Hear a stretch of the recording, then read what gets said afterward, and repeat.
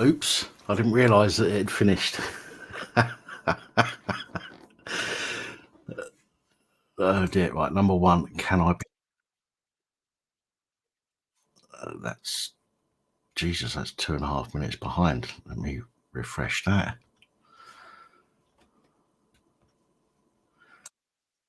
Yes, I can be heard. Fabulous. Fabulous. Hello, ladies and gentlemen. How are we all doing this evening?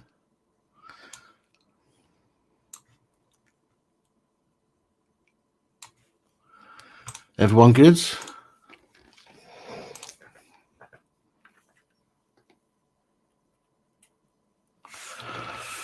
Hi, Rob. Hi, Hunter. Danny, Lost Souls. Good evening. Rob C. Hello, Alex.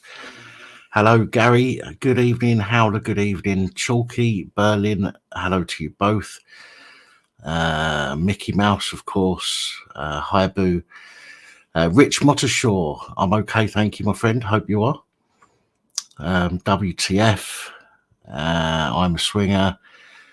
And I think that's everyone so far.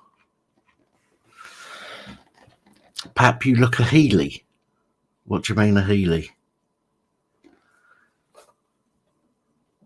Hello, Matt. How you doing?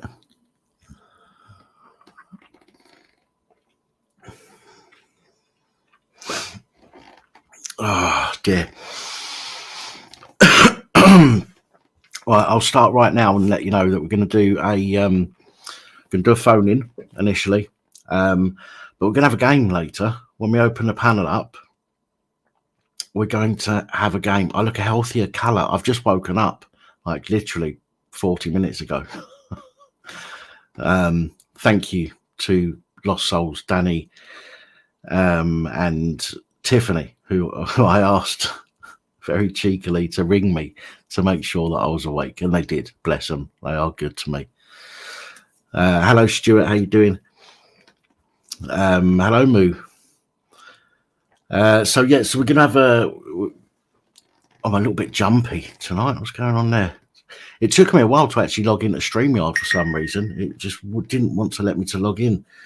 Well, the page wouldn't load. It was quite annoying.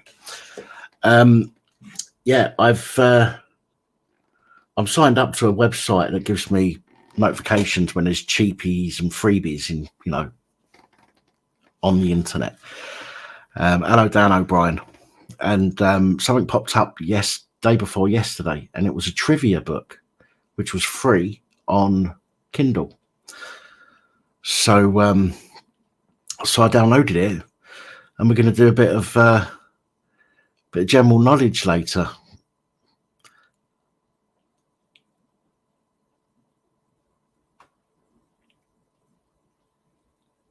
Now, to be fair, the book's not laid out ideally. It basically has 10 questions from different categories. But at the beginning of the book, it doesn't tell you what those categories are, so you can't go directly to those categories. So I'm going to have to figure out how to do this on the live stream. But what I'm going to do is I'll get a group of people who want to play. You come up onto the panel. You don't have to come onto a camera. I mean, I'd need to see you in the back of StreamYard. But once you come onto the panel, you don't have to be on camera. You can just put your avatar up. And we'll ask each person 10 questions, and the one that gets the most questions right gets a £20 Amazon or Google or something gift voucher.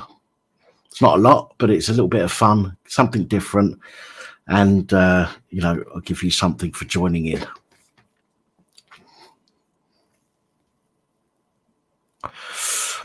Animal rights, I've got to be honest, mate, I've not looked at it yet. Got to be honest.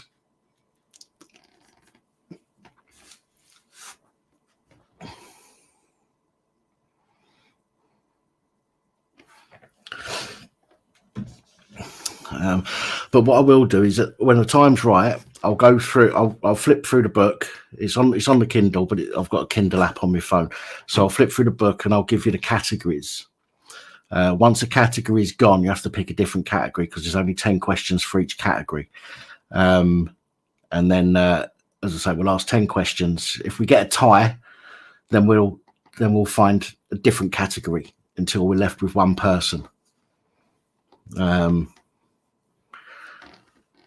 But we'll do it that way. We'll do it that way.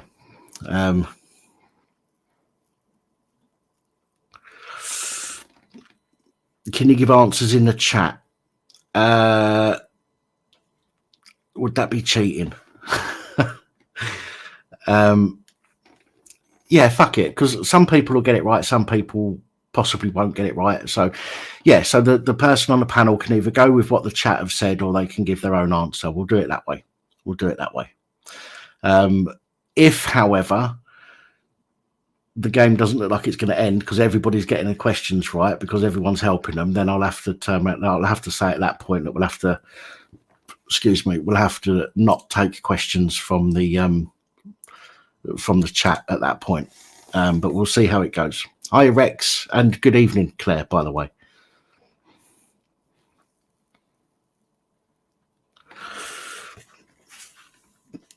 Hello, Parker. Hello, upstanding member.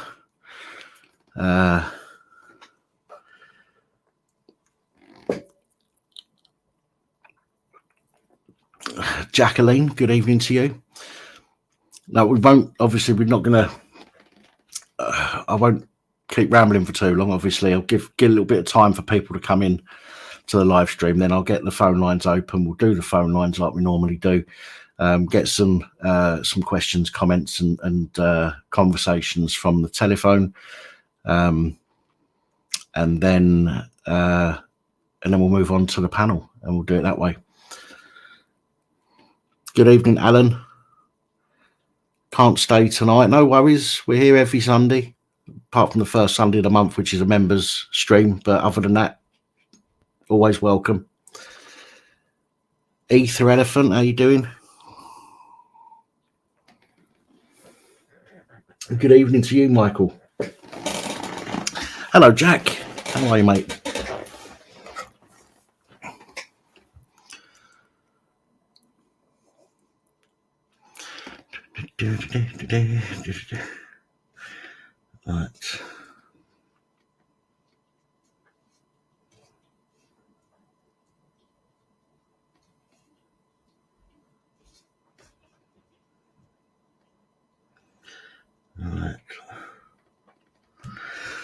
Right. Right. Okay, numbers going up slightly. We'll give you just a few more minutes. I don't want to leave it too long before we get the lines open. But I'll give it just a few more minutes to get a few more people in. There must be something else going on this evening. We normally got more than this tonight by this time.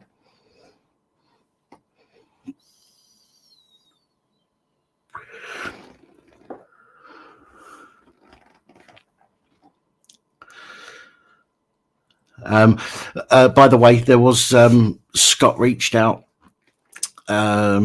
through, I can't remember who it was through now. RJ. Scott reached out through RJ, who posted a message in my Discord server. Again, thanking everybody for the support that they gave him last week. And again, from me, thank you to everybody that was able to help him. I understand that not everybody's in a position to be able to help. I'm sure we'd all like to. But at the end of the day, charity does begin at home, and you need to make sure that you've got what you need before we can go sort of handing out to other people. But for those of you who were in a position to help him, from me personally, thank you. And of course, from Scott again, a big thank you to everybody.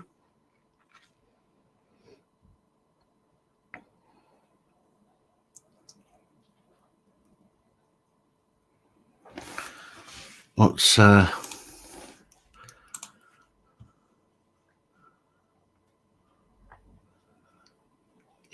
5 minutes on, see how it goes. That's what the Rev said. How long has he been on for? 3/4 of an hour. 5 minutes on, see how it goes. It was 3/4 of an hour ago. Never mind. It's all good. I like Rev. Right, okay. So rather than faffing about, let's get the phones open. And let's take some calls, audio and video. Speakers close. Can you guys tell me if you can hear this? 1 second.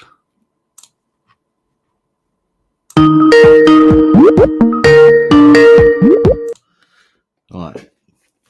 Did you hear that?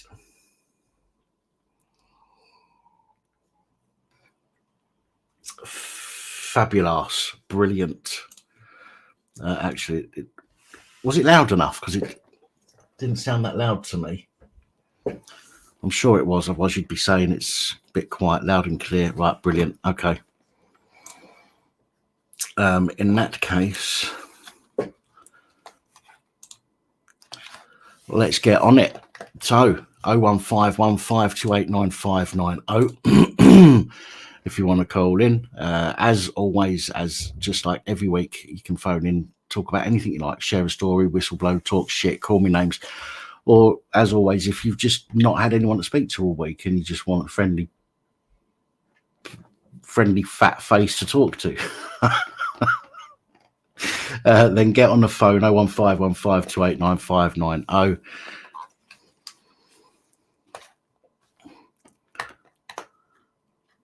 See if we get any calls.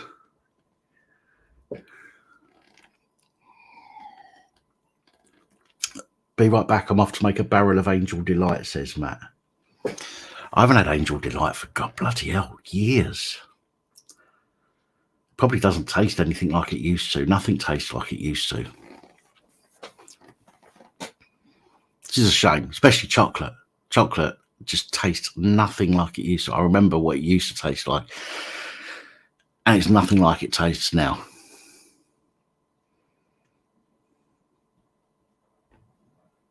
Our first call. Hello, good evening and welcome. Hi, mate. How's things? Hello there. How you doing? I'm good. I'm good, thank you. How's the health? Because I know you've had a bit sketchy last few weeks. Yeah, no, I'm okay. Just constantly tired. I had to have a kip earlier. You know, I had something to eat this afternoon, which I don't often eat in the afternoon, but I had something to eat this afternoon. And I thought as soon as I'd finished eating, you know, like after you've had a Christmas dinner and you need to sleep. Yeah. Well, it's like that after I eat pretty much any meal these days. I'm like that. So I had something to eat this afternoon, completely forgetting. And then all of a sudden I'm sitting in a chair just going, oh, shit, I need to sleep. So I had to reach out to a couple of people and ask them to, you know, give us a ring at about 7:15 just to make sure that I'm up. Thankfully they did. Otherwise this wouldn't be happening right now. But yeah, other than being tired, I'm all right. Thank you. Well, that's all right, mate. No, just checking it out. Like I say, I'd like to be the first if I can, because that way you can set all your dials and whatnot. Yes. But yeah, no, just a quick one. I'll let you know how I get on. I'm having to go to the BBC tomorrow. About what? We're doing a charity night because for the rescue, you know, he's rescued like fucking Cumbria, and they've got a thing called Kendall Calling on. Now I've got nothing against Kendall Calling, a bit of publicity for them, I suppose. They do it every year. They get some big names in and stuff, but every year without fail, the local BBC radio station crawls up their jacksie. Right. And it's every other show, Kendall Calling. This year we thought, well, sod Kendall Calling, there's a hell of a lot out there. Bearing in mind, some of these tickets are 150 quid and more. Yeah. So I thought, sod it this year. We'll do one of our charity events, our fundraisers, and we'll do it a £5 a ticket. 7 bands for a £5. You can't more than that. Right. Getting them to mention it is like pulling teeth. So I'm putting a formal complaint in tomorrow because at the end of the day, the BBC is meant to be impartial. I don't stop laughing.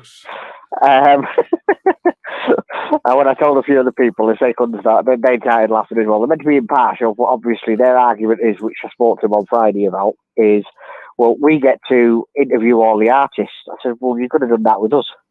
Yes. And bearing in mind, some of the artists we've got are internationally known artists. I'm not going to plug our event because it's not fair on everybody. But You posted a. Sorry to interrupt you. You posted a picture on your Facebook last week or week before, I think it was. I did share.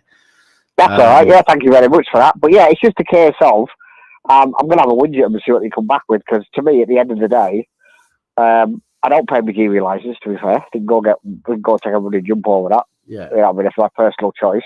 But I do think it's getting beyond the joke now. Not just with the BBC, but with anything. Big business is sucking up to... Well, they always have sucked up to big business. But when it's, pardon my French, pissing on the little guy, yeah, that's when I have a problem with it.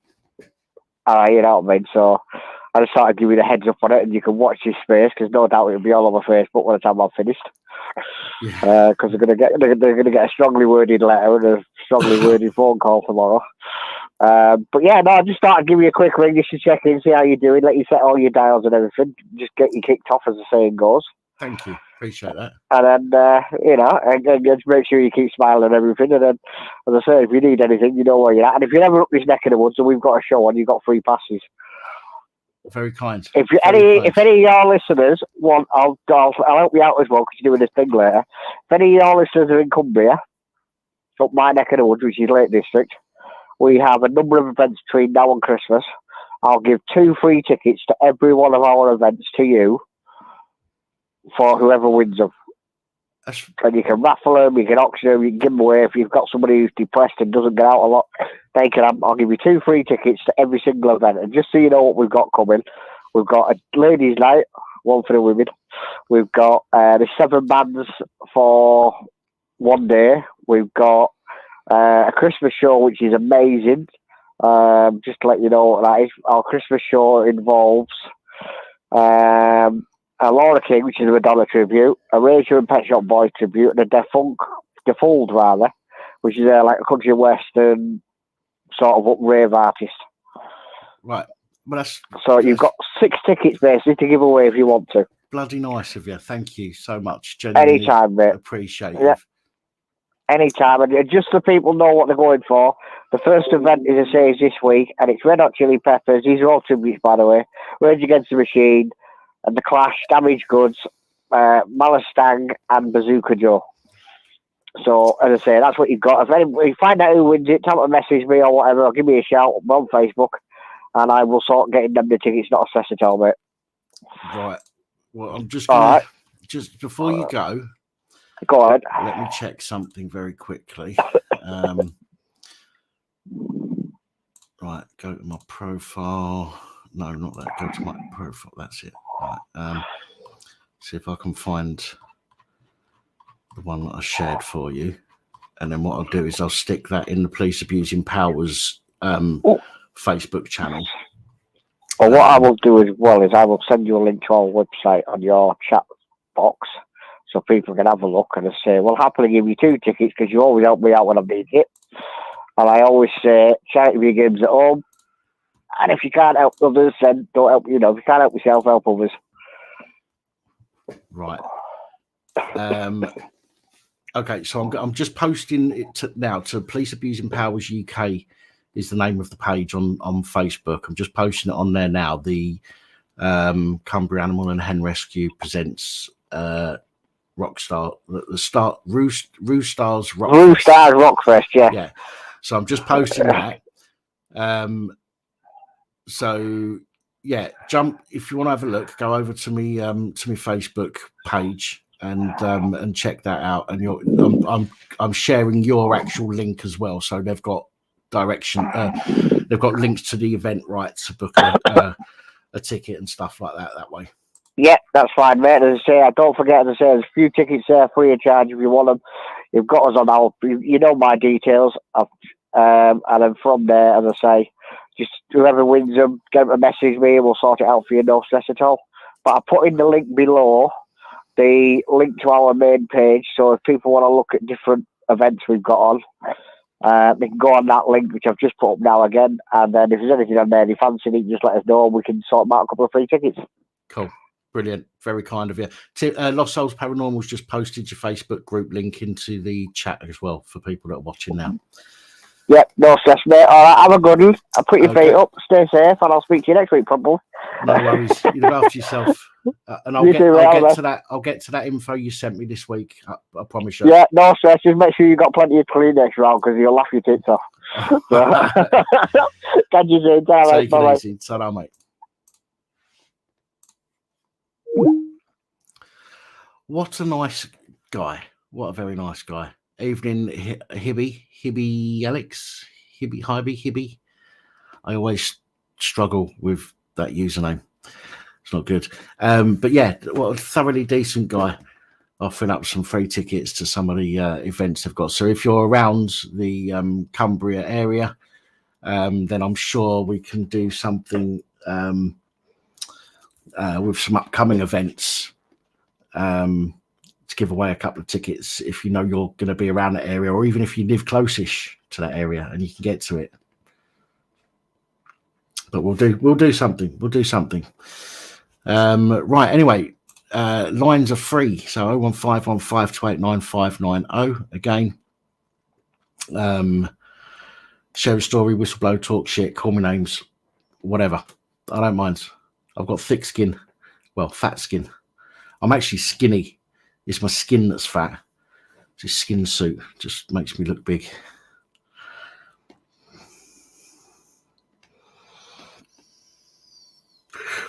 got to try and remember just to smoke this in here. I won't remember. I will forget, and I'll end up smoking a normal cigarette later. But I want to try and just keep to vapes while I'm in the office, because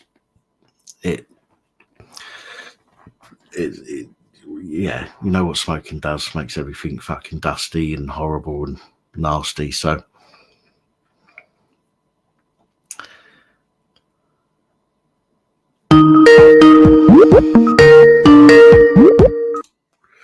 hello, good evening and welcome. Hello, darling. I'm phoning up to have a moan and a complain. About me? No, you're the last person I complain about, sweetheart. No. No, what I'm phoning up is about the barge. The barge, and the yes. second thing, the second thing is also related to the barge, but doctor's appointments. I'm sorry, it's getting to me. It's really eating away at me. Yes, okay, they were put in 4-star hotels, which was totally wrong, since we've got so many homeless of our own people, especially ex-service people. Now they've brought this barge in for 500 meals.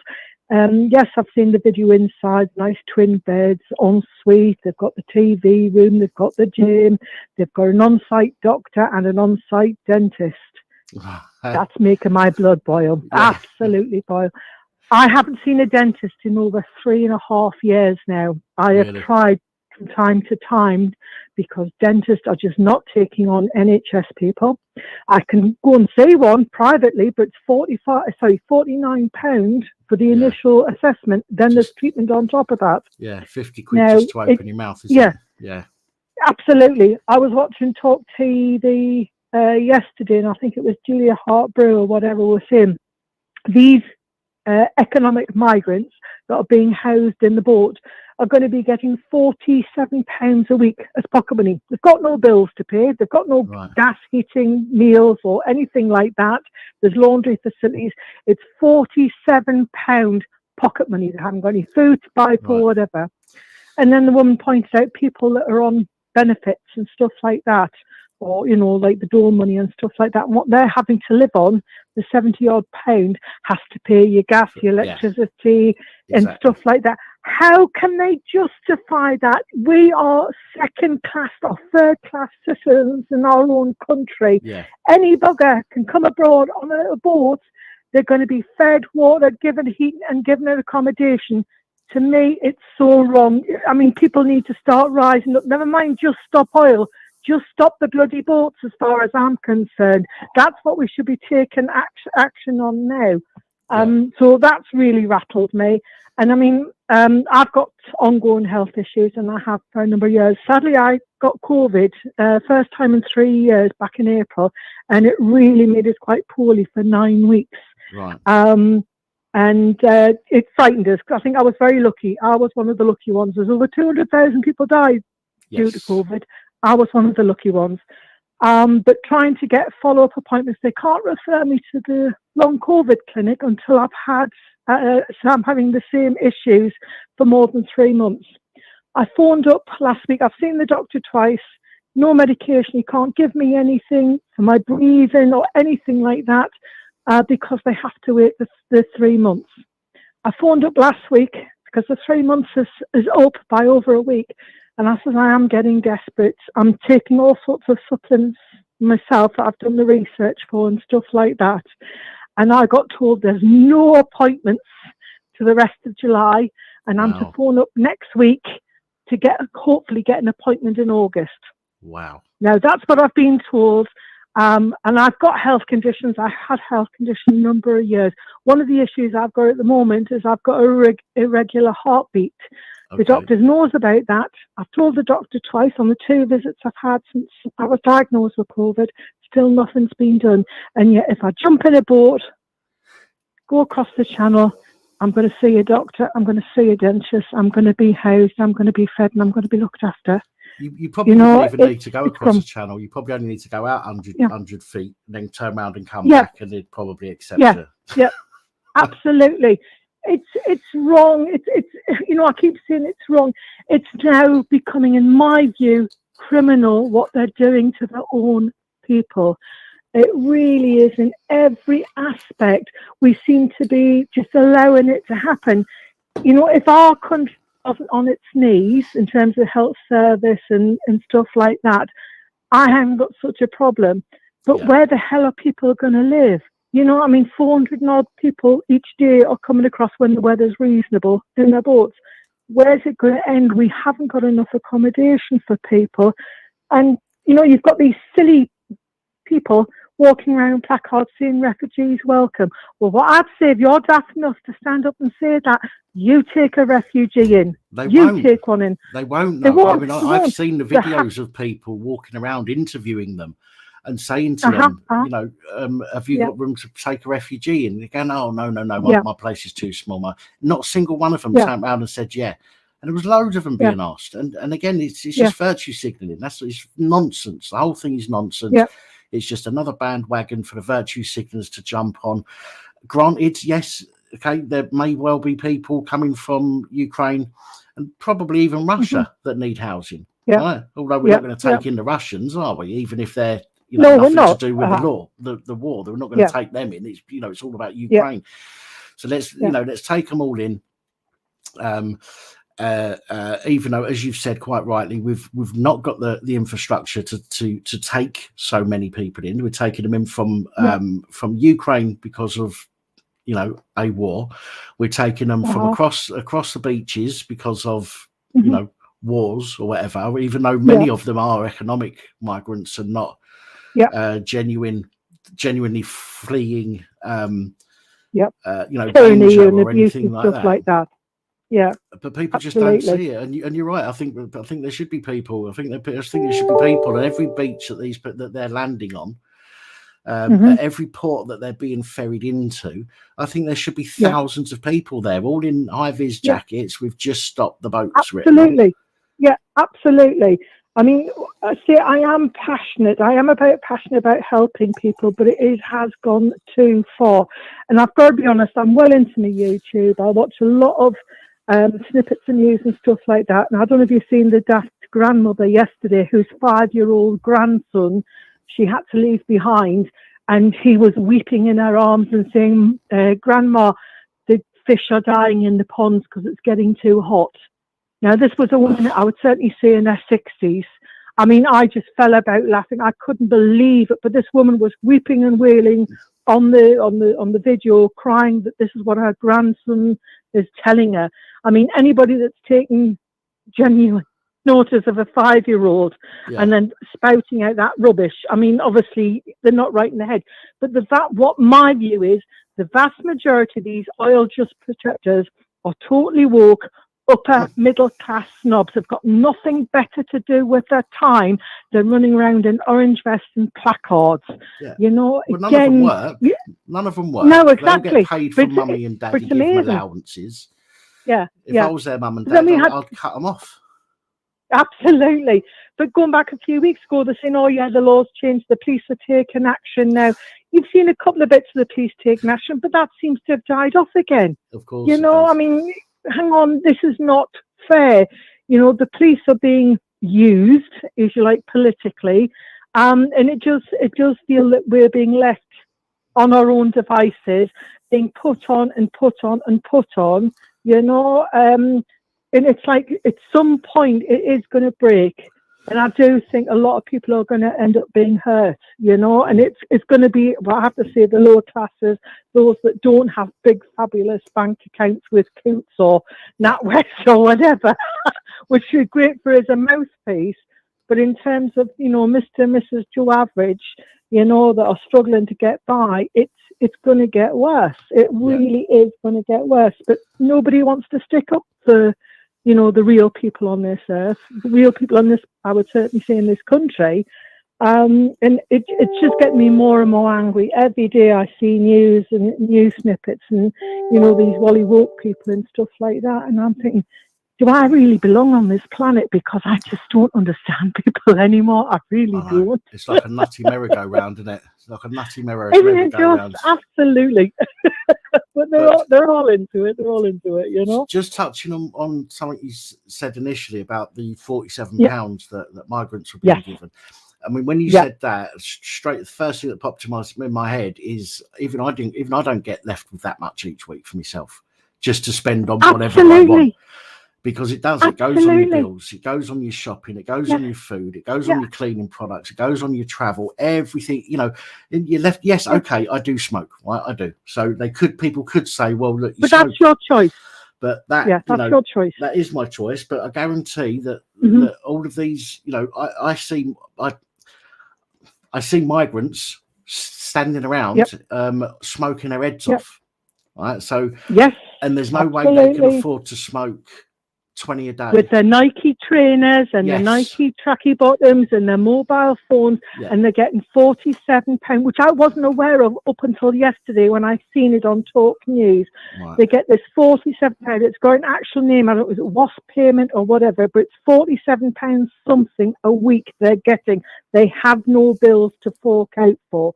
You know, I mean, I'm damn sure a lot of us would appreciate £47 pocket money. I would. I'd put my hands up for it straight away. Yeah, just you know, so we're scrabbling around looking after our pennies, and they're getting this £47 benefit.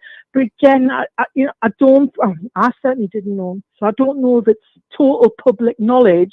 And I say it just came from Talk TV, so anybody can sort of have a look to see how true it is. Yeah. But I think we've been seeing on Talk TV, it is relatively. I would say it's very secure that it is correct, but they were average, or was it ESA payment or whatever? And as the lady turned around, she said, people have got bills to pay out of that money. That's what, £70-odd a week, and yet, you know, they're coming in and here's 40. So, you know, and also, right, we're part of the Human Rights Act, and same as France and all the stuff like that.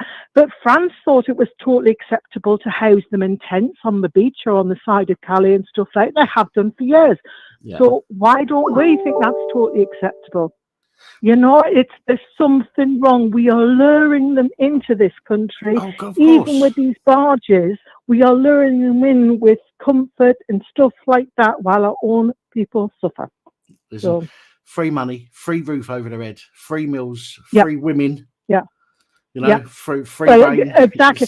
Yeah, don't get us onto sort of Bradford issues and stuff like that, because I've got my own personal beliefs, what's been happening, what's been turned a blind eye to. And what I speak from is from experience of working in a field that occasionally this subject came up. And as soon as you raised the issue that it was Asian men, you were shot down in flames. So I learned a very, very bad, and I'm going back more than 10 years ago. I'm not going back what's been happening in the last 5 years. But again, you know, if it walks like a duck, it quacks like a duck. As far as I'm concerned, it's a duck. And if it's a suspicious duck, you go and poke your nose and you find out what's going on. You know, in this country, you don't. You know, not anymore. So, the argument seems to be when you say about grooming gangs, for example, when you say Asian grooming gangs, everyone goes, there are white paedophiles. There are white paedophiles. Why don't you talk about them? Well, number one, because you know, white people are, although they're unlikely to be leading a grooming gang. Yes. I don't know of any, you know, out of all of the reports I've seen over the past few years, and I've seen a lot, I don't think I've ever seen one where a white British person was the head of a grooming gang, a syndicate of sickos, should we call them? Right. That's what I would say. In my experience, there was never, yes, there's been the odd people, the odd 3 or 4 people getting together in a group and doing whatever they need to do to make their contacts, but the massive amount of 20 and 30 people per group that are continuously grooming girls in Bradford area, I've never experienced that number of people. They are well organized. It's almost like it's an army. It's an army of people that certainly have got experience, have got their skills to go in and do this, but because of their ethnic heritage, nobody challenged them. I'm damn sure if you got 5 or 6 men together that were operating as a group targeting vulnerable kids and people, the police would be all over them like a rash from day one. Because of their ethnic background, it doesn't happen that way. So I would totally support what you're saying there. It is very true. I think the difference between I would certainly say the UK predators is they don't tend to work in huge gangs, Yes, as opposed to other heritages. They seem to operate in units that are well numbered, so they feel protected in big units, and I think that is a difference. Well, I think British, let's call them British paedophiles, right? We use it that way. I'm not talking about colour, and people can't bitch at me for it. Yeah. So we'll call them British paedophiles, right? The majority of them, again, over the past 3 years since I've been running this channel, the majority of them are single people. Maybe they've got a contact. Maybe they get, they're sharing stuff with somebody on the internet, but they don't go around in groups predating on, one girl sharing them around, or two girls sharing them around to 20 people and stuff like that. And that's it's not, I'm not saying it's not any worse than a gang of it, but the gangs are going to do far more damage to somebody. Absolutely. Repeated damage. Yes. Absolutely.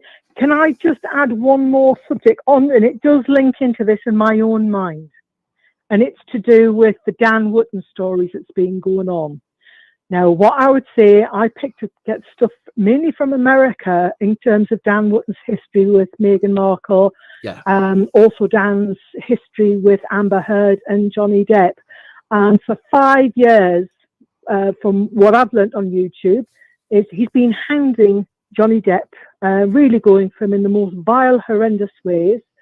Obviously, we had all the big court case, which Johnny lost the first one in the UK, but won the second one, obviously, in America. And I watched all of that court case because I was totally fascinated by all. But even at that point, when all the evidence was there, she was found guilty with malice. Yeah. Dan Wootton still attacking Johnny Depp, even to this day. When I say this day, in the last few months, he's still attacking Johnny Depp. Now, what's also come out is about an ex-boyfriend stayed in his place looking after his cat, went behind the washing machine and found a tape in a briefcase of people having sex. Now, one I question, obviously it's a nosy boyfriend having a look behind the washing machine and opening a locked case, but he's done it. Obviously, the people weren't aware that this was being recorded. Now, this guy has come out and said this is public to everybody. There's also suggestions of a very abusive relationship and stuff like that. Now, there's other people coming out the woodwork that Dan used to work for, where he was inciting that, or suggesting that people were actually closet queens and they should come out, even though they were openly married with an opposite sex partner. But Dan would certainly say things on an office forum, like saying, well, you need to come out the closet. We know that you're, blah, blah, blah. And this has all been reported on YouTube and stuff like that. Now, obviously, as far as I'm concerned, that's Philip Schofield, that's Hugh Edwards, and now Dan Wootton. What alarmed me yesterday is, hang on, they were all shouting off that obviously Hugh Edwards, Schofield, and that should have been taken off air straight away. Hugh Edwards should have been named straight away and stuff like that. He should have been suspended straight away. Now, it's now come on GB's News. Now, I've watched GB News a lot. Why the hell isn't Dan Wootton being suspended with all the allegations that are floating around now until an inquiry has taken place? What horrified me yesterday, he's now making a GoFundMe for obviously trying to raise funds for a court case so he can protect himself against all these rumours. Now, one of the people on the news, on GB News, said, oh yes, funds are coming left, right and centre. I've got to be honest, I was one of the daft muppets that was sending Alex Bellafield money because I heard all of his stories and he made my heart bleed that Vine and other people were making his life a misery. I got conned. My little bit of money, I kept sending on a regular basis, and now he's been back in court and he's admitted it's all been lies and he's giving in Jeremy Vine. I've heard that recently as well, yeah. Yeah. Now that's been, again, all this can be found on YouTube and the news and stuff like that. Why is GB News allowing Dan Wootton to ask members of the public to fund whatever court proceedings or court case he wants to do? That is wrong. What's to stop me asking people for money. Oh, I've committed this crime. I need a solicitor or a lawyer or King's Counsel to look after me. It's wrong. It's wrong of GB News are doing this. I agree. I'm just alarmed because I mean people are daft enough, people are kind enough to put money in. I'm not saying Dan Wootton is guilty of anything. I don't know, but all these stuff are coming out. So far, 7 people have come forward with stories of certainly questionable regarding his behaviour. Now, it's not 1, it's not 2, it's now 7. There is never any, I would say, smoke without a bit of fire somewhere. You know, he could have been abusive in his relationship, but GB News should have stepped in, brought him off air, done a sort of investigation, not supporting him, asking him for money from the public. That I think needs to be dealt with, and whether it's Ofcom or off what or whatever, they should put a stop to that. Really do, because I think this is unfair justice. Question for you. Sorry to interrupt you. No problem, Don. I don't watch a lot of it. I'm subscribed to GB News, and occasionally it'll pop up on my feed, and occasionally I'll watch a video that they put out. I've not seen what you're mentioning at the moment with regards to asking for money. Is he actually asking whilst working on GB News? So is he doing a report? No. It's been from for one of the YouTubers. He actually said on there he was setting up a GoFundMe page for people to make contributions to help fight him all against this malice that's gone against him and stuff like that. Now, I understand that's went out on this program, although I have not seen that bit myself. The YouTuber has said this. Now, other people are actually saying it. I've noticed Nigel Farger's not saying anything, and neither there's Morgan guy. He's not said anything. But one of the other 2 YouTubers, beginning with M, an Asian guy, Iranian guy, I've forgotten his name at the moment, but I do follow. I know who you mean. Right, you know what I mean. Stuff, doesn't he? Generally. Absolutely. Yeah. Now, he's been on GB News quite regularly. The video I seen yesterday, he was actually supporting Dan Wootton and saying people should be, helping Dan Wootton to fight all this horrible stuff against it. So as much as I thought this guy was straight down the line in terms of his political views and what he was saying, that clearly says to me, Dan Wootton's had several allegations made against him by several people, and it is abusive. There is talk of male rape in amongst all of this, but for him to turn around and say that we should be supporting Dan Wootton is wrong. GB News needs to get their act in order, because I'm now starting to feel this again is taking advantage. They're not treating this fairly, and I'm not saying the guy's guilty, but there is so much smoke around here. What's being said, it needs to be looked into. If this guy is abusive, if this guy is guilty of these crimes, including recording people having sex without their permission and stuff like that, should he be broadcasting news on our televisions? And the bottom line to me is, no, he shouldn't. He's as bad as Schofield, as Edwards, and everybody else. I think the thing is, I'm going to have to wrap this up in a second, but I think the thing is, because he's now deemed as not as sort of fringe, I suppose, in a way. He's not like a major name anymore. He's not like, if it was I don't know, if it was Dermot O'Neill. Can I say one thing? On Good Morning. On Good Morning. If he was on there and he, and this kind of stuff came out about it, because he's such a main face, main player, it'd have to be taken off it. I know I say they have to be taken off air. Dan Wootton, I didn't know, right? What I found out 2 weeks ago when it started coming through, everybody knows about Caroline Flack. Everybody knows about her, what happened to her and how she ended up, killing herself. What I didn't know at that time until 2 weeks ago, Dan Wootton was the main news reporter that was part of hounding her for months on end. I didn't know that. This came out on YouTube. So what I'm saying is now, I didn't know Dan Newton, but obviously other people, going back when Caroline Flack was going through her terrible times, everybody knew about Dan Newton because he was having all the scoops on Caroline Flack.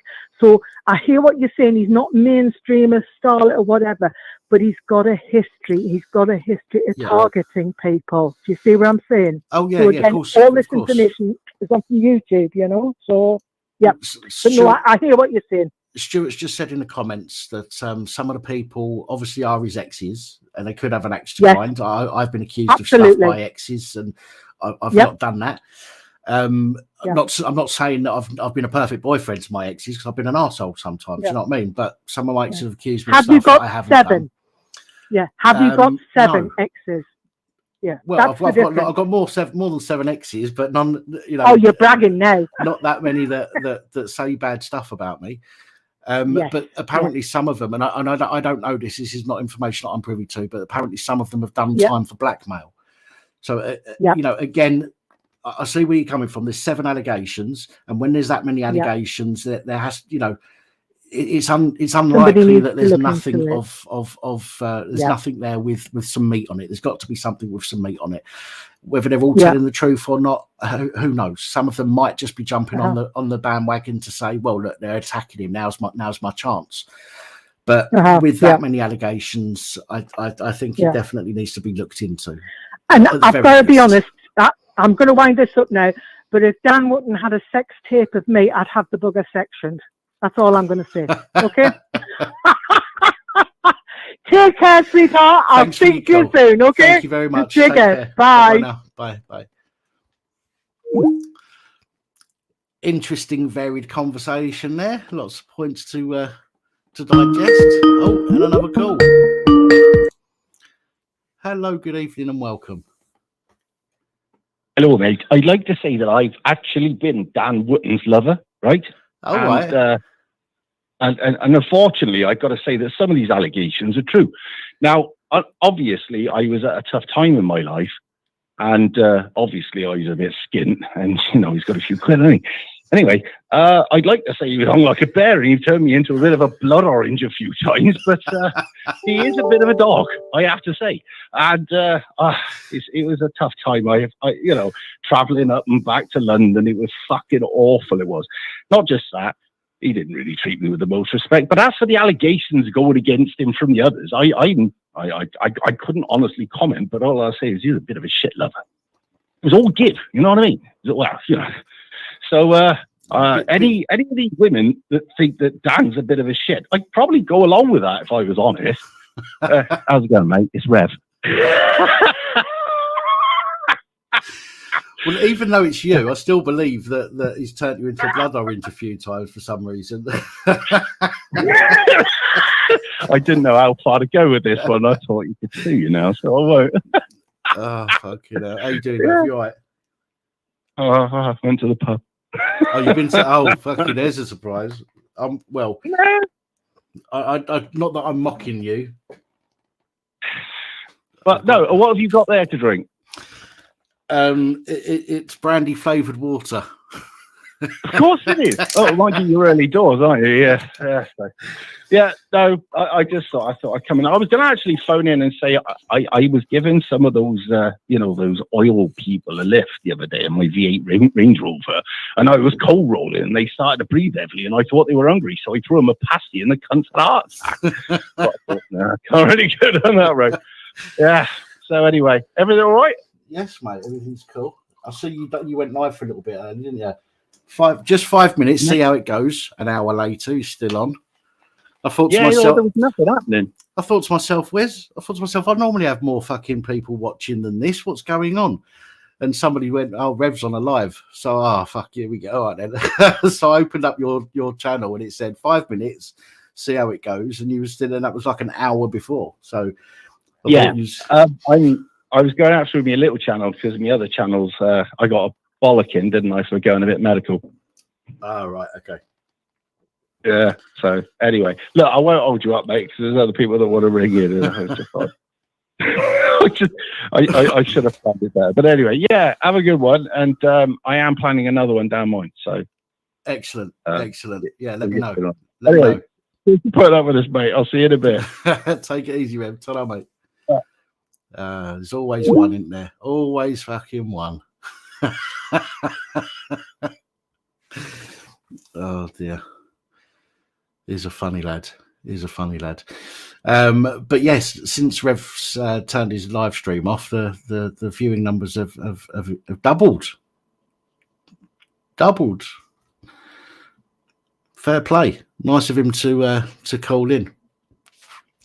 Hi, Charlotte. And anybody else that I've missed? Pegasus, I think I missed you. Paul Essex, Alan Edge, Sean, I think I missed you earlier. Alan, Dave, obviously. Joseph Benoit, Tony Williams. I think I missed you earlier. I didn't say hello. And anybody else that I've missed? Rob C, Paul Essex. So if I've missed you, my apologies. And Dave.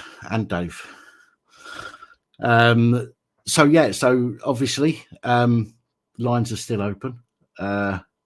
It's my fault for saying talk crap there, isn't it? People do sometimes. 01515289590 if you want to call in.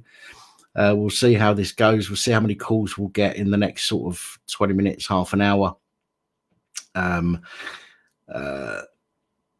Depending on how well that goes, I will be having a little competition in a little bit. Explain more shortly. Hello, good evening, and welcome. 20 minutes, half an hour. Hello, mate. It's mate Steve. Freaking microwave. How you doing? All right. Good stuff. That's better. Yeah, just speaking to Simon earlier on. He seems all right. Yes, well, I think he's just said he's come back from the pub. I don't know if he came back from the pub, then went live, and then came over here, or he went live, then nipped to the pub for 1 or 2, and then came here. How are you anyway? I'm all right. I'm okay, thank you. Just tired, but other than that, I'm breathing still. That's always a good sign. Oh dear. What about yourself? I'm not too bad, and I've got a little part-time cleaning job locally, so it's not too bad. I've got to go and sit my SAA CCTV licence on the 2nd of August. Right. From that, there's a lot of the thing about the where I live. You never see a policeman, in Surrey, but it's no joke now. It's unbelievable. I'm trying. Do you know what? I always forget. Surrey is just to the bottom left of London, isn't it? Yeah, that's it. Yeah, that's it, mate. Yeah. Yeah. And you've got the Sussex and East Sussex next door. Right. Yeah, I forget where. I always get confused between Sussex, Surrey, and Suffolk for some reason. Surrey's the how do we say? Surrey's the posh part, but the most expensive place in Surrey is Elmbridge. Right. That's where all the other lot live, and you've got St George's Hill up there, near Weybridge. Oh, you mean where all the Just Stop Oil lot live? That wouldn't surprise me. I don't know. You know me. I don't work for the council anymore. But the way they've done it in Leatherhead, and we've only got one cash point machine now. Really? Yep. Well, I do know my local bank has closed, and I have to go. If I need to go to the bank, I've got to go right into town, which is fucking hard work for me. So thankfully, the post offices are still doing cash machines. Yeah, they're doing that as well. Yeah, they're doing that down here as well. In you've got Epsom up the road near the Derby, and that's the shopping centre there looks like a ghost town moving. Good market on a Thursday. But, I think, do you know what I think they want to do? I think they want to shut all of these little, like shopping centres. I think they want to shut them all down, and just have the high streets, right? Well, the high streets are shit these days anyway, but I think they want to shut all of the little shopping centres down and little areas, in little villages and stuff like that. I think they want to shut them all down so they can knock all the fucking all the shops down, build some properties on there that are owned by the government, not by anybody else. But we all know the government want to own everything. We know that they want everyone's houses. I believe that they are starting to buy up properties that are repossessed. I believe that government departments are, and I've got no proof of this, by the way, but I believe government departments are buying up properties that have been repossessed at a cheap rate so that they own them. And I think that they'll probably want to shut down all of the, destroy trade for everybody other than in the main high street. All right. And then they can knock all of these shopping centres down and shopping areas and things like that and build them all into houses. That they can graciously give to us to live in on a proviso that we do as we're told as good little citizens. Yeah, it's like you go towards Guildford, which is a quite a nice town, as you know. You go to places like Bookham and Effingham. Effingham, the Lord Howard of Effingham was a naval commander, if you know your history. And Sir Barnes Wallis used to live up Beach Avenue, which I'm related to in my granddad and nan. My granddad used to be the greenkeeper for Effingham Golf Course, and my nan used to be the house cleaner. Well, unfortunately, my history is terrible. The only Wallis I know is William Wallis. But that's the other end of the country, obviously. I'm not taking a piss out of you, by the way. It's genuinely the only Wallis that I know. No, not at all, mate. Is fucking William You've Wallis. always treated me with respect, and I always treat you with respect because you're one of the boys, as I say. But what really gets my goat up? Why should the boys and girls, or these married quarters that the army have got, they give them up for these asylum seekers? That's what makes me mad. Yeah. Well, I mean, how can anybody? I mean, let's be honest for a minute, right? If you're sitting in government, put everything else aside, put your politics aside, right, and what you think about it all personally, put all of that aside, and think to yourself, if you was in government and it was your job as a government minister or MP or prime minister, it's your job to protect and make sure that this country is prosperous, safe, and a nice place to live, right? For the people that live here. Okay, that is your first priority, are the people of this country. When you start hearing stories, and you don't even have to hear it from other people, you can see it, it's everywhere, right? The videos are all over the place, right? The increase in violent crimes, okay, has gone through the window, through the roof. And I'm not suggesting that people coming to this country are the sole perpetrators of violent crimes, because they're not. I used to be a violent person many years ago. I was an absolute arsehole, right? So I know that it's not just foreign people that are coming here that are being violent, but it has increased over the years that we've been opening our doors to every Tom, Dick and Harry. Rapes and sexual assaults, that has increased. Okay. And again, this coincides with the open door policy, shall we say. And if your main concern are the people of this country, what's the thing that's changed the most? People haven't just woken up, British people haven't just woken up one morning and go, oh, I know, I'm going to go and commit a criminal offence and stab somebody with a fucking hatchet. Doesn't happen. So where is this increase coming from? It doesn't take a fucking rocket scientist to work out where, there is a corroboration between A and B, but it's how can we say, it's our society. Well, that's the other problem. The majority of people are just happy to let it go on. They're just, it doesn't affect me yet. It doesn't affect you yet. So if you're watching this and you're one of the people that like, oh, well, these people need somewhere to live. Yes, they do need somewhere to live. They've got their own fucking homes in their own fucking countries, many of them, right? Number one. But so many people are just sat back and going, well, I live in my nice little hamlet and, it doesn't affect me. So let's ignore what's going on outside. Well, eventually that's going to come knocking on your door because they're going to run out of places to put them and they're going to come to your area and they're going to go, right, we need to affect the housing prices in this area. We need to bring them down so that we can buy them all up and that we can own more properties to rent people, okay, providing they're good little citizens and do as they're told. It will affect everybody, even the people that are currently thinking in their gated communities, it won't affect me. It fucking will. It will. If this carries on, it will. The day I see, like it is in France, it's a day you think, well, was it worth going to our conflicts? No. And we're not the best people. See, people judge soldiers by, oh, you know, you kill my brothers and my sisters and all that. Well, end of the day, it's not armies that go to war. The government send us. It's the idiots upstairs that can't do that. Well, sorry. Why it's going to go? And when you get people attacking ambulance drivers, fire engines, you know, and police. Well, if police stopped mucking about and got rid of these stop all protesters, we wouldn't have all this aggro.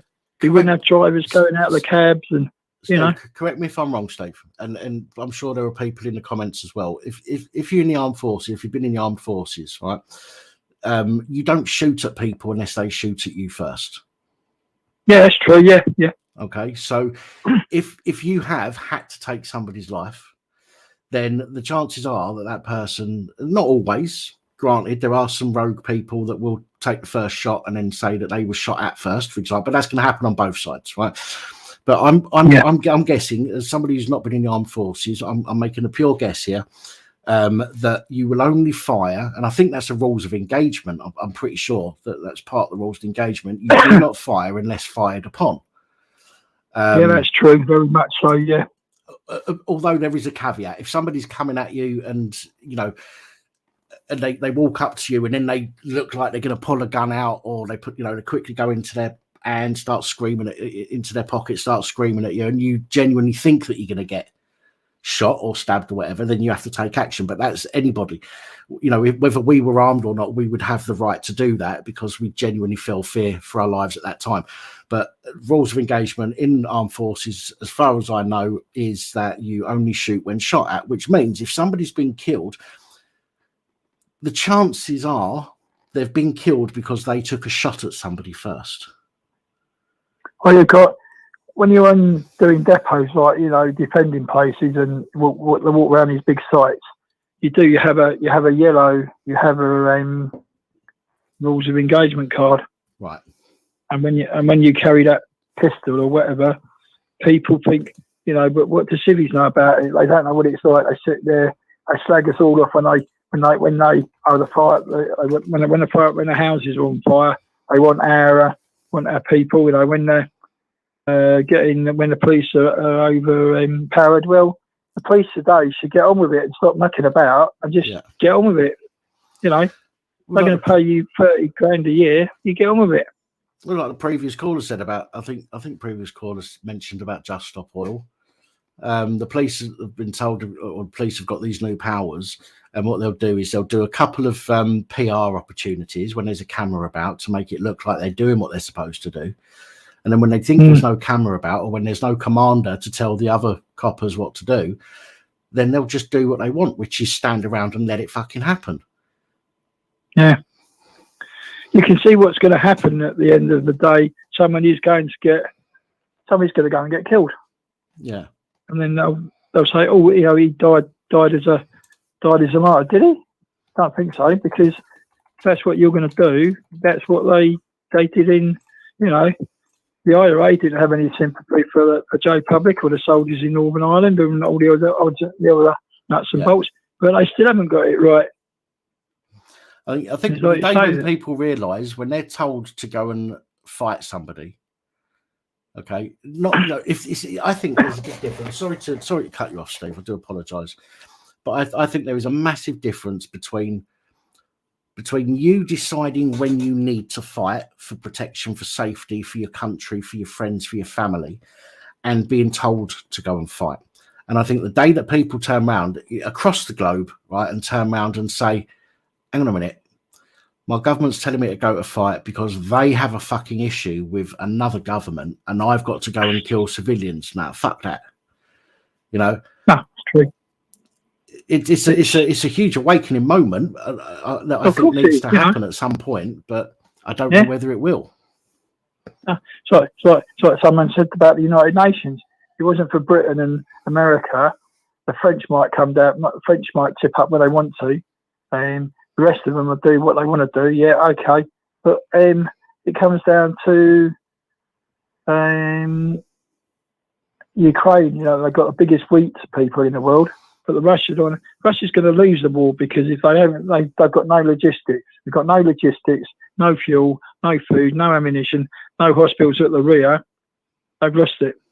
And we've given Ukrainian everything but the kitchen sink. I'm surprised we haven't thrown that in as well, and the train set. But Probably they have. want. Yeah, they probably have. Yeah, you're right there. They've probably even thrown the cat and the dog in as well, and the golf course, and the cricket, and the tennis, you know. But when's it going to stop? It's got to.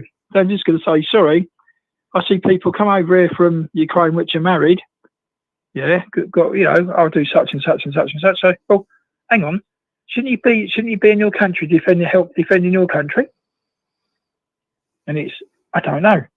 Well, why have you come here? Yeah. Because I'll tell you why they come here, and you'll probably agree with me. Because they've been in the Eastern Bloc so far, you know, Cold War job. The trouble is, they like our Western way of life. Yeah. You know, I've got a nice little flat here. I put the rent up. I mean, I've never seen so much people get so much help. And being a serviceman, you know, I'll be lucky if I get any help from the veterans, the Mole Valley Veterans Association. Yeah, she's useless. And you've put more, and you've sacrificed more than the most of us. You know, this is the thing. I mean, you know, don't just sacrifice, but as a citizen, okay, we pay our taxes, we pay, you know, which is to pay for things to help us out if we get stuck, if we get up the shit, or when we retire, you know, when we're old, all that kind of stuff, right? Health treatment. But you have paid far more. You know, you pay all of that same stuff. You don't get to use the free. You don't get to use whilst you're in the army. You don't get to use what's available to the rest of us because you're in the army, and you get dealt with by them. But then when you leave the armed forces, it's and again this is my idea of what I see happening. I don't know because I've not been in the armed forces. But you literally get left to the wayside. You get, you know, I've had so many people that have told me that you get fuck all help. Yes, you've got the SAFA and all that. SAFA, that's it. And they have helped a couple of people that I know. I dated a woman whose brother was in the Air Force as an engineer, and something happened. I can't remember what it was, but something happened and he needed their help, and they helped him out really, really well. They really helped him. But I've known a lot of people who have simply been fucked off. You know, yes, we'll help you. And the phone calls don't come, and you know, and nothing manifests itself. But you put so much of your time and effort into protecting the country in order for these charities to be able to fucking run. But they don't want to help and support you when you genuinely need it. It's like you said, you've got to start at how do we say? You've got to start at grassroots. I mean, I do cadets, and you see them there, and you think, well, what's going on here? And you think, well, some of these kids, you know, because we're a big cadet force, Army cadet force, but people say, you know, our children come from deprived areas, and you ask them, where does milk come from? I say milk comes from Sainsbury's. No, milk comes from a cow, which is fair enough. But when you've got these, I mean, children that want to do it, but when you think about it, you know, they're getting beat up or what, getting abused at school and all that, abused at home. It's because the society, because their parents have been abused. And that's now it goes to their kids, and that gets passed down, which is wrong. Yeah. You know, it's going to get some time where I'll be 64 next month, and I think I've got a little part-time job. It's not a lot. It's only 40 hours a month, but I'm happy. But try and get a full-time job. You go down to the place last Thursday. I'm not going to mention the guy's name, but he said, "Oh yeah, there'll be a company there that will, you know, do security." I thought, well, okay, fair enough. I've got the whole part from the train set from one, and then didn't turn up. Didn't even turn up. Didn't say boo to a goose. Yeah, you think I've gone through all these hoops, gone through the other load of hoops, and what am I? And it's just not working. No. You know, and I don't know. It really is going to get to some time where the society, when society does break down, you can see. I mean, I've just found a dentist after 2 years, and I went down, did a checkup, charged me 25 quid. I mind that. I go back on the 10th, see the hygienist, which is very. She said, "Oh, you got you're type 2." I said, "Yeah, I'm type 2 diabetic." She said, "Do you take sugar?" I said, "No, I take no sugar at all, none at all. I might have the odd donut once a month, once in a blue moon. But apart from that, I like tuna. I like me fish, you know. Yeah. And pilchards on toast, cheese and onion on cheese and cheese. I had pilchards on toast for years. Do you have it with pepper and vinegar? Yeah. I used to have it years ago. Pepper and vinegar on it. My mum used to make it for us. You can make pilchard fish cakes into flour, into egg, into breadcrumbs, straight in the fryer. Yeah. You know, stuff like that. But you think, oh man, you know. I mean, what did I see? My brother picked me up the other day. I went to Rutland, where my brother lives in just outside Rutland, in the village there. Right. He said, "I'll take you to a proper pub." And he took me to one of his cousins' pub. I sat there. I had 3 pork pies, blue cheese, three pints of Stella, mate. I sit there and I said, "You gonna finish all that?" I said, "Yeah." "Watch me, I'll finish it." Took me about 45 minutes to an hour. Come back, so about 3 hours later, I said, "Got another pork pie I can have." It's like, you know. Did you say blue cheese? Yeah, Gorgonzola. Yeah, one thing I'll never do is put anything with a blue vein in it in my mouth. It's a cheese. No, I know. Yeah, I know what you're saying, yeah. But I won't. There's some blue veins running through it, and that's not going anywhere near my mouth. Actually, no. To tell a lie, because it's always it feels and smells sweaty, doesn't it? I've had it in soup, which isn't so bad. Yeah. Soup's lovely. Yeah. If it's as cheese, I can't. I just cannot. I can't even bring myself to go near it. Yeah, I like to do cheese on toast, or a cheese sauce for cauliflower cheese and all that. You know, it's got to be done. Yeah. Got to be done properly. You know, none of this packet rubbish. Can you imagine asking most people how to make a roux these days? They'll go, "Oh, what? Make a white sauce." They go, "Make a what?" Yeah. We start with a roux. What's a fucking roux? Flour. A roux is flour, butter, a bit of milk, and you leave it on a low heat. You just whisk it with it. You don't use a wooden spoon. Cook the flour out. Yeah, that's it. Yeah. Absolutely. But can you imagine most people these days asking most people these days, and they'll just go, "What the fuck is a roux? Why do I need to make it? I'll just go to Sainsbury's and buy it." Like some people say, Benedictine, which is poached eggs on toast. Mm-hmm. You know, or I don't know. You probably might be. Do you like kippers? Yeah, I like kippers. I had 6 kippers the other day, and I haven't had them for 20 odd years, mate. A bloody lot. 6. They scrambled egg. Were they smoked? Yeah, put boil him in the bag. Did the 6 slices of toast. Sat the butter in it. Cut the toast in half. Ate the lot. It's not to be. I mean, they do the boil in a bag stuff to stop it from like breaking up and whatnot. But if you simmer it in milk, it's even better. Have you ever had poached haddock? Yes. Yeah, poached haddock in UHT milk, ultra high milk. Cook it, poach it, then get a bed of lettuce. Put the lettuce on Dry the fish out with blue towel. Put it on top. Make a white sauce on top, and just put or make a cheese sauce. Put that on top. Just flash it under the grill, then just eat. Just pig out. You know. Yeah, cheese is always better grilled. Absolutely. So if you just a tip for anybody that's in the chat there, if you're making anything that has cheese on the top, save a little bit of cheese to sprinkle over the top after you've done it all, and then pop it under the grill for just a couple of minutes till that starts bubbling and crisps up a little bit. Yeah, it'll make a massive difference. Or you can make a cheese sauce for Welsh rabbit. That's nice with onions in it and all that.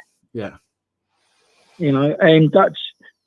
Some people don't even know what Duchess potatoes is, but when you do that, Duchess potatoes, you know, get a stainless steel tray, put some butter on it, make your mashed potato, put it through a piping bag, put a bit of butter on it, little bit of the old dinky finger on the top, chopped tomato, flash it under the grill, Duchess potatoes, beautiful.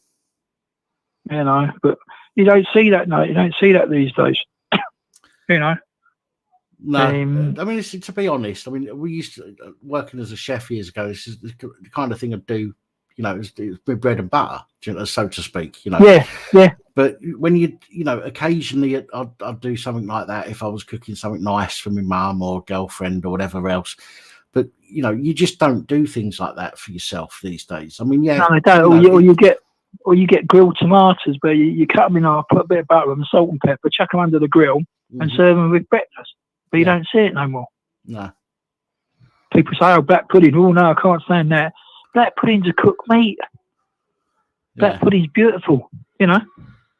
But oh man, they just. No, I bet even some.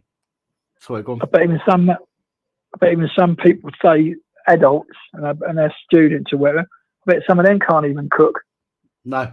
It's you amazing mention half how the many stuff people we've spoken about in the last 5 minutes, and they'd be scratching their heads. Absolutely. Yeah. I mean, you know, the classic one is sausage, Yorkshire pudding, toad in the hole. You know, with lots of, you know, get the gravy really hot, the mashed potato, you know, straight over. Liver and bacon's another one you don't see a lot of these days. The problem with toad in the hole is people often don't have the oil hot enough when they put the batter in, and they open the oven door to check it. That's the two worst things you ever want to do. Yeah, you leave it really hot, put it in, don't touch the oven, just let it go. Absolutely blinding. I mean, we used to have, what was it? Apple turnover in the army. It come in a can, you boil it, put it in a bucket of bain-marie, hot water, boil it, drag it out, can the top and bottom, chuck it out, and get the custard. You know, make your custard like you do, you know, old school, straight over the top, and you'd serve it. You'd eat a lot of treacle pudding, like the old treacle pudding, like your man Nan used to make. I still do that now and again, you know. But you stew it. You get suet these days. You know.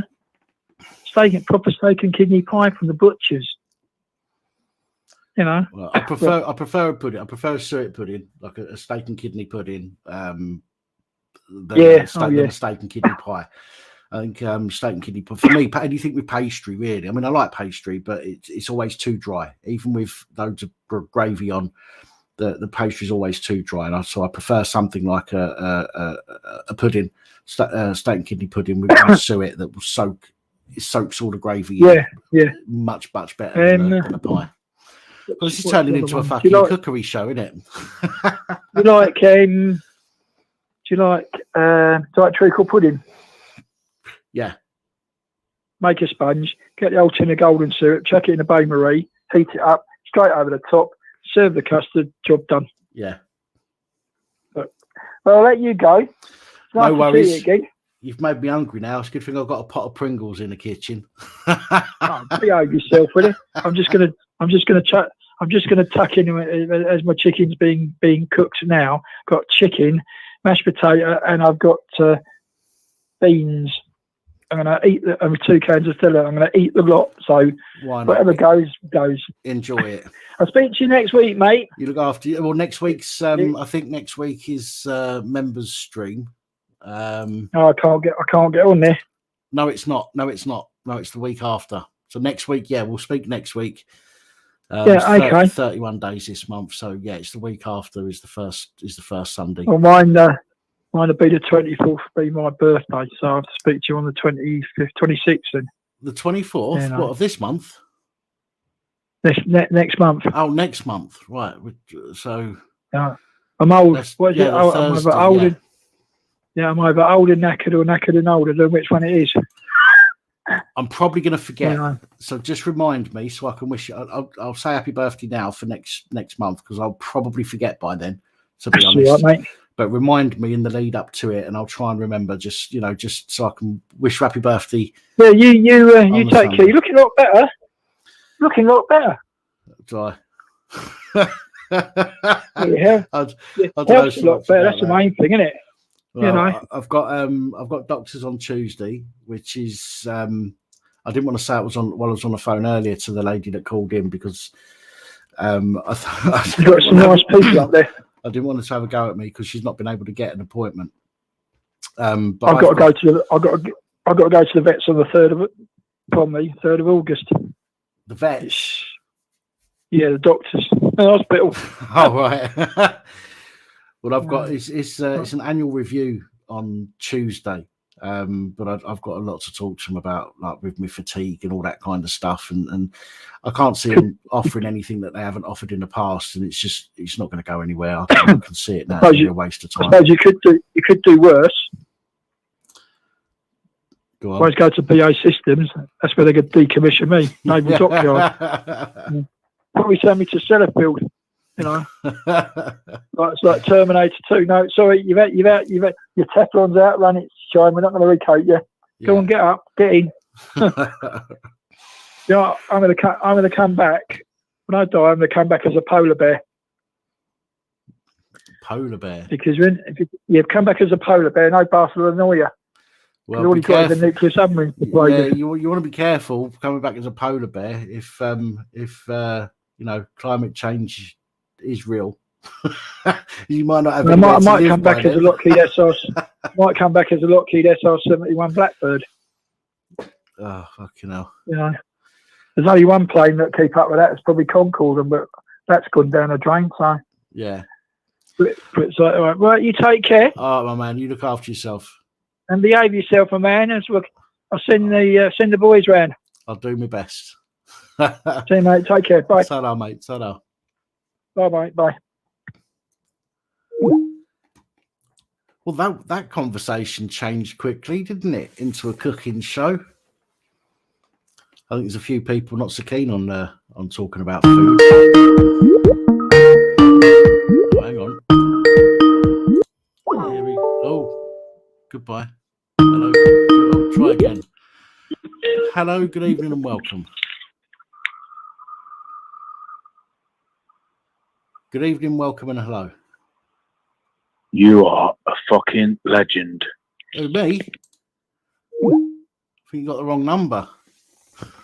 I think somebody got the wrong number there. I was talking to somebody else. I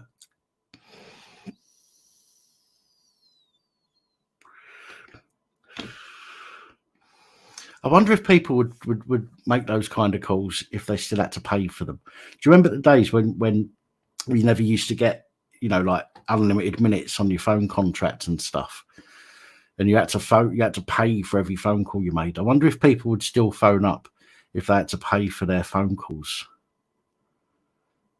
Interesting question. Just asked myself, and I don't know the answer.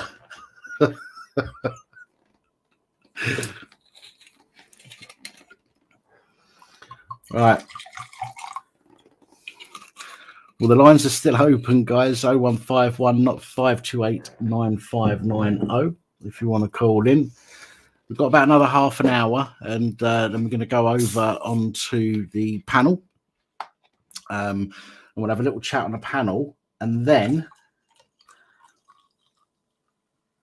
we're going to clear the panel, and we're going to invite people up if they want to play a game. General knowledge quiz game.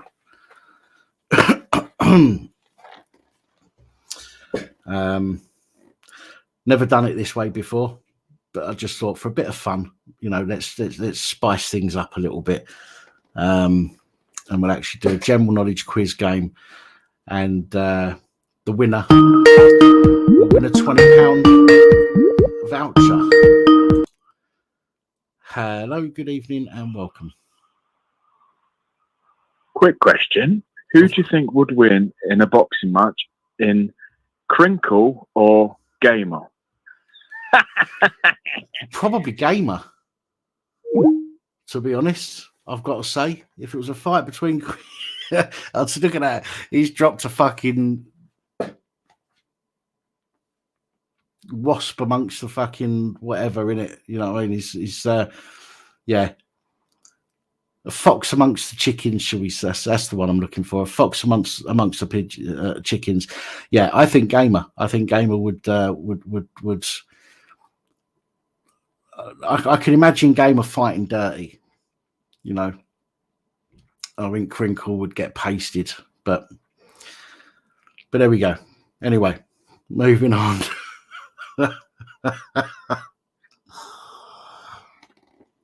Yes, Tony. I think Gamer will put a brick in his handbag. That's why he'll win. Oh, bless. Is this going to be on the quiz? No, that wasn't one of the quiz questions. No.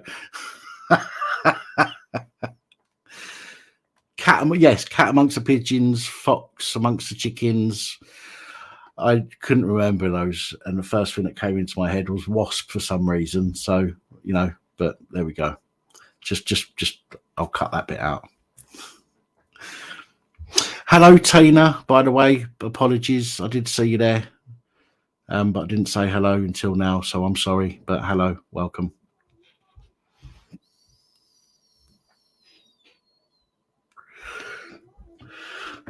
Well, Kev, got to keep them on their toes, haven't you?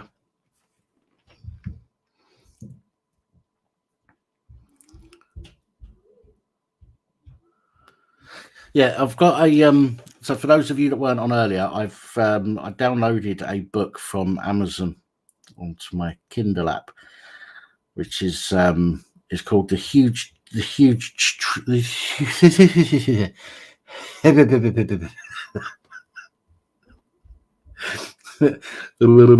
it's called The Huge Trivia Book, and it's got 10 questions for each topic, and there's quite a lot of topics.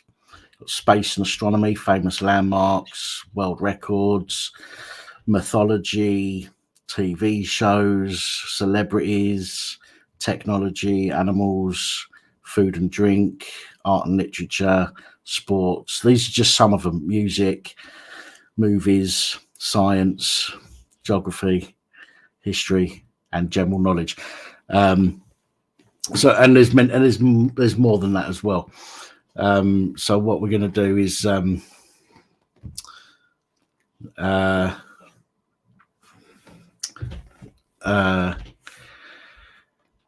get some people up on the panel who want to play the game. We can have up to I think 9 people on the panel, and what we'll do is we'll do like heats, if you like. So whoever, you know, if we get, well, I say heats, if only one person gets the most out of everybody, then they win. If you've got people that have drawn, then they have to choose different topics, and then we'll give them questions on those topics, and we'll go until we've got one. We'll go until we've got one winner, and whoever that winner is will get a £20 gift voucher, whether it's Amazon or Google or whatever you want. You tell me what you want, and I'll get you a £20 voucher. Evening, Blue Bottle. How you doing?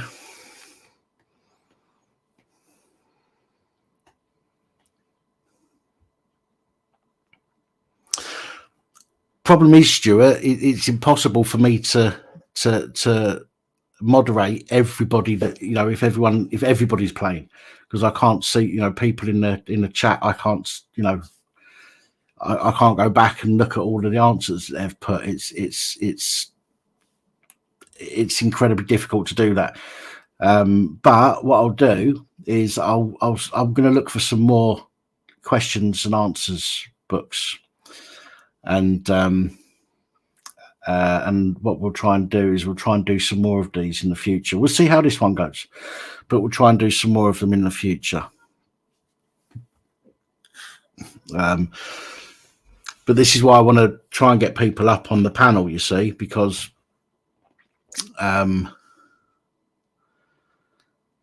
it's easier for me to monitor the answers that they give and do it that way. But then, I mean, if there was no prize, then it'd be different. I'd invite everyone to do it if there was no prize. But because I'm going to chuck somebody a gift voucher,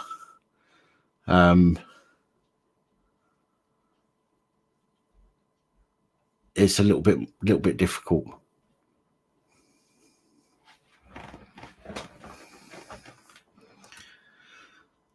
Oh,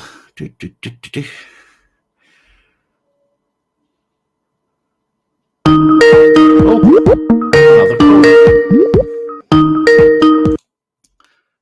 Hello, good evening and welcome. Hi Dan, how are you, mate? You all right? Hello, I'm okay. Who's this? My name's Steve. Steve, how you doing, Steve? I'm good, mate. I'm good. Good I was stuff. actually on the first. I think it was the first live stream you did with what was that big guy called again? Civil disobedience. Public. Civil disobedience. Yeah, that's right. Yeah. Right. Yeah, so I was on that with you. That This was is a going while back fucking ages ago. Yeah, it was a while ago, that's for sure. Have you heard from him at all or not? Not recently. I spoke to him about a month, maybe a little bit longer than that ago. My timing is terrible trying to figure out how long ago things were these days. But yeah, but I've not spoken to him sort of recently. Oh right, okay. I just wondered what happened with him. He just was disappeared, didn't he? I don't know. Yeah, I did do a live stream when he came on the live stream a few months back now, and he explained to everybody there was a situation he was going through, a legal situation, which he had to take. Well, he didn't have to, but he took all the videos down off of his channel. He actually ended up doing time. Oh, really? He actually ended up doing time over it, and when he came out, and he's what he said to me is that he wanted to get his work sorted out and his family sorted out and all the rest of it, and he might come back to YouTube, he might not, he doesn't know yet. I've told him he's always welcome to come on here if he wants to, if he still wants to have a laugh and a chat and whatnot. He's more than welcome to come on to a Sunday live stream with us, and hopefully he'll take that up at some point in the future, because he's a good laugh. I do like Jamie. Yeah, I liked him. Yeah, he was all right. He's down to earth, like, isn't he? Yeah. Yeah. Call a spade sort of thing. It's just that's what we want these days, isn't it? People to actually tell the truth and actually speak from the heart, like, rather than bullshit that you hear on TV all the time. Yeah. But I wonder were his legal problems anything to do with his YouTube channel or not? Was it not to do with that, or? I believe. I want to be careful because I don't want to say anything that's incorrect. No. I believe there was an issue with his missus worked somewhere, and I'm not going to say where it was because I don't want to be, attacked for trying to cause trouble for them or anything like that. But his missus worked somewhere. I believe there was an issue with the workplace and his missus. Jamie wasn't happy about it. Jamie made a couple of videos, I believe, talking about the situation, and I think that the person turned around and said that basically he'd been harassing them and causing them alarm and distress. And I think that's what I think that was the issue. Again, don't take that as gospel. I might be slightly wrong, but I'm quite sure that was about the gist of it. But again, I could be slightly wrong because my mind's a bit foggy these days. That's to the best of my recollection. Yeah, I mean, I just wonder what happened to him because he just seemed to sort of drop off the scene. Yeah. And I didn't know, really, sort of, and I probably didn't catch the time. You probably did mention it before, but I just didn't catch that part of what you were saying, sort of thing. Unfortunately, the police won't give you a chance to tie up your loose ends. So if they come after you, you're gone, and I think that's how you know someone's either dead or been nicked, because everything just stops. Yeah, right. Yeah, right. If you go to prison, obviously you can't do much, can you? Yeah. I mean, it's pretty fucked. Like, it's a shame he's gone. I used to like watching his stuff. It used to crack me up watching his videos. So as I say, I do hope he comes back, or even if he doesn't come back on his own channel, I do hope he pops up on here at some point, because he is. I do like him. He's a genuine guy, and he fucking cracks me up. So yeah, he's a good guy. What I want to ask you, Dan, right, is I've never heard you talk about this before, and I wondered what your take was on it. What do you think about the whole UFO situation? UFOs? Do you have any sort of views on it? Yeah, UFOs. Like, I know there's a lot of stuff coming out recently, and I just wondered what your... It's an interesting question, and obviously not something that we would normally talk about. But do you know what? It's something different. So let's talk about it. Okay. I believe that we can't be the only organisms in the universe. Okay, that's the first thing. No. I think it's impossible that we are the only living organisms in the universe that have evolved to this point, if not beyond. You know, with the fact that the space, you know, the universe is multiple billion years old, and it's only taken us a few million years, really, isn't it, to evolve from whatever to what we are now.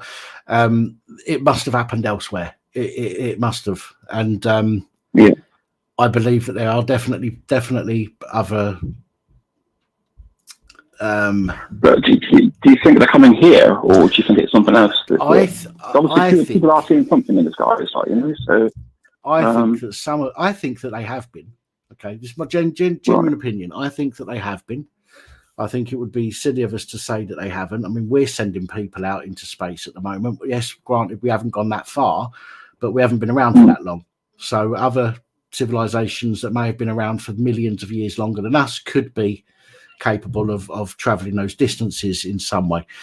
I also believe that a lot of what people see, I think, are probably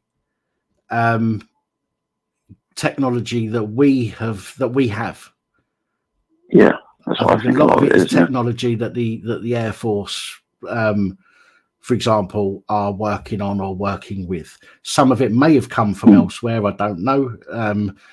Some of it might just be stuff, because let's face it, GPS was around long before we heard about it. The internet was around long before we heard about it. All of these kind of things are always around way before the general public get to hear about it. So I think that a lot of these things, I think with people being more vigilant these days than they used to be, people just used to walk around with their eyes on the floor, doing their business, you know what I mean, getting on with life. Nowadays, everybody's far more aware of what's going on around them. Everybody's got a camera. So the things that would normally get brushed off and ignored are being recorded and published. And I think a lot of it are to do with our own technology, like Earth-based technology, that is being tested out. My opinion, that's all. Nothing more, nothing less. Yeah, I think you're probably right there. I do think that's true, because when you think about it, a lot of stuff that we have now in our, like, say, mobile phones and the technology for that was basically, originally it was like a military thing, wasn't it? Yeah. Like GPS, for instance, things like that. A lot of it does come from the military originally. It's developed by the military, and eventually it gets into the public domain, Yeah.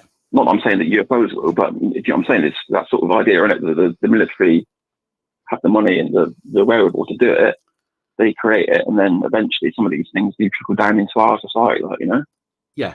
But have you ever heard of the guy on YouTube called I think it's Sean Ryan? He's like an ex sort of special forces guy, and he's just had recently 3 guests on there talking about basically what they reckon is, also, I don't know from who they are, from Adam sort of thing, but these guys reckon that they were working in these secret projects. Well, they've encountered things that they've seen things that they can't explain, sort of thing, in these projects and stuff like that. Right. And it's worth just checking it out and see what you think, because it's quite interesting, the technology that they've seen. Some of it is pretty mind blowing, So as I say, I mean, I think most people would be shocked by the technology that our government has access to that we don't know about. Again, I'm not trying to be a conspiracy theorist, you know, but with GPS was a massive technological leap, as was the internet, and we didn't know about that until it got leaked to the public, but it had been being used for years by the military. So I think there are lots of things that the military have got their, you know, fingers into, that when it comes to it, the public are going to go, fucking hell, what? You know, and be really shocked by it. I think, you know, I do think they've probably got some devices that we still believe are, you know, Star Trekky, you know. Yeah. Well, that guy from there was a guy that came out years ago. I forget his name now. He was like the head of, I think it was the Skunk Works. You heard of that? The Skunk Works? They're like sort of. I have, yeah. I think the Skunk Works. So he was the head of that, like, and he said that anything you can imagine we've done. Basically, this is what he said. Anything you can imagine we've done already, and we can already got the technology to take ET home. That's what he said. So, and you remember that Gary McKinnon guy, that guy who hacked NASA? Yes. Do you remember that story about he was going to get extradited to the United States and all that shit, right? He found lists of people that were off-world officers and stuff like that. Well, the thing with Gary McKinnon, and strangely, I watched a video about Gary McKinnon not that long ago, which is really weird to bring him up. And I swear that's not just me making this up. I don't often have one of these moments where somebody mentions something that I've recently seen or heard about. But I didn't know who that Gary McKinnon was until quite recently. But the information that I've found said that there's no proof that he found this. All we've got is his word that he found it. Apparently he didn't have any copies of it. He just saw it on their systems, which is a shame. Obviously, I'd like to believe him, but without proof and evidence, we have to take everything with that pinch of salt, don't we? But he got properly stitched up for that. He was lucky not to do loads of time for that, but very bright. He damaged. Well, he's a very bright lad. No, I was going to say he's very brilliant, fucking intelligent lad. He started off by hacking mobile phones. Really? Yeah. He started off by hacking mobile phones to take any SIM card. Right. Because he didn't like the idea that you was held prisoner by one company. And back in the day, they were all made for that network provider. So he started by hacking them, and then he started hacking Xboxes. He actually, I believe, he actually started the first attack on Sony PlayStation Network. And when Sony PlayStation turned around and threatened to sue him, Anonymous got involved. Because he was hacking. Basically, what he was doing is he was hacking for people to play other games on the console. And because Anonymous were saying at the time that they believe in a free and open enterprise, so to speak, and we shouldn't be held prisoner by one firm, for example. So McKinnon hacked the PlayStation, the Xboxes and the PlayStations. Then, if I remember rightly, they tried to sue him for it. So he then turned around and made an attempt on the PlayStation Network, and then I think he got, again, this might be a little bit skew because I can't remember exact order, but I know Anonymous got involved, and Anonymous took down the platform for a good few weeks, the whole PlayStation Network, for a good few weeks. Which I think was McKinnon's saving grace, really, because they admitted to it, and he couldn't be held accountable for that. If he was held accountable for that as well as everything else, I think they'd have thrown a book at him. But it was an interesting story. So I'm glad you brought it up. Interesting story. Sorry, go ahead, carry on. No, I was just going to say that it's funny you said that, because literally today I was going. When you go onto like YouTube, it gives you like recommended videos, doesn't it? Yes. And basically, one of the videos, I didn't actually look at the video, I didn't watch the video, but it said something about it was something about an Anonymous decimating PlayStation. I didn't know anything about it. I've not watched the video, but it's obviously related to what you're saying, to do with Gary McKinnon and all that thing. Like that's obviously what it was, you know. Yeah, took it down. So, Took it down. I think it took. I think it was down for about. Again, I might be wrong, but I think it was down for about 2 or 3 months or something altogether, if I remember. Yeah. Now that you mention it, I actually remember that because I had a PlayStation 3 at the time, I think. And didn't it cost them a shitload of money because they had to give away free games and all that sort of stuff? I think they did. Again, I can't. I'm not going to say for definite because I can't fully remember. I just remember bits and pieces of what I'd seen recently. Again, I don't know this. This is only because I watched the video quite recently. Otherwise, I wouldn't have known any of this. Yeah, I know. I remember they got hacked. Yeah, that's what it was. They got hacked and they were offline for fucking ages. Yeah. They were offline for a long time, yeah. And in the end, they had to like give away loads of. I think they gave like a 3 months free subscription. Yeah, it must have been something like that. Free games.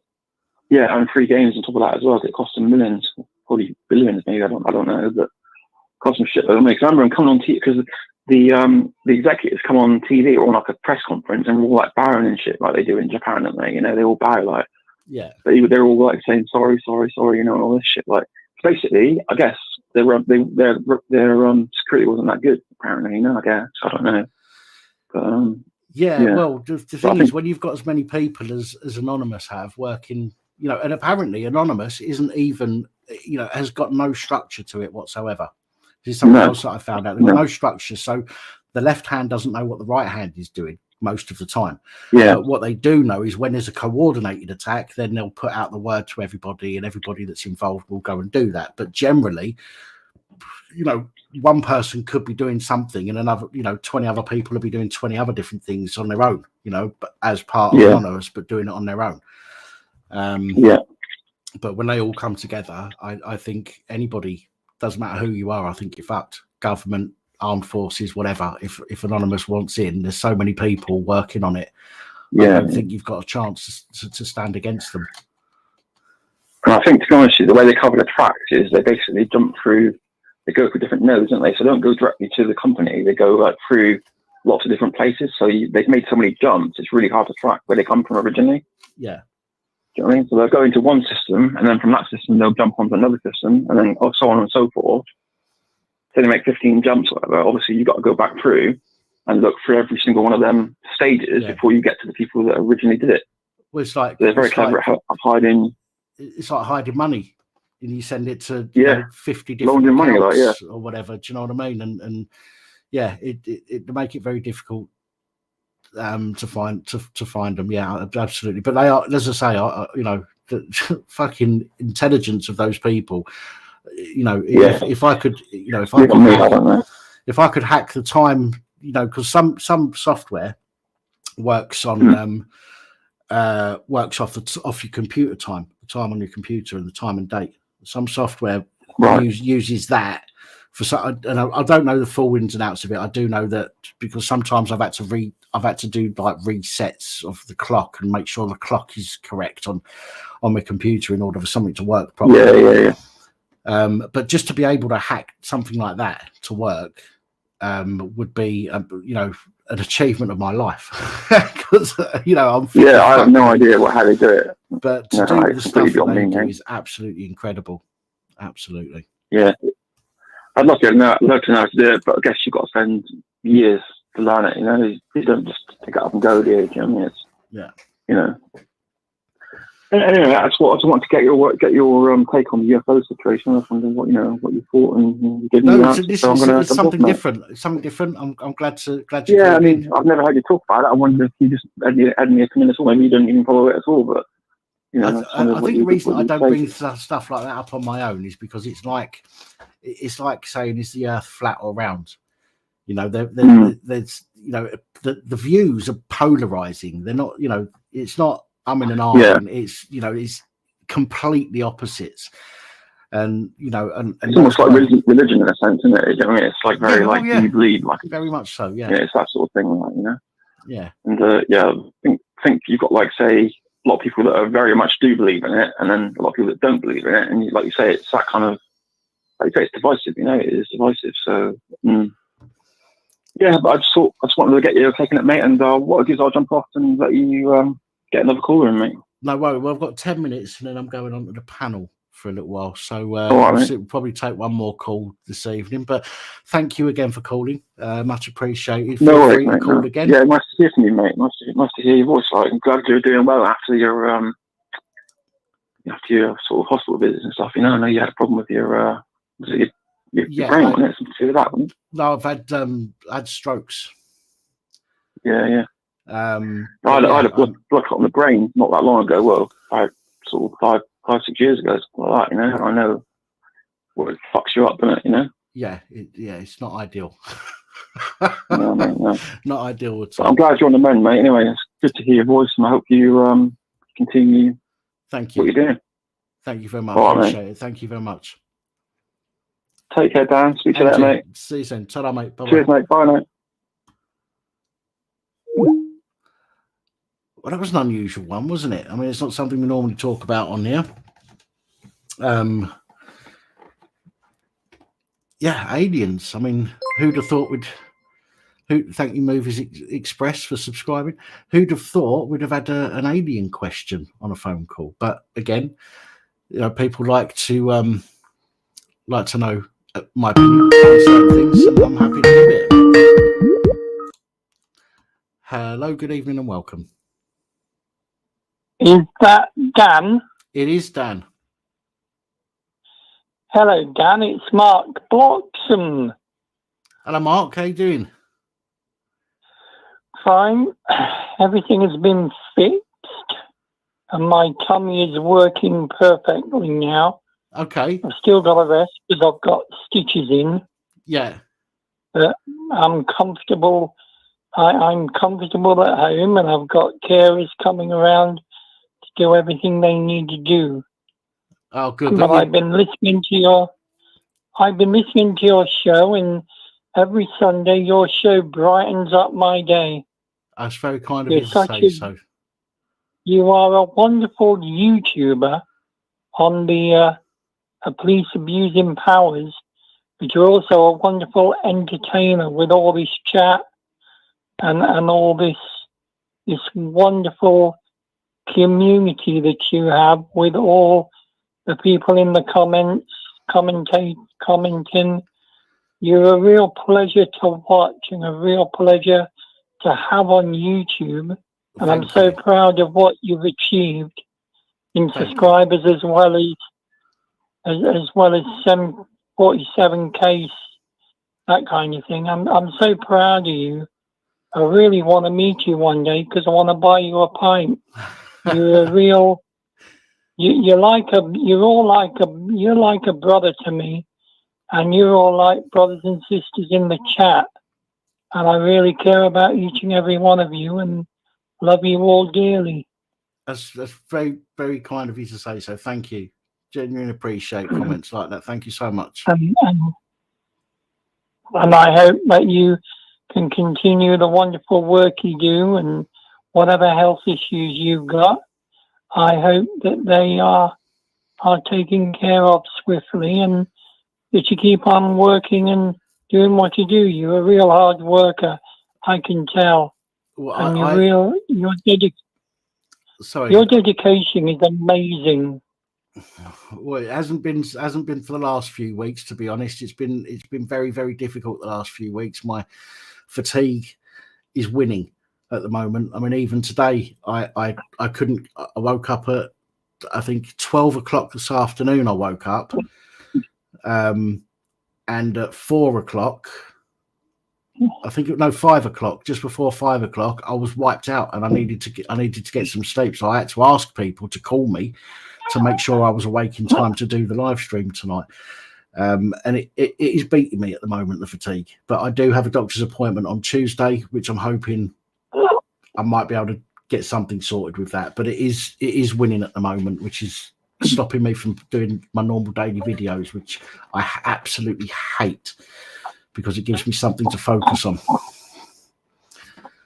Well, I do hope that they give you some medication and it's stronger and it helps you, because without you and your Sunday night chat and your police abusing powers, I wouldn't be watching you on YouTube. you're a real pleasure, a real honour to watch and listen to, and to be in the chat as well. And I'm proud of everyone that supports you and gives you the money and subscribes. And I hope that you continue to get subscribers and gain more money so that you can do the job you do. Thank you. I also, if you've got any family, I wish them all the best as well, and hope that they're staying safe and well. Thank you. That's very good of you. Thank you. But I know that you probably got to go and end the phone line thing. But I thought I'd quickly call up and thank you and your panel of people in the chat who are wonderful themselves in the way they chat. And I'm just proud of you all and hope that everyone has a safe and wonderful life ahead of them without any of these problems, including the Nottingham terrorist attack, which I was in the city at the time. Really? Of that attack. Yeah. I was 3 foot away from the van that he stole. Oh, I was Jesus. walking down to get my medication.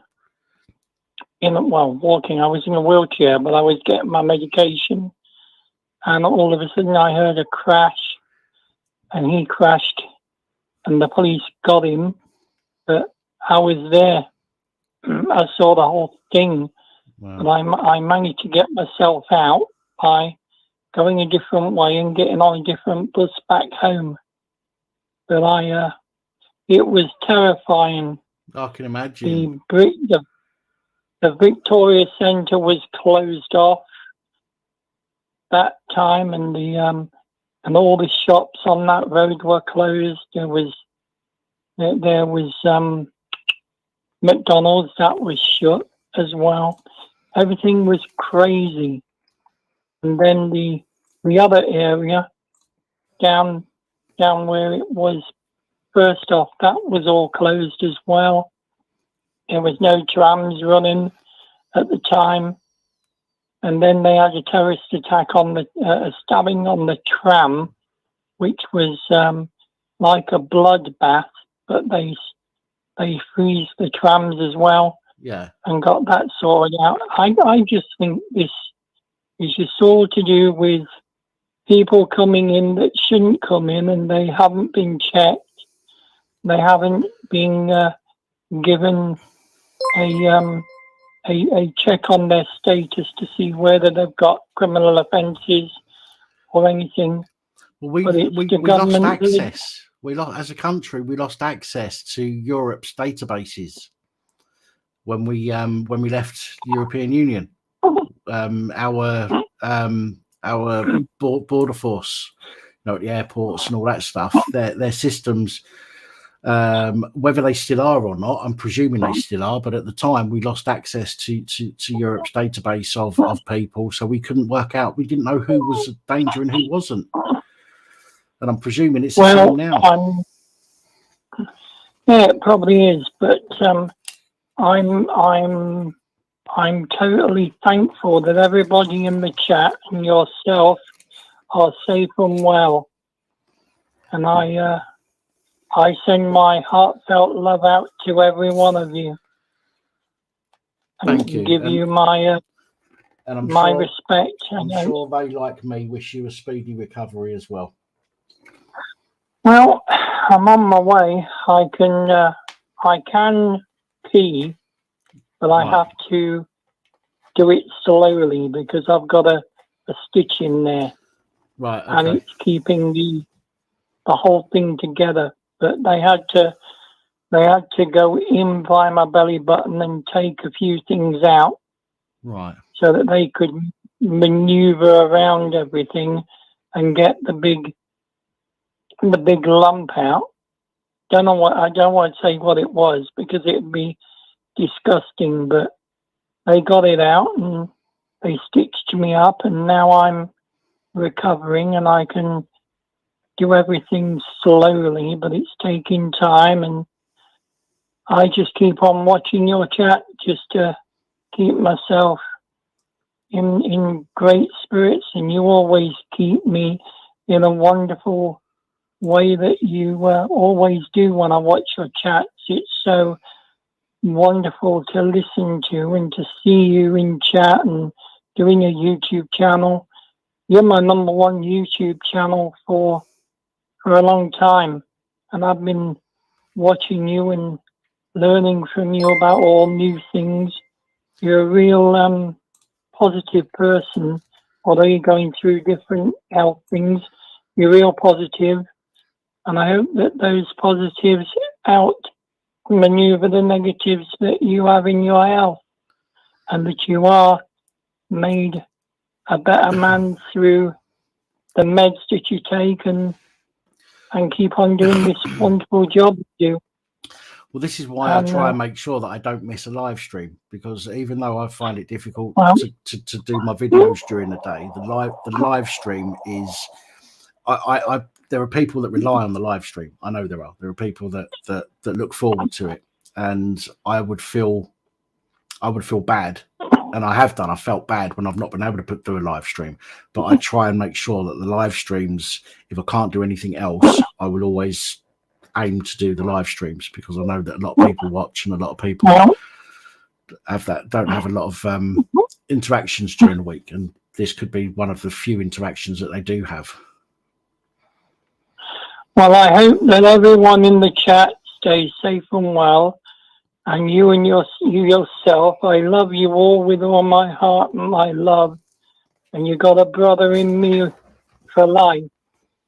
And I wanted to come on today and thank you all for what you've all done for me and helping me stay positive.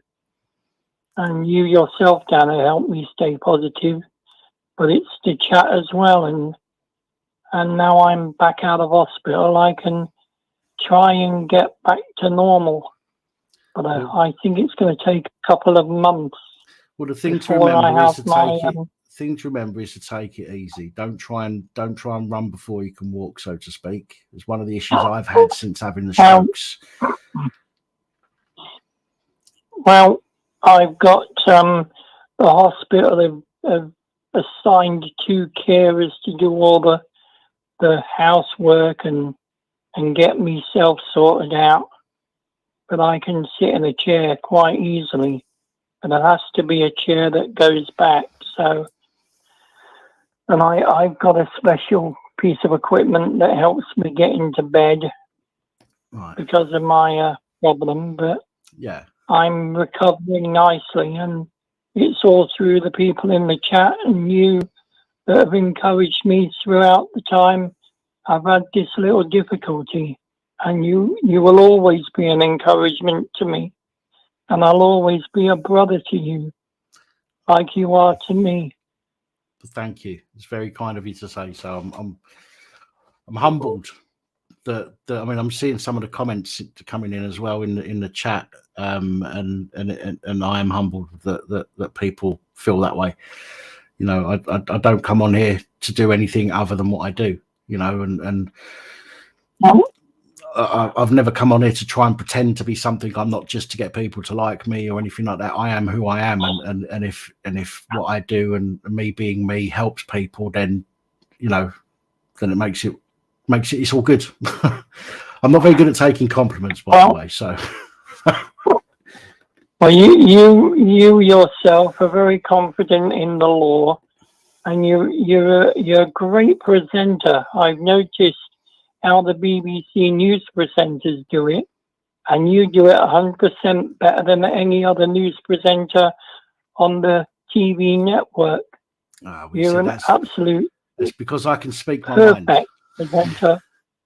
I can speak my mind and I put my personality behind my reports. You see, I think that might be what the issue is. Whereas they have to read from. I mean, I read from scripts. Don't get me wrong, but I write my scripts, so it's my personality that's going into them. whereas just reading what somebody else has written, you know, obviously comes across as being fake.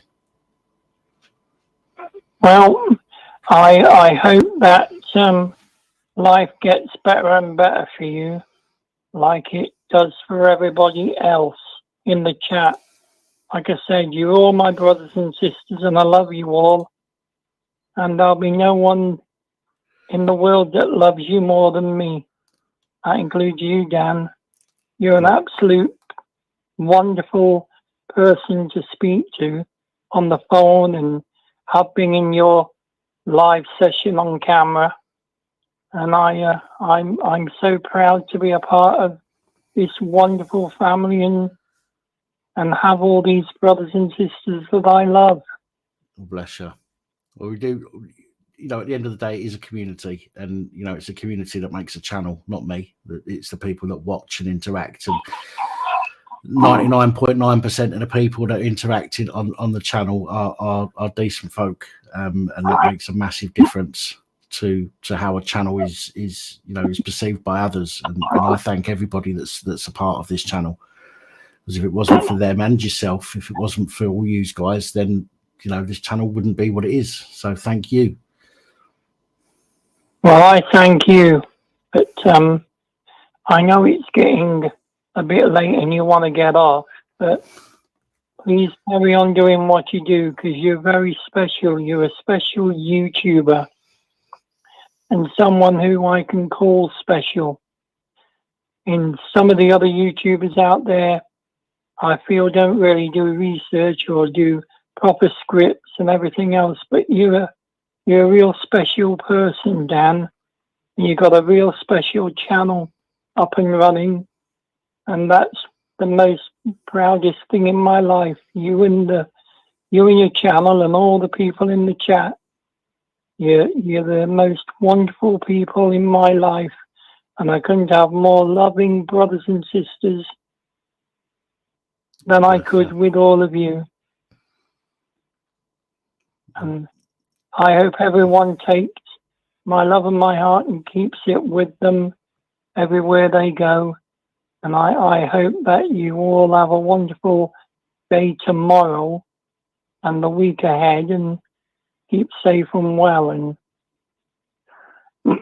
and I hope that you are that you carry on, and that the problems that you have with your health, like I have with asthma, all get sorted and get solved, because I want to see you on YouTube every time you bring up a video. I'll always be there to watch. I've subscribed to your channel because it's the best. I know it's the best, and I love what you do. Again, thank you. I struggle with compliments, so I hope you'll forgive me, you know, with the way that I respond. But I'm not very good with compliments, and I hope I don't offend you by the way that I respond to them. That's not what I want to do. But as I say, the channel is what it is because of people like you, Mark, and the people in the chat, and you know, I couldn't. The channel couldn't be the way it is without you lot. At the end of the day. Well, I wish you all the very best, all of you, and I know you've probably got channels in the everyone in the chat's got a channel. I hope that they all grow and carry on growing alongside Dan, and I'll be carrying on watching you wherever I am, and hope that I can meet you one day and buy you a pint in Nottingham, because that'd be an honour and a pleasure to do so. I look forward to it. I'm sure at some point I'll be able to do some travels, and I will come to Nottingham. You might have to remind me, but I will come to Nottingham and have a drink with you. That's a promise. Well, Nottingham isn't. I don't think Nottingham is far away from you, but Nottingham has a load of places where you can go and video wildlife and walk around places. I'd love to take you on a tour of my city and buy you a pint and spend some time with the loving brother that I have on the channel. Well, as I say, we'll see how I get on with my recovery. The same as you need to recover yourself as well, and that's the most important thing for you to think about right now is to take it easy, recover, get yourself strong and well. I promise, my hand on my heart, promise, and I haven't got my fingers crossed. Look, hand on my heart, I will come to Nottingham at some point. Well, it'd be a pleasure to meet you and an honor to meet you. You're a very special person to me, and that'd be a proud moment in my life to meet you face to face. I think others have said that until they've actually met me. Well, it'd be an honor meeting you, buying you a pint and showing you around Nottingham. And like I said, you're like a brother to me, and I appreciate you, and I'm proud of you, and I love you. Well, thank you. Listen, you look after yourself, as I say. You put your feet up, relax. Do what you need to do to get yourself strong, fit, and well again. Keep us updated on your progress, and just keep reminding me. Come see me, Nottingham. I certainly will. And I'll sort something out. I certainly will keep you all up to date when you're on the chat on a Sunday, and I'll keep you up to date. And cool. When I'm fit and well, then I'll keep reminding you. But when I'm fit and well, and you're fit and well, that would be a wonderful pleasure to meet you in Nottingham. No worries. Excellent. And you, everyone in the chat, have a wonderful evening and stay safe and well. I love you all dearly, and same with you, Dan. I love you as a brother. Like I do all the people in the chat. They're all brothers and sisters to me, and I'm proud of every one of them. And I'm proud of you, Dan. Thank you. You all have a wonderful evening, and you stay safe and well wherever you are. And you, Mark. You look after yourself. Thank you, Dan. Thank you. I'll speak to you soon, Mark. Thanks. Yeah. Bye. Take care. Take care. Bye.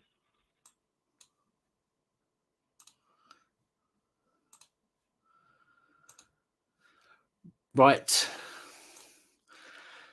That was the last call for this evening. For two reasons. Hang on a second. Let me change my status on that because I don't want it interrupting. There we go. So for two reasons, that's the last call. Number one, I can't take any more praise. I don't know how to take it. I get embarrassed when I hear stuff like that, and I just think to myself, I don't, that's not me that you're describing. I don't, and number two, we need to get on with the panel. But I also need a piss. So, sorry to be blunt with you, but I am blunt. So I'm going to go for a quick wee. Then when I come back, I'm going to post the link to the panel in the chat. Going to get a few people up. We'll have a little chat, and then we're not going to leave it too long because I don't want it to be too late. But then we're going to go and do a little competition. We'll see who wants to be part of the competition, and we'll need. I think it's 9 people is the maximum that we can have on the panel, and we'll do. You get 10 questions each, and the one that gets the most questions right wins. If there's a draw, then we'll just have them 2 or 3 or 4 people fight it out, and we'll move on until we get to one person who wins. I do have a bottle to hand, actually, Frank, but there's no way it's getting in the end of that. Yeah. So I will be back in just a few short seconds. While I go for a quick wee, so please bear with me, and I'll leave you in the capable hands of some 70s Triple X movie music.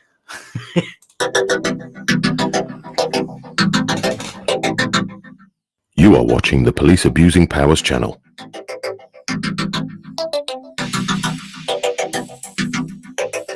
Your host Dan is currently taking a comfort break and will be back momentarily. Your patience is appreciated.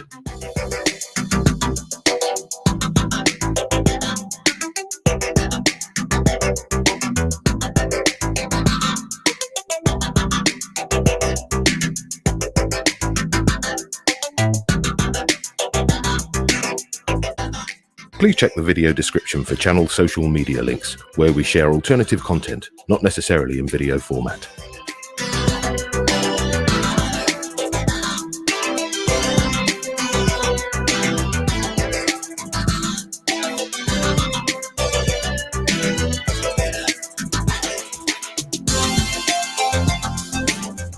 Did you know, contrary to popular belief, it is not legal for a pregnant woman to urinate into a police constable's helmet, unless of course their head is on fire.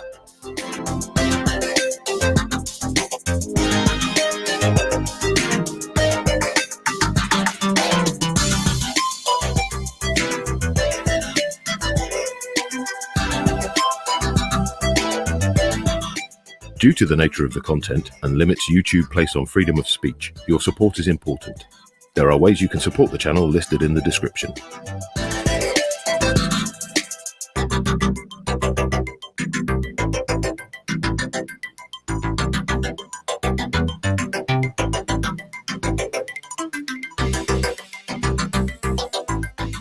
Why not participate?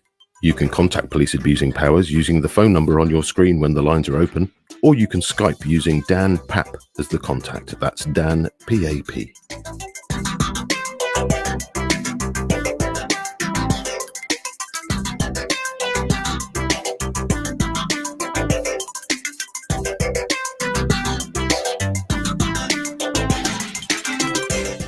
Don't forget to hit the subscribe button and click the bell so you are notified when we upload new content.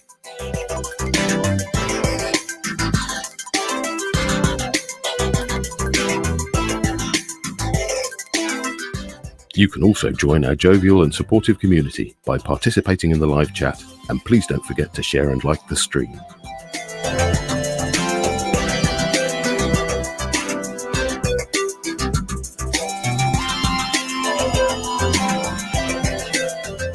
Did you know it's illegal for a London black cab to enter the city without a bale of hay in the boot for the horse, a law that still hasn't been repealed?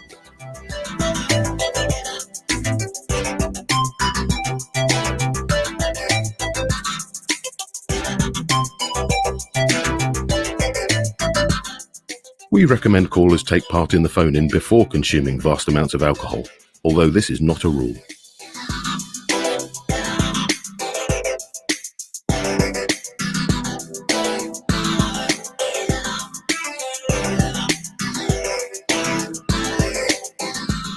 The views of callers may not reflect the views of the host or the channel, but we greatly value the opportunity to give everyone a voice.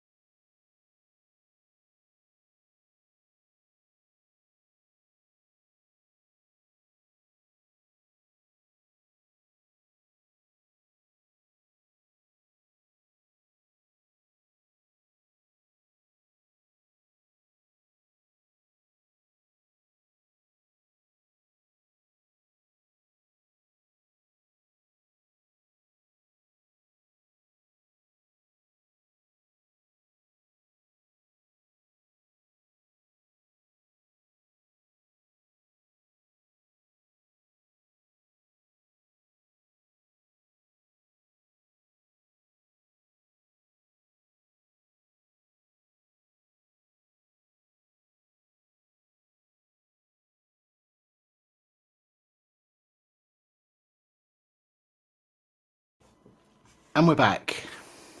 Sorry about that, ladies and gentlemen.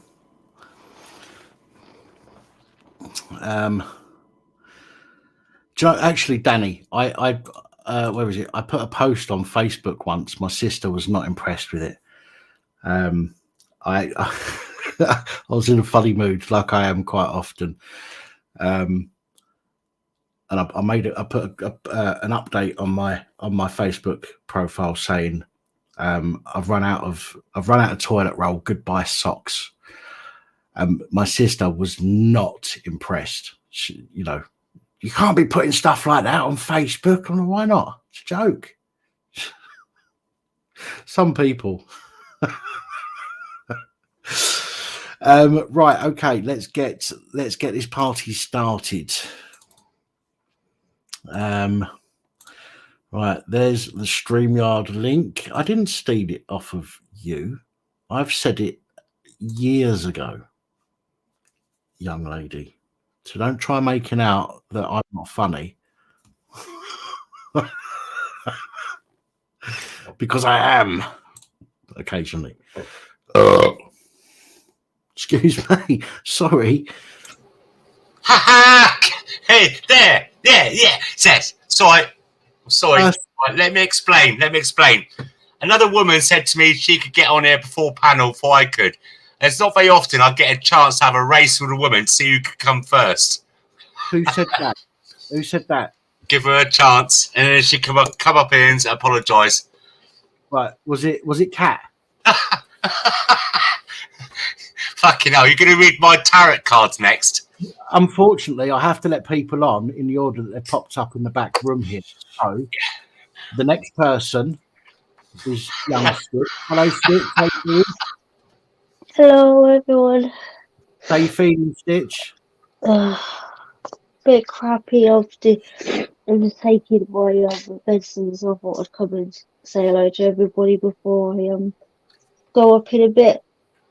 And yeah. Always welcome on here, you know that. Thank you.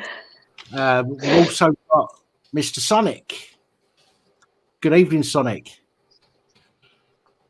You look a bit like what's that comedian? Lee Evans. You look a bit like Lee Evans with your ear sticking out like that.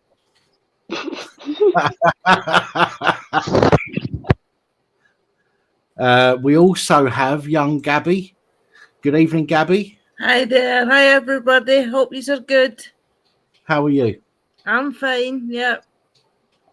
Good. It's nice to see you. Thank you. Now we have another young lady, Kat. Hello, Kat. Hi, Pappy.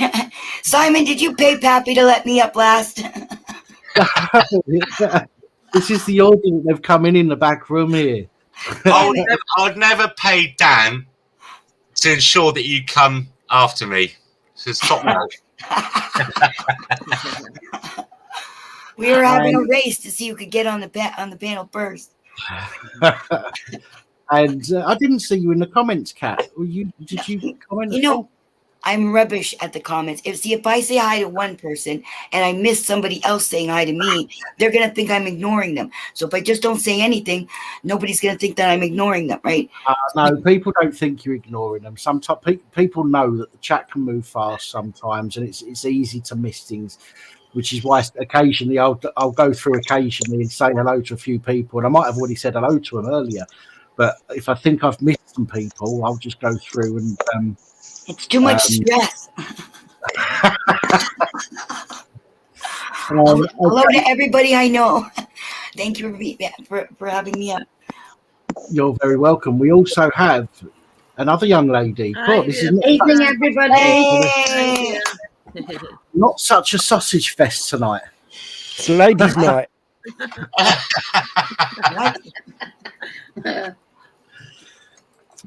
We also have. Hang on, did somebody just go then? Yeah. Yes, I think so. Yeah. That was, yeah. Come back, Stitch. All is forgiven. We also have Mr. Steve, Boily Boy. Hi, Steve. Hello there. Hello, Steve. Hi, Kat. Stevie boy. Long time no speak. We also have another person who hasn't been around very much recently. Can you guess who it is? The suspense is killing me. Fucking hell. Lord Lucan. No eyes, is it? Oh, that's No. it. No, sorry, it was me. It was because Oh, Jack. Hi, Jack. Hey, Jack. Hi, Jack. Hello. Hiya, Jack. How you doing? You get that, Jack. You get a better welcome than I did. Coping ish, but How you doing, Dan? You all right? I'm okay, thank you, Tina. How are you? Oh, I'm good as usual. Same old. Good. One day at a time. That's all I do. So that's it. We can do, isn't it? Let's just be honest. Yes. And do. Jack, it's good to see you. What have you been up to, my friend? not much. Just same old, same old. Just caring and whatnot. It just get on top of you sometimes, but. I mean, there are times where I just want to go sleep as soon as I've finished and I go upstairs. Sometimes I just want to go to bed, and I'm going to bed at 8 o'clock. There's times I wish I didn't have to go to bed. Move over, darling. We all get days of tiredness, Jack. Don't worry about it. Yeah, Simon, don't start singing. We've already had enough rain today. We don't want more. That's dancing. If he sings, he's going to upset Thor. I'll start shaving instead, then, Jack. All right. Hey, Simon. I was watching something earlier on Channel 4. I'm not going to say the full thing because YouTube, but Open House, the Great Something Experiment. Yeah. Yeah. Have you seen it? No, I don't. I don't watch mainstream TV because when the commercials come on, I'm just say the word. It's fine. The Great Sex Experiment. Oh Jesus! So just hear me out a sec. It's basically about where people open up their relationships, right? So instead of it just being a couple, they open up to just more than one person. So swingers. Yeah, swingers. Yeah, swingers. And there's a therapist, a doctor, whatever you want to call her, who gives them advice. Oh yeah, advice about their relationships and whatnot. So they go to this manor. It's called the manor or whatever, and there's basically lots and lots of people there. You mingle with lots of people, you get to know them and stuff like that. And effectively, it's all about pretty much just dogging. No, not dogging. No, because that's in cars, isn't it? It's swinging. They're swinging. They swap partners. Yes. Hang on a minute. Was this on TV about 2 years ago? They go into a nice posh hotel and they might get a girl or another guy to come in with them in their room. Is that the one you're talking about from 2 years ago? No, I think he's talking about something else. This is a manor house. The therapists give them education on what they should and shouldn't be doing. There are some sex therapists that also like to watch and educate. So that's what I find. Do they sit in the room? None of that, you. Cut that out. I'm one of them. What? Do they sit in a room? Do they sit in a room in a chair with a little clipboard? They just watch. There are some sex therapists. No, there's another one though. Hang on, Simon. There's one I'm fully aware is legal. They actually physically do sex on a husband or a wife to show them what they have to do. What's the pay like? They're paid to do that. What's the pay like? It's about 80k a year. Fuck me. Where do I sign up? Okay. You guys put that on your TV. You show the phone on your channel's gone right through the floor, man. Okay. It's not even midnight yet. I mean, I've not even fully said anything yet. People are just going off on a tangent. Do you guys show porn on your TVs? Anything, Jack, that involves multiple sexual partners is basically swinging. Is that on UK television, you're allowed to show flaccid male genitals, right? And you can show breasts, but you can't show. You're not supposed to be able to show an erect penis. How about a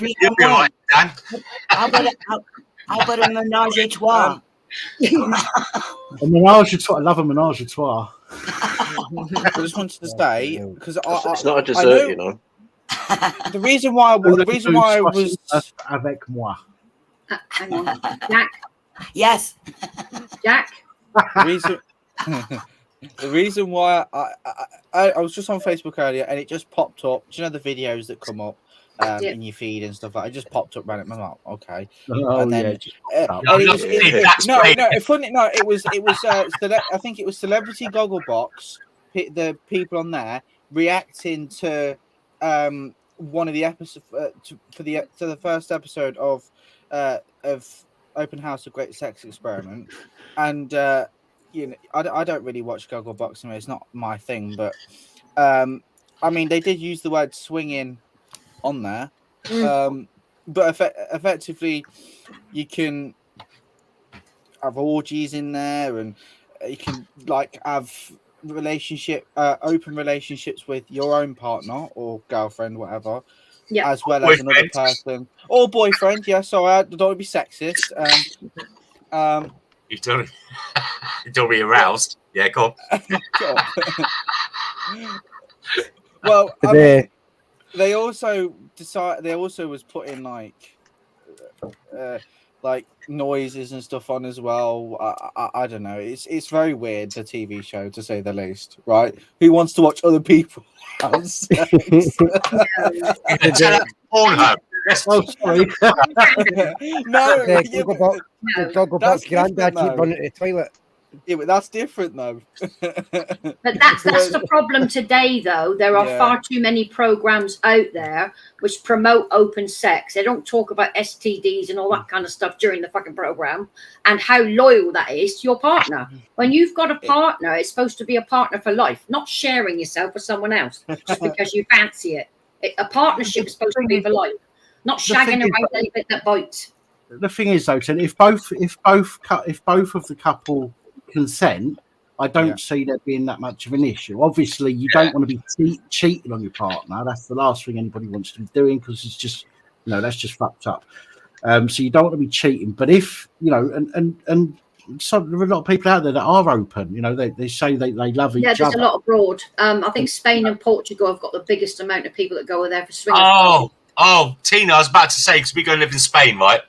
And you see these nightclubs out in the middle of nowhere, and you think, oh, let's go there. It's not a nightclub. They're all swingers clubs. Trying to find a nightclub is a nightmare over there. They're all swingers clubs. Loads of them. Yeah, I know. It's usually the older generation. Most parts of Spain, I can tell you now. You'll find them, Dan. Don't worry, they're well advertised. So basically, most of them are middle-aged kind of groups. There are not a lot of youngsters involved, but there is a very big money income for these swingers to go over there. It's Portugal and Spain. They got the biggest swingers groups going over there. Tina. Just recently, I was talking to somebody about a married couple who brought a third one in, right? Now, first of all, I think that everybody should be able to, I understand what you're saying. If you make a commitment to someone, then why are you doing with somebody else? But if that commitment is to each one and they both agree, then okay. But you know what I've seen a lot is that they bring a third one in. Let's say it's like the husband and two women, right? A lot of times you're talking. They'll act like it's okay, but over time it starts to erode the marriage because jealousy sets in. Yes. There was a murder case. Yes, there was a murder case. Yeah. Oh, really? There was a murder case many years ago. It was a very rich, I think, Arab and his wife. She didn't want to destroy her body in having a baby. They got a third person to come in to have sex with the husband. The wife got jealous and ended up killing the third girl, the second girl. And to be honest, that's why I don't mind being third wheel. Then when you started, Jack. The smallest cog. I'm not putting a hand up for that reason, by the way. I'm not a fourth wheel or anything like that. That's okay. So don't get the wrong idea. Greece and Spain. Fucking hub. You could be on the seaside front, you take your kids in to go and get an ice cream and a packet of sweets, and then they have the fucking, it's not even top shelf. All these sex toys and magazines, and they're not like in the UK where they just put them top shelf and you wouldn't see anything really graphic. These are graphic. You get your kids, you put your eyes over their hands. Come on, I'll get you an ice cream in the next shop. Nothing like the German stuff, though. We need to be careful what words we use at the moment, by the way, because YouTube will fucking be over my arse. Just don't mention the war. But yeah, the German stuff, I remember finding a box once, right? It was full of German, like thick German porno. books, like Wow. centimetre and a half thick or something like that. You know, there's a lot of pages in there. He stapled them to the wall, be like, yeah. It conveniently found it. Honestly, I was only young. Right? I was only about 14, right? And I'm seeing this stuff. I'm like, fuck yeah, now. So I'm taking something home with. I shouldn't be saying this on here. This is what drink does to me. It makes me honest. So I took some home with me, right? And I stashed them under the mattress, like every kid does. I mean, why kids think under the mattress is safe, I don't know. Right? I don't get it. Dan, why is under the mattress? Not Matt, Dan. Jack, yeah, he knew. Jack, why is it as safe as under the mattress? I don't think it's in your case. Look above you. Yeah. It's not right. We should have. Why don't we do an experiment then? If 3 is bad, right? Experiment. Ooh. Then how about Happy? Do you like Happy, jazz? you, me, Simon, and Claire. I hope it's not an orgy. What the fuck did I just? Right, looks like we're heading over to Cat. Swiftly moving on. It's satanic. All that, but space swap and all that is satanic. Well, it's a choice. It is a choice. If people choose it as a group, then Dan's right. It is a choice. But for me personally, if you're in a relationship, why would you need to bother someone else? I couldn't. If I was with somebody, if I'm in a relationship with somebody, I don't think I'd be able to my own emotions wouldn't be able to deal with that. No, it's a kind of threat to the partner, and it brings in jealousy. I mean, what about using a dildo then with your wife? The other guy could be an organic version. Well, that's different. That's like you using the butt baby, though. Let's be honest, Simon.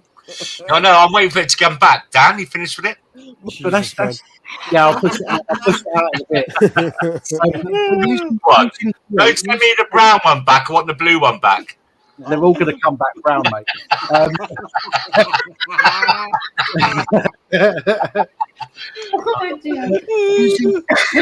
Using a marital aid is completely different, right? Than using as I say, my emotional state, I wouldn't be able to handle that. I wouldn't be able to even if I was joining in, I wouldn't be able to handle, right?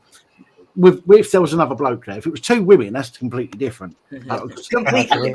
The threat is different. The threat, there's not so much of a threat. There's not so much of a threat, I don't think. Depending on which one of the 3 you are.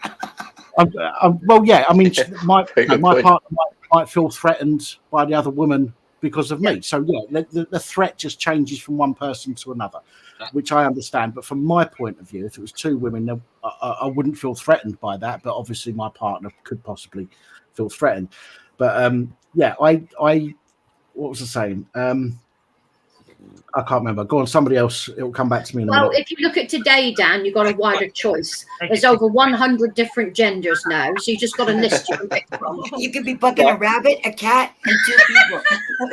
Let's just look at society, right? In the past 20 years, we've got internet. Now we've got Pornhub. Couples, women watch porn, men watch porn.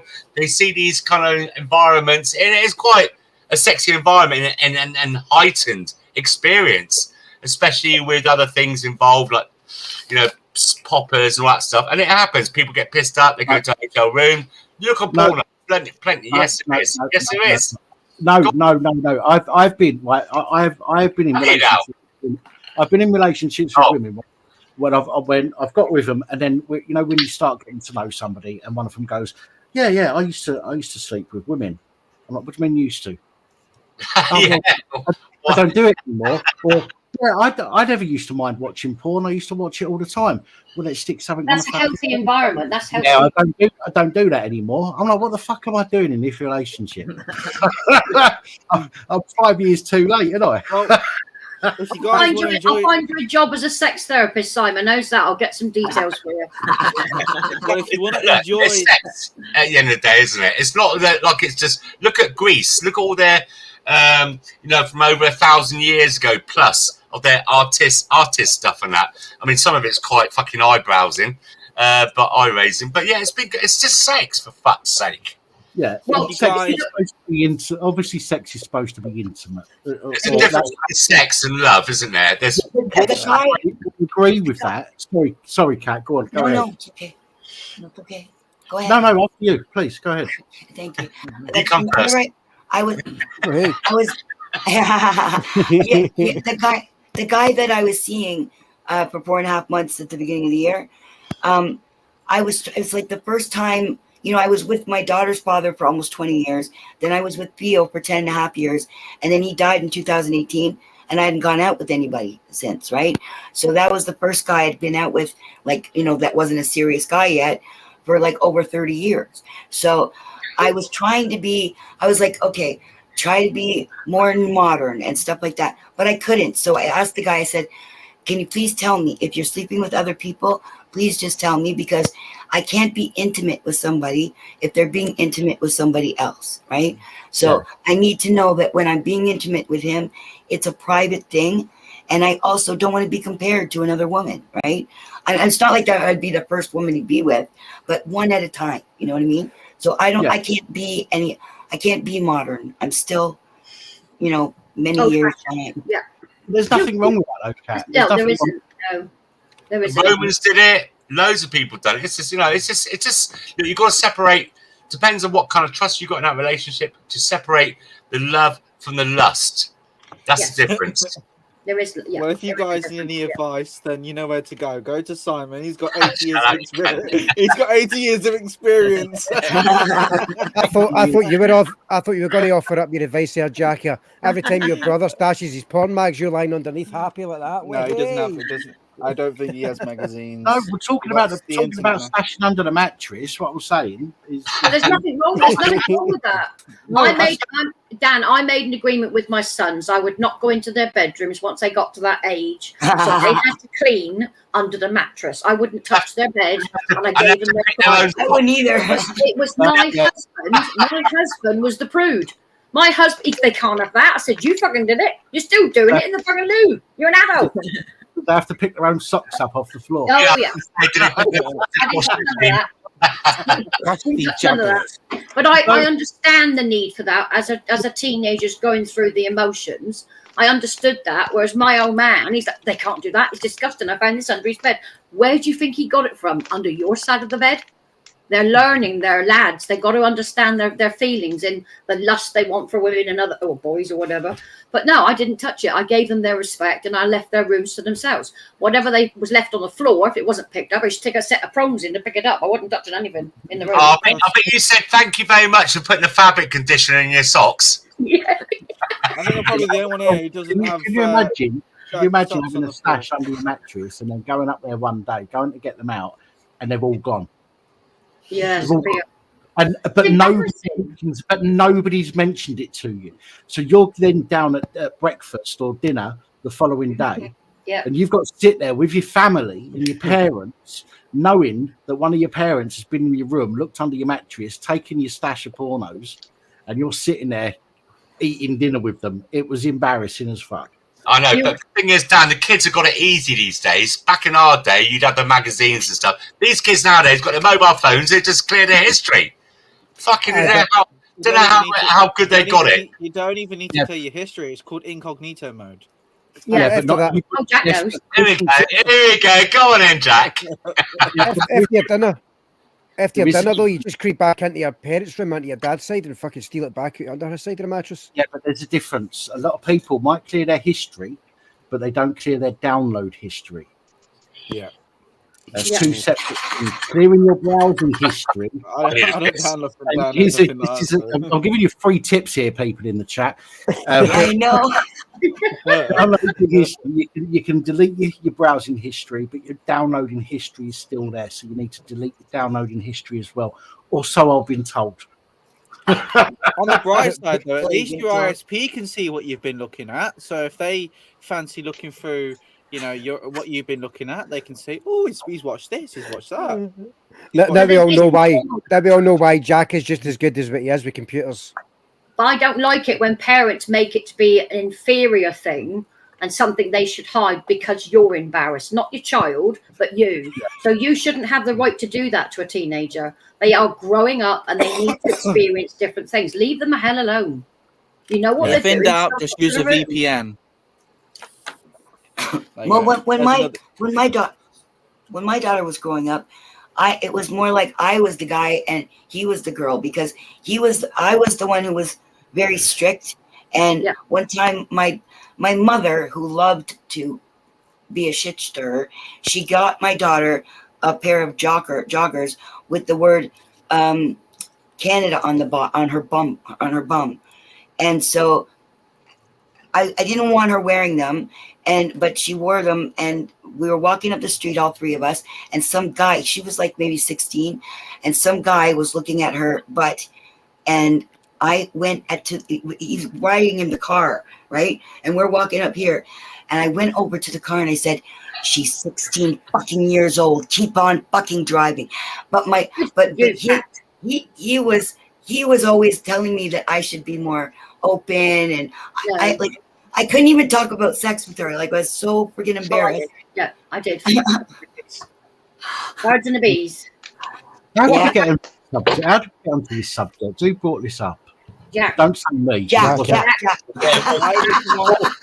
the one that mentioned about the TV show, and then we all got onto the topic about it. So. Well, You're the first one who said sex. Yeah, no, I'm not lying. I agree. I did say that. There's nothing wrong with it, Jack. You did a good thing bringing it up. It opened up the subject. We're just kidding. Yeah, we're taking. I was just gonna say, because I was interested, because when I saw it on Facebook earlier, I thought, hey, this is weird. Why would TV, well, not TV show, why would a broadcasting service host something like that on TV? And I'm thinking, what? So have you not seen Naked Attraction? Oh, I've heard. Right. Channel 4, I think it is, and this is a show where five men or five women will stand in this booth, right? And it's got like a cover over it, right? So it's a bit at a time, doesn't it? And then you have somebody else that goes in who has to pick somebody. What happens is all the five people in the booths are naked, right? And the person who's choosing is fully clothed initially. So what happens is they show the lower part of the body first of all, right?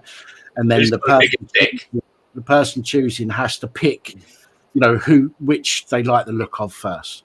Then it shows the torso, and then they have to, when somebody gets voted out. In the arse as well. Then they show the torso, and then they have to vote somebody else out. Then they show the face, vote somebody else out.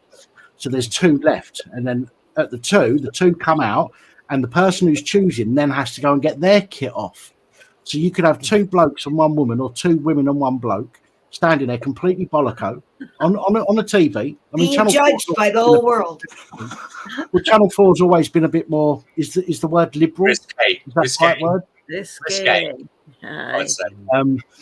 And yeah, it's standing there, But again, they're only allowed to show flaccid. They're not allowed to show They're not allowed to show an erect penis unless it's an educational thing. Anything.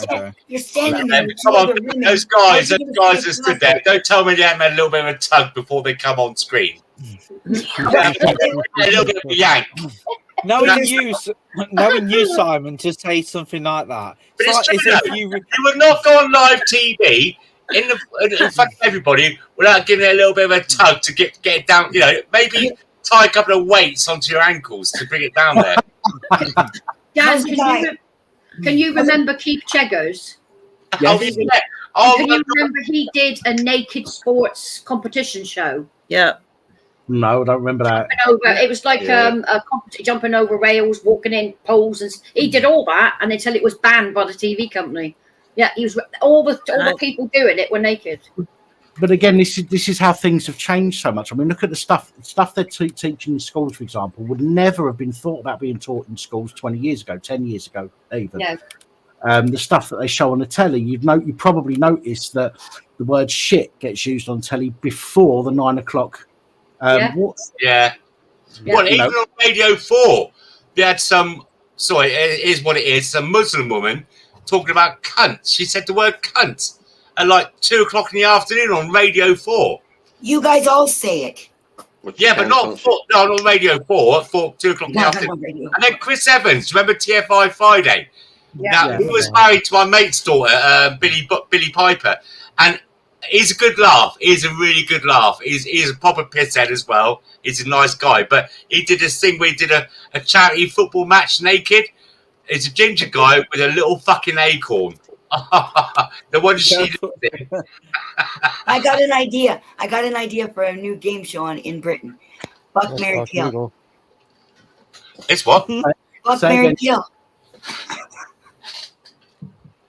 Anybody translate that?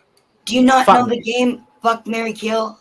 Fuck, marry, kill. Yes. Who would you fuck? Yeah. Who would you kill? Yeah. There you go. That's a new British game show.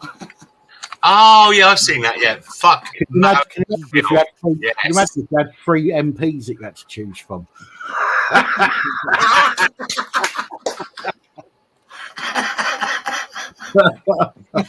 could be a theme night. Yeah, the actual program with Keith Chegwin was the Naked Jungle in 2000, but it was pulled quite quickly because it just got so many bad reviews. It was pulled quite quickly, was it? Yeah. He was in Coronation Street for years, one of the actors, and he decided to go and do that. Keith Chegwin. Keith Chegwin got his knob out, but it was pulled quite quickly. He did Chiggers Play Pop, didn't he, as well? Do you remember that? Yes, he did, yeah. Who did he play on Coronation Street? He was. Oh, what was he playing there? But he was in Coronation Street. Didn't he have so much to do with a swap shop as well, Keith Chegwin? Oh. Famous for his cheeky chappy. Yeah, I think you might be right, actually, there. Only as a side guy. Yeah. Chief Cheggers, when it did Swap Shop, you'd have Noel Edmonds there, and then they go live to a camera, and Chief Cheggers was doing the live where he did the swaps, on an estate or wherever it was, or a car park. Yeah, you're right. Okay. Nina, did you find out who he was? I'm just finding it. Hold on. Something in the back of my head that I remember Cheggers being part of Swap Shop. I don't know why that came to my fucking mind. I never even watched Swap Shop. It's just something that I remember seeing on the internet. Swap Shop was good, wasn't it? It's all right. It's all right when you was a little kid. I never watched it. A bit of a young'un. Cheers, Roger Whittington, wherever you are. Cheers, Rod. Did anybody see? Where did I see that? Did anyone ever see the YouTube video where the UK Army filmed the Taliban having intercourse with goats? Why does that ring a bell for some reason? Check your magazine. Check your magazine. No, why does that ring a bell for some reason? Have you been on there yourself, Jack? No, don't we, Jack? No, I swear I heard about a news story, or some sort of story about that ages ago, and it was on. What's it called? Live? Is it Live Leak? Any of you heard of Live? Yeah. Leak, LEAK, yeah. Yeah. And I remember they used to post really, really, really horrible videos on there. That was the point of the chat. Was the point of the website, and there was other ones as well. Yeah.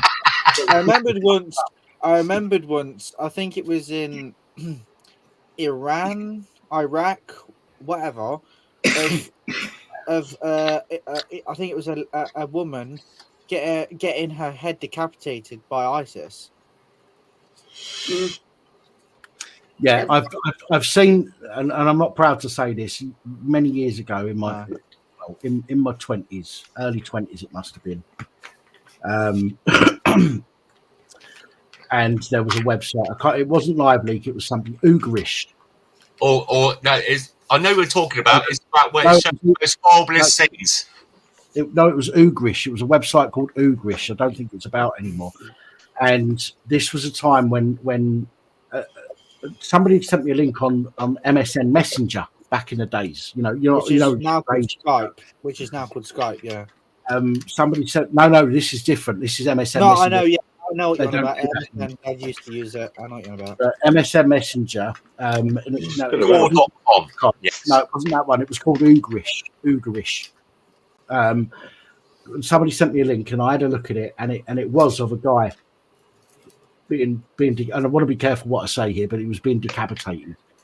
And that was, apart from that, there's only one other thing that made me feel physically sick. and that was the beginning sequence to Ghost Ship, which is really stupid. The cable. Yeah, cable. Yeah, that and the video I saw on Ugrish with this guy being decapitated. Yeah, that cable was. No, it was one I seen a while ago. I can't remember what it was. But I've ever watched that actually made me feel physically sick. And the worst one that popped up in my Facebook page, which I can't forget, is one of our soldiers was captured by ISIS. They stuck him in a cage after giving him a lot of electric shock treatments, etc. Doused him with petrol and set him alight on live TV. Did you say something about the beginning sequence of Ghost Ship? Yeah, Ghost Ship. There's a big cable that the cable just slices them all apart. Oh, right, okay. Yeah, I know. Psyop. There's one I seen. I can't remember what that means. If it was YouTube or what. This woman, she's basically getting executed with an AK-47 to the back of the head. Just back of what? The back of the what? Back of the head. The head. Sorry. Let's translate because Sonic's Gabby's the head is the head. There's a lot of nasty stuff that still goes on. If you think about a lot of the non-white countries in the transatlantic link abroad, which are mainly African countries, they use child soldiers, and if they do not comply with what they're being told, they'll cut off their hands and their feet. Yeah, that's true. Yeah. I mean, you can look on Telegram. If you look around, you'll see so many people posting stuff on there. It's probably the most informative. Let's move on from this subject, though. Yeah, it's good. I mean, it's an interesting subject, but I don't want to dominate the stream. We've moved from one type of head to another type of head. Let's move on. I was literally going to say, how have we got to this from talking about sharing your wife? It's Jack's fault. Let's don't blame me. Let's blame Jack. Let's just shame him. It was his fault. Yeah, that's not Jack's fault. Don't blame Jack. He's innocent. He's a young man. He doesn't know. He's innocent. One more thing. Oh, Dan, how come you haven't done any? Do you remember to play your cards right and stuff like that? You haven't done that for a while. No, I can't. Which is weird. I can't find the cards. Yeah, just do it there. So you forgot where you put them? Yeah, I don't know where they are. Under your mattress. They're all stuck together. It's that Queen of Hearts does it for me, you know. I thought it was Jack of Spades. Dan, can I just say, Dan? Hello. You know that first call you had was talking about migrants and stuff? Yes.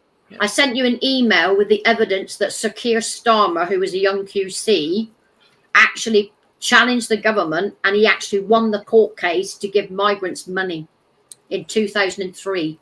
I sent it to your Pappy Bill, and there's 2 pictures for you. And he also started a bill to disallow the government to ban migrants from coming here. And this is the man that this country wants to bring in as the next Prime Minister next year. And Tina's been going on years before then as well. There's other acts. And stuff. And also, where does I'll say loosely, our Prime Minister, where's he originate from? I'm not sure. I think he's an immigrant from 5 generations or 3 generations. No, he's Indian, right? And the past couple of days, we see that India just sent a rocket up into space, haven't they? Yeah. Yeah, and they just announced, our government have just announced they're going to give a 77% increase in funds, foreign aid. Yeah. Oh, the financial. I disagree with that anyway, Simon, because we've got people here. They should be spending the money here. We've got poor people here that need help in this country. You know, we send over £5.5 million a year, and one of the things to Pakistan for condoms. For what? Yes. Condoms. When you said where's he from, I thought you were going to say Luton. How much do you send to Israel? We need to have, each country needs to take care of its own first. Then you can start giving aid to other countries. We've always done it as a United Kingdom. We've always given aid to others, but there are a limit. Since everything's gone tits up here because of COVID and everything, people don't trust each other anymore because of the lies told by government right the way through the whole thing. And we've got a lot of animosity to neighbours even. Neighbours have been separated. It's got bad. If you look at the North, each political party promised to actually send money to the North. They are so desperate. They haven't got doctors. They haven't got dentists. They've got to travel 100 miles to get to a hospital in an emergency. They got no schools. They are desperate up there. Their children can't even stay there because there's no work. It's treason. It's treason. Untold billions being sent to China as well, not billions, sorry, millions, to China to teach them how to grow rice. Untold millions being sent to, no, I'm not untold millions sent to Jamaica so how they grow bananas and coconuts. Really? If only we knew the truth behind those big black gates, I tell you, because it is ridiculous what they waste money on. Simon, if you think that's where the money's gone, then you're a fool, mate. I know you're not. No, not gone. Yeah, it's gone. It's been funded, but that doesn't mean they receive it. Exactly. They're saying it's going to teach Jamaicans how to grow bananas, who have been growing bananas for fuck knows how many centuries. And the Chinese? And the Chinese have been growing rice perfectly well. Centuries. Absolute centuries. And if you think you need to send money over to teach them how to grow rice, when the majority of the country, or not the majority of the country, a large proportion of the countries have to live by growing that shit in order to pay for their own food and for them to live, etc. Anyway, as if that money's going anywhere near any of those fucking. That's why I like fair trade, because fair trade is growing across the world. So now these farmers are paid a living wage. They actually get the right money from fair trade organisation. A lot of our supermarkets support that. But many years ago, Exmouth had its own port. The Russians would come in and drop off the big giant bottles of vodka and whiskey and stuff, and we'd swap it for grain, 25%.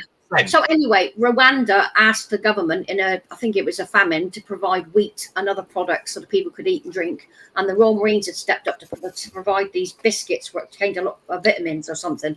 So anyway, we got the tankers ready. The Rwandan Prime Minister refused to accept the food because we wouldn't give him the order he ordered. He wanted a tanker full of whiskey. And our government said, we are not sending it in the middle of a famine. That wheat was left on the yacht, on the boats outside Exmouth, and it had to be dumped because he wouldn't accept the order. That was about 8 years ago, wasn't it? 8 years ago, 9 years ago? Maybe a bit longer now, Simon. Yeah, I remember that. People forget, don't they? They forget. Yeah, but it was Rwanda. He wanted whiskey. That's what he wanted. He didn't want his people to get food.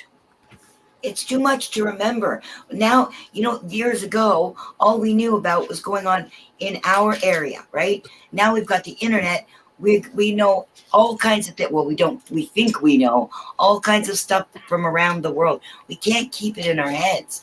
It's just too much information, and it's too much bogus information to sift through.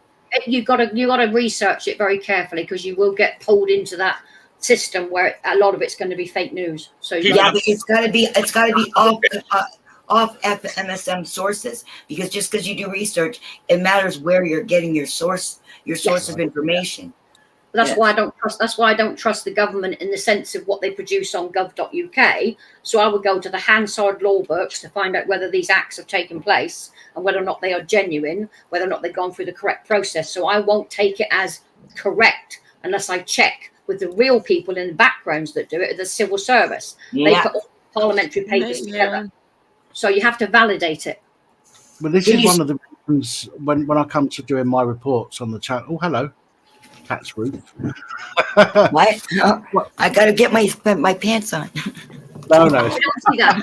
One of the reasons when I do my reports, what I look for is I look for different sources of information. There's certain parts of the information that is word for word verbatim. Some reports only write word for word. There are identical copies of other reports. Yep. Those reports I try not to take too much attention to, because I know that they've been fed that information. So what I do is I look for reports that are different. The information within those reports that are the same is the information that I need to try and check out myself. So if all of the outlets say one thing about a certain situation, I think to myself, where did this come from? Because they've just said the same thing verbatim what others have said. So this is why I need to, verify. And sometimes I have to tell people that, because that's what I get told. Sometimes I have to call the police or email the police press office and say, look, can you give me information? And they'll give me the same spiel as they've given everybody else. And I can only report that is because that's the information that I've been given. But what I try and do is I prefer to find reports that the only bits that are word for word the same are the quotes what people have said. Yeah, it's the same as me. When a politician says he's passed a law or he's putting through an amendment to a law, that's what they're doing. But theirs is waffle. I look at what they're putting in and it doesn't make any fucking sense. So the civil servants behind the scenes will look at it legally and then put the context into a bill and then an act of parliament. So that's the people you go to, the civil servants behind the door. You get their reports, not the politician, because theirs is full of crap. Yeah. Civil servants, aren't they paid at like government? Yeah, they're government officials. They're paid £110,000 a year. Don't you want to get at somebody who's not in the government to do the Well, check? you can't, because an act of parliament has to come from parliament. So it has to come from the politicians first. They write the bill. It's sent to the House of Lords to look at. Then they send it back. Then they make amendments. Then they send it back again. Then it becomes an act of parliament. Yeah, that's how it works here. Except one extra is that we have to send it to the Governor General after that to take it to the Queen or the King now. The Queen gets to look at things, but she doesn't have a set. Well, it's not the Queen. No, I know they don't. She doesn't get a say. She's like a rubber stamp. She would agree. She couldn't say no, but there were certain things that she didn't like that she'd take out when she went to the state reading of the act she wanted to put through. She wouldn't say no, but if she didn't like it, she would literally push it to one side. Yeah, now it's he now. Now we have to say he now. I don't care. You'd have the bill, right? So a politician drafts a bill. That goes through to the House of Lords. The House of Lords will look at it and say whether they agree with certain parts or not. And the House of Lords, to be honest, should be on our side, but in a lot of cases they're not. No, neither is our Senate. So the House of Lords is supposed to be on our side, and they're supposed to preserve our freedoms and our rights. And once it's been agreed between the bill, the person who's written the bill, and the House of Lords, it then goes for royal assent, which is where the Queen or King looks at it and then signs it off, which in many cases I think that they have done many times without taking anything out. They've got the option of saying, look, this is fine, but take that out. Nobody's looking at it. Nobody's looking at it. They just rubber stamp. Yeah, I heard that you guys do some changes here in Canada. They don't do any changes. Our Senate, they're getting paid for nothing. And they got a job for life, and they get paid for nothing. This is the same as the House of Lords, Cat. They have a job for life, but they are rich people. They are lords, ladies, dukes, duchesses. They've all got £10 a day to just turning up. So they don't work for us. And there's a large percentage now of people in the Lords that were given titles who are not English. Yeah. And for money as well. And for money, you can buy one. Yes, he did. I can't believe you can buy a lordship. That's what Rocky did. Rocky sold his lordship. How do you do it? Isn't there supposed to be some blood thing going on? No. You can actually buy a noble title in this country. I know. It's real. It's genuine. You get the actual seal of the crown. You get a crown with it. You get a cloak. You get a medal. You get a ring. And you can change your entire name to Lord or Lady, Duke or Duchess, Prince or Princess. You can buy them. It's like this adopting a star business. Yeah, that's what I was just thinking. But these are real. These are actually real noble titles. Some of them go back to Henry VIII. Some go back to Queen Elizabeth I. And you can literally pick one. They start from about £800. They go up to about 300,000. But you can buy a title. And they are genuine. And you can pass them down to your kids. They don't call me Lord Pap for nothing. There you go. See? But you can actually... Yeah, Gaylord. Sorry. But you can buy them. You get a shield. You can change your name on all of your documents to that title. So Simon just got destroyed.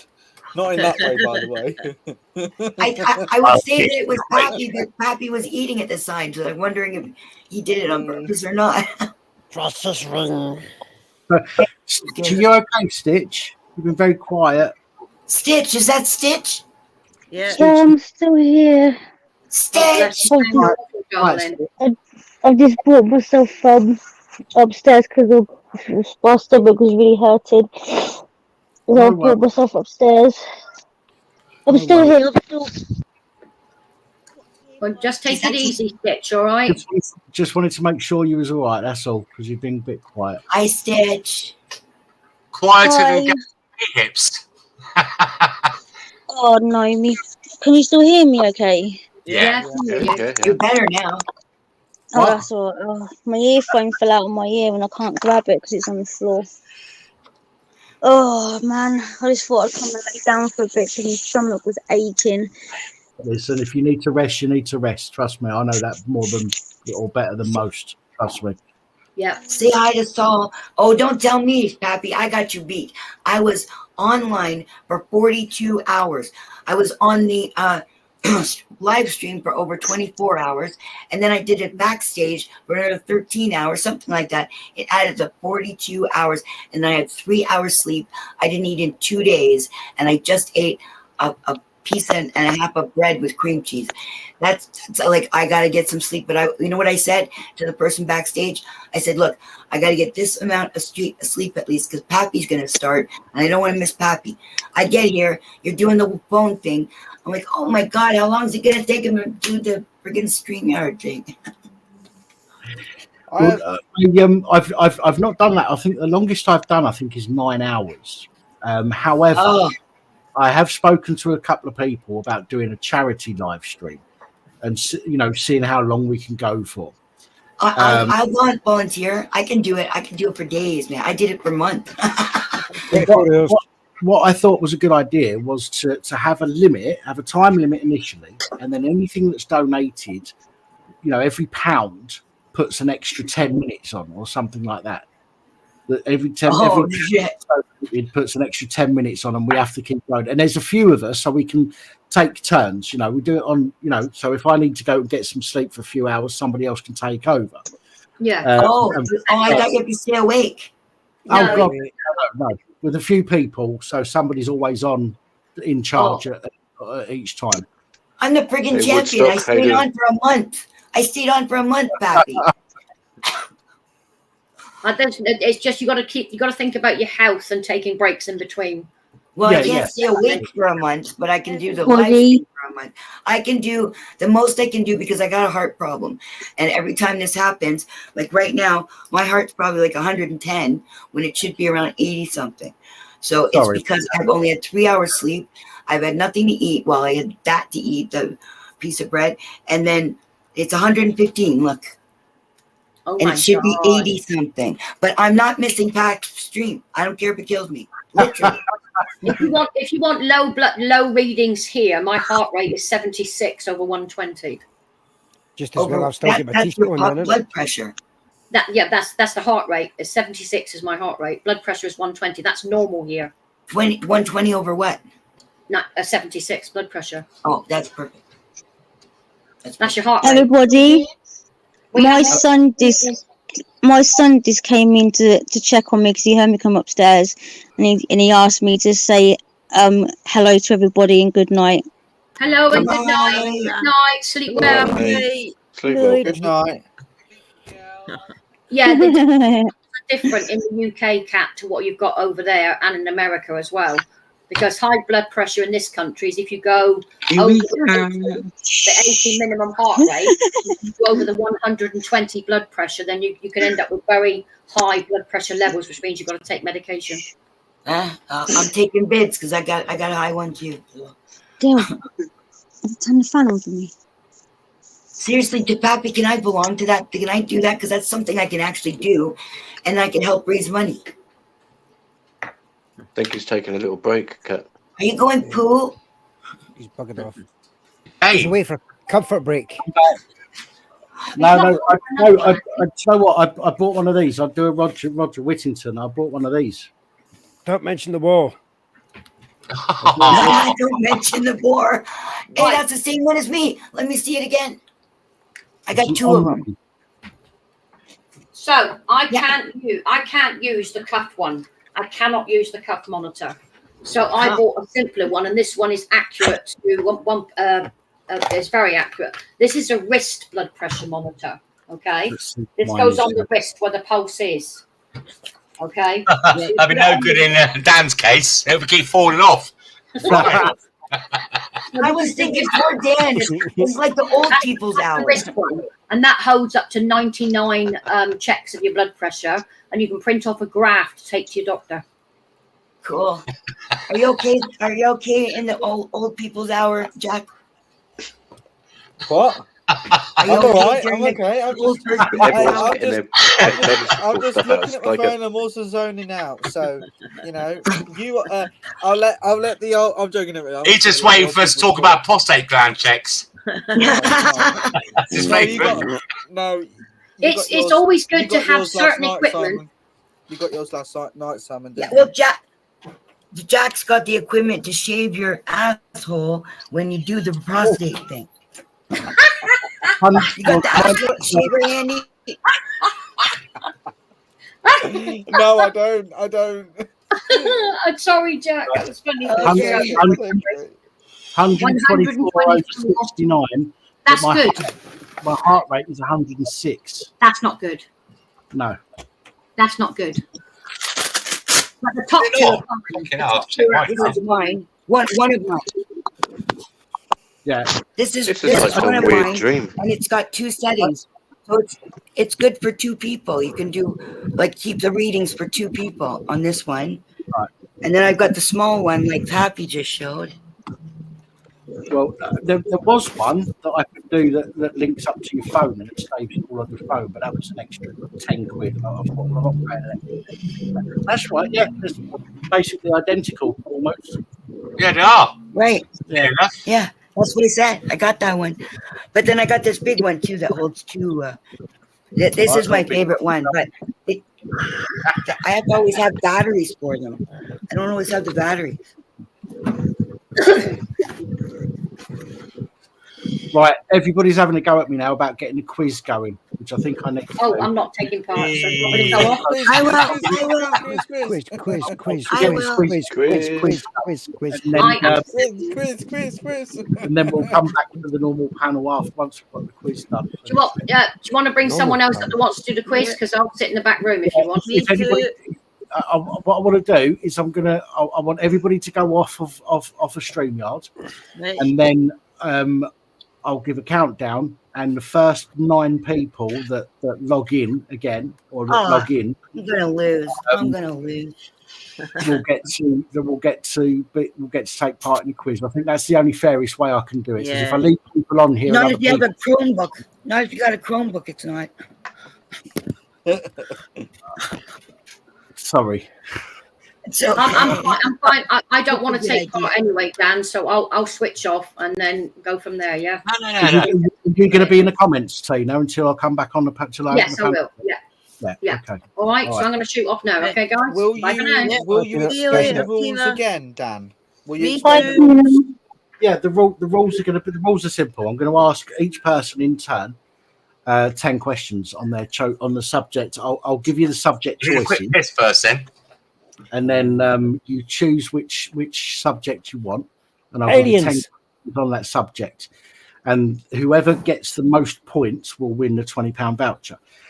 If there's a draw, then those 2, 3, or 4 people, whoever draws, then they'll have to choose a different subject and answer questions again until we're left with one person that's answered the most questions on each category.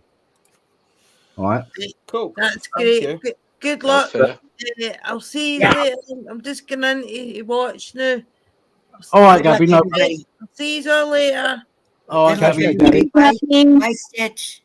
I'm going to go into the chat too, because I probably wouldn't be able to do it anyway because my brain's not working anyway. But I'll be in the chat.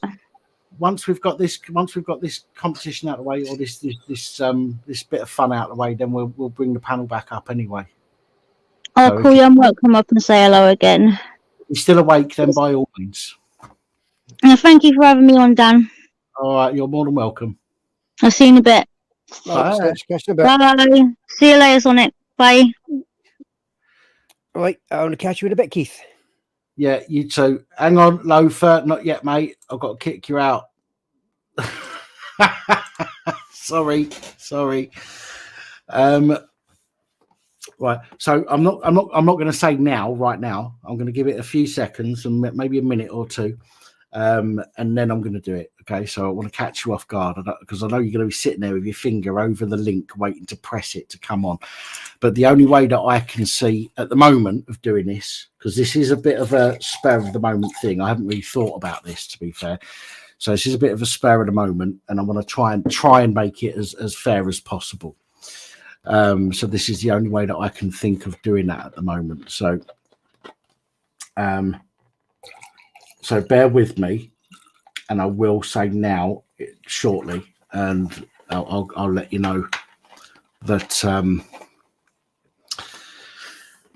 that it's time to do the quiz. But I'll tell you what I'll do. Just while we're waiting, I'll give you an idea of what the categories are again. Right, so we've got, and again, we can only do one category per person. So once a category has been done, it's gone. We can't do that category again.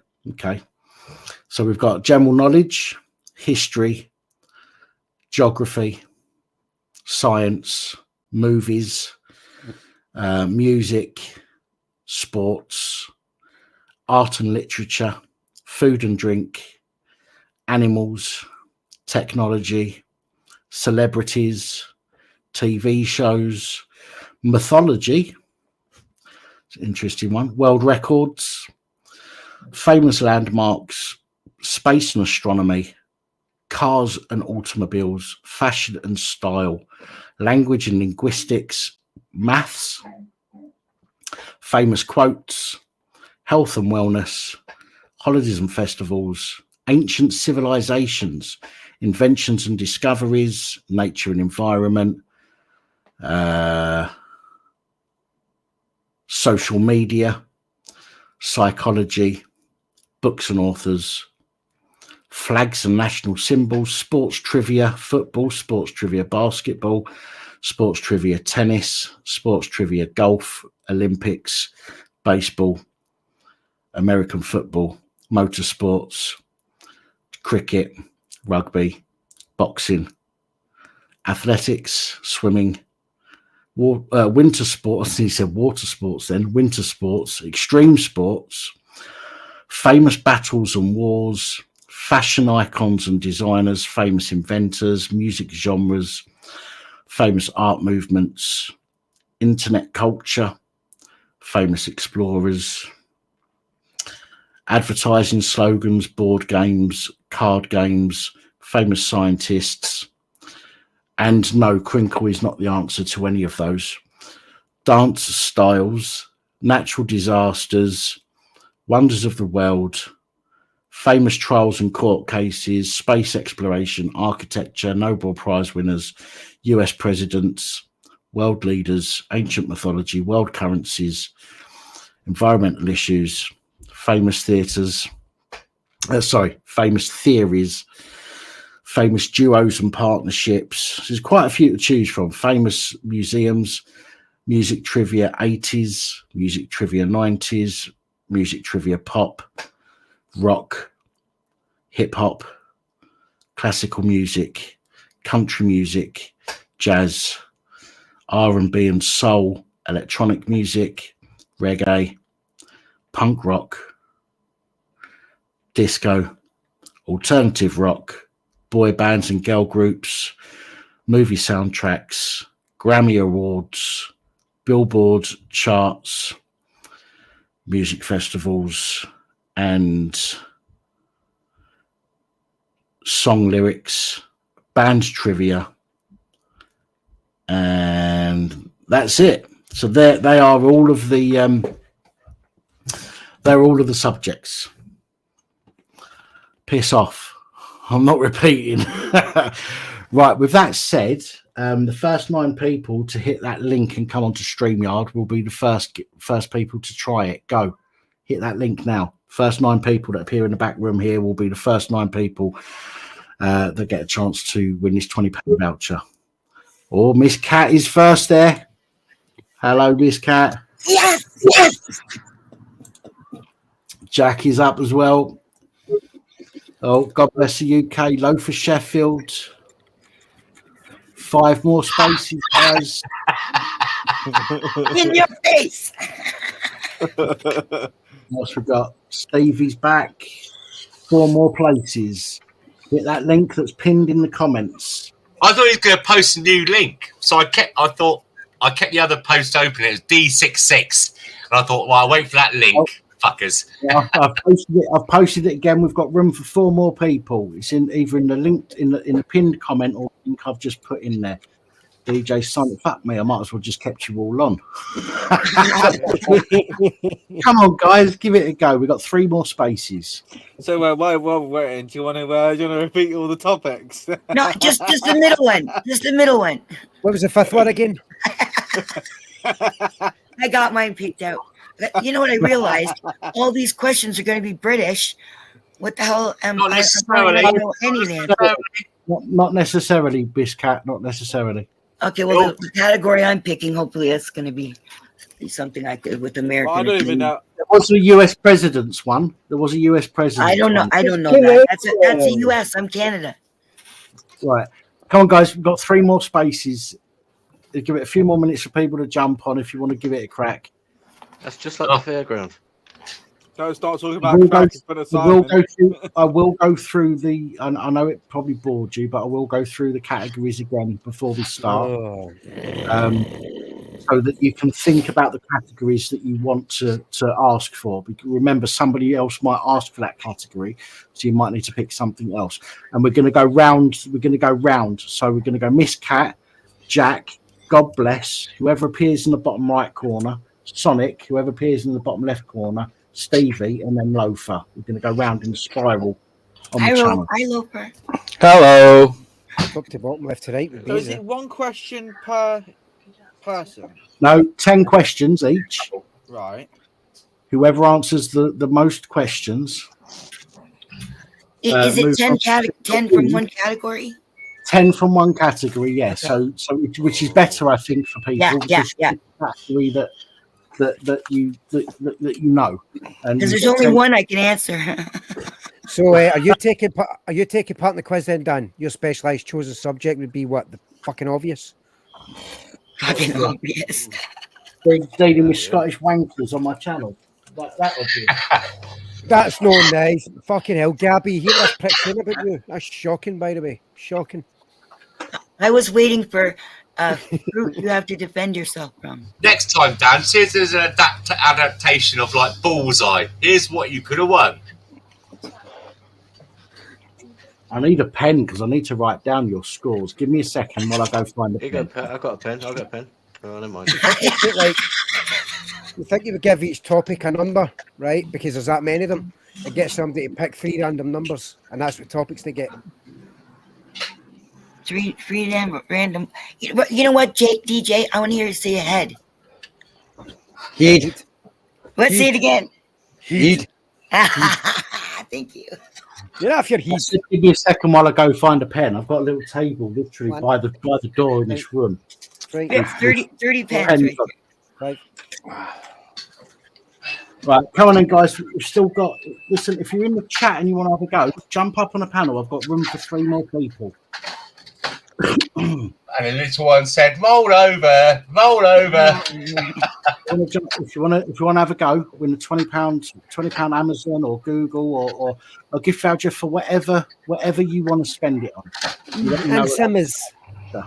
Who said that? Jack, just to prove that I'm not cheating, just in case anybody posts the answers in the chat. My mouth hasn't opened, Sonic, so pack it in. People in the chat can join in, but I can because it's impossible for me to keep track of what your answers are in the chat as well as the people on the panel. So it's only the people on the panel, which is why You can give your answers in the chat. You could be right, you could be wrong. Obviously, nobody knows until the answer is given. So, yeah. Come on, Lost Souls, get up there. You've been around for a long time. Too much of an issue. If it becomes too much of an issue, and like all 5, 10, 9 people are getting 10 questions out of 10, and this goes on for the next half an hour, then I'm going to have to say no more answers from the comments. Hardly likely, though, is it? Pick a number. Pick a number.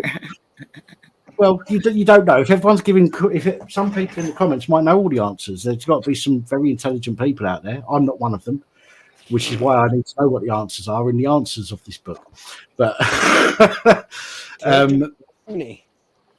but it has to be. But I have to, again, it's entirely down to you as a panel member whether you accept an answer that somebody's given in the comments or give your own answer. But if they give you the wrong answer and you choose it, you can't have a go at them for it because Can you phone a friend?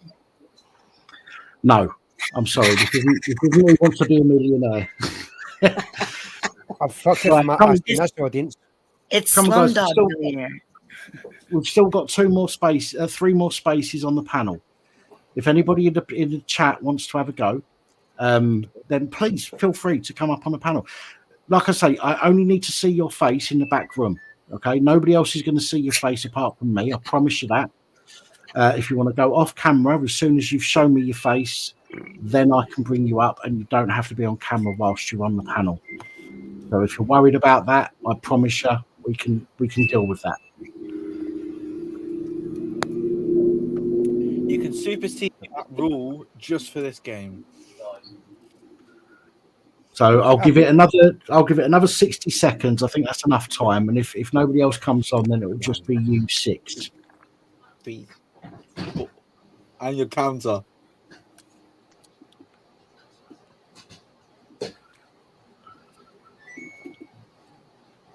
Was fairy tales one of the categories? No. Okay. No, I'm afraid not fairy tales. See, I thought it was just like random topics, random questions, one person at a time, one question. Seconds left. 3 lives. Like So if you get a Mastermind, question wrong, subject. yeah, but if you get a question wrong, you lose a life. If you lose all 3 lives, you're out. Yeah, you're not the only one, Moo. I've got a face for 15 radio. Been told many times. That's so not true. 10 seconds left. Crime Watch, Baywatch. 2, 3, 2. Hey, new move off. Is that time up? Step aside. Yeah, time up. Time is up. Okay, time's up. I think we've given long enough for people to click that link. It's pinned so people can't miss it. So it's just you 6 then. So Yay. Good luck, everybody. we start with Kat. We're gonna Kat, Jack, God bless, Sonic, Stevie, and Loafer. Sorry, you've got to go last, Loafer, but I have to choose a. His name is Loafer. I have to have a process, otherwise I'm going to get confused. So, okay, Mr. Cat. I'm ready for my close-up. Want to go through the categories again? No, I know which one. There's only one I can answer. Go ahead. Rock. Go on, Kat. Right, okay, and that's near the end. Please have American and Canadian ones too. Place your bets. Anticipation of death is worse than death itself. Okay, so we've got punk rock and alternative rock. Sorry, not punk rock or alternative rock. Punk rock. Those are the 2 categories. The rock ones, yeah. Punk rock or alternative rock. Jesus, why? Jazz, country music. Okay, maybe alternative. But I don't know Sorry, there is a rock music one. Rock music, That's punk rock, alternative rock. No, just rock, please. Right, okay, so I need to jot this down because I need to keep. Right, so Cat.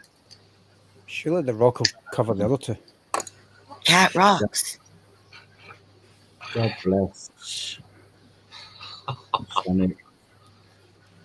Brighton Rock. Brighton Rock. Right. Rock. That might be one of the Blackpool Rock. Skate right, nest. okay. Right. So these are the questions. Right. Again, if you want to answer in the comments, that's fine. Kat, you can either go with what they've said in the comments or you can pick your own answer. It's entirely down to you. Nobody else on the panel can answer any of these questions. First question. Which band is often referred to as the greatest rock and roll band in the world? Shit, I wonder if it's British or not. Of course. It is. I'll give you a clue. It is British band. Okay, I'm going to say the Stones. That's what I would have said. Correct. Correct. It is the Rolling Stones. Yeah. Okay. Who is considered the father of rock and roll? This is an American. Okay. Is he black or white? He's white. He's white. He's white? Oh, it's Okay. easy, man. Come on. Okay, well, I'm going to say Elvis. Yeah. King of rock and roll, isn't he? It's Chuck Berry. Chuck But Berry. I asked you if he's white or black. You said white. He's white, isn't he? Yeah. No, Chuck I Berry? was going to He's say black. Chuck Berry. I was going to say Chuck Berry, but he's black. Right, my bad. In that case, I won't give any extras. Sorry, Okay. that was my bad. That was my bad. I'm sorry. Specialised chosen subject, the fucking obvious. I always thought he was white. But my bad. I apologise for that. It's okay. Sorry. I just didn't know if it was like a political answer or the real answer. Yeah. Which band released the iconic song "Stairway to Heaven"? Led Zeppelin. Correct. Zeppelin. Yeah. You want their names? No, that is Extra points. Extra points. who is known as Come on, who is known as the Lizard King, and was the front man of the Doors. Oh, that's shit. He's buried in Paris. Think of the movie. Think of the movie. Jim Morrison. Yay. Correct. Which British rock band is famous for their concept album, The Wall? The Wall? Did you say The Wall? The Wall, yeah. Pink Floyd. Correct. Which American rock band is known for their hit songs "Sweet Child of Mine" and "Welcome to the Jungle"? Guns N' Roses. Correct. Which band's lead vocalist is known for his powerful voice and stage presence with songs like "Highway to Hell" and "Back in Black"? That's AC/DC. So what? You want the name of the singer? No. Which band? Okay, it's AC/DC. Guns N' Roses. What? No, It's no. a hell of AC/DC. It's Brian Johnson. I'm on the highway to hell. You're reading the wrong line. You're reading the wrong answer. Brian Johnson. It's not. It's that. Bon Scott. No, hang on. Which American rock band is known for their "Sweet Child of Mine"? Which is. Well, that's Guns N' Roses. Guns N' Roses, yeah. Yeah. Who's That's gonna what I answered Black first. and Black. It was the answer underneath Highway it. to Hell. The next question. Yeah. No, It's it's AC/DC. Highway to Hell is The Highway question to after Hell that is was AC/DC. Guns N' Roses AC/DC. is known for their hit songs "Sweet Child of Mine" and "Welcome to the Jungle." Yeah, she's answered one. that right. She answered that correctly, and then you asked the next question, which was featuring the song "A Highway to Hell," which was Which is AC/DC, with the AC/DC. singer, which is Brian Johnson. So I just answered two at once. No, it's the same one. No, it's not. Where did Right, Highway off to with his Hell head. come from, Dan? Oh, hang on a minute.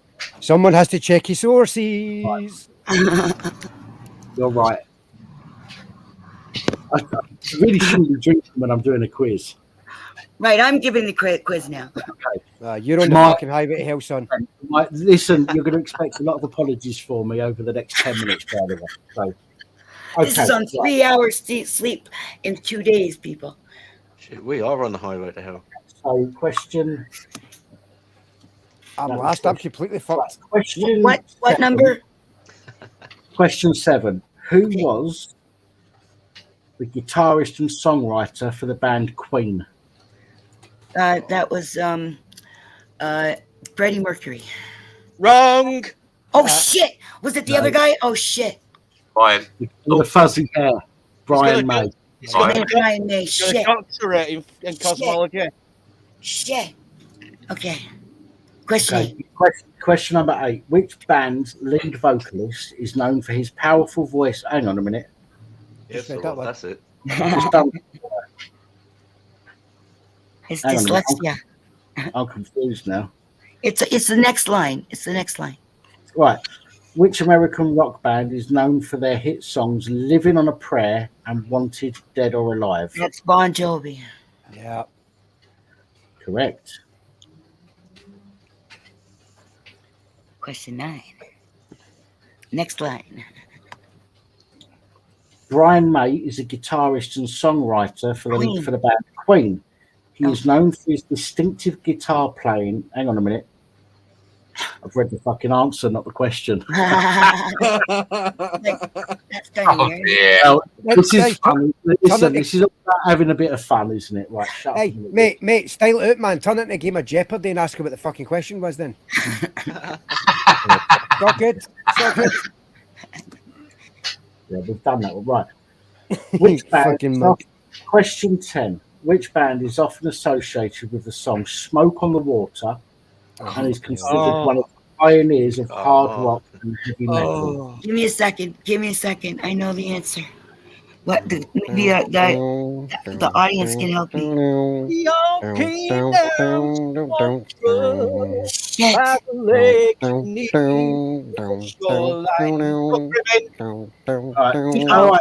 Guys. Deep Purple. Well done. Then thank you very much. Somebody said just Deep. That was Berlin 33. I read your answer. Thank you so much. Kat, you actually only got one question wrong, considering I fucked up a couple of times. You only got one question wrong. So well done. That's a fucking cracking. Congratulations. Thank you. And you shouldn't be blamed because friends don't let friends read drunk. Don't worry. Okay. It was Jack, great. Thank you. And you done really well, even though I was messing up a little bit. So my bad for that. I do apologise. That's okay. No worries. It was funny. Yeah, it's only okay because you got. If you'd have got 4 points, you'd have blamed me for it. Would you say I'd have to blow you for it? Is that what you said? You'd have blamed me for it. You'd have only got 4 blame. Is that the sudden death round? Right, Jack. Mr. Jack. Yep. I'm listening. Right. You can pick anything but rock. You're going to ask me to read them through again, aren't you? Not all of it. No. Can you just read me? Can you just read me like 4 or 5? Right. Let me to go start back from the bottom, from basically the top or whatever. Okay. General knowledge, history, geography, science, movies, music, sports, art and literature, food and drink, animals, tech. You say tech? Tech is in technology.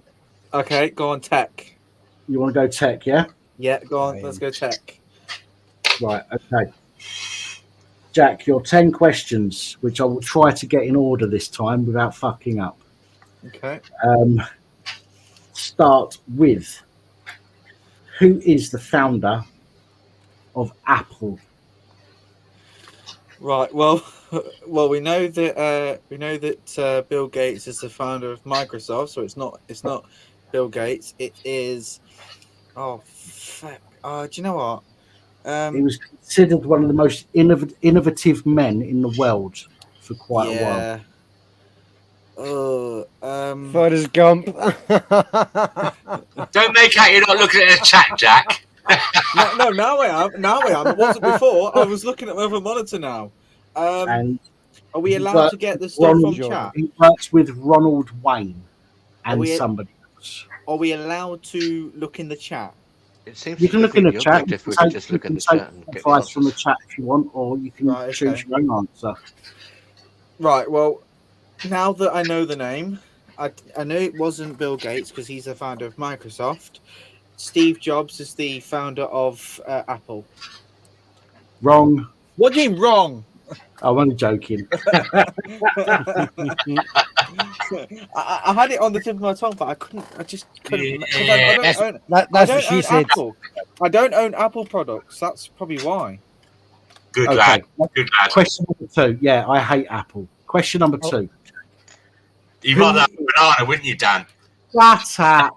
I'm talking. Don't interrupt the host. I love your Black Sabbath t-shirt there, Cat. What is the most... Sorry.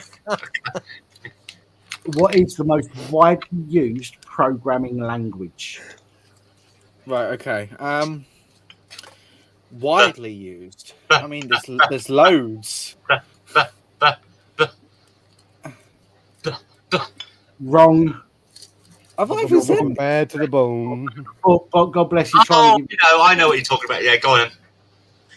I'll give you a little clue. It is a popular programming language used for creating dynamic web pages and web applications. Right. Okay. So obviously with that you've got HTML. You've got One person in the chat has got the right answer. Yeah. You have HTML, C++, PHP. No hint, but well done, Berlin. All those. So I'm probably going to say, considering the fact that at school they used to teach us on how to. Give me a second. Shut up. Considering the fact that I used to get taught on how to do web pages at school, and I still do meddle with that, I'm going to say HTML. Look, it's JavaScript. Is it JavaScript? Yeah. Yeah. Wow. God bless. Tried to give you a clue. It's okay. It's all right. I mean, there's so many programming languages. There is. But remember, Cat got one wrong. Even though I fucked up, Cat got one wrong. So you're still on par with Cat at the moment. Yeah. Okay. No pressure, son. Question 3. CSS is just more of a style sheet more than anything. Pick up the British. Question 3.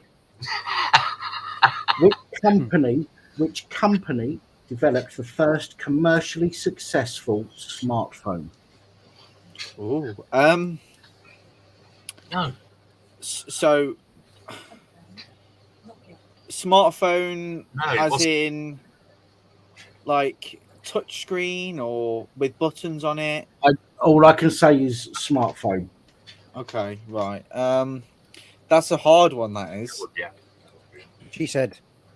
Because you had Nokia, you have Motorola. Oh bloody hell! Oh, I mean, Yeah, I wasn't. come on, think back, Jack. Like Motorola's with the flips and stuff like that, and transportables. Think about the one with the touch screen. It's a smartphone. You can take pictures and do this and that. There's the and it's iPhone, not a banana. It's not a banana like Dan likes. There we go. I mean, I don't think the iPhone wasn't the first. Surely not. I don't think. I think it was. Oh, sorry. I'm going to mute myself. Yeah, I think. I think you should. I might have to skip you and put you last. Problem is, you know what, right? This is an interesting one because best till last. I mean, smartphone. I mean, yeah, you had phones back in the day, like Nokia's and like older ones, just with like with buttons and stuff. I mean, if you consider smartphone, I would assume it have some sort of touch screen. That's why it's called a smartphone. So I think Apple was. They were probably the first. I'm gonna have to start pressing you for an answer. Yeah, I'm gonna say iPhone.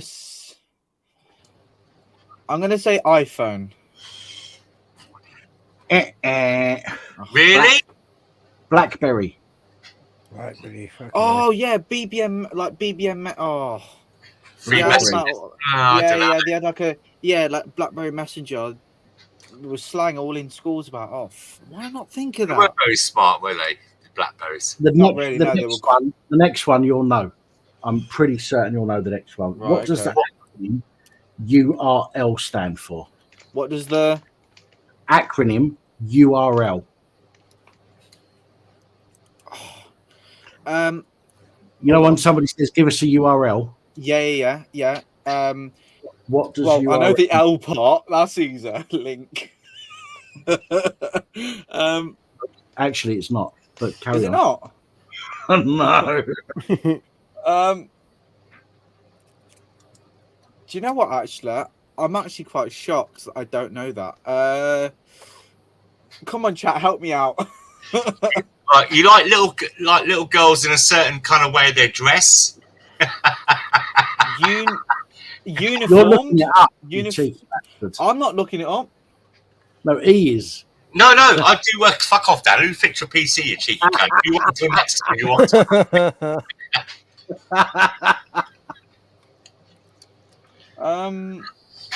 Right, girls in little uniforms and sat nav. There's your answer. What? Oh, Jesus. What do you're giving me mixed signals now. What do they wear at school? Young Right, boys or girls? What do they wear when they go to school? I'm gonna say, I mean, again, I don't know why I don't know My this. PC's jumped in already. I think it's an insult to my own intelligence. Remember, remember. There's a chat there available as well, so you can. I'm gonna say, or not. I'm gonna say uniform resource locator. Correct. Well done. I have never known what that has meant before. I am quite embarrassed about that because I'm all over computers, and yet I somehow don't know that. Such a thicko. Okay, all right. Okay, next question. Question number 5. What is the main purpose of a firewall in computer networks? What is the main purpose of a firewall? The main purpose. Well, I know it's basically like a added security protocol. Not protocol. It's like an added security level. So it makes it more difficult for, say, hackers to get into, say, a mainframe database server or whatever. If you've got a firewall in place, and what is the main purpose of them? I guess it's to prevent or to. I'm going to even say the word prevent and or deter. Sorry, excuse me. Yeah, deter, we could do deter, it. Deter we could do hackers. with it down Or on deter Dome. unauthorized. Deter. Give me a second. Deter unauthorized users from accessing it. Accessing something. Basically, it's protection. So it protects something. That's what a firewall is for. But what is the main purpose of it? You're close. I'll give you that. You're close. Tell me the purpose. To protect. Is that what it is? Protect Nearly, because of B. Because of B. What? To protect what from what?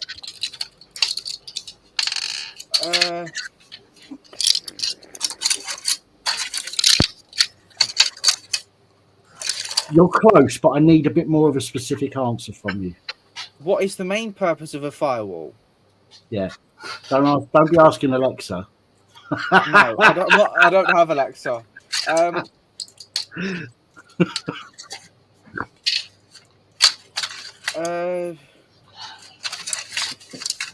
To secure or to give extra protection with To what from what? And I'm going to have to start pushing you now, I'm afraid. What does it protect? What does it protect, and what does it protect it from? Okay, it protects I don't know, let's just say a server or a database or a mainframe, for example, and it protects it, and it protects say from viruses and bugs and things that can or brute force things like that. Do you know what? I'll accept that. I will accept it. It's not what I wanted, but it was close enough. It was to protect a network from unauthorized access. Right, okay. I was kind of close. You were, excuse me, which is why I was trying to push you Yeah, a little, yeah. you know, but I will accept that. Okay. Question 6. Artificial. Hang on. Question 6. Oh, fucking hell. I've just made a company. What does the abbreviation AI stand for? I already know that anyway, so artificial intelligence. Artificial insemination? No, shut up. Well, Unless yeah, you're playing because GTA, it's fucking artificial idiots. You do that every night, Simon. Come over here. Yeah. Right. Question 7. Yeah. What social media platform is known for its character limit of who's fucking popping pills? Me. Simon, stop You it. need your microphone How did then. you know what I was doing? Because you said in the chat. I make it every fucking morning when I'm doing my pills. I can't believe you knew what I was doing then. Junkies. What social media platform is known for its character limit of 280 characters per post? This might have changed slightly since this book was written, Right, but you should have an idea. And is it very popular? Obviously, I know you can't. It's popular. It's a social media platform. Right. Well, I mean, I've got a lot of choices to go for. I've got Reddit, I've got Twitter, I've got Facebook, I've got Instagram. Right, but which one has a limit on the amount of characters you can use? Something you don't get to shag. Jack. What? The toaster.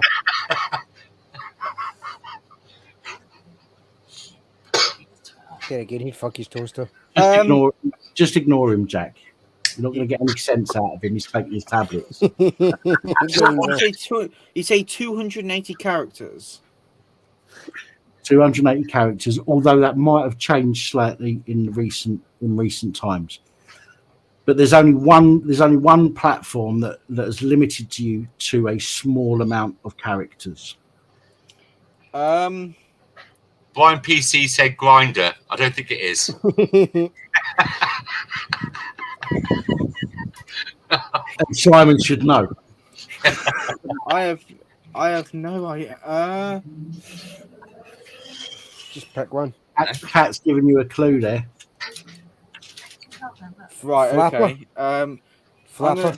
Okay. In that case, then I'm gonna say Twitter. In that case, I'm gonna say Twitter. Twitter is correct. Well done. Honestly, I would have never genuinely got that. I don't use Twitter anymore because I got suspended for no reason. So right, you should know this one. This is another acronym. Okay. What does I know this? What does the term HTML stand for in web development? They even said that. They even taught me about it in school, and I kind of know it. It's I think it's like something. Don't take this as my answer, by the way, but at least how I probably think it's probably like hyper multi-text language, or I don't. You're close. You're close. You're close. I'll put it that way. God bless. Shush. Oh, sorry. I'm going to mute myself. I'm excited. Stop trying to answer for him. If you give him the answers, then you might not win.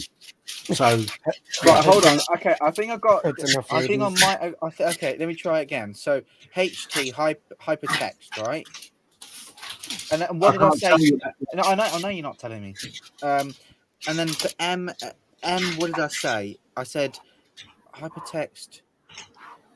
What did I say? Do you know what I actually said? Masturbation, wasn't it? No, serious.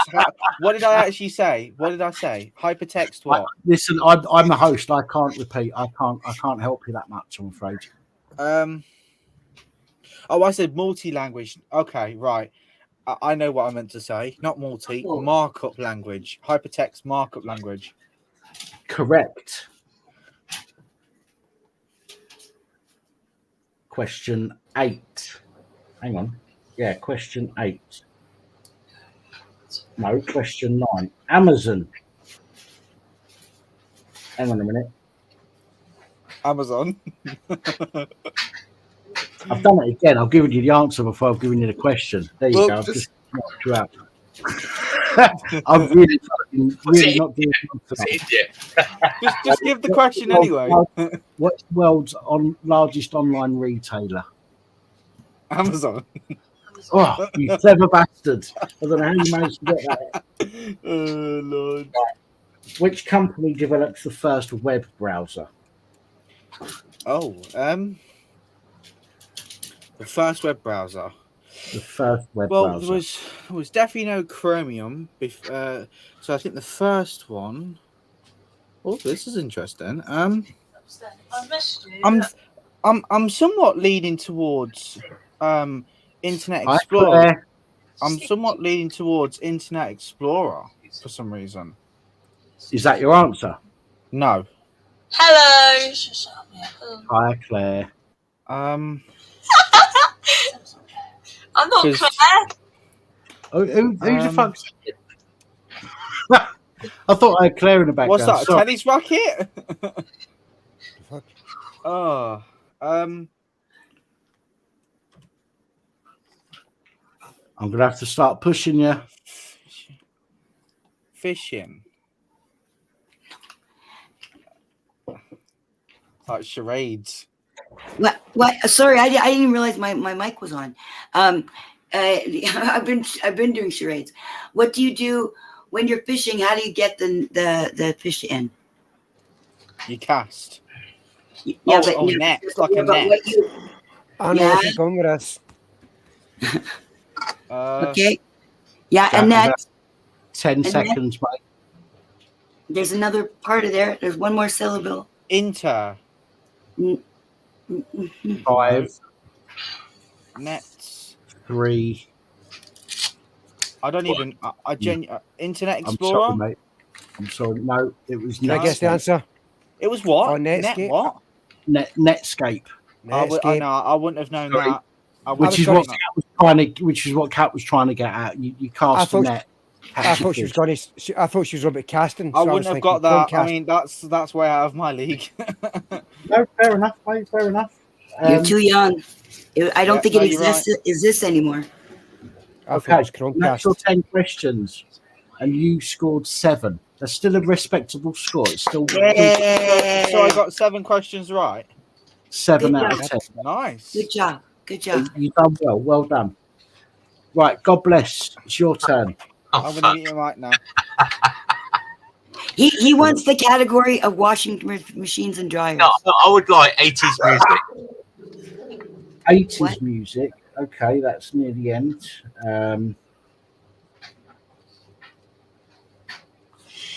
Well done, Jack. Done well, considering I fucked up again. You did well. Right, hang on a minute. Let me just get another beer out the fridge. 1 second. Yeah. Oh, you always drinking. I'm looking for your category. Don't worry. You're such a diva. Hurry up.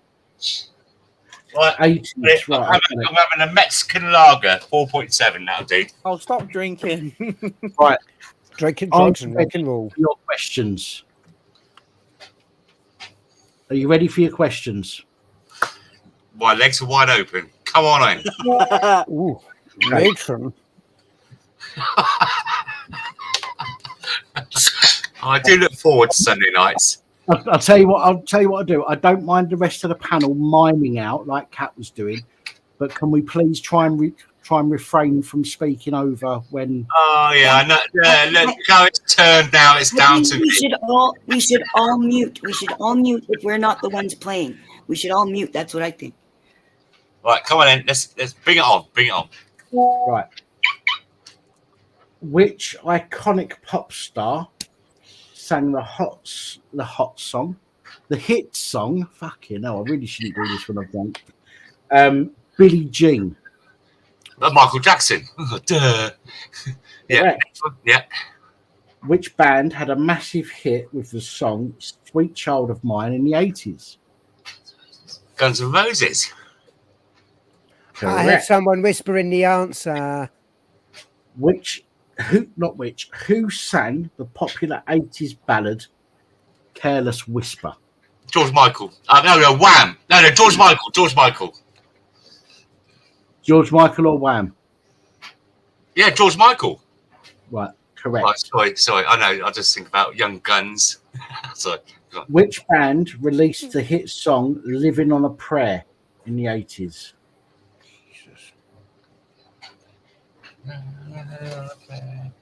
These are duplicate. Cat's intro video, and that'll be Bon Jovi. Yeah, I was going to say these Correct. are duplicate questions now. Madonna had a chart-topping hit with the song "Like a Virgin." Oh, fuck's sake! I've done it again. In 1982. Look, hang on. Who had a chart-topping hit with the song "Like a Virgin" in the 80s? If you get this wrong, I'm going to take the piss out of you for the rest of your life. And you're going to do the remake next year. Yeah, carry on. What's the answer? Madonna. You should have asked me what year. I think it's 82, wasn't it? Right. Which British band recorded the classic song "Don't Stop Believing"? Don't stop believing. No, they were British. Oh, I don't know. Oh, Starlight? No. Journey. Oh, yeah. Okay, all right. Question 7. Who sang the popular 80s track "I Want to Dance with Somebody"? Oh, what's her name? She died. Whitney Houston. That's it. That's the one. Bodyguard. Correct. Yeah, Whitney Houston. Crackhead Houston. What? No. Question. Yeah, she died after she took a crack overdose. She got into the bath, didn't realise how hot the bath was, and her blood pressure, because she stepped into a boiling hot bath, it affected her blood pressure. She passed out and ended up dying in the bath. Yeah. Neville. Let's not speak ill of the dead. Yeah, thank you, Kat. That's what I just said. Oh. Question 8. Which Australian band released the song "Down Under"? Oh, Down Under. It was Men at Work. Yeah. Correct. It's my sandwich. I don't know what that is, but yeah, we'll give it a go. Question 9. You're on par with Kat at the moment. So, question. My sister. Who performed the famous power ballad "Total Eclipse of the Heart"? Oh, that's hang on it. I know it. It sounds Scottish. Hang on it. Bonnie Tyler. No, don't write the answers in a fucking. I love you guys, but let me do it on my own. Bonnie Tyler. It was Bonnie Tyler. Well done. Correct. That's why I wanted to choose the 80s music. Question 9. No, question 10. Let's get it right. Which British band recorded the hit song "Every Breath You Take"? Please. Correct. So you and Kat at the moment tie break. Both leading on a tie break. Yeah. High five, you beat Simon. Sonic. Except you know what? You gave him the answer to one, so. I did with you as well. I have so far. I've done it with you, Jack, and no, you didn't. You skipped the one that you made a problem. No, you didn't give me your answer. I'm sure I've read it. I just have to be a little bit better than Simon. That's all. So, well, you might win, yeah, because at the moment I've got to do a Penis MB. I've got to do a tie break between you two shortly. So, anyway, my friend. Can you remember the categories, or do I have to fucking leave them out again? Oh shit! Wait me up before you go. I think science was one of them. Was it? Science was one of them. Yes, it was. I don't know if I should go for that one. Or... So I'm thinking music, being a DJ, but I'd probably make a cunt of myself. Probably. It's a shame that Iron Brew isn't a category. Scottish drinks. Scotch. And what's the other? Iron Brew, and what's the other one? The beer. Scotch. No. We've got general knowledge, yeah, history, and for Loafer and Steve, think about these categories as well for when it comes to you. So we've got general knowledge, history, geography, science, movies. You're quite good on movies, to be fair. Music, sports, arts and literature, which you'll be shit on. Food and drink, you might be okay on. Although I've not seen the answers, so I don't know. Animals, celebrities, TV shows, mythology, world records, famous landmarks, space and astronomy, cars and automobiles, fashion and style. You'll fuck that one up. Kitchen sink. Language and linguistics. There's no point asking you fuck about that one up. I can't understand your fucking language. What? Mathematics. No, fuck it. Fuck it, man. I'll give science a bash. The hell with it. Science. Right. Okay, fair enough. Fuck, man. Go back and find it.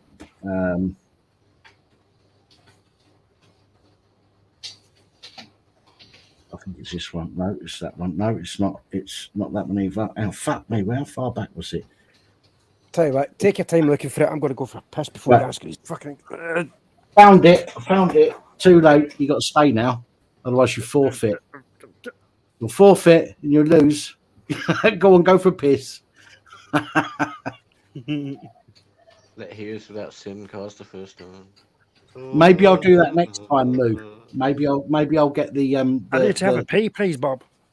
Go on then, fuck off. Maybe I'll do that next time, Lou, in order to get the chat a bit more involved. Is get them to choose the categories for people, just for a bit of fun. Again, this is only for fun.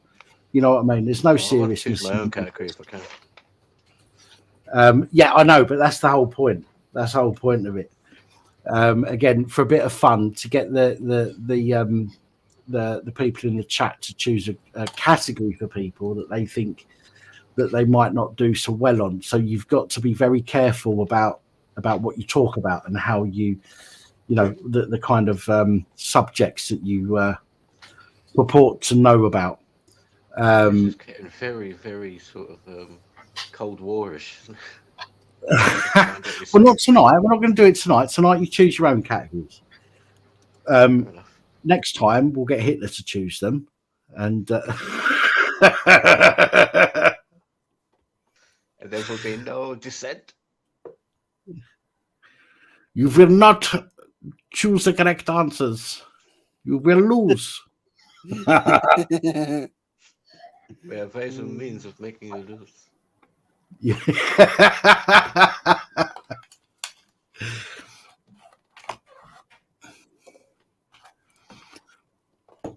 Oh, come on, Sonic. Fucking hell. Mind you, he has to find it first, doesn't he? Wait, did you wash your hands? You haven't, have you? You dirty bastard. Hi, Honic. Sonic. Hi, Sonic. Honic? Who the fuck's Honic? I don't know. Right, Sonic. Science is your category. I'm not Jewish. And your first answer, I'm not going to give you the answer. I'll try not to give you the answer anyway. But your first question is, what is the smallest unit of matter? And your penis does not count. Your penis.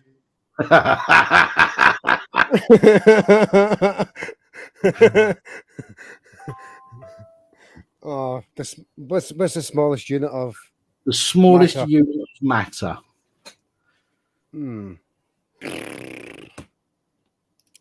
Micron. What? Micron. It's an atom. Atom. Photosynthesis. Yes. Fuck's sake, I'm just giving you the answer rather than the question. Right, Again. I'll turn into Jeopardy listen. then. I'll tell you what the question is. Is the conversion of light into trees that produces oxygen? More or less. That will do. Yeah. Look, I'm fucking struggling. Listen, at least you've all had the answer from me rather than the question on at least one one of them. I think apart from maybe not Cat, maybe I just fucked up with Cat and answered the wrong question at the wrong time. But still, you're all doing really, really well considering I've fucked up several times.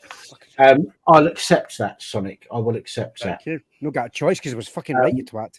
It was right. I learned something at school. Question 3: what's the largest organ in the body? And Pap's My penis.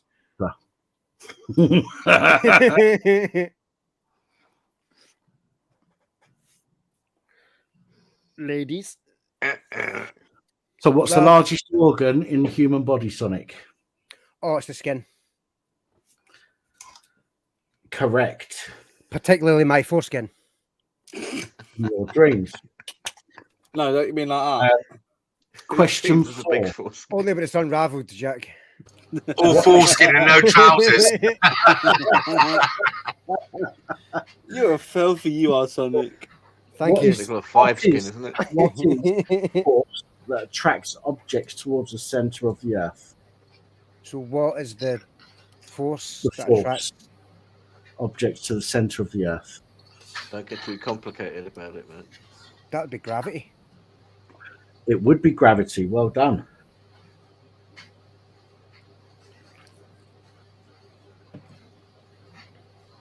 Unlike my At the sexual moment, magnetism.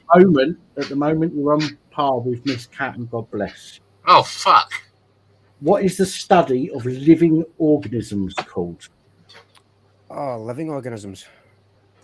I think Not it's biology. Not orgasms, organisms. What was your answer? Biology. Correct. Yeah, thank you, Loafer. You're fucked. What is? Just hold on. Just to clarify, I had the comments on the side chat next to the StreamYard. I moved them to a separate screen. I'm looking straight at the camera. So Okay, listen. If you want to listen. I don't mind people in the comments giving you the answer or giving their answer. You can choose it or choose not to choose. Special brew. Special brew. I'll have a look, you know. What is Oh, fuck off, Wolf. what is the chemical symbol for hydrogen?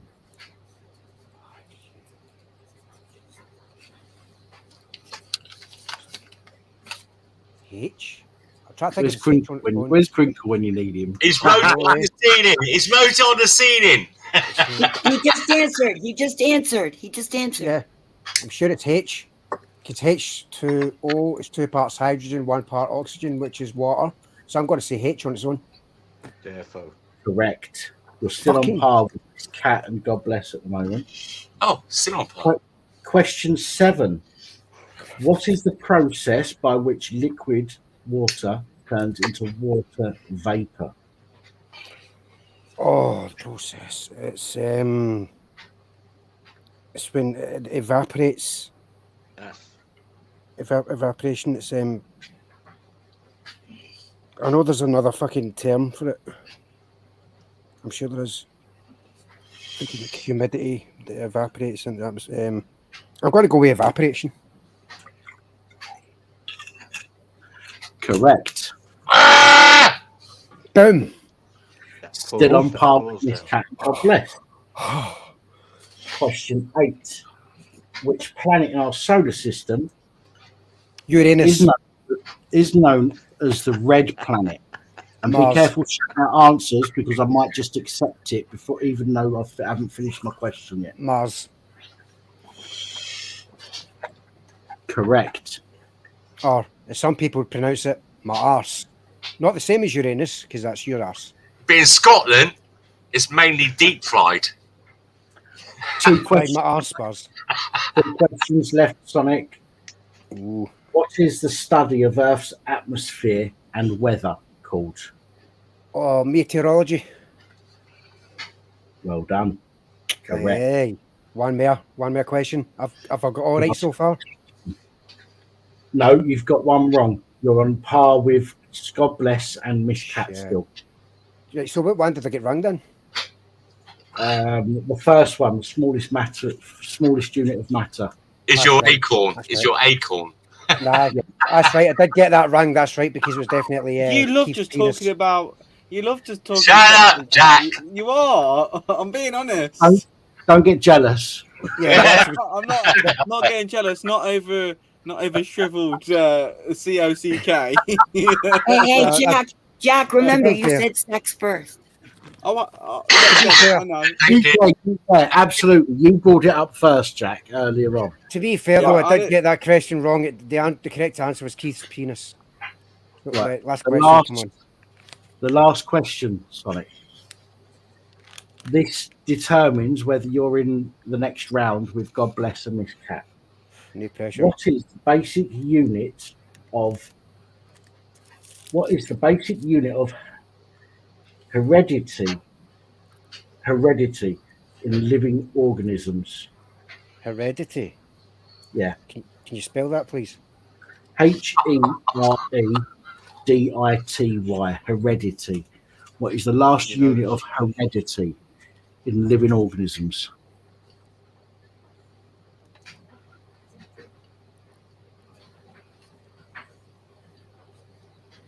Sweaty sock, sweaty sock. It's like down to a molecular level, like atoms and cells and all that kind of shit. It's the And your penis. Nucleus. I'm doing charades, DJ. I'm seeing sweaty sock. A distraction. Don't forget, you can look into the comments if you wish to. And look at the cameras. I won't. I'm not going to tell you if anyone's right or not, but there are comments there. If you want to choose one of those comments, or if you want to pick your own, that's absolutely fine. But I'm going to have to start pushing you shortly. Oh, there's a good few people saying DNA. Wrong there's one there saying mitochondria, but I know they've got mitochondrial DNA, which makes up the DNA. So I'm...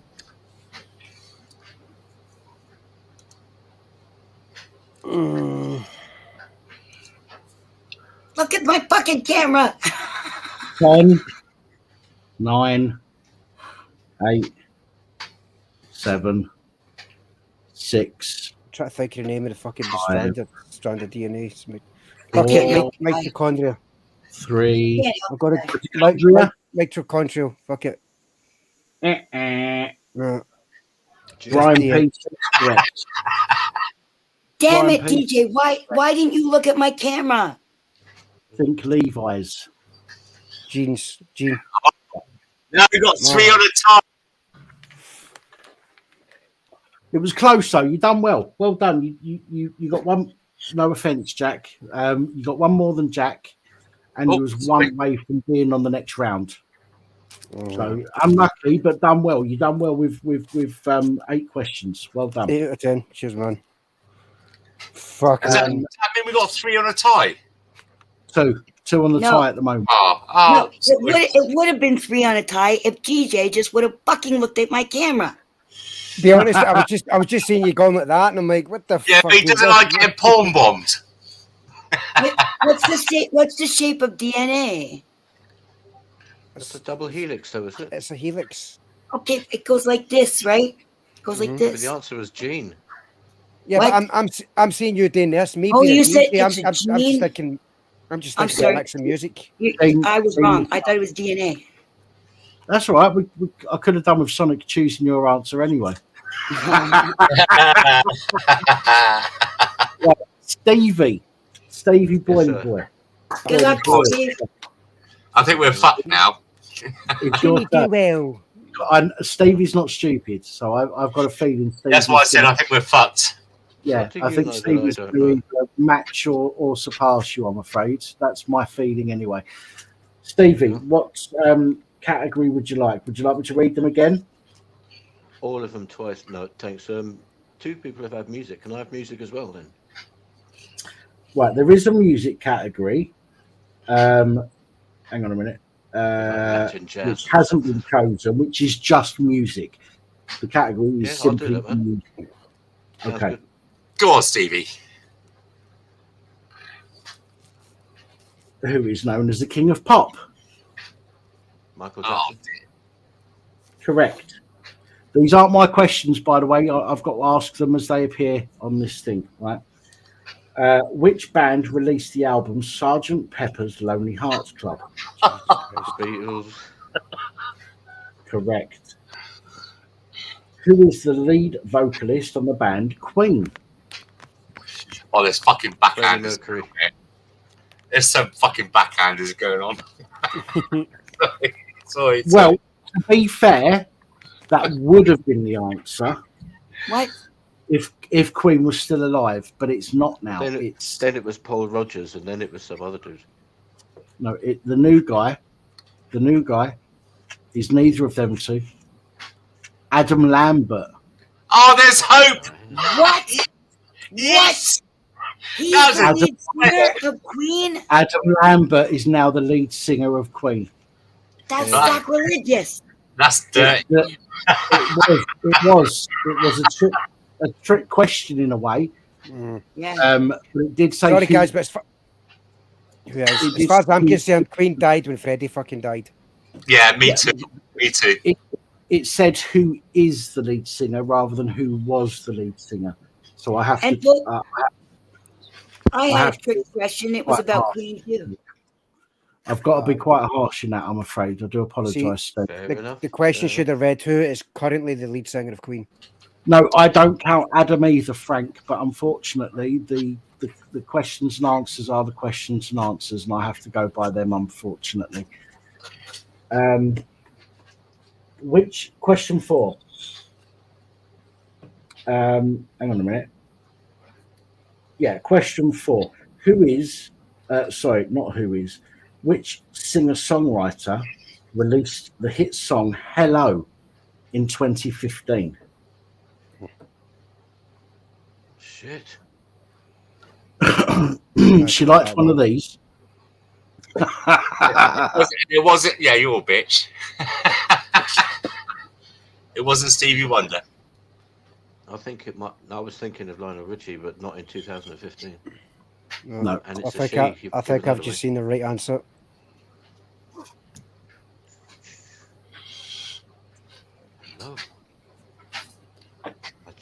No, I haven't got a clue. I think I'm out. Hello Adele. from the other side. Adele. Yep. Oh, right. No, I'd never have got that. What is the highest selling album of all time? We've already mentioned this singer a couple of times already. Thriller. Yeah, that's what I was thinking. Correct. Yeah. Done. By the way, I did grab my crutch when I did that, so I just wanted. I don't know if it's TMI, but there you go. Followed by a swift. Thank me later, Steve.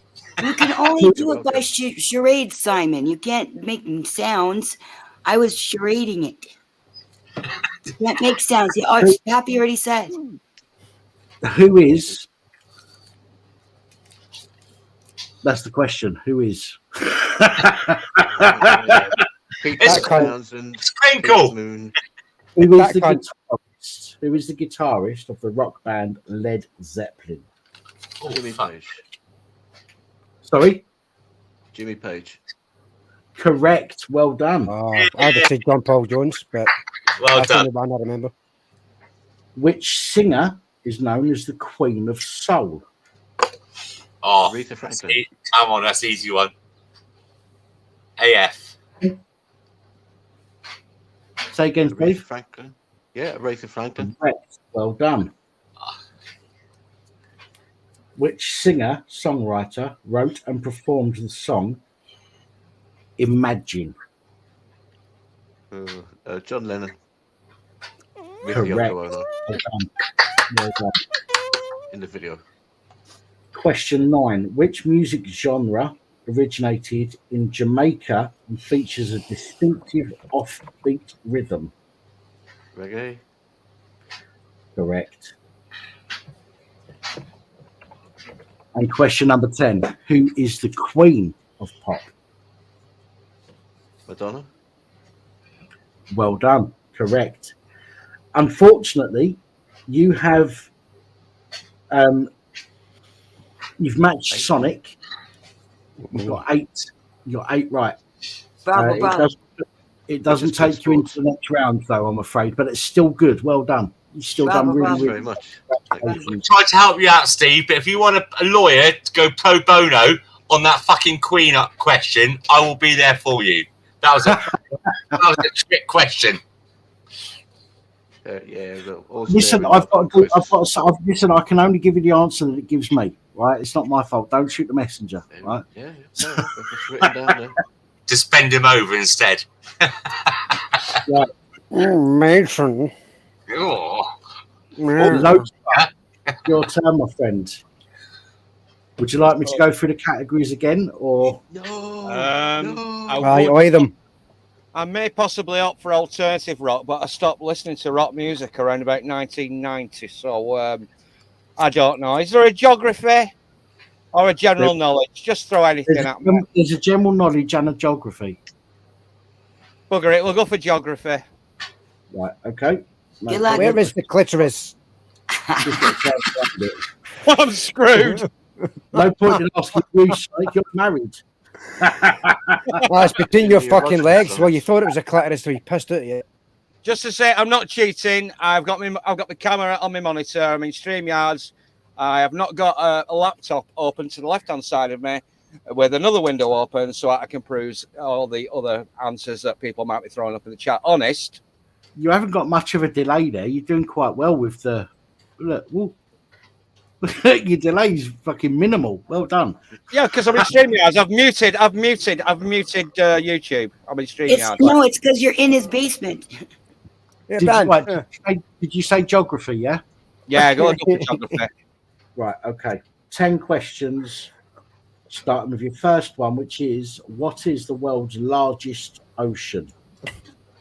That would be the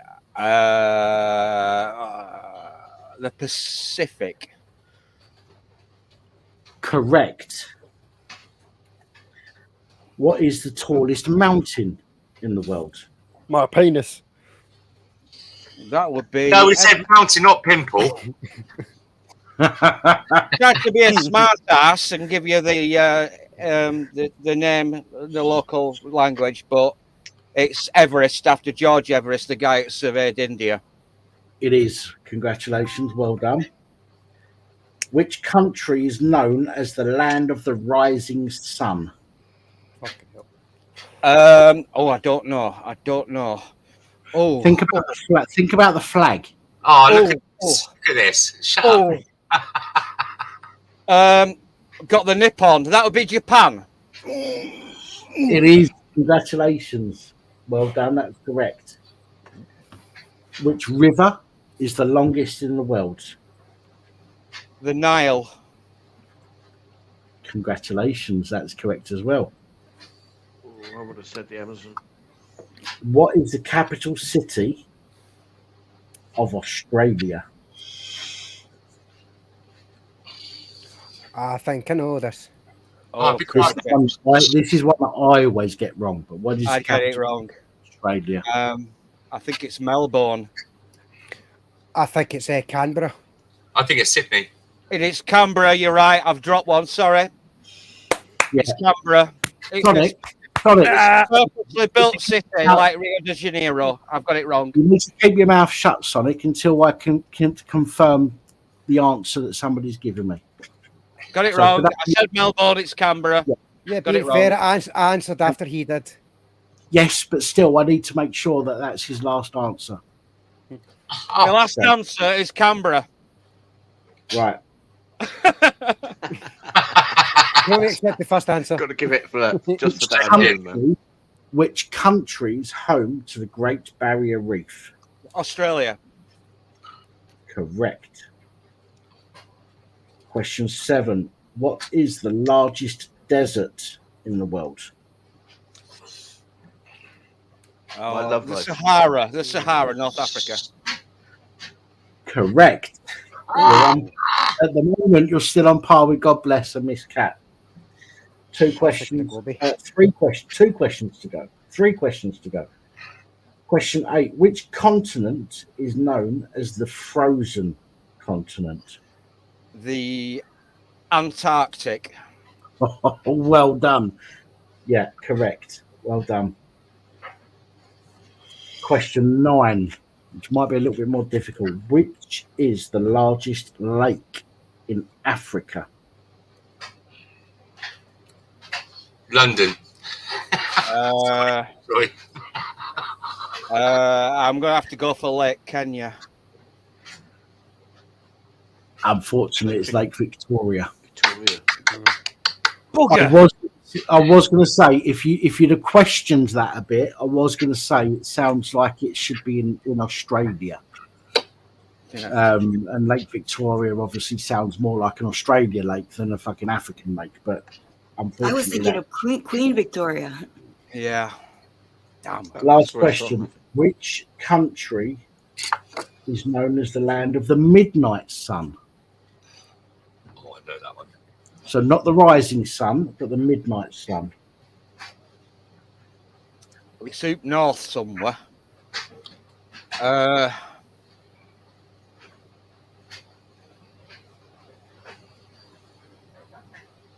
It's either Finland or where Father Christmas comes from.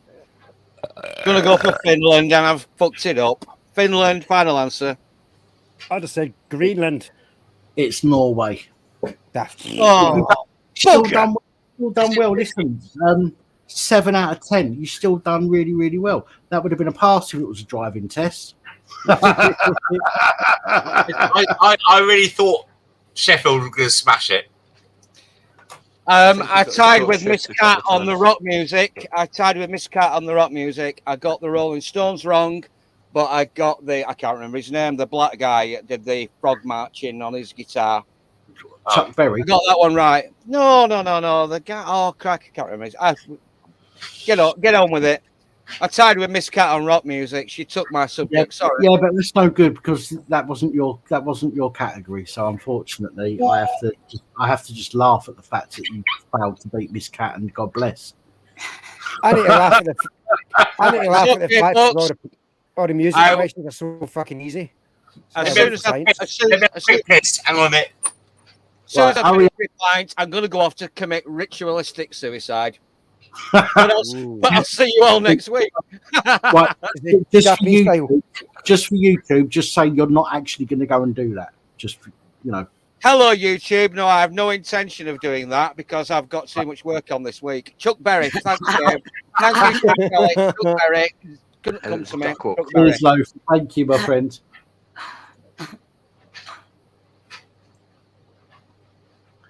Right, so it's the next two categories are for Miss Cat and God Bless.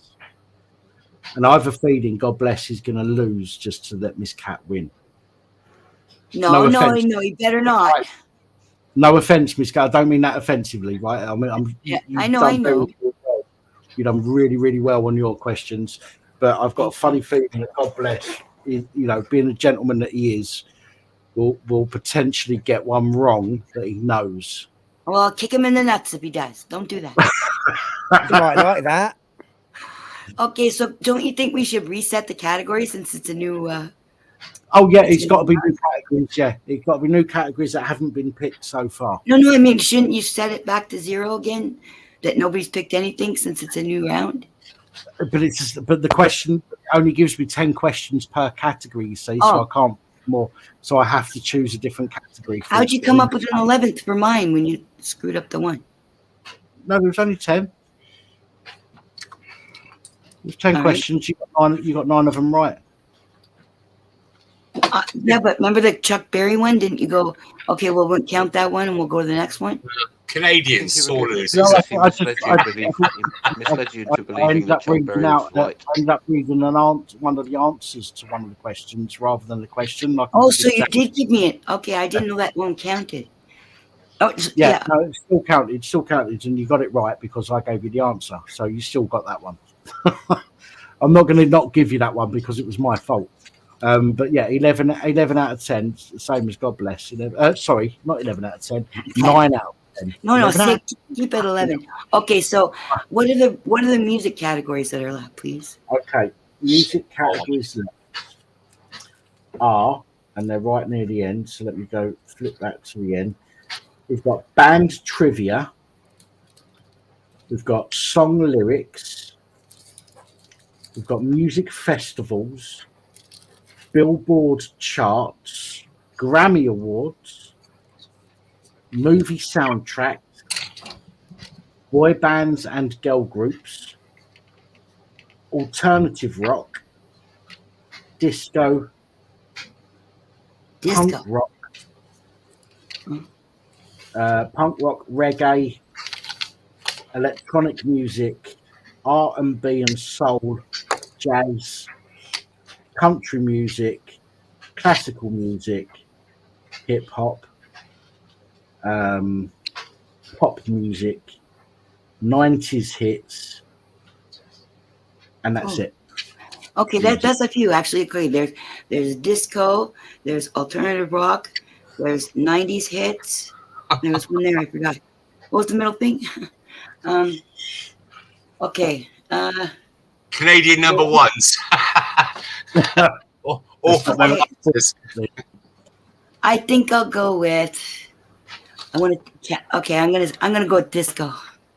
Disco. Okay. Disco. Let's go. DISCO.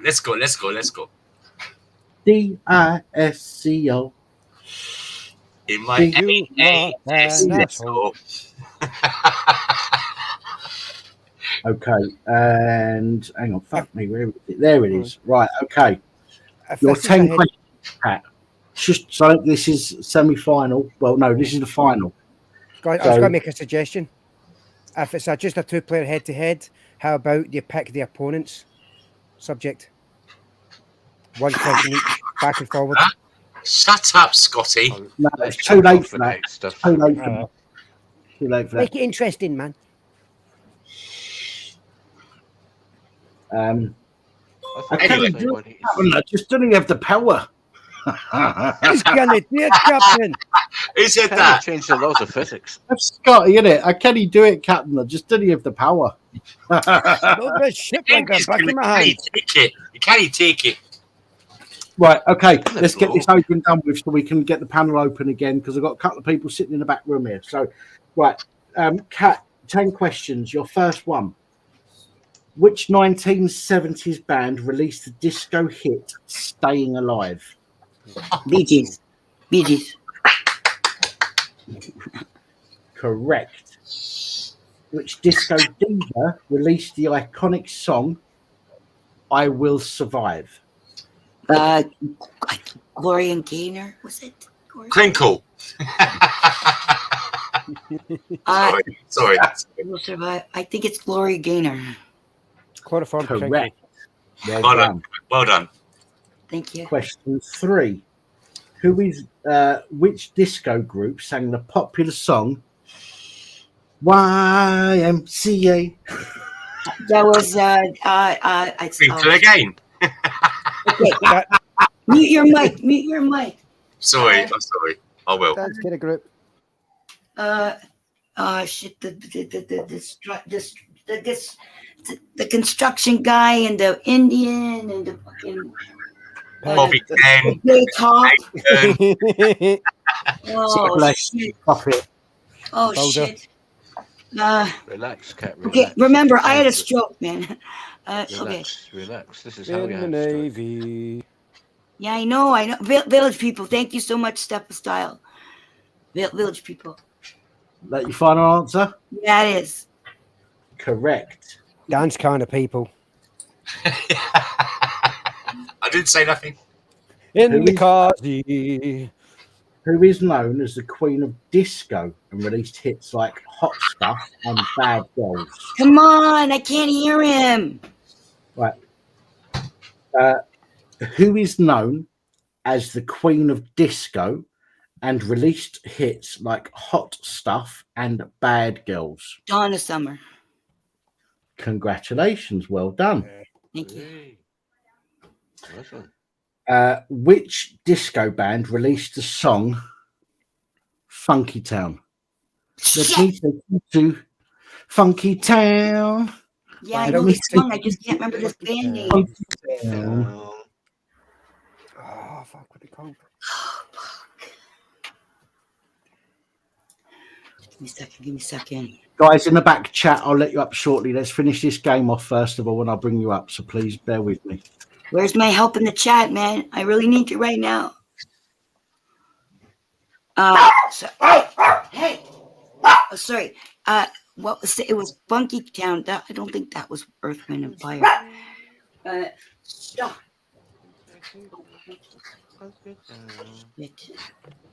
Okay. I guess I'm not gonna get you freaking help. Alvin and the Chipmunks. There are people putting some answers. I can't say whether they're right. I know, but they're funny. Their answers are funny. It's disco, and they're answering all kind of funny ones. Pushing you, I'm afraid, Kat. Oh, wait. I know. It's Grand Funk Railroad. Shit. Lips Inc. Lip sync. Lip sync. I even knew that. LIPSINC. Even I didn't know that one, to be honest. Yeah. Tough lines Right. there, Kat. Which disco group released the song "Left Freak"? Oh, that was Chic. Oh shit. Gotta take the first answer. A band called Shit. Stop, Roto. Pronounced shit. Chic. Is it chic? Shit. Yeah, you go say that. Say that, Kat. Chic. Yes. Correct. Well done. Okay. Thank you. Okay. Say thank you. God bless. I said thank you. God bless.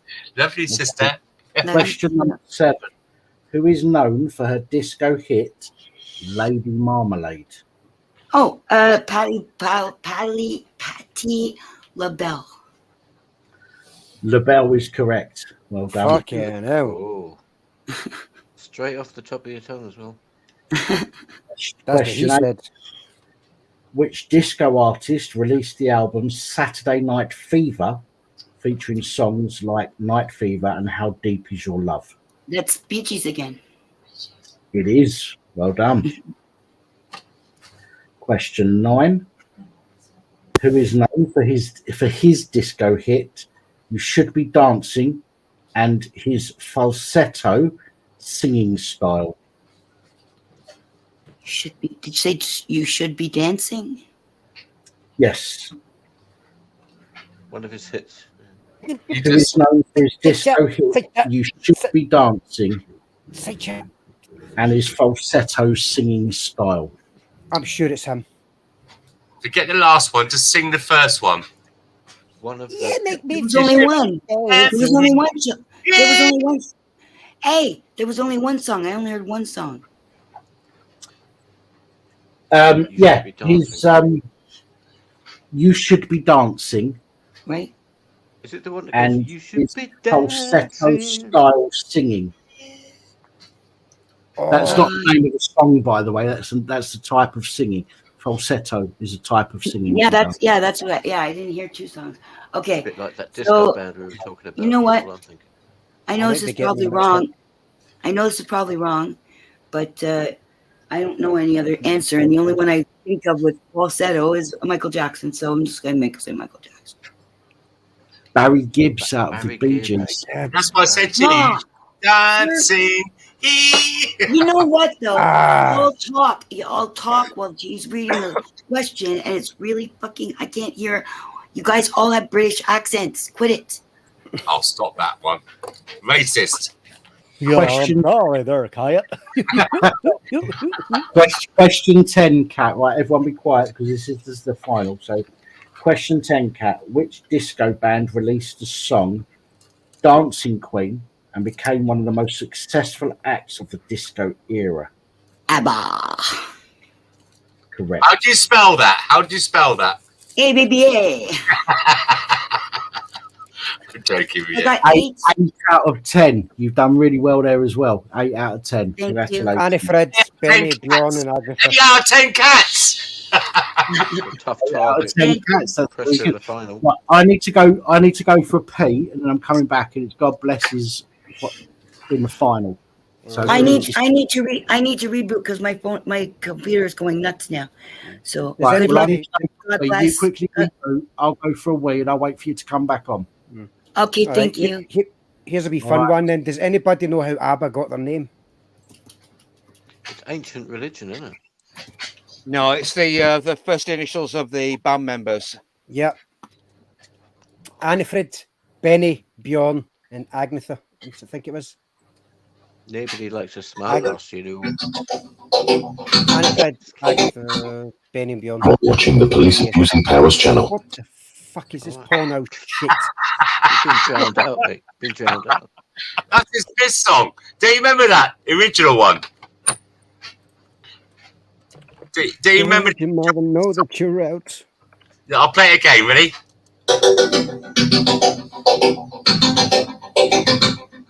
You are watching the Police Abusing Powers channel.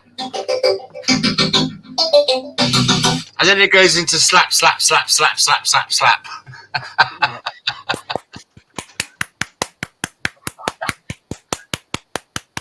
Yeah, that's a little bit too graphic, Sonic.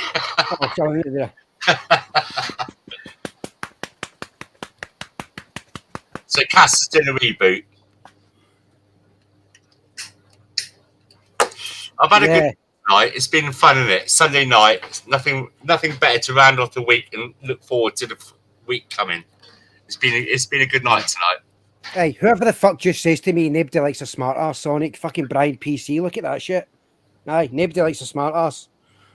Full fucking names and everything, man. Jesus Christ. Talk about taking it too far. Methinks the autism is strong with Brian, perhaps. She's brigade. Oh, they're being daft, Brian. Don't take it seriously. And do you know what? I saw some people posting comments as well with the answers, and some of you done really, really well. So give yourself a pat on the back. Unfortunately, it's impossible for me to keep track of everybody in the comments as well as on the panel, which is why I've only been able to do this for the panel. But congratulations to those of you who have answered some of these questions, because I did notice that some of you got many, many of the questions correct. So well done. Thanks, Google. And well, fucking Google shit then, innit? Because you didn't win. Aye. Only because I wasn't fucking using it. I would have got them all wrong if I was fucking using that shit. Alexa, what is 100, 100, 100 in Welsh? I dare you to do that. Do you want the answer? It's more than that. It's more than that. It's more than 100, 100, and 100. I'm sure it is. What the hell is everyone talking about?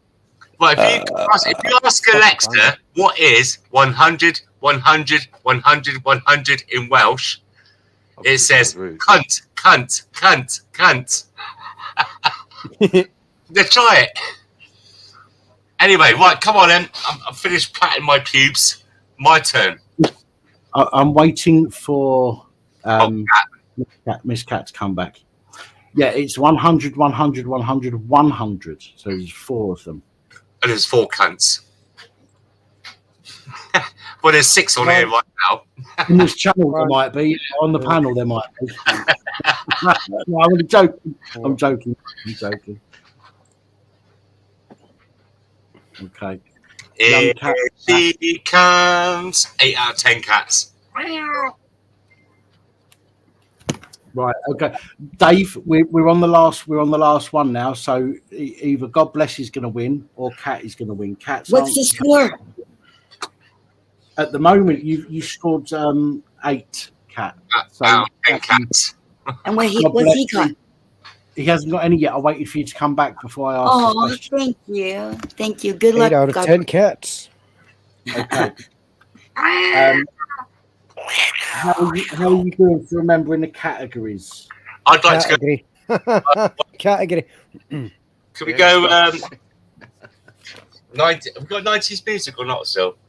Yeah, we have. Yeah. Oh yeah. Go on, give me.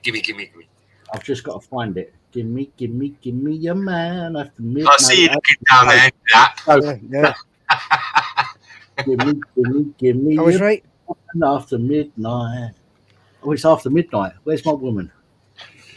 That was Kathy Burke, wasn't it? And somebody else. That was a good TV show. Oh, that was James. Was it James Dreyfus? No, it's Gimme, Gimme, Gimme with Kathy Burke and... It was James James- Dreyfus, mate. Yeah. James Dreyfus. Fucking 90s hits. Yes, Good please. luck. Scotland. Hits, not Geese, tips. geese. Good luck. Right. Okay. Thank you. Right. You got 10 questions. Are you ready? I'm waiting. Okay. Matron. Touch your toes. Have you got that? Prostate. Question one. Who released the hit song Smells Like Teen Spirit? Oh, it's Nirvana. Correct. Which female artist, question 2, which female artist had a chart-topping hit with the song Genie in a Bottle? Oh, the sexy Spanish bird. No. Christine Aguilera. Correct. Question 3. She was fit. Which band Sorry. recorded the popular 90s track Wonderwall? Oh, that's not. Think about it. There's two. It's, 90, Oasis. Correct. And there was the other one was it the Blur that used to be competing against them? Is that right? Yep. I hate both of them. Anyway. Answer. By the way, Oasis named after a swimming pool where I live in Swindon. Question 4. Fun fact. Yeah. Question 4. I will ask after I go and get my next bottle of Coca-Cola. Hang on a minute. That means he's doing this. Coca-Cola. No, Simon. That You is can't true. think, man. I know it. Just read my lips. I've had a really good night tonight. I've had a couple of drinks. I've had a real shit week, and I just feel detoxified from the bollocks in life. I've enjoyed tonight. Looks like your avatar is Loafer's head.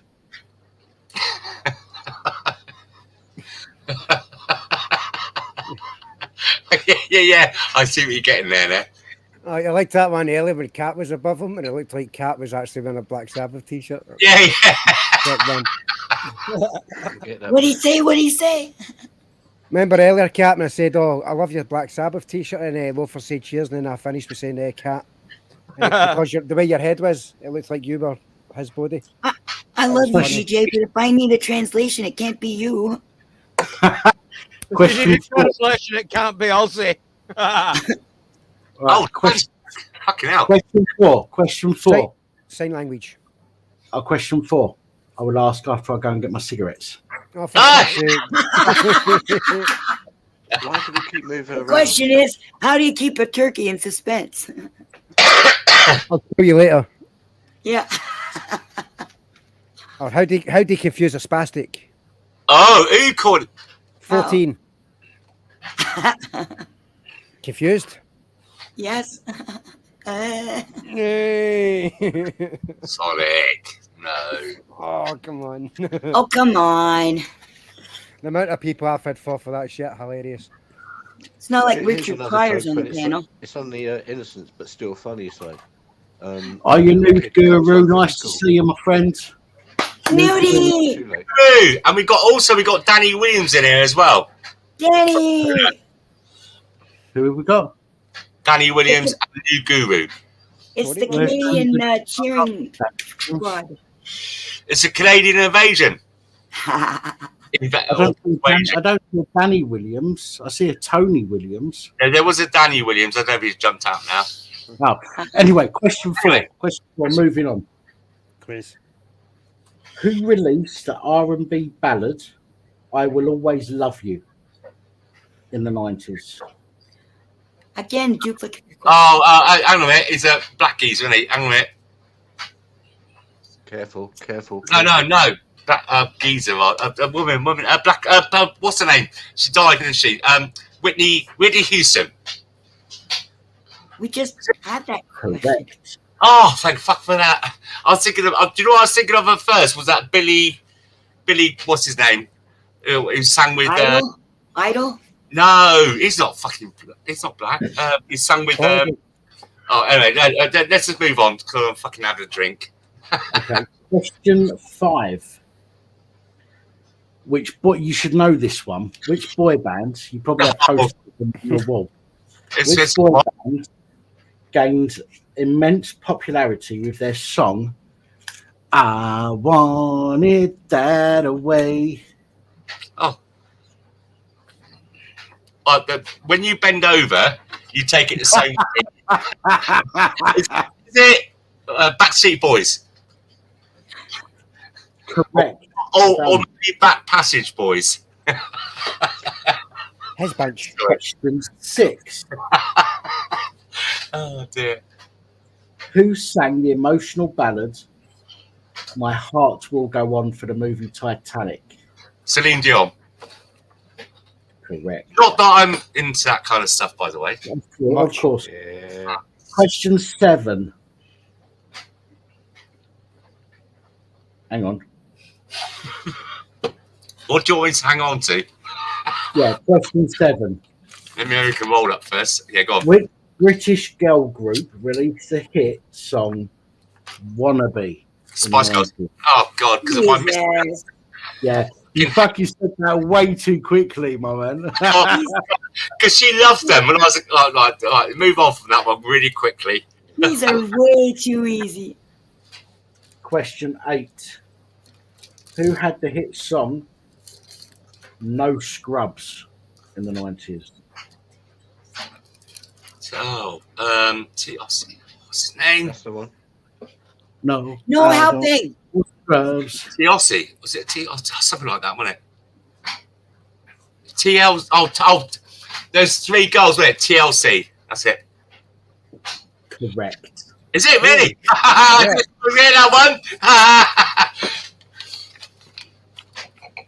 I'm getting palpitations now. Question 9. Which rock band? I don't know this one. Which rock band released the grunge anthem "Black Hole Sun" in the 90s? Oh, crack! I know. I was listening to it there. Oh, Jesus! I know it. I should have picked this. Black hole sun, won't you come? I know. Shut up, please. Everybody mute. Can you repeat the question again, please? Right. I think I know it. But which rock band? You only wanted me to repeat the question so you can type it into Google. Black hole. Hang on a minute. Yeah. Say it again. Put your camera on. Released grunge anthem "Black Hole Sun." That's what I just said. Black Hole Sun, didn't I? Yes. How do you spell sun? Question: What's the band? Black Hole Sun. God. Oh. Black hole sun, won't you come and wash the rain? I just said Soundgarden. Is that it? Yeah. Soundgarden. You have to put your camera on, Simon. What? So you can see this? I know. Just see your fucking hands. Soundgarden is correct. Congratulations. Where's my hat? You've got one more question. You already won. One more question, and that question is: who sang the empowering pop ballad "Believe"? I know. Shut up! Don't. If he doesn't answer, let me answer. I know. If he doesn't answer, I'll give the question to you, and thank you. You could win. Who knows? She's an old cunt. Say that one more time. Say it one more time. One more time. Who? Nobody talking. You don't write the answer in the question and in the thing, please. Who ran? Mute Steve. The empowering pop ballad "Believe" in the 90s. Is it Merrick? No, Cher. Damn. Was it Cher or America? No, I was going to say America. I just got Yes, Cher. that's the answer. Yes. What's your answer? Chef. Yeah. What? 10 Oh, yeah.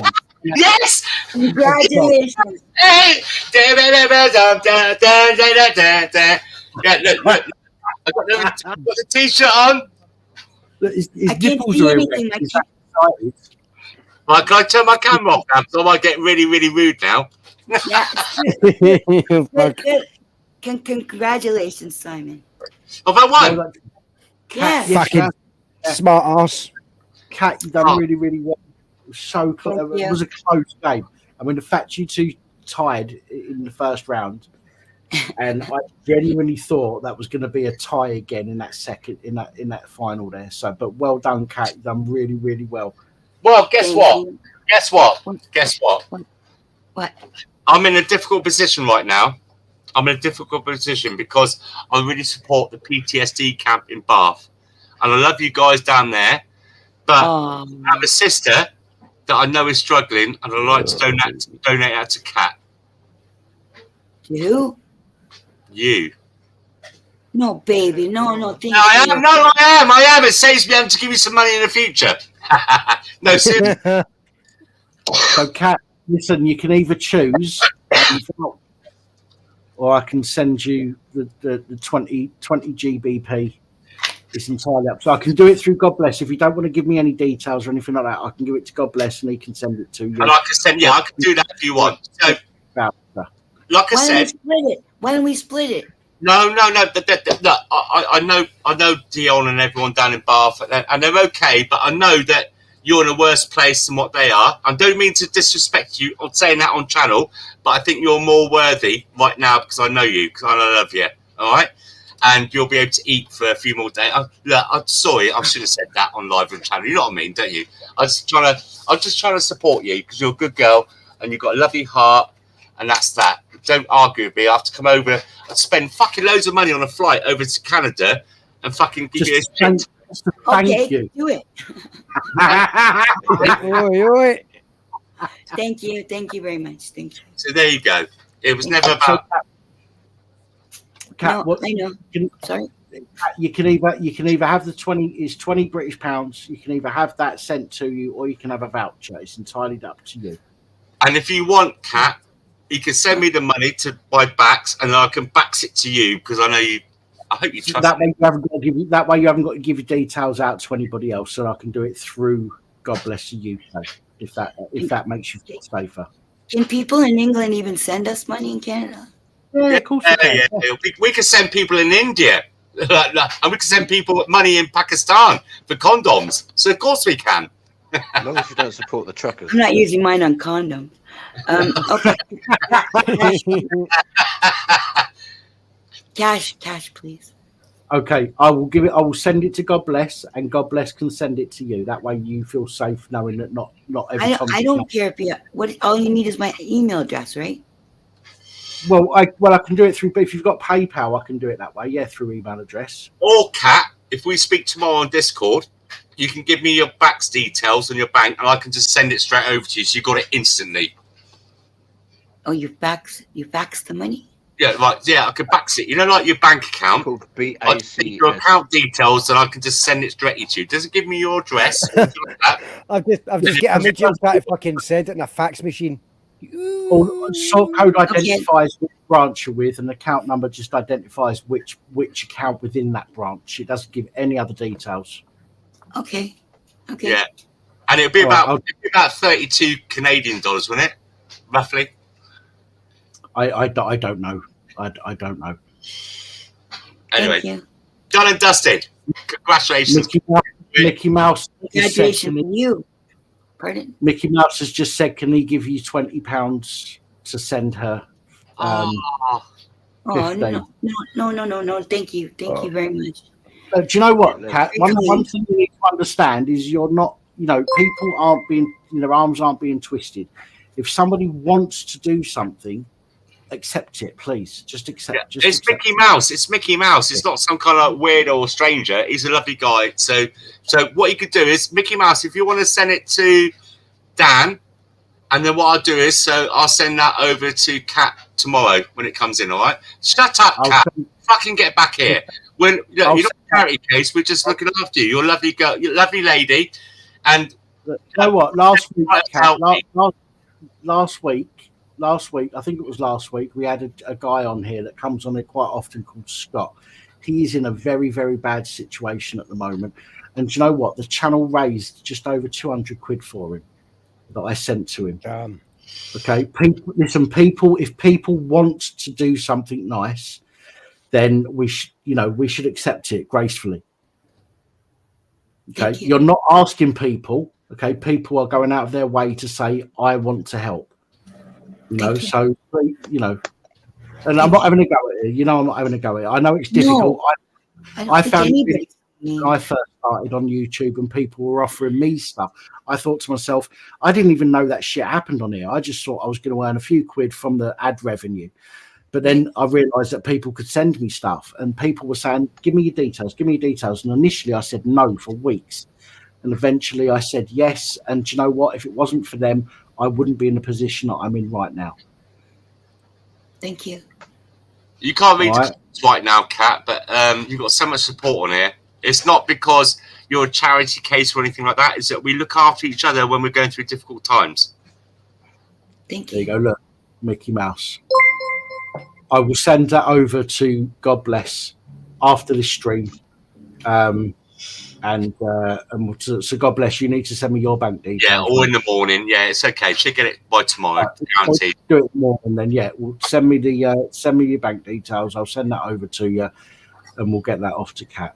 Thank you very much, Mickey Mouse. I love your heart. I love your heart. You're my bro. I've known him for years. He's a good guy. Thank you, Mickey. Big up, Mickey. Thank you. Right.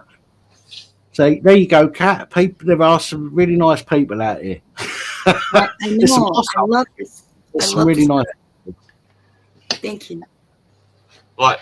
Who wants the Kleenex? I'm going to fucking start crying in a minute. Congratulations, Simon. Right. Well done to everybody. Well done to the rest of you. You all done really, really well. Yeah. I think the lowest was 7. I didn't even realise that. Oh no, Jack's still there. Jack and Loafer scored 7. Sonic and Sonic and Stuart. No, Sonic and what fucking name is that? What have I written down there? Stevie. Sonic and Stevie. Stevie, come on. Stevie boy. I couldn't even read my own writing for a moment there.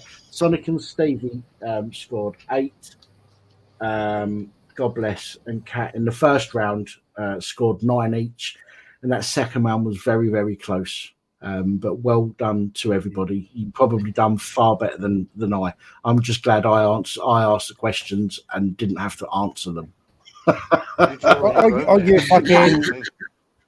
You fuckers that are all picking all the easy music ones, me being a DJ, didn't I feel like I'm cheating, so I went for science. I must admit, right, I'm fucking shit on everything, but I don't know why music, 80s and 90s, I don't know if it's, you just remember it, don't you? You sit in your car and you're driving along and they put a song on, you think, yeah, I remember that. Yeah, but it's I know the words to songs, but knowing the fucking whoever sung it, the artist, I'm fucked. Honestly, I wouldn't even have got that. That's right, Moo. I did even get that wrong, even though I was just asking the questions. I got that wrong. Moo said, which is true. I did. Fair comment. I can't argue with that.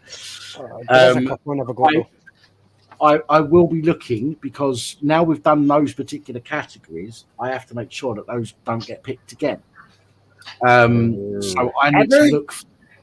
I need some. Well, not at least not for the next few weeks, because people will remember the answers. Oh, that's right, because there's only 10. Yeah. So I need to look for some other sources of information for questions. But I think this went really well, to be honest. Tomorrow, I'm going to look to see if there's like an adaptation of something like Bully. Like, what's it called? Here's what you could have won. Was it called Bully? Yeah. Was it Bullseye? Bullseye. That'd be fun, wouldn't it? That'd be fun. Let's have a Right. look at what you could do. I do have some people in the back here. Chuck, I'm going to bring you up. Listen, guys. I've got 3 people sitting in the back in the basement. Turn around, let's have a look then. They're not. I've not seen the cameras yet, guys. I need to see your camera whilst you're in the back here. I won't bring you on stream if you don't want to be on camera on stream. It's absolutely fine, but I do need to see your face whilst you're sitting in the green room, as we call it. Scuzzy, can you do me a favour? Can you just go on camera and put your left hand in the air for me? And put just so I can fingers. you're a real person. Yeah, you can put your left hand up and give me 2 fingers if you like. But as long as your left hand up in the air, if you wouldn't mind, Scuzzy. Is it Scuzzy? I thought it was Fuzzy. You can put a mask on, but I need to because the channel's been attacked by some people who come onto the stream and then they change their avatar to something pornographic, and unfortunately that can get my channel into a lot of shit. So I have to ask people, unless I can prove, unless I know who they are and I can check their authenticated account, I have to ask you to do something, like put a hand up or touch your nose with your right hand or something like that. That's the only way that I can verify that you're genuine people. Kathy, thank you for putting your camera on. Can you just do us a favour and just touch your nose with your left hand for me? Thank you very, very much. If you want to go off camera, you can go off camera before I bring you up. Or if you're okay to go, you're okay to stay on camera? Yeah? Okay, brilliant. I'll bring you up. Hi, Kathy. Only for a minute, just to say hi. Hiya. No worries. You're more than welcome. Scuzzy and Chuck, I need you to do the same thing, great people. I've seen Kathy before. He's okay. It's not porn, but Give him a finger. We've spoken before, haven't we, Kathy? Sorry, I'm a bit nervous. Well, hi, God bless. Sorry. Miss Cat, congratulations. It was Simon who won, but thank you very much. Chuck, with your right hand, Chuck, just do that. Hello, everybody. Anyway, I can't read the names; it's too tiny. Right. Okay. All right, I'll bring you up. Got Chuck and Kathy. Sounds like a group band. Hello, Chuck. Hello. Kathy. How you doing? Let me take my mask off. It's hot. My first time here. That's not a that's not. Y'all hear me? Yeah, that's not a British accent, is it, Chuck? No. Where are you from? America, unfortunately. Where I think America's far better than the UK at the moment. As much as you might hate America and the way things are, as we do here, I still think America is far better than the UK at the moment when it comes to... don't hate your country, hate your governments. Base. Whereabouts in America are you, Chuck? East Coast. That's all I feel comfortable saying. East Coast, that's Washington side, isn't it? No. No. Well, I mean, you might be... He means Washington, D.C. He's thinking Washington, D.C. Yeah, that's over DC, towards yeah. I mean, obviously, the East Coast is a big area, and there's lots of places, but it's on that side of the country. No, but He didn't want to say. Happy, there's a state on the West Coast, and it's called Washington, like the whole state. Whereas there's Washington D.C., which actually isn't it's not in the United States. It's its own country within that territory. I didn't know that. I didn't know. That's okay. I'm just teaching you. That's why I wouldn't pick geography if I was being asked questions. I feel ya. How's things over there? How's things over on the other side of the park? Things are good overall. Other than, my president falling asleep in the middle of a speech. And falling down the stairs. Well, there is that, isn't there? And the war in Afghanistan, present day, he keeps going on about funding. Doesn't he get country names wrong as well? I'm sure he gets country when it's about certain countries. It's the names confused. I'm sure of it. But yeah, do you know what? I don't envy you for having such an inept president. I mean, we've got a shit prime minister, But somebody as powerful as the president of the USA being a geriatric. Oh, but come on. If you want to ask somebody whose hair smells good, what one shall I buy? Is the man to ask. Well, yeah. That smells nice. What shampoo is she using, Joe? Head and Shoulders. Hello, Gabby. Hi there. Hi, Kathy. Hiya. How you doing? We have spoken before, haven't we, Kathy? I remember your voice. Yes, we spoke a few times before on Laura's. So how's things with yourself, Kathy? Okay, thank you very much. Yes, Chris died just over 4 months ago, so I've just been, going through the motions. And I'm feeling a lot better now. That's why I'm so nervous, because I've got out of the habit of going on panels. I've been listening now and enjoying the show every week. Your first quiz? How did it go? That you can both be Ferrero Rocher lovers together. But Well, I'm gonna pop off because it's late. Because we're boring. Is that what we're boring? No, Is that what no, I'm just tired. I'm just shattered. All right, mate. No worries at all. Cheers, Simon. Bye, Jack. Love you. See you later, Jack. Is that Mr. Mallow? Take care, all. Good night. Thank you. Bye bye. Enjoy your saving haven. Shut up. You like big nads. You like big nads. So, Chuck, out of 330 million people, how the fuck did Biden get voted in? Nope, he didn't. He didn't. Nobody got voted in. I know. That's above my pay grade. I just say watch it all burn at this point. It doesn't matter who you vote for. Whoever they want in gets in. Exactly. Oh, yeah, but come on, look. Trump was the best of the bunch. The only politician, I'm not into it all much, but he's the only politician who had a manifesto, said, if you vote for me, I will do this and do that, and he did it. Yeah, but they had to. They've got, every now and again, they've got to say, we've got to make it look like it's not fixed. So let's bring in somebody who probably wouldn't normally get in, and then we'll get rid of them as quickly as possible. And that's exactly what they do. The Rothschilds or the other ones, they bailed Trump out years ago from one or two bankruptcies, and those are the people who put people in. So they probably bailed him out and then groomed him to get put in, and then Trump does whatever the Rothschilds or whatever it is want him to do. Hold on, look, we never had war with Trump, and if Trump was in power now, we would not be giving untold billions to Ukraine. You haven't had war because the UN hasn't declared it. Maybe that was the plan, though. Again, this is an opinion rather than this isn't based on any factual stuff that I've read. By the way, YouTube, just in case you're fucking listening, you wanker. He just pulled it out of his ass. Maybe this was the plan. Maybe it was to bring somebody in, in order to kick him out and bring somebody in who's so inept that there's got no fucking option but to bring somebody else in afterwards. I know accountability.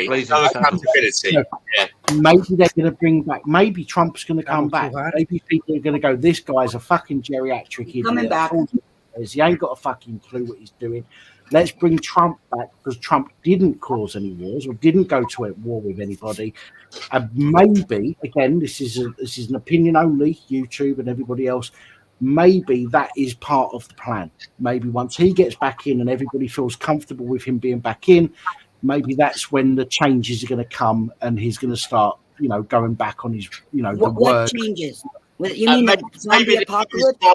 Maybe they use Biden as a scapegoat to get in and do what they want to do to make the billions out of the arms, munitions and stuff like that. And then say, oh, you can't blame that poor old guy. Look at the state of him. Come on. Scuzzy, put both hands on your head, Scuzzy, if you could. Thank you. I appreciate that. Much appreciated. I'll bring you up now, mate. I think you're right, Pappy. Okay, and don't call me Scuzzy. And again, that's just an opinion. I don't know because politics. No, that's what I think. Hey guys. Hey there. How you Sorry, doing, I had some Scuzzy? technical difficulties. No, man, it's all good. It's all good. Scuzzy. But don't forget. We don't know what the plan is. Well, none of us are ever going to know what the plan is, but there is always. But don't forget, that Trump or whoever's in power is not making any decisions. They get their orders from the Are we gonna play G8 or whatever? Because I'm gonna win. And then they tell the presidents what they tell the presidents what to do. I have a question. So they don't y'all. even make any decisions. Go on, Chuck. If aliens landed on Earth tomorrow and all they said is they want to integrate into society, do you let them integrate? Not initially, no. You need to make sure that there's no hostile intent. Unfortunately, the governments of this world don't think about things like that, and they just go, "Yeah, come on in, fuck it, come on in." But okay. If aliens wanted to come in, who's really going to stop them if we say no? Well, if they've got the technology, sorry to interrupt anybody, by the way. If anyone else wants to speak, I will let you speak. If aliens had the technology to get to our planet, I don't think we'd have a say. I don't think we'd have a say. But the best thing to do is to send Biden to meet them. Well, I'd say this along. Because they're going to go some alien booty. Come on. You're going to go, this planet ain't worth fucking taking over. Look at the cunt that's running it.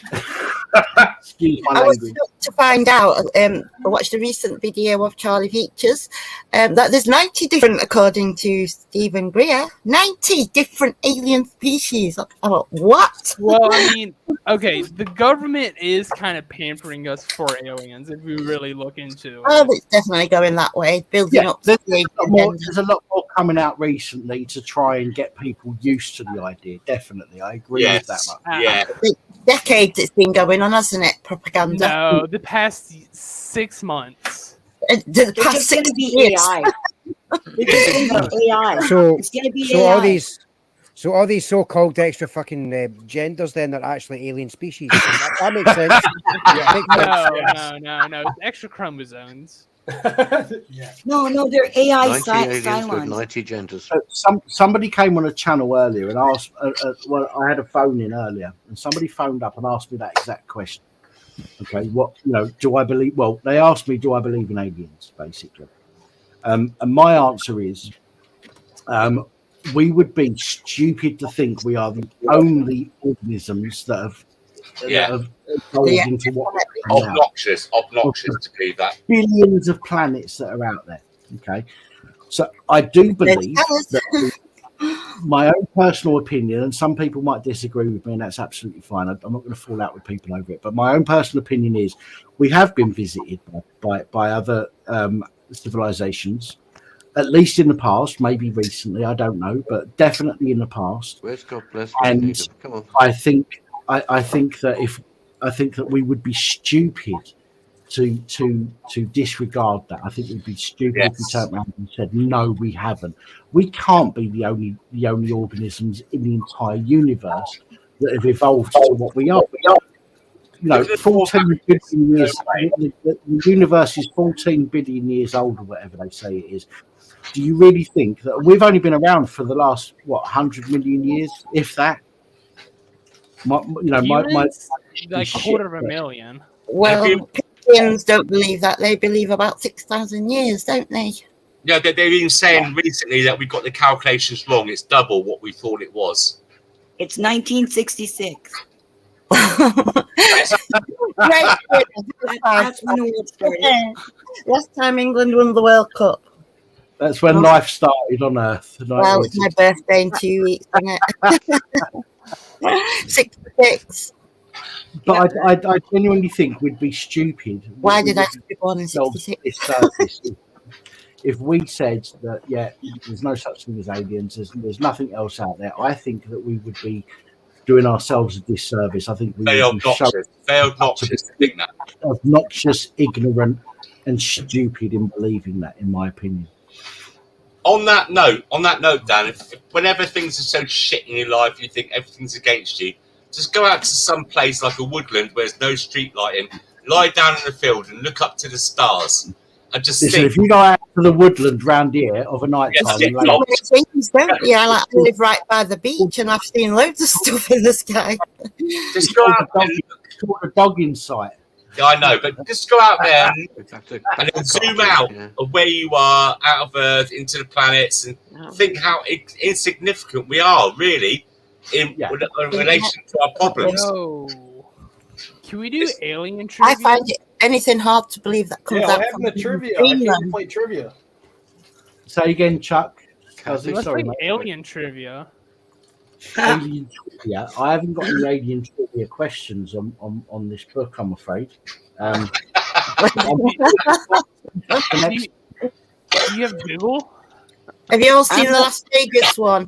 Been the most convincing one I've seen so far. Which Have one, you Kath? not? The one in Las Vegas in May. What, I don't- Is that where the cops seen it and everything? Is that the one where they're in the street and the police turn up? They call the police, yes. Yeah, and they say there's aliens in their backyard kind of stuff. Is that the one? You can actually see the picture is that good, you can make it out.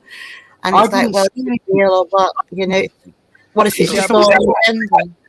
Is this the one in the backyard where you've got somebody who I'm sure the geezer is, I'm sure the bloke is Spanish descent or something like that, Yeah. Mexican. I didn't see anything. I Well, watched that video.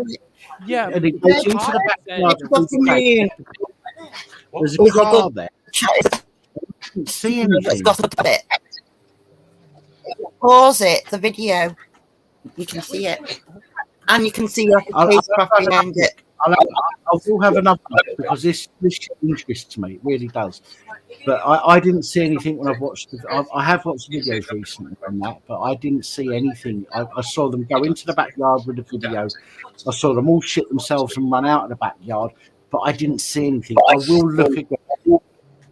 Pause it, yeah, pause it. I always do that. I pause and I study it for ages, you know. But I can't help but think it is an agenda, so you just have to take everything with a pinch of salt, you know, like what's really going on. They want us to believe it. Kathy, some of it may well be, and I think it probably is. But again, I think we would be showing ourselves to be very, very ignorant if we didn't think there was other life out there. Oh, definitely, yeah. You know, my opinion, obviously YouTube, just in case you're watching or somebody wants to fucking report this video. What do you think, Chuck and Scuzzy? Do you think yes, exactly, Kat. I have been visited twice. Scuzzy and Chuck, do you think we've been visited? Do you think that some of the technology that we've got is from aliens, for example? That's what I'm saying. We're looking at my shoes. 6 months, the government themselves have came out saying, we don't know what this flying object is. We don't know how it works. I think they're preparing us for the realization that we're not alone. So it's not so shocking. They're preparing us for that, that's for sure. I think a lot of people are prepared anyway. I think a lot of people do believe that there's something else out there. I said earlier when somebody phoned up and asked me if I believed in aliens, I said to them, I think that the government have technology that is far beyond as citizens of this world could even imagine, like GPS and what else was I See, the internet. GPS and the internet was around long before we, as citizens, even knew about it. It's always and I 20 think the years government, ahead. Exactly. I think that a lot of things that people are seeing, I think our government craft. I think they're crafts that are designed by, again, this is just my opinion, YouTube. I think there's things that have been designed by the government based on stuff that they've found or they know about or that's been shared with them. I don't know. I couldn't say. But I think that I genuinely agree. I think we're being prepared for the government to turn around and say, actually, we have had contact. There definitely has been.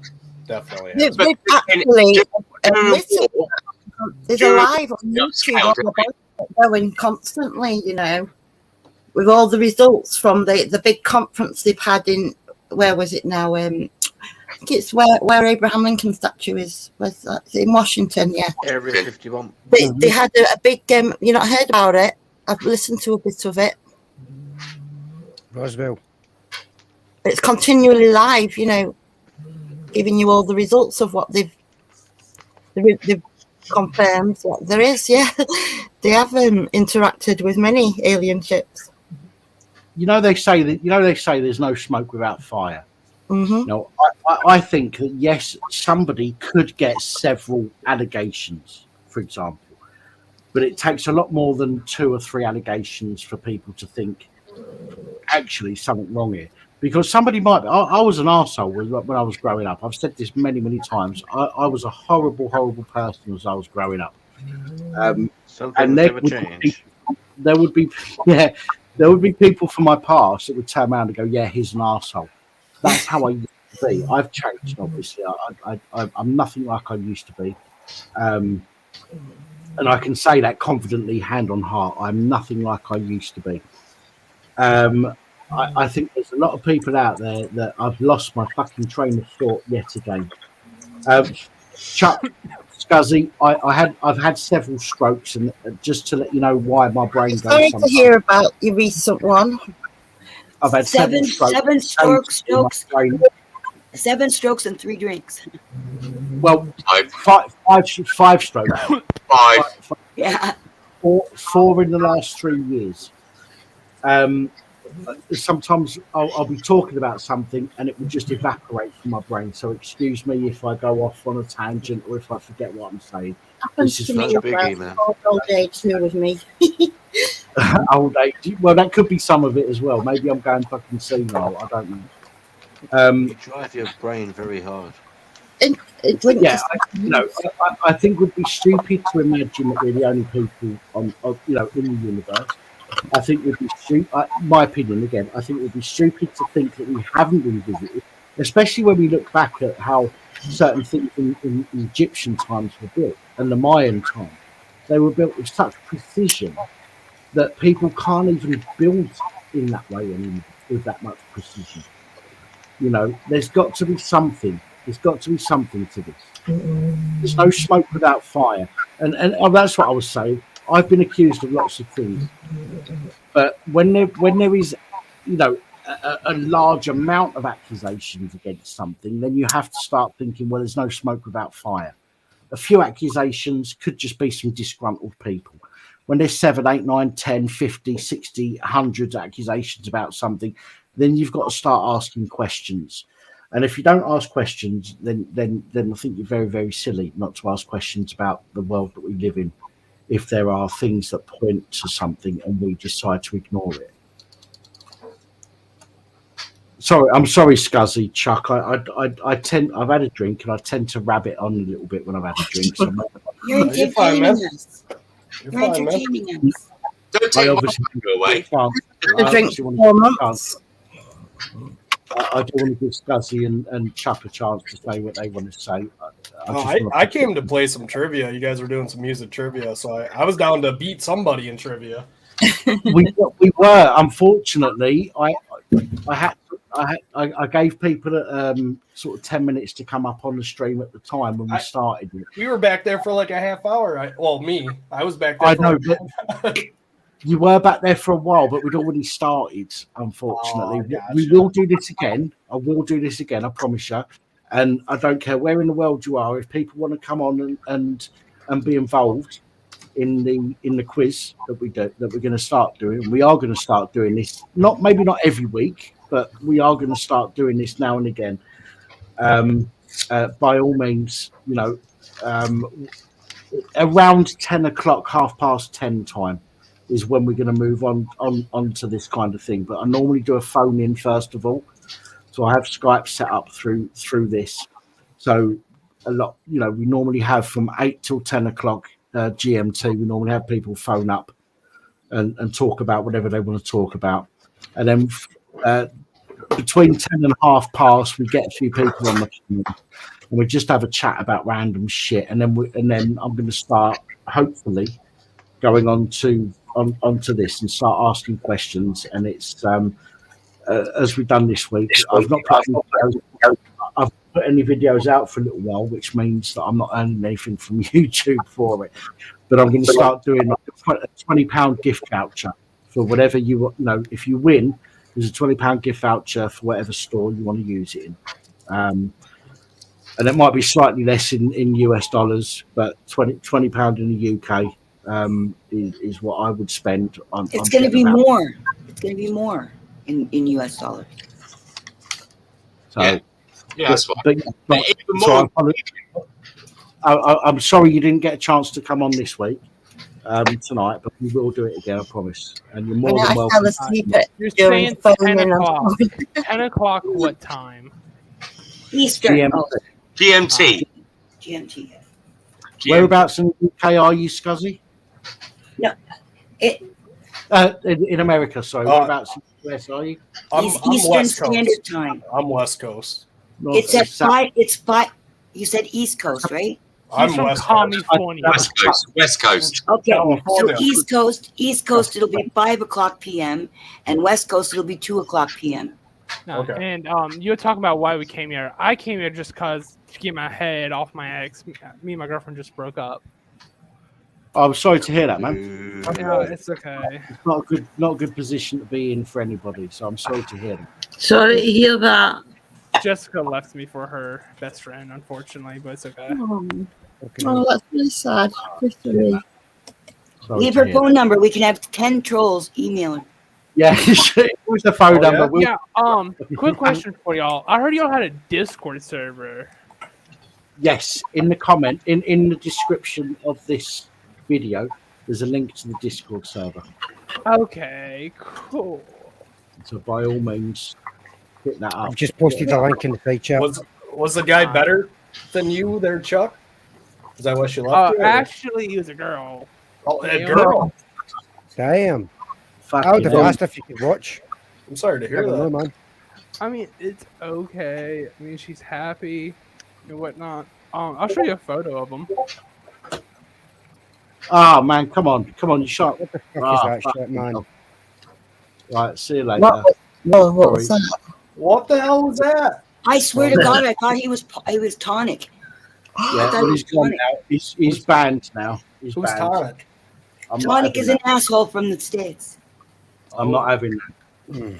Did he sound like him?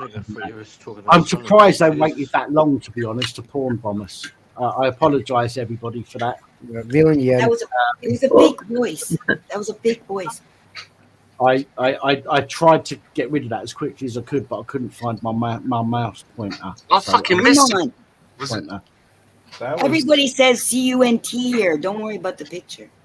Yeah, but saying that and showing pictures is different when it comes to YouTube. Are we gonna melt? We're not gonna melt. No, I'm not going to melt. I just don't want that kind of shit on there. That's all. And No, so- but you don't have to be sorry. Well, You didn't entice it, Dan. You didn't entice I know, but I know. But I want, listen, Don't worry. if somebody grasses me up to YouTube, I want YouTube to know that I have nothing to do with that, and I'm not going to stand for it. That's all. So that's why they've gone. Yeah. I have a question. Hello, Kat. Yes, go ahead. No, I was thinking. It was not really a question. I was thinking that when the aliens come, we could ask them if the Earth is round or flat. Good question. I mean, let's be quite honest. There's only two things that are going to sort out humanity: either the second coming of Jesus or aliens. That's the only two things that are going to bring people back together. Yeah, and there's more chance of aliens landing than the second coming of Jesus, in my opinion. I don't think so. What's that that behind you, Pat? I don't think they'll be real aliens. I think they'll be like, on Battlestar Galactica, they have Cylons, skin jobs. I think they're going to be skin jobs. They'll be AI skin jobs. That's what I think. It's quite possible. The way things are going. Sorry, Steve. Go ahead, mate. I was just saying cyborgs, was it? As opposed to what you were saying, Kat? Or maybe Not cyborgs, Cylons. Cylons. I thought that was Battlestar Galactica. Yeah, that's what she said. No, cyborgs is something else, like Arnold Schwarzenegger or something. What's that flag behind you, Pat? Oh, it's Doctor Who. Doctor Who is cyborg. That flag that's on your wall. What's that behind you? The flag. Doctor That's Who my is channel the logo. Cyberman. Um, That's my channel logo. Oh, okay. That's pretty sweet. Police abusing powers. Hell yeah. Yeah, my channel logo. There's the other side of the moon. Dark side of it. In Los Angeles, the people of California, they've been seeing two suns. I just saw a video of that this morning. I was like, what? Nibiru and all that. Have you heard of that cat? You know, Where was it? It was in California. They're seeing two suns. And there's someone filming it. You know what happened? You know what happened? Last year, there were a couple months where we saw two moons. Wow. Now it's two suns. Yeah, but most of that happens because of camera art, you know, the camera. No. I witnessed it myself. I'm saying most of it. I'm not saying all of it. I'm saying most of it You happens didn't have your because phone with you. the camera. Somebody might be looking through their camera and go, "Oh, we've got, you know, this is causing a reflection or refraction, or a camera artifact or something like that." And I think a lot of them, I'm not saying all of them, but definitely most of them are due to camera trickery rather than anything else. I can't say all of them because I don't know, but a lot of them. I can't trust anything I see on there. As long as it's not with my eyes. If it's my eyes, then I can kind of trust. Well, a lot of them I've seen. I've seen artifacts on my camera as I've been looking through it and realised, you know, they're not there when I look at it with my eyes, and therefore I have to come to the conclusion that it's to do with the camera rather than my eyes. You know, Not pictures though, Dan. She saw them in real life. No, that's what I'm saying. Not all of them. Right. A lot of them will be people are looking through their camera and they go, "Oh, this looks interesting. Let's upload it to TikTok or whatever," because they're getting a refraction or a reflection or something like that. But I do believe that some of the things that get caught on camera are 100% legit. I can't deny. I can't deny that they're. I can't say that they're not. How can we tell? We can't tell.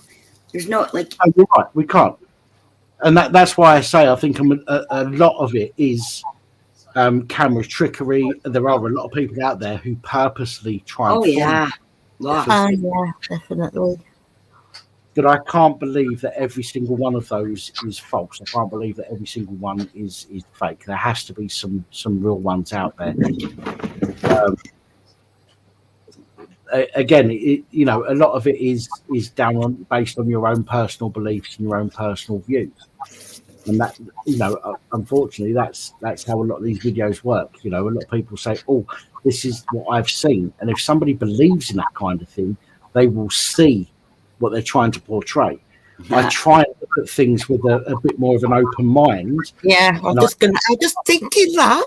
Well, Oh, keep fuck. man. What the fuck? The fuck is that shit? Just keep an open mind to everything. Don't get this belief because it That's makes not a bad fucking band then. 2 Americans that have been fucked off. Do you know what? You're really not doing much for your country. You're not really fucking showing your country to be fucking, you know, a very decent place when 2 people have come on different accounts and tried porn bombing me. Fucking idiot. I was watching Cat. I missed it. Good. Yeah, I looked away. It was a bit small for me to see what was on the picture. Yeah. The fact that it took you this long to do it. So don't worry. Just rewind on the YouTube page. The thing is, I don't want to be in a situation where I only let on people that I know. I want people to come on. You know what I mean? It's how we grow and how we build a community. And when people like that come on and fuck it up for people, it's just ridiculous, way, man. you might be attracting more visitors, more quality visitors by making sure you do have a. Oh, sound like a. Sorry, just played it back. Oh, Say again, Steve. Sorry, I missed that last bit, mate. I was saying that as you're saying, it's true enough that it's going in that way it will put people off. Or if you have to keep on cancelling people, so to speak. But also, it might attract viewers, maybe even better quality viewers, if I'm not being too eugenic about I mean, like, the thing is, people come on. I have to sit here having and a good policy of who you let on and keep. I have to ask people. See, this is why I do that. That show me, show me yourself in the background. And generally, people do. You know, if they can't show me themselves in the background, then I can't let them on. The problem that we have is there's nothing we can do about it. Somebody comes on and porn bombs me, I'm the one that will get in shit. If I go to YouTube and say somebody porn bombed me, they'll penalise my channel for having that on the channel. Do you know what I mean? So why do you? What is Dan? Maybe we talk about doing some co-hosting where we can just sit in the background and just you're chatting and you'll relax, and 2 or 3 of us could be co-hosting as well. I think we could have 2 or 3, and we're just there, just to get rid of it. It's just somebody. I mean, look, both of these guys waited a while before they done that, which is a different tactic. Normally, they come on and they do it straight away. Yeah. I know, I've never seen one do that before. Give the sob story. Get me all feeling sorry for them. That's cruel. Yeah, you've asked a question that I've taken as a genuine question about aliens, and you know what? Some people might disagree. Some, I don't mind. But they've asked a question. We've tried to answer that question, and then they go and do something like that. I mean, that just wastes everybody's time.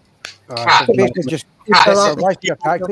some theories on that. Have you got some theories on that? We won't discuss it here, but I've got an idea. Well, I think with the first one, I think that was tonic, which was so funny because Pappy was saying tonic for Sonic, and I was thinking, that's funny. He doesn't even know tonic. And then this guy comes up, and I'm thinking, I've heard this voice before, and I'm thinking because that was a fake voice, and I've heard it before, and I was thinking that sounds like one of Tonic's voices. So, but as far as I'm concerned, I'm just insulted because they really should be picking better porn. Yeah, that was really insulting. Nice, was it? I had to play it back, so I missed it. I thought, nah, that's not for me. We deserve better porn. If you're going to do that, we deserve better porn. Yeah. Crinkle Gum comes up with the best stuff. Shame on you. The reaction.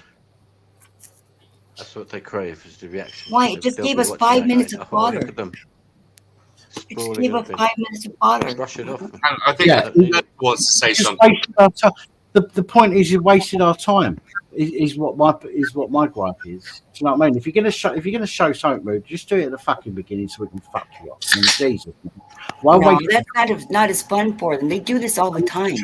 Well, surely you've got better things to be doing with your time. I mean, how fucking sad is that?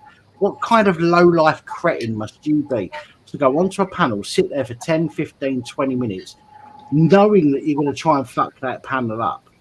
And then Did they not sit were they not sitting in the background for ages? They were sitting in the back for a little while. Yes, they were. Yeah. Are we not feeding into them? That's why I assumed they were genuine, because they were sat there for so long.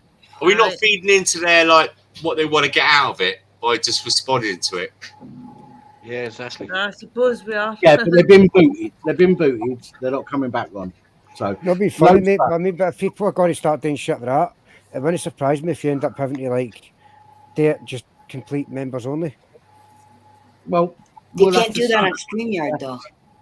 There are a lot of Lofa, I wanted to say something, my man. Sorry, Lofa. I've overlooked you, so go ahead. Unmute yourself and say what you need to say, Lofa. Sorry. He's got no face. That's because I'm fucking butt ugly. He is. He's a fucking ugly cat. I've got to agree. Thanks for making me all laugh last week with your teeth, taking your teeth out.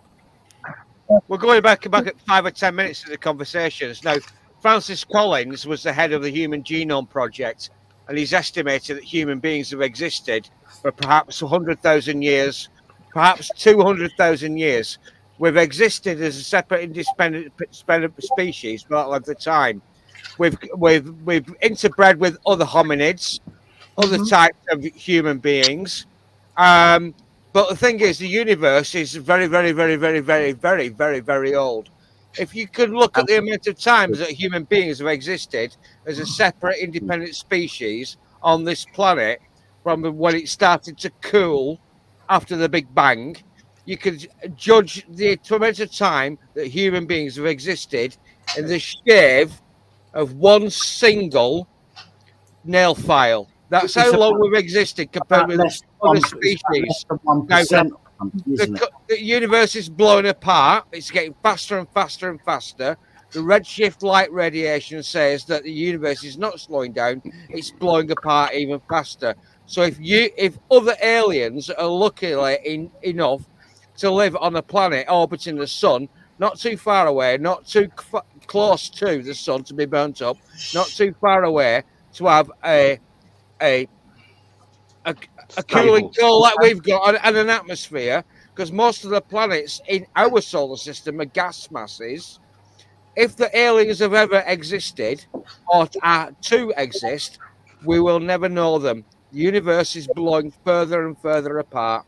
We're just very, very fortunate that we live on a planet which is just too far away, not too close, not too far away from the sun.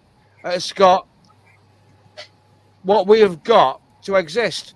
So it's bullshit. But we are, but you're assuming that every other life form has to live in a similar situation to us, and they don't. Other life forms don't need to live third rock from the sun. They don't need to be in the Goldilocks zone. Other life forms They could have a silicone environment. Maybe. But the universe is blown apart. The only way they can actually travel huge distances of time and space is to. Well, I have no idea. I've been in bed with Stephen Hawking. Don't tell the wife. She'll get jealous. Yeah, the only way they can get through is through a wormhole. Yeah, but nobody's been through a black hole. Nobody's been through a black hole. Nobody knows what's on the other side of a black hole. Perhaps, and again, this is just a theory, perhaps black holes are the fucking portals to other dimensions or other times. I mean, quite possibly, but the thing is, you wouldn't exist long enough to travel through the event horizon through a black hole. But that's something infinitesimally small in a nanosecond, so you won't be able to get the information back. I mean, if you use, for example, that's only our physics. I mean, if you take, for example, event horizon, that's only our physics. That's only our physics. I mean, if you take fourth dimensional being, a fourth dimensional being might have completely different physics to us. You know, and that could, again, I'm not saying it is, but that could potentially lead them to realise that going through a black hole doesn't actually squish them into a fucking pile of spaghetti. You know, we don't know. We cannot fathom, because we can only base our observations on the physics that we understand. I mean, if you take an example, like, say, there's certain places, like, in this planet, they're considered uninhabitable. Like, so it could be in the middle of the desert, it could be, like, the deepest depths of the ocean. There's been new species and stuff like that are found where no life would have thought to have existed, but they have existed. Yeah. So if you take that into consideration, was to say that's not plausible in, like, different planets and stuff like that. You know, it's no habitable for us, but it might be for other species. Why don't we throw the royal family into a black hole and see if they can tell us what's on the other side? Nah, why don't we just fucking move them onto the surface of the sun? I think that'd be a better idea. Just fuck them all up, burn them. I wonder if we'll ever know the truth. You're right, Moo. You're absolutely right, Moo. There is an equation, Drake equation, which gives an indication of how many planets out there should support life. Again, an equation is theory until it's proven. Totally understand that. Totally get that. I'm not saying that an equation is fact. I'm not saying that whatsoever. I just think I think it's very. Oh, God bless the UK. Oh no, he's still there. Sorry, I thought you'd fucked off for a minute. No. I think it's very insincere of people to suggest that we're the only organisms that have evolved this far in the entire universe. I just think it's very silly for us to presume that. Again, that's an opinion, not a fact. Some people in the chat might completely disagree with me. Well, it's vast differences of time and space. The universe is blown apart. Suns are expanding into supernovas, sucking everything else in, dropping into black holes. Other matter is developing. So basically, like I said, the universe is so big that it's existed for billions and billions and billions and billions of years, and basically, if there are aliens out there, they're very, very lucky, and they've either pre-existed or yet to exist long after our planet has been sucked into the sun when it goes supernova and just drags us back in. I can't go with this theory. Sorry. I know that's understand, and I get that. Totally respect it as well. But do you not think? I mean, Star Wars. Sorry, Star Trek, for example. And I know it sounds really silly using a No, TV it doesn't. show, but No, Star Trek have predicted a lot of things. Yes, They've predicted the comms device, which is basically a flip phone. They've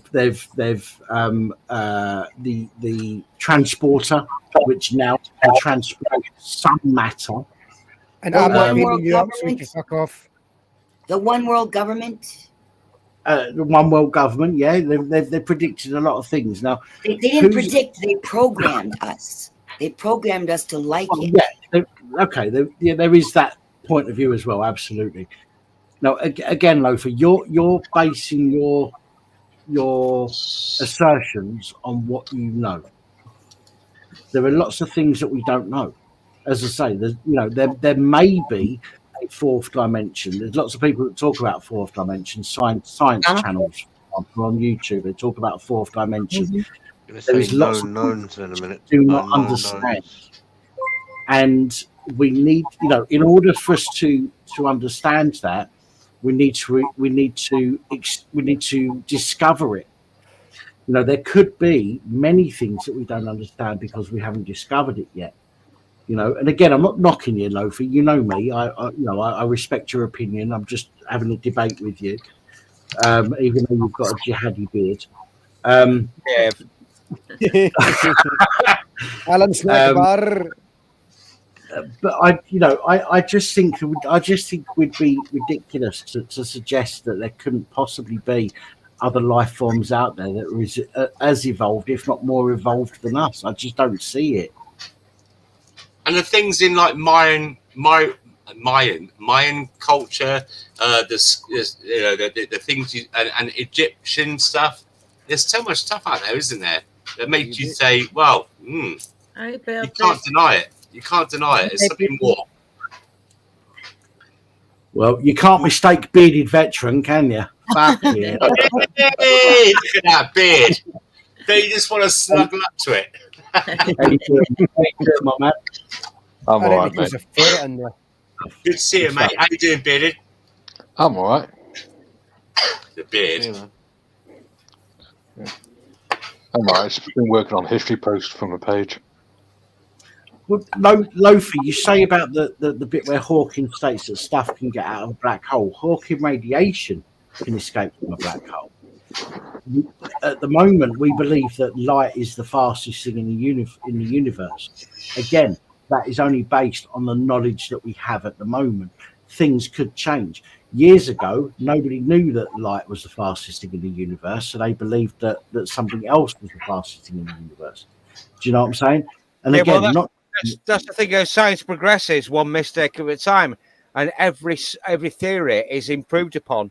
And the thing about scientists is basically when they say, "This is my theory about things, how things work," it's normally accepted, and yet somebody else comes along and stands up and said, "I think you might be wrong," and they improve upon it. They improve upon it. Exactly.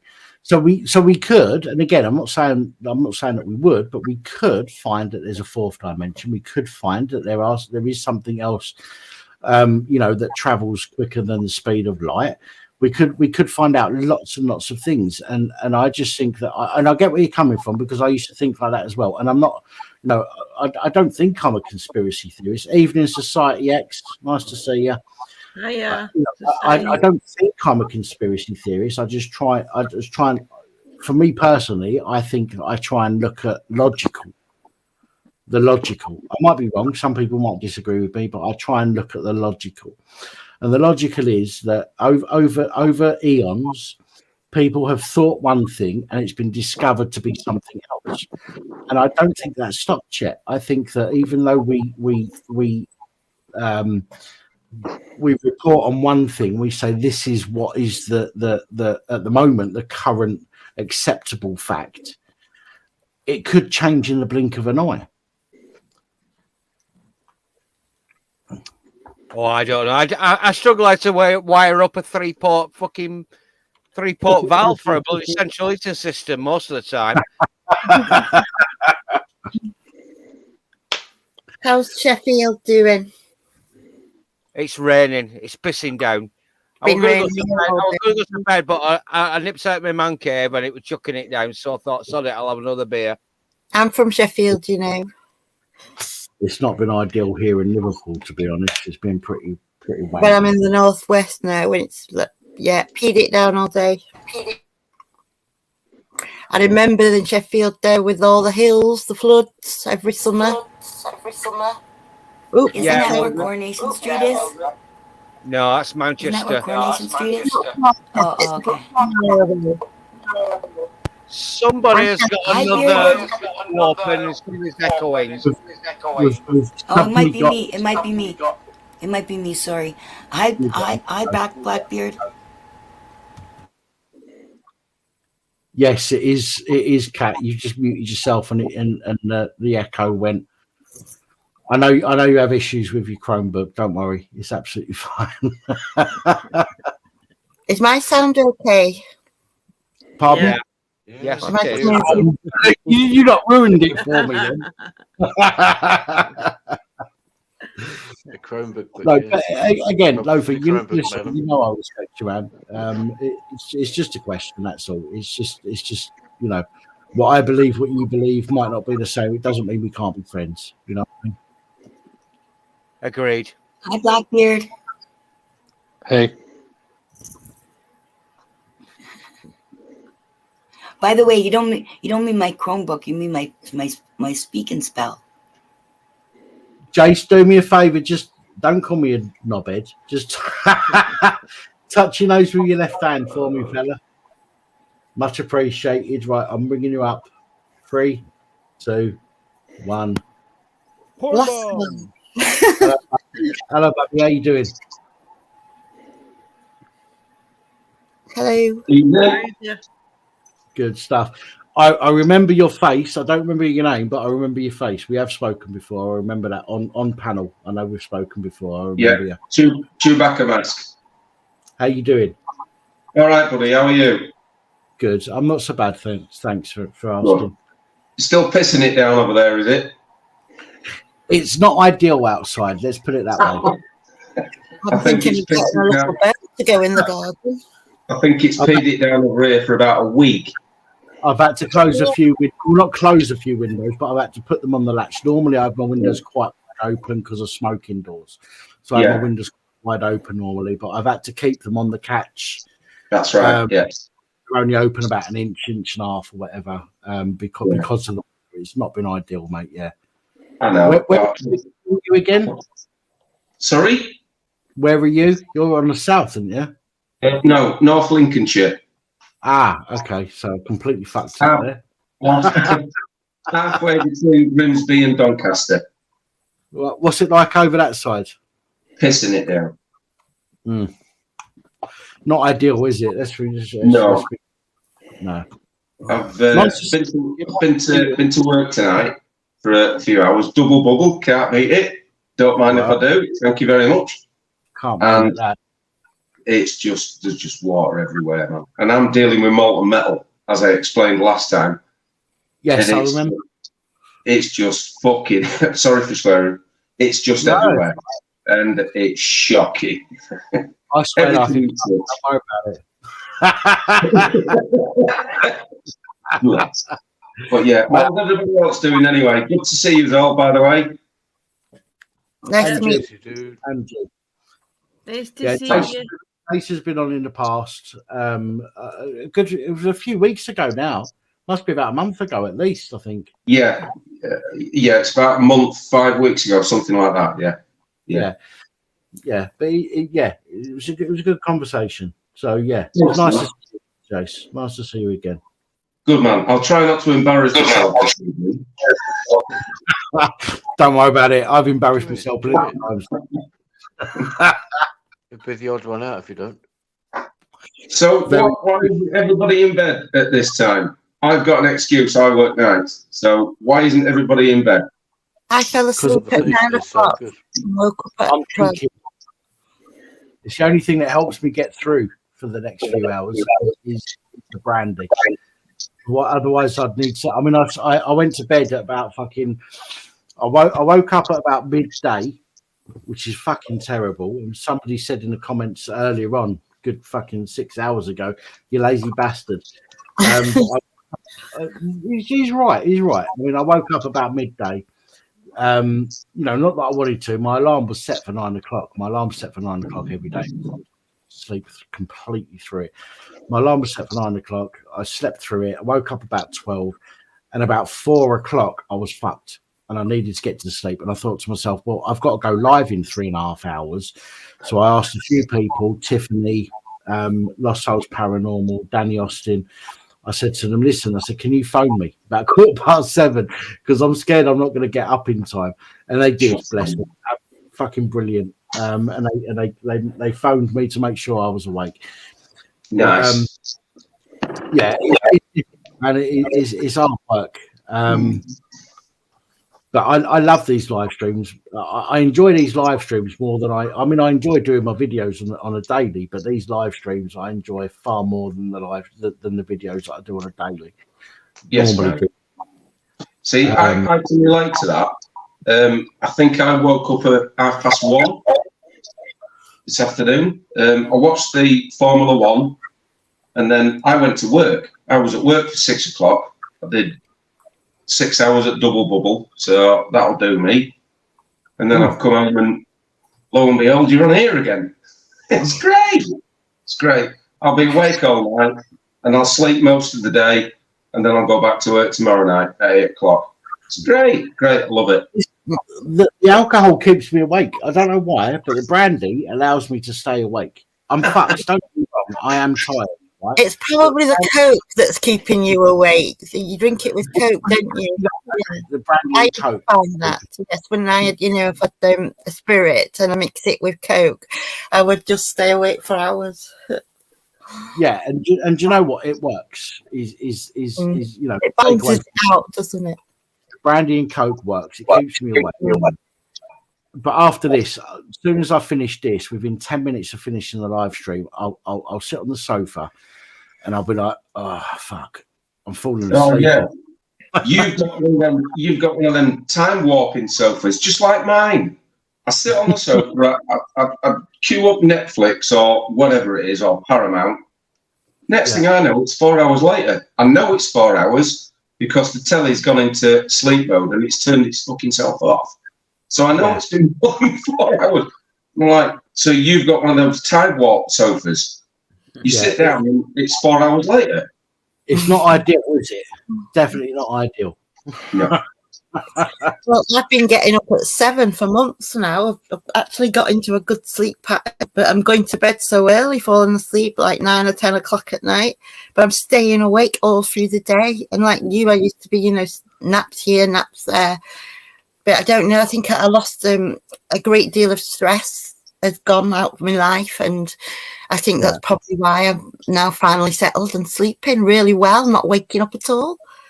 Bless you. I've got an appointment on Tuesday with the doctors, which is an annual appointment, and I need to speak to him about. Obviously, I've had 5 strokes, 4 in the last 3 years. Well, 2 years. Too much wanking, mate. I wish it was. I need to speak to the doctor about that. But the problem is the doctor's already tried me on Zopiclone, and that's the harshest thing they can give you to try and get you to sleep. And I've tried 7.5 milligrams of Zopiclone, and all it does is it stops my body from functioning, but my brain carries on. So I'm laying on the sofa and I'm thinking, right, the doctor said to take the Zopiclone half an hour before I go to bed. I take the Zopiclone. 15 minutes later, I can't fucking move. I'm paralyzed. Literally, my body's gone to fucking sleep, and my brain is going. You need to lay off the warp speed, Captain. Stay off the warp speed. Mate, She it's horrible. can't take any more. Just ask for a prescription. Just gonna do it, Captain. Ask for a prescription for pot. I don't like the taste, Cat. I don't like the taste of it. I haven't smoked. I've not smoked that stuff for 20 years. I just don't like the taste of it. I can't handle it. Well, you're late. Oh. I used to smoke it. It used to be. I used to have to put a damp towel across my bedroom door to stop the smoke from going around the house. That's how bad I used to be years ago. I used to smoke. I used to get people from work used to come back to mine. I go, yeah, come back to my mum and dad's. Fuck it. Let's go back and let's get fucking hammered. And I'd put a damp towel across the bottom of the door to stop the smoke from getting out there. And I'd get hammered, and then we'd walk fucking 4 or 5 miles away to the nearest garage to get some munchies. But I just can't do it anymore. The taste just puts me off. I just can't do it. It's called hot boxing. It's hot boxing. Yeah. And I wish I could have a smoke, and that helps me go to sleep. But the taste of it just makes me feel sick these days. Sounds like you developed an aversion. You know why? Yeah, just don't drink. Don't drink. No, the drink's physical allergy. The drink's all right. The drink doesn't make me want to walk to the garage for munchies. You mean wobble, Stagger? See, it's even the smell that I don't like. When I get in the lift to come up to where I live, you can obviously tell that somebody's been smoking it or it's stuck to the clothes or whatever. Yeah. It's like, no, can't be doing that. And I'm like, I'm in the lift, and I cannot stand the smell. Genuinely turns my stomach. I just cannot stand the smell of it. No. Cheers, Roger, wherever you are. Me too. So sweaty armpits. I've got nothing against people that smoke it because people that smoke it for millions of reasons. And that's absolutely fine. I've got nothing against people that smoke it. For me, however, I just cannot stand it myself. Yeah, me neither. I smoke because I'm a pothead. It's people's choice. If they want to live like that, that's their choice. Of course, it's called free choice. That's fine. Well, it's the same as me. Yeah, exactly. And I can say the same. Although I be in the wrong way flipping round. I only do it once a week. You only do it then? I get called an alcoholic, but I'll only drink once a week. And if people see me on a Saturday night drinking, you won't see me on a Sunday night drinking. No. Alcoholics go to meetings. Drunks go to parties. Except for your birthday. Well said. No, there's a lot of people. I get hassle from a lot of people. Go, oh, you've had strokes and you're drinking. Yes, I'm drinking. There are millions of things that are going to kill us in this fucking life. We might as well enjoy ourselves before we fucking hit, end up 6 feet under. You can't enjoy yourself when you're dead, can you? If I enjoy myself having a drink once a week, then fuck you, I'm going to have a drink once a week. Yeah, too right. Sharing is caring. It's what? Sorry? Sharing is caring. You've got it. Actually, I'm here for a good time, not a long time. That's right. Yeah. Good song, too. Exactly. 100%. 100%. There used to be a T-shirt when I was going to school in the 80s. There was a T-shirt that said, I don't have a drinking problem. I drink, I get drunk, no problem. I fall over, no problem. Or even that I have a drinking problem, 1 mouth and 2 hands. Yeah. Sonic, only 1 mouth. Well done, by the way. Fair play, Sonic, for, I think you're the only mod left on the channel at the moment. I think so. But thank you. I think I had a problem. I think Tiff's maybe called it a night or blacked out and fell asleep or some shit. So might have fallen asleep. Fair play to you, man. Thank you very much for doing the mod thing. that was a pleasure, man. You know me, I know. mate, I'll do what I can. It doesn't hurt to say thank you to people, does it? Let's be fair. Yeah. So, I yeah, love so you, I, Pappy. You're great, Pappy. Peppy, Pappy. Fucking Pappy. Wow. That's like last time I was on, there was a guy living in Thailand. Because if you can remember, I says, yeah, there's only one reason you live in Thailand, because you like giving fucking reach arounds. Fucking Pappy. Who the fuck went to Thailand just for the culture?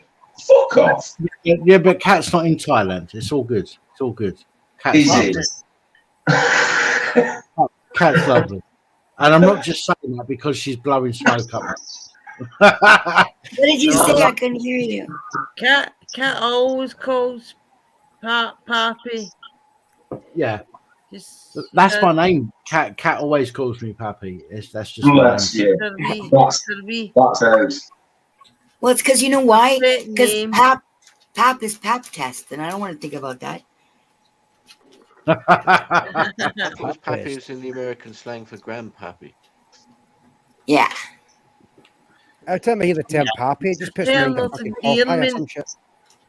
I don't get old Pappy. I just Look, I've been called far worse. It's a term of endearment. It's a term of endearment. I would say that Pappy is one syllable away from Daddy. And I love you for it as well. I love you for it. I think it's ace. That's ace. That we can. I don't know. We'll get weeks of entertainment out of you saying that. Hey, Pappy. Every time I log on to your channel and every time I leave a comment, it's going to be, hey, Pappy. Does anyone know Gamer? Does anyone know Gamer? Yes. It was his birthday yesterday. It was his birthday yesterday. Oh, yeah, I did say it was his birthday this week. Okay, Matt, happy birthday for yesterday if you're watching, but you're not coming on the panel because you're going to ruin it. Oh, I'm guessing as a jolly guy then. But happy birthday anyway. Yeah, happy birthday. Returns. have a good one, man. You been fucking happy birthday, like? Bearded Vet, you've been quiet. I said to you in the comments, I'd let you talk. I did say that, and I remember saying that. So, do you have anything you'd like to add to the conversation, Mr. Veteran? What about you being called Pappy? I'm just been listening. I think he'd rather call you Daddy, to be honest.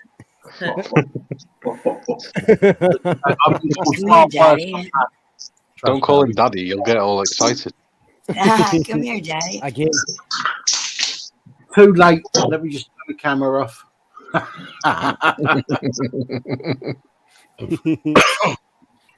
How's you and the missus, Mr. Veteran? All right, she's upstairs in bed. She's got hospital in the morning.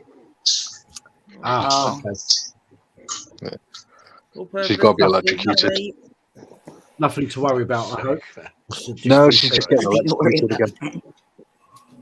Well, on Tuesday I've got an annual, not anal, Sonic. I've got an annual review on Tuesday, and then on Friday I go and pick up what they call an ambulatory echocardiogram or some shit like that. Echocardiogram. ECG. Yeah, it's just a portable ECG that checks your heart for 24 hours.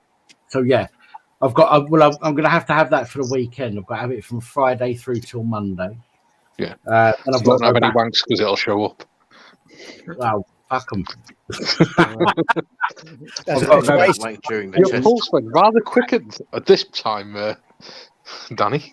What's going on? Sorry? What were you doing at this time, Danny? Your pulse heart rate went very rapid. He was thinking about anal. It's because I saw Lagertha on Vikings. You were doing a live in the bushes outside someone's house at this time, weren't you? Yeah. Why did your fucking heart rate go through the roof at 6 o'clock. You like to know? Well, I would actually. Doctor, I'm trying to figure out what's wrong with you. But yeah, no, it's so I've got an ambulatory monitor appointment, is what they've called it in the text message. So I go and get one of these ECG things I've got to wear from Friday through till Monday. Yeah. I remember when they gave me a thing that went up my nose years ago because I used to get really bad acid reflux. So I had to go to hospital in London when I used to live down south, and they stuck this fucking 8-foot thing up my nose, went up my nose, back of my throat, round me into stomach. And I said to him, "What happens if it comes out?" And the nurse goes, "Oh, it never comes out. There's fucking 8 feet of it inside you. It's not going to come out." Guess what happened the next morning? I woke up and the thing was curled up on my fucking pillow. Wow. Jesus Christ, man. So Sounds I like go you back. it in the night. What the fuck happened? But the fucking thing came out. But yeah, so I'm not looking forward to it. I've known a few women like that. Must have been a real pain in because the neck. Came out. Because I've got sleep apnea as well, I had to have a couple of years ago. I had to have an oxygen meter. I had to wear an oxygen meter on my finger overnight to see what the oxygen was. I woke up in the morning and the fucking thing was off my hand. I mean, if you've ever been in hospital, if you've ever had ambulance come to your house, they'll put this oxygen thing on that just falls off. It just falls off. It's not fucking. There's no grip on it at all. And I said to him when they gave it to me, I said, "This fucking thing's going to come off." No, How's it going to stay on that? How's it going to fucking stay on that? It's not, is it? Well, no, it's not. It's just going to. You put it up your nose and then you put it around your ears. No, this is the oxygen thing that goes on your finger. It's called a pulse oximeter. Pulse oximeter, yeah. This. Yes, one of them, exactly. And they gave me one of them that I had to wear overnight. And I said, "This is going to come off. It'll be fine. It'll be right." I think the poor cunt got it mixed up. The poor guy got it mixed up with a fucking cum sock simulator. Just.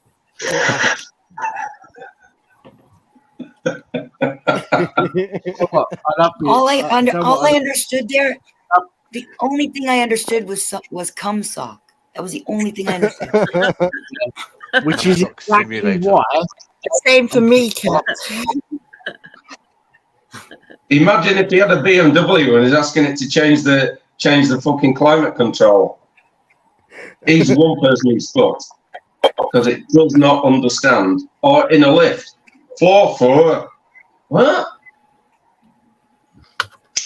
Yeah, but I mean, I've had the pulse oximeter. I've had the thing up my nose that goes down into my stomach to check the acid 3 days, and each time it's come off. And I can imagine this thing doing the same.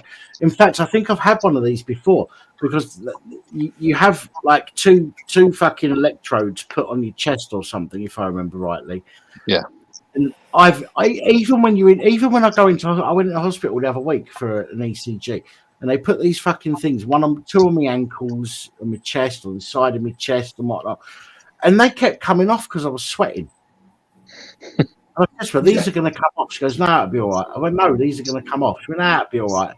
And they came off.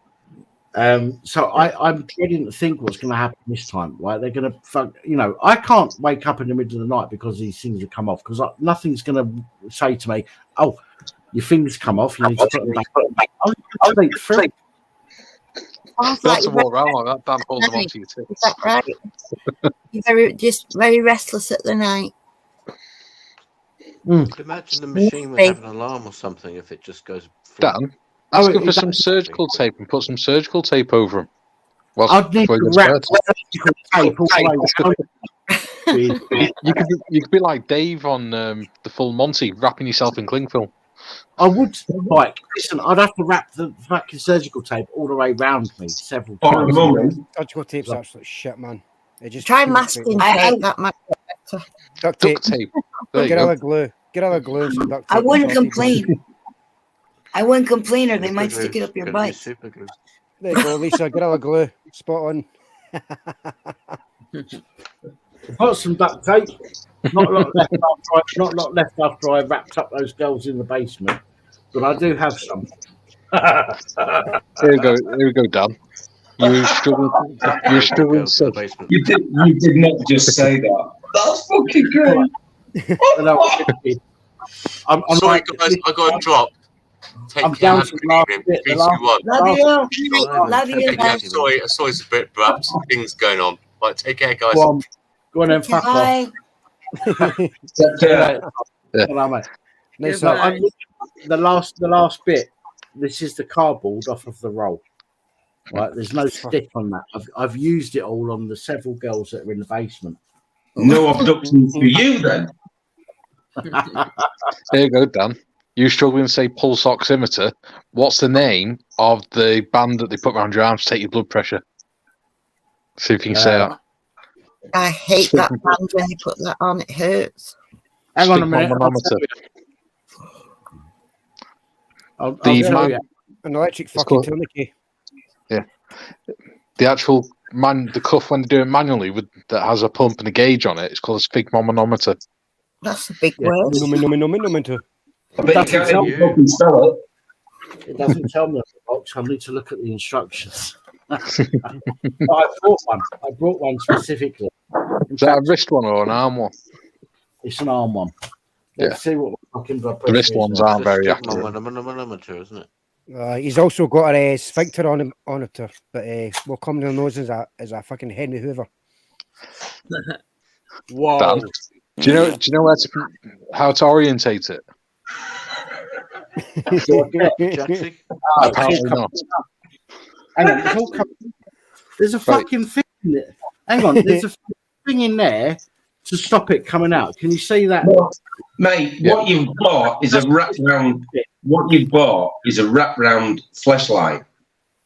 Warm water. To me back. Yeah. Fill it with warm water and it feels nice, apparently. Right. Dan, you see where the little arrow is saying artery? Yeah. Right, that is supposed to go just below the inside of your elbow. Hang on a minute then. Just a. Oh, So if you look where your elbow is, Just above. Elbow is, just on the inside, just above it. Is where Just above. But the most important part is the part that goes down for the hose that goes down. You want that to be on the inside of your arm. Yeah. On the inside. No, Cat, not on the inside. It's got to be on. It's got to be in a certain place. No, it's got to be right off here. to the side. Yeah, it's off to the side of the inside. It's not actually on the inside. So that's not supposed to be there. No, it's supposed to be further around towards the centre. Towards the centre. Okay. Yeah, there. No way. No way. I do it all the time. Man. It's gotta be right here. Cat. I was in the ambulance service. I used them all the time.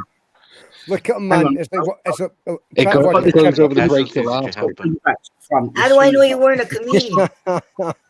It's like watching a chimpanzee try to put a fucking jumper on. Look at his state. I'll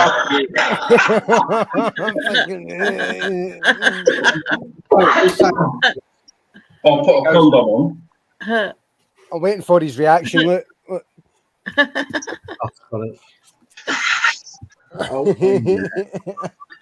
It's not even supposed to come out. It's supposed to stay in there. That's what this is for. This wood bit is coming out, but it hasn't. It's coming out. Fucking thing. Fucking right, let's try it again. Right, so that's By got the way, to go this is top entertainment. on the inside. So that's there. Yeah. If you look at the inside of your elbow, the side nearest to your chest, where the crease ends, that's roughly where the hose needs to go. Oh god, my fucking arms are aching. Oh fucking hell! Do you know what? This is fucking ridiculous. After And the you should be able to get 2 fingers behind it. Yeah, that's where your main vein is, isn't it? Yeah. Them two, or them two. Them two. Like this. That's where it goes. That's too far around, Cat. Oh, thank fuck for that, Cat. I thought we're demonstrating where the fingers go. Jesus Christ. Is that better? Is that there? Is that the right Yes, place? that's right, Dan. Let's see what it says. Because I think That's what I said, on the inside. I have to go on the inside. You said on the outside. No, the inside of your elbow is classed as the inside when you turn your hand up. Is the upper? That's the inside. Is the uppermost part of your arm. Shake it all about. Yeah, that's not the inside. Right here is the I'm sorry, I thought you were talking about fingers going on the inside, but leave it. Sorry. My apologies. You've got it, mate. 2 in the pink, 1 in the sleep.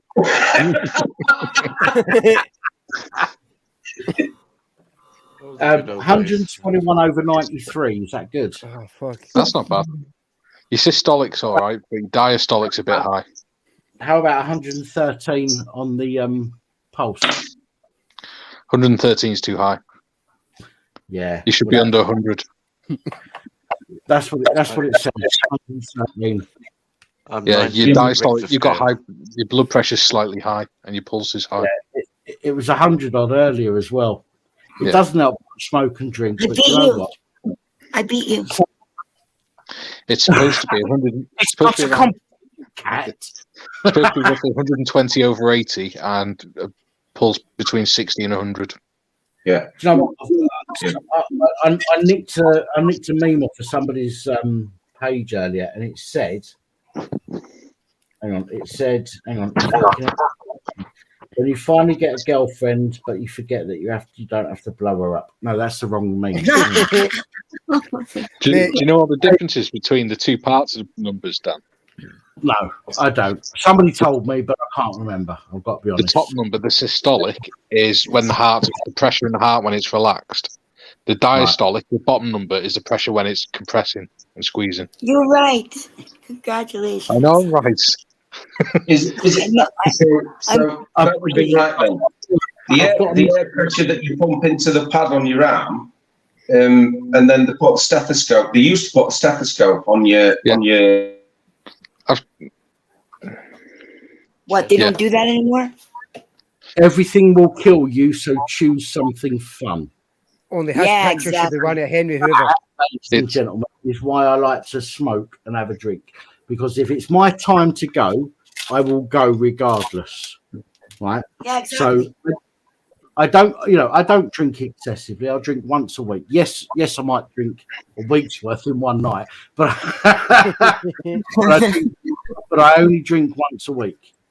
And that's one thing that I will always stand by. Okay, people have seen me drink on a Saturday. I won't drink on a Sunday. No matter how much I fancy a drink, I won't drink. I'll drink coffee and water, but I'll drink once a week. And what was I saying? We all have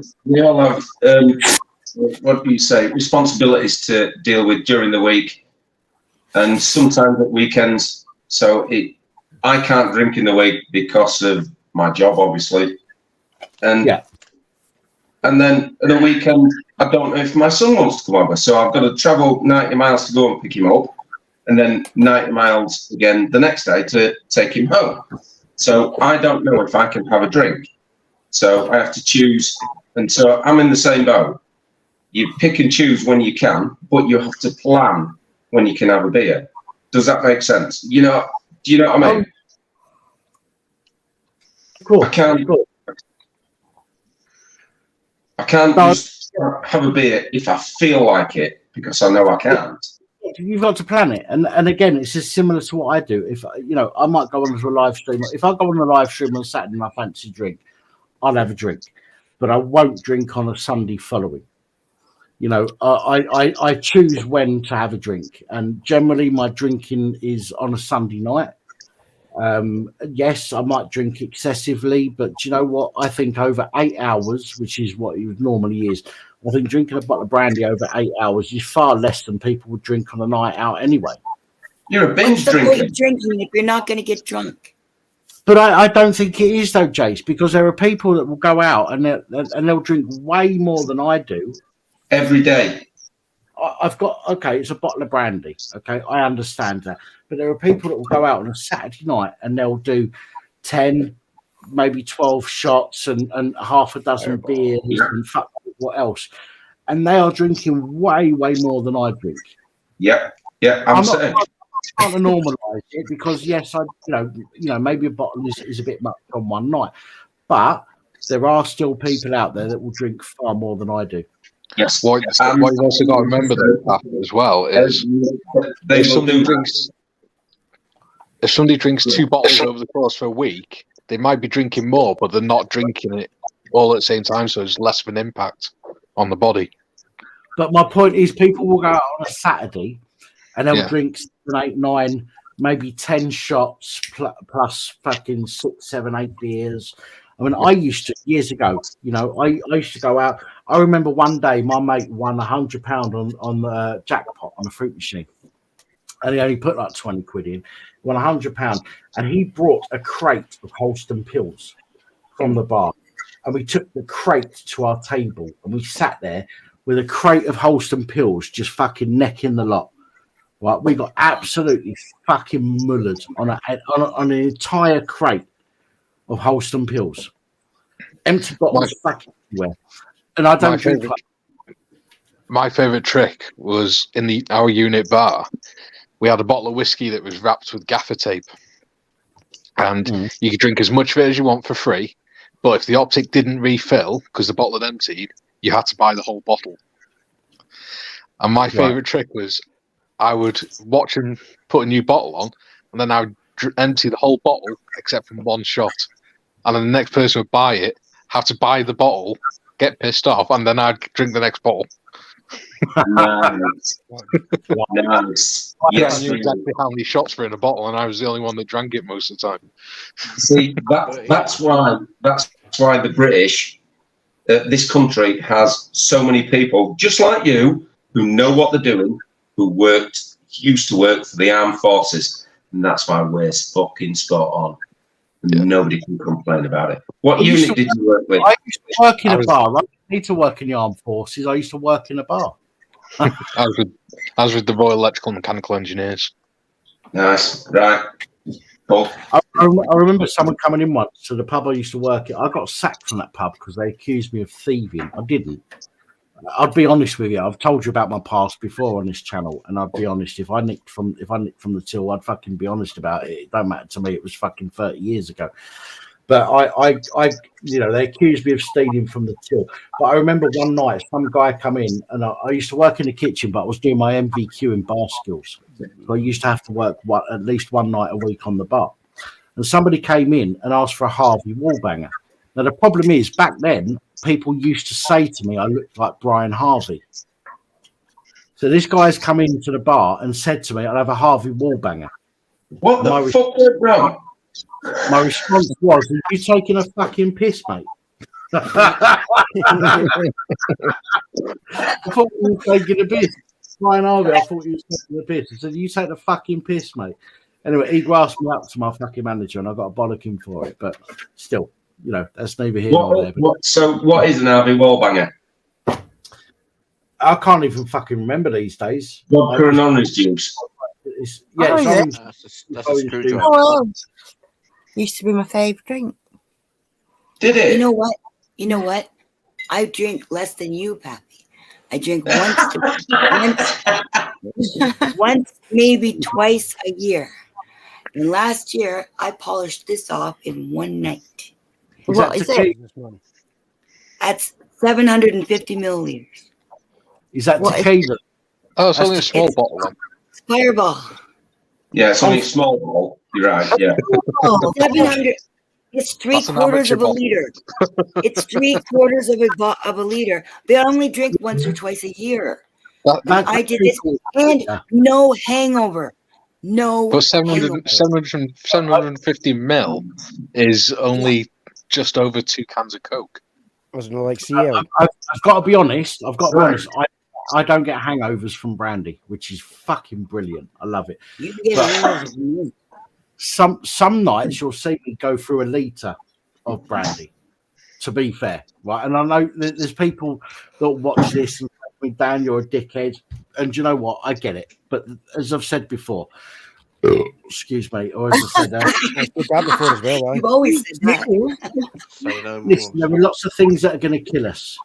I don't want to be on my deathbed thinking to myself, I wish I had done crack. Yeah, I wish I hadn't been a boring fuck. Do you know what I mean? So you know, if the strokes are going to kill me, then so be it. You know, there's nothing I can do about it. Do you know what that's drink what, I like, Dan? Go on, Bet. Go on. Nice single malt Scotch. I can't drink whiskey. My favourite one is Penderyn whiskey. It's Welsh whiskey. When I was in college, this guy Ian Linton, his name was Ian Linton. His dad used to be managing director for Ford's of Dagenham, right? So he was earning a fat wage, right? And this lad used to go into college every day with fucking wonga. Like he used to go into with loads of money in his pocket. Anyway, I bunked off a few days, and he brought loads of people mobile phones on contract. His name, right? He was one of these people that brought friends, right? And yes, I took advantage of that, right? So I you know, I'm not proud of it. My younger days, I'm not proud of at all. So I've gone into college after bunking off a few days, and I said, he bought everyone mobile phones. Where's mine? He goes, I can't get another one. He goes, but I'll tell you what I'll do. I'll take you out lunchtime, and we'll get fucking pissed.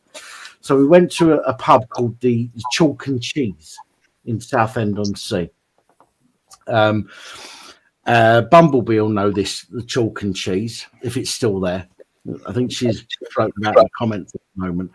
So we've gone to the Chalk and Cheese, and what he'd done is he was buying himself a drink, but rather than finishing it all, he, like Holston, for example, brown bottle, he was drinking some of it, waiting for me to finish my full bottle, and saying, I'll go and get us both a new bottle. And he was coming back with his same bottle, but giving me a fresh bottle. Right? So I was having like 3 to his 1. Chalk and Cheese Bumblebee in the bottom of the precinct. Anyway, it got to the point where I think we'd done about 12. I think I'd done about 12 Holston pills. And then we got onto the whiskey. And he was buying me Southern Comfort. Same thing. He was drinking some of his, sipping it. Very small amounts. I'm fucking necking mine. I'm going, go and get us another one then. And he goes, all right, I'll go and get us another one. He was coming back with a new one for me, a fresh one, and the same one that he had. And I didn't realise because I got pissed really quickly. And it got to the point where we was going back after lunchtime. It was time to go back to college. Anyway, I'm walking through the courtyard of the college, and I basically collapsed on top of some girls. Me and Ian Linton got dragged up to the offices, and we're sitting in the offices of the head of the department, and they're saying to us, "Have you been drinking?" And I'm like, and they go, "Have you been drinking?" I'm like, no, I've not been drinking. They go, right, we're going to leave you for a few minutes. We're going to come back and ask you the same fucking question. They didn't say fucking, obviously. So anyway, they've gone off. I've said to Ian Linton, have you got anything to disguise the smell? And he goes, all I've got is a bottle of Jazz. And do you know what clever bollocks he had done? Go on. Drunk half a bottle of fucking Jazz aftershave. I didn't spray it on myself. I took the top off and I drunk half a bottle of Jazz fucking aftershave. After I finished it, I thought to myself, fuck, I'm going to be sick. So I've got up and I've walked out of the door, and we was in this little glass cubicle, and I've walked out the door. I've fucking bumped into several desks on the way out, gone down to the toilet at the end of the corridor, put my hand on the toilet door. As I put my hand on the toilet door, I threw up everywhere, fucking everywhere. I've gone back to the room and I had all this sick down my top, right? I mean, this is years ago. I can laugh about it now. I've gone back to this room and I had all this sick down my top, and I sat down and I was like, does it look like I've been sick, Ian? And Ian was like, no, you're all right. So the head of the department's come in, and basically I got booted out of college that day. I got seen for the premises. I don't remember. I mean, I was months away from completing my MVQ3 in catering, at which point I could have gone back to college as a lecturer and taught catering. But I fucked it properly. I got seen off of campus by security. I do not remember getting on the bus, but I remember being on the floor outside an ex-girlfriend's house, which was about 200 meters from my mum and dad's house. And I'm laying on the floor up against the wall, just going, just throwing up everywhere. And the next thing I remember is being in hospital having my stomach pumped. And since then, I cannot drink any whiskey. I know this is a long time. I'm sorry for those of you who have got bored of me rambling on.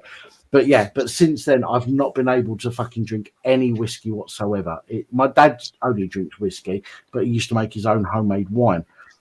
I used to rob that all the time. I used to fill up his half bottles and go down Peter Pan's playground in Southend, get fucking hammered inside of the Dodgems, walk round the Dodgems and find all the tokens people had dropped down the side, rob them all and fucking have a go on the Dodgems, pissed out the eggs and go, I mean, we all do stupid things. And again, I'm more than happy to admit my fucking stupidity. Do you know what I mean? As many of you I think it's funny. We are who we are because of the stupid shit that we've done in the past. Yeah, but little did you know it was going to be a story 20 years later. The thing is, I did not know that. Thing is, Pat. Go on, Jason. Thing is, Pappy. We both did all this shit before the internet, so nobody knows about it unless you tell them. Very true. If I had a TikTok account 20, 30 years ago, I'd be fucking minted right now. Yeah. Bless you. I mean, to be honest, the stuff people do these days is ridiculous.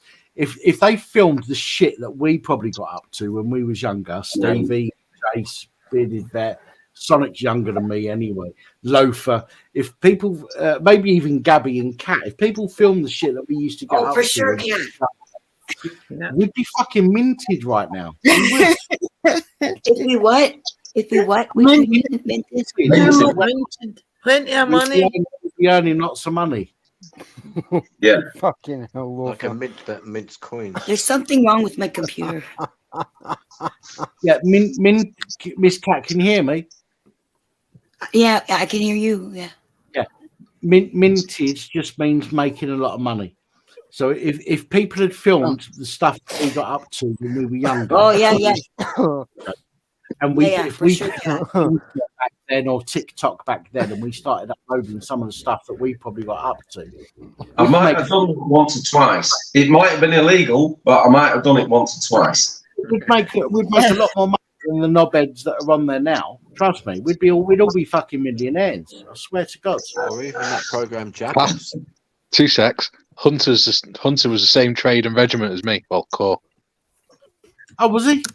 Yeah. Does that mean he was in? That doesn't mean he was in the same place as you or anything, does he? I'm sorry. No, not necessarily. I'm sorry to sound ignorant. I don't understand. No, not necessarily, but it's same corps and same trade. Right.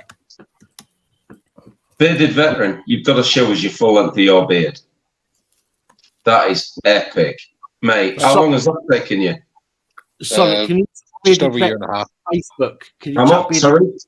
Just over a year and a half. Sonic. Wow, man. I've got a week's growth and I think it's fucking itchy now. Get rid. Wow, man. Oh, no, man. Nicky, listen, man. It's not There's about things growing in that. There must be things growing in that. Come on, man. It comes down to... Wow, man. It comes down there. That's epic. Wait, what? You've got pubes for a beard. What the fuck? Mickey, thank you, man. But then it goes in. A lot of men have ginger facial hair, don't they? Helping people out. I don't see it like that, man. Listen, I just do what I do. I don't go. Listen, most people, when they help somebody out, they go out of their way to help people out. Okay. Which is great. If people are going out of their general way to do something nice for somebody else, that's great, and I appreciate that. I just do what I do. I don't sit here going, I know I'm going to do this, that, and the other because it's going to make me look good. I just do whatever happens. Do you know what I mean? I appreciate the donation, and thank you. And I don't mean to be disrespectful, man, but I don't know what I've done to help you out. I've heard lots of stories about how I've helped other people out, and I get that. I don't take compliments well, man, and you know, it's a very generous thing to do, and I appreciate it absolutely from the bottom of my heart. I appreciate it, but I don't see how I've helped. Sorry, You're just going to take No, it's fine. It's fine. I just do what I do. Do you know what I mean? I come on here, I talk shit, I have a drink. Listen, you see me at my worst when I've had a drink. You know what I mean? But Dan, you listen. 9 times out of 10, that's all it takes. Yeah, but still, I don't see that as anything unusual. No, I think me neither. No, I agree. Everybody should be like that. You know what I mean? If I somebody agree. needs, then we give Can them I a just say hi, Bumblebee, please? I did say hi in the chat, but I don't know if she saw my message. Yes, it's me, Bumblebee. Hiya. Hi, Bumble. Hey, Bumblebee, you're right. Whitney looks good. I just don't see it as anything unusual. I just come on it. You know, the reason I don't mind drinking.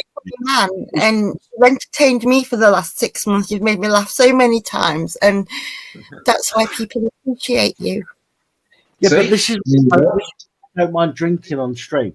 When you've had a drink, I've done that much of a bottle of brandy tonight, okay, which is a fair bit, and I don't mind doing that because I'm not an arsehole. I think I think I'll be quite fair. Last week was the best when you all took your teeth out. Believe me, I was in stitches.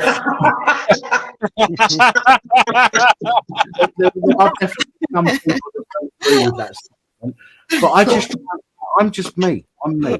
I just talk shit and let other people talk shit, and we have a discussion and whatnot. And you know, again, I don't fucking take compliments very well, man. So I'm sorry if I'm into offending, and I appreciate it genuinely from the bottom of my heart. I appreciate it. I just don't take compliments very well, and I suppose I always find a reason why you shouldn't compliment me. That's just the way that I am. But it's from Mickey Mouse. I know. That's how I used to sign my credit card receipts. Yeah, but Mickey's been around since pretty much the start of my channel, as far as I can remember, and he's a top guy. You know, the fucking shit he does for other people is unreal. Is a mod on so many channels. Is genuinely. I say he's a lovely guy. I don't even know if he's a guy. I mean, horribly Mickey Mouse, but I don't. You know, we've never spoken properly, and I'd love to speak to you on the phone. I would genuinely love to speak to you on the phone. So, do they identify as they, or him, or shim, or sure? You know, I appreciate it. I just find it hard to. Yeah.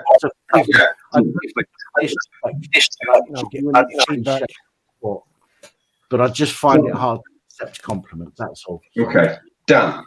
Why did you start doing this channel? Because I think he was lonely. Highlighted that the police take the piss. Bastards. I love it. When did you start doing the channel, Dan? The channel started because I got fucking nicked for nothing. Right. Was that like 4 years ago or some shit like that now? Yeah. Because I didn't get my details. Fuck you. I'm on public property filming. So fucking what, you bitch? I remember watching that when you put it up. I remember the video, Dan, where you bloody face planted the desk. Yeah, that was when you were in your other room.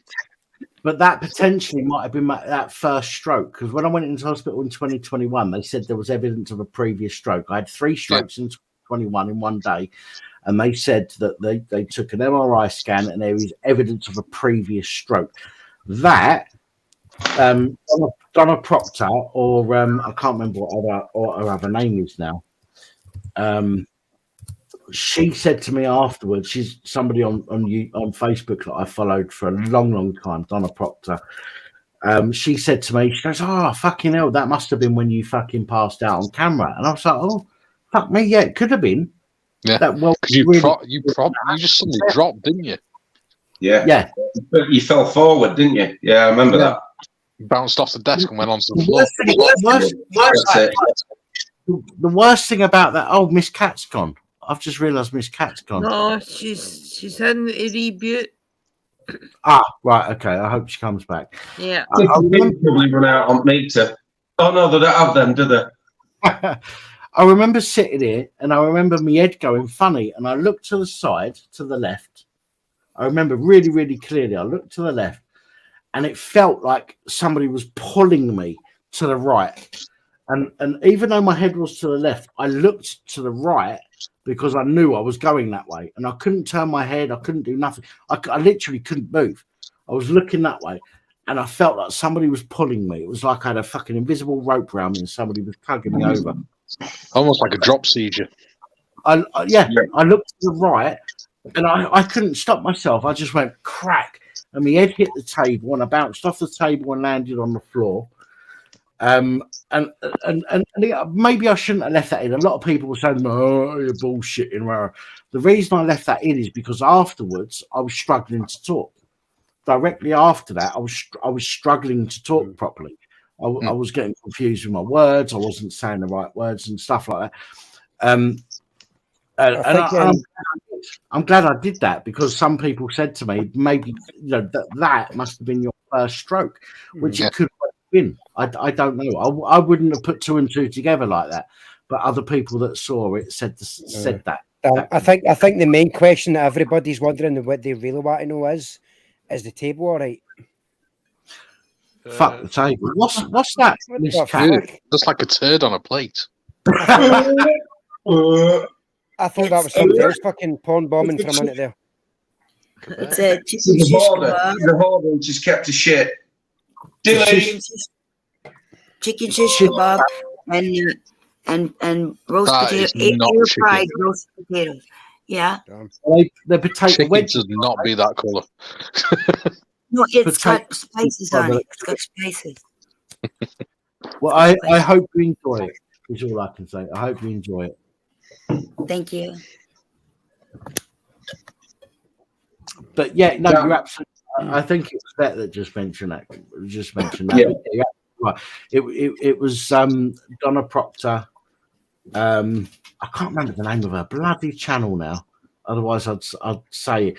But she pointed out to me, 2 years later, she said to me, "Oh, do you remember that time you fucking knocked out on fucking live stream?" And I was like, "Oh, fuck me, yeah." She goes, "Perhaps that was your first stroke."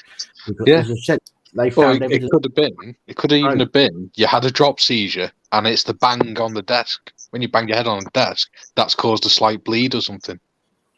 Quite possibly, yeah, absolutely. Because my mate got beaten up, and he had the same thing. Yeah. Well, all they said in 2021 is that there's evidence of a previous stroke, and you're absolutely right. It could have been a previous trauma, to the brain rather than an actual stroke. It could have been trauma. So yeah, absolutely, it could have been. Did you find out you got the metal in your head yet? Not yet. I haven't. No, I've got on Tuesday. I've got a doctor's appointment. They're not going to know, but I've also got an appointment with the heart. Well, the cardiology department on Friday. But on Friday, I think I'm just going in to collect the machine to monitor my heart for the weekend. I think when I take it back, then I've got to wait a couple of weeks to get an appointment to speak to the heart specialist about the results, at which point I will ask them about that. Although it's in my head rather than my heart, I will speak to them about it. Yes, Kat. Sorry, I thought you were. Fine. Was the shape of the steel plate in the shape of a frying pan? That was the next question. Have you ever been hit with something metal? I was thinking maybe a pole, though, not a frying pan. Not that I know of. I mean, I could have been. One of my exes might have beaten me over the head and knocked me out, and I don't realise. But as far as I'm aware, I've not been knocked the fuck out by any frying pan. So You ever had a yes, cut on your head from having been hit off by something and not remembered, but the next day seeing the cut? not that I know of. I don't know exactly where Jace, I'll come straight to you. 1 second, mate. I don't know exactly where this piece of metal is supposed to be, but she did say to me, have you had brain surgery or ear surgery? So I'm presuming it's on the side somewhere. Oh, the ear only surgery. the only time I remember cracking my head open, his name was Neil Chaffee, and I used to call him Traffic Light Chaffee for some reason. I don't know why, but that's what I used to call him. And we was mucking around in a field, and we was only about fucking 9 or 10 at the time, or something stupid like that. And we were throwing, the field was being dug up for housing. And there was big troughs in the field. So I was in one trough, and he was in another, and we were picking up lumps of fucking clay and just lobbing it like grenades. And he lobbed something, and it hit me on the top of the head and cracked my head open. I rode home on my BMX, pissing out with blood from my head. Right, and that's the only time I can. Apart from this scar here, which you've probably seen, but if I do this, you'll see it. There's a scar there. Oh fuck! That scar, I'd hit my head. I didn't hit my head. Some fucking idiot come running up behind me in primary school. So 9 years old, come running up behind me in primary school, jumped up, put his hand on the top of my head, and as he's come down, he's brought my head down like that on the shelf above the iron radiators, and split this open here. That's the only other time I can remember my head being open enough for something else to get in there. Those 2 times, the only 2 times. But apparently, I'm presuming, because she asked if I had ear surgery, like inner ear surgery, that the metal must be around here somewhere. But I will find out.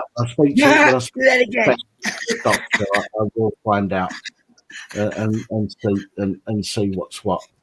But yeah, look, we've all been fucking through the wars, haven't we? At some point or another, if you get to my age, you haven't been through the wars, then 6-year-old wars. Peter Dunn, can you do me a favour, please, mate? Can you just touch your nose with your right hand? Dan, you're still on full screen, mate. Yeah, I know. I like You're the fucking only one then. Right, Peter, I'm going to bring you up, mate. Please don't porn bomb me, please. Jace wanted to say something as well, Dan.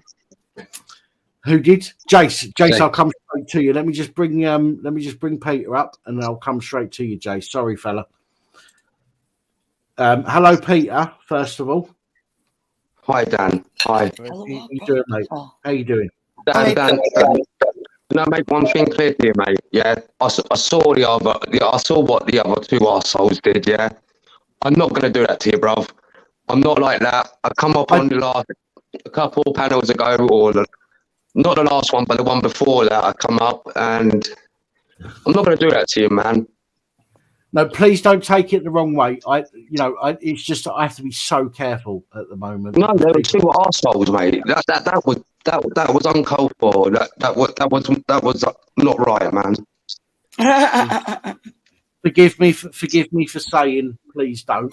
As I say, I have to be careful. Okay, so don't take that as a personal thing, please. No, not whatsoever, mate. The only reason why I didn't put my camera on is because, as I said before, I'm an ugly bastard. So you don't want to see my face. But don't worry about me, Dan, man. I'm not going to do that shit, mate. I'm not like that, as I said before to you. Thank you. I'm not going to do that to you, man. Them 2 were fucking arseholes. Mate, I wish I could remember everybody that's been on here before. So you'll have to, if I do ask you in the future, forgive me. It's because I don't remember. Because Dan, it's fine. It's fine. It's on here very, very often.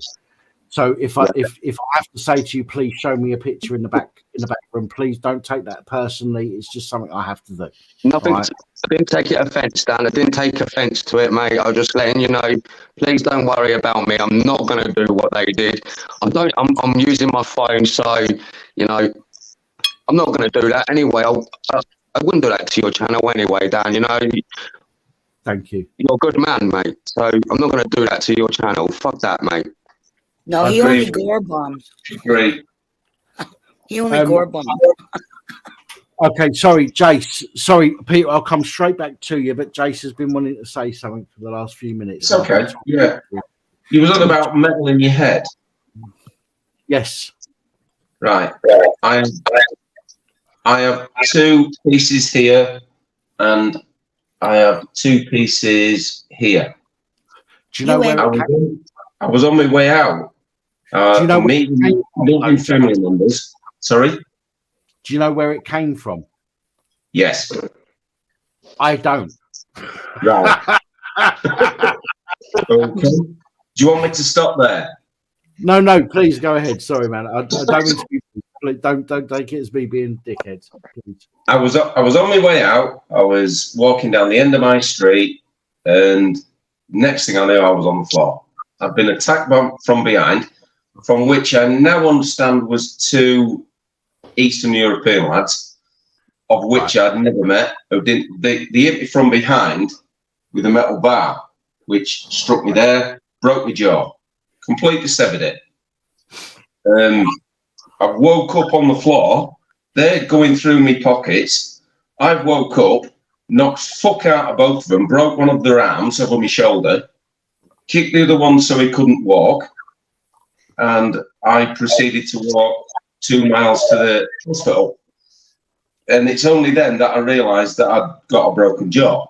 Wow. So I don't know what happened to those 2, and to be honest, I don't give a shit. I got my own back. I woke up. Good for you. I'm sorry, Thank you. Let's carry on. Sorry, my bad. Oh yeah, I knocked him out now. Yeah, to the point where I know they won't be having sex for at least 6 weeks. my nephew. I'm not going to say his name, but my nephew, who is now a dad, and I'm a great uncle. I'm a fucking great uncle. How cool Well, is you're not that? bad. But my nephew got beaten up by several lads, and I don't mean to say this to make him look fucking weak or anything. He used to go to the gym every day. He worked in the gym. His fucking hench, right? He's a big fucker, and I wish to God that I had a physique like he does, right? In fact, I've even said to him, when I move back down south, I'll pay him £20 every time he knocks on my door in the morning, gets me up, and fucking motivates me to do something. Do you know what I mean? I've said that to him, right? He had the shit kicked out of him by a group of lads, and they smashed his jaw. He was wired up and everything for fucking ages. If I lived down there, I wouldn't be on here now because I'd be doing time. I'd go and find the fuckers that done it, and I would fuck them up properly. Yeah, I should be saying that, but I would. My nephew, do you know what I mean? My sister's kid, my nephew. Yeah, he was fucked up to the point where his jaw was wired up. Yeah, and I would have gone and fucking murdered the little cunts that done that to him. I swear to God, I would have done that. I don't know who they are. They won't tell me, but I would have fucking turned them over properly. There are absolute sick fucks out there that will do anything. I used to be one of those sick fucks. I've said this before. I am an arsehole. When I was younger, I had a chip on my shoulder like a fucking King Edward, right? And I'd go out and I would look for fights. I wouldn't even wait for something to happen to me. I would go out and look for fights. I was an absolute arsehole. And I would go out, fight with people. And then one day, me and my friend got in a fight with 9 people. We put 7 of them in hospital, and we both got arrested. I took the blame for him, and I nearly got 18 months inside. And that is what made me realise that I was being a dick, because I would have missed my eldest boy being born if I'd have got locked up. And that's what I'm thinking for quite a long time. I stopped drinking. I'm not drinking now, but I'm in a better place now. I've got you guys. I've got YouTube. I've got a great community on here, which I don't mind drinking while I'm talking to. You know that I'm fallible. We're all fallible. We all make mistakes. But do you say flammable? Well, I'm probably flammable after the amount of brandy I've had. But I think we all make mistakes. If we own up to our mistakes, I think it makes us better. And I'll always put my hands up to my mistakes. I've fucked up in the past. I'm an absolute arsehole, and I'll never hide that fact. I wish I didn't go through that phase, but I did. And unfortunately, it's something that I can't change now. So I have to. It makes you the person you are today. It makes you the person you are today. You've got to own it. You've got to say, do you know what? I was a dick, and I've learned mistakes. And I like to think that I have. When that happened to me, I didn't know there were 2 Eastern European blokes on the fucking arse. Didn't have an income, had nowhere to live. I didn't know that, and I beat fuck out of them to the point where they couldn't walk. It wasn't until I got to the hospital and it was the nurses who actually, got the police involved. He's been assaulted, and it's like, were you walking down such and such a street? I was like, yeah. Did they hit you? Yeah. What did you do to them? And I went to the copper. I went, beat fuck out of them. And copper went, yeah, I beat fuck out of them. And the copper went, oh yeah, you did. They don't want to press charges. Apparently, they don't want to press charges. I said, well, they need to say sorry then. He says, they can't at the minute because we need to get you into the maxillofacial, what do you call it? They had to peel my lip down and cut me under my jaw and peel all my face back like that so they could drill everything. Yeah, yeah. Still got a mark here. Still got a mark here where they incised me so they could put the last screw in there. Still got a mark here. So yeah, I didn't know that they were on the arse. If they'd have asked me for a tenner, I would have given them a tenner or bought them some food or something like that. But now they decided to mug me. They mugged the wrong fucking person that night, didn't they? Well, speaking of muggins, Jason, lend us the tenner. Yeah, come and get us. Speaking of muggins, two years ago, on the coastal path by us, there was a veteran who'd lost his legs in Afghan. He was going along the coastal path in his wheelchair, and 2 lads tried to mug him by tipping him out of the wheelchair onto the floor. He grabbed hold of one of them, crushed his bollocks in his bare hands, so that he dropped, and then he went to the other and bit the leg of the other one until he fell over, and then he choked him out and then called the police. Sweet. Wow. It was in the local papers and everything. Epic. That is, see, you don't mess with the English. Well, the thing is, you've got to be cautious. You've got to be careful, right? Unless you've got you're allowed to use that kind of force when you feel that you're in imminent danger. So, yeah, so if somebody comes to your door, best thing to do, don't tell anybody else, is drag them in. Drag the fucker into your house. And then tell the police that they fucking forced their way in. And then you yourself and your belongings, right? Don't tell anybody I told you that, but that's the best way to deal with it. Dan, I've heard that before. I used to play rugby about 25 years ago when I was young and stupid. And there was one guy who was a PCSO, and there were 2 regular police officers. And they said that basically, if ever anybody breaks into your property and you actually you bop them on the head, render them unconscious, what you have to do is you have to drag them upstairs, get a knife, a sharp knife from your drawer, put it in their hand, get a fingerprint on it, drag them upstairs, and then, once they render them unconscious, is to bind them up and then call the police. Because they'd be coming to your property with intent not only to steal, but to commit bad things. That was 30 years ago, mate. That was 30 years ago. No, but I can't confirm nor deny that is the case. You know what I've got to say. Michael? Yeah, I know what you're going to say. Like that. But all I'm saying, if somebody comes to your property, be very, very cautious, mindful. Yeah, cautious, mindful that if they're in your property, you have a right to defend yourself and your property. If they're outside your property, you don't necessarily have that same right. Yes, you have a right to defend yourself, but if you're defending yourself and your property, that's easier to argue than just defending yourself. That's right. When I had a flat in year 2000, Jesus Christ, 20 odd years ago, it got burgled while I was at work. The police actually came around, spot on copper, to be honest. They actually ended up putting one of their alarm systems in.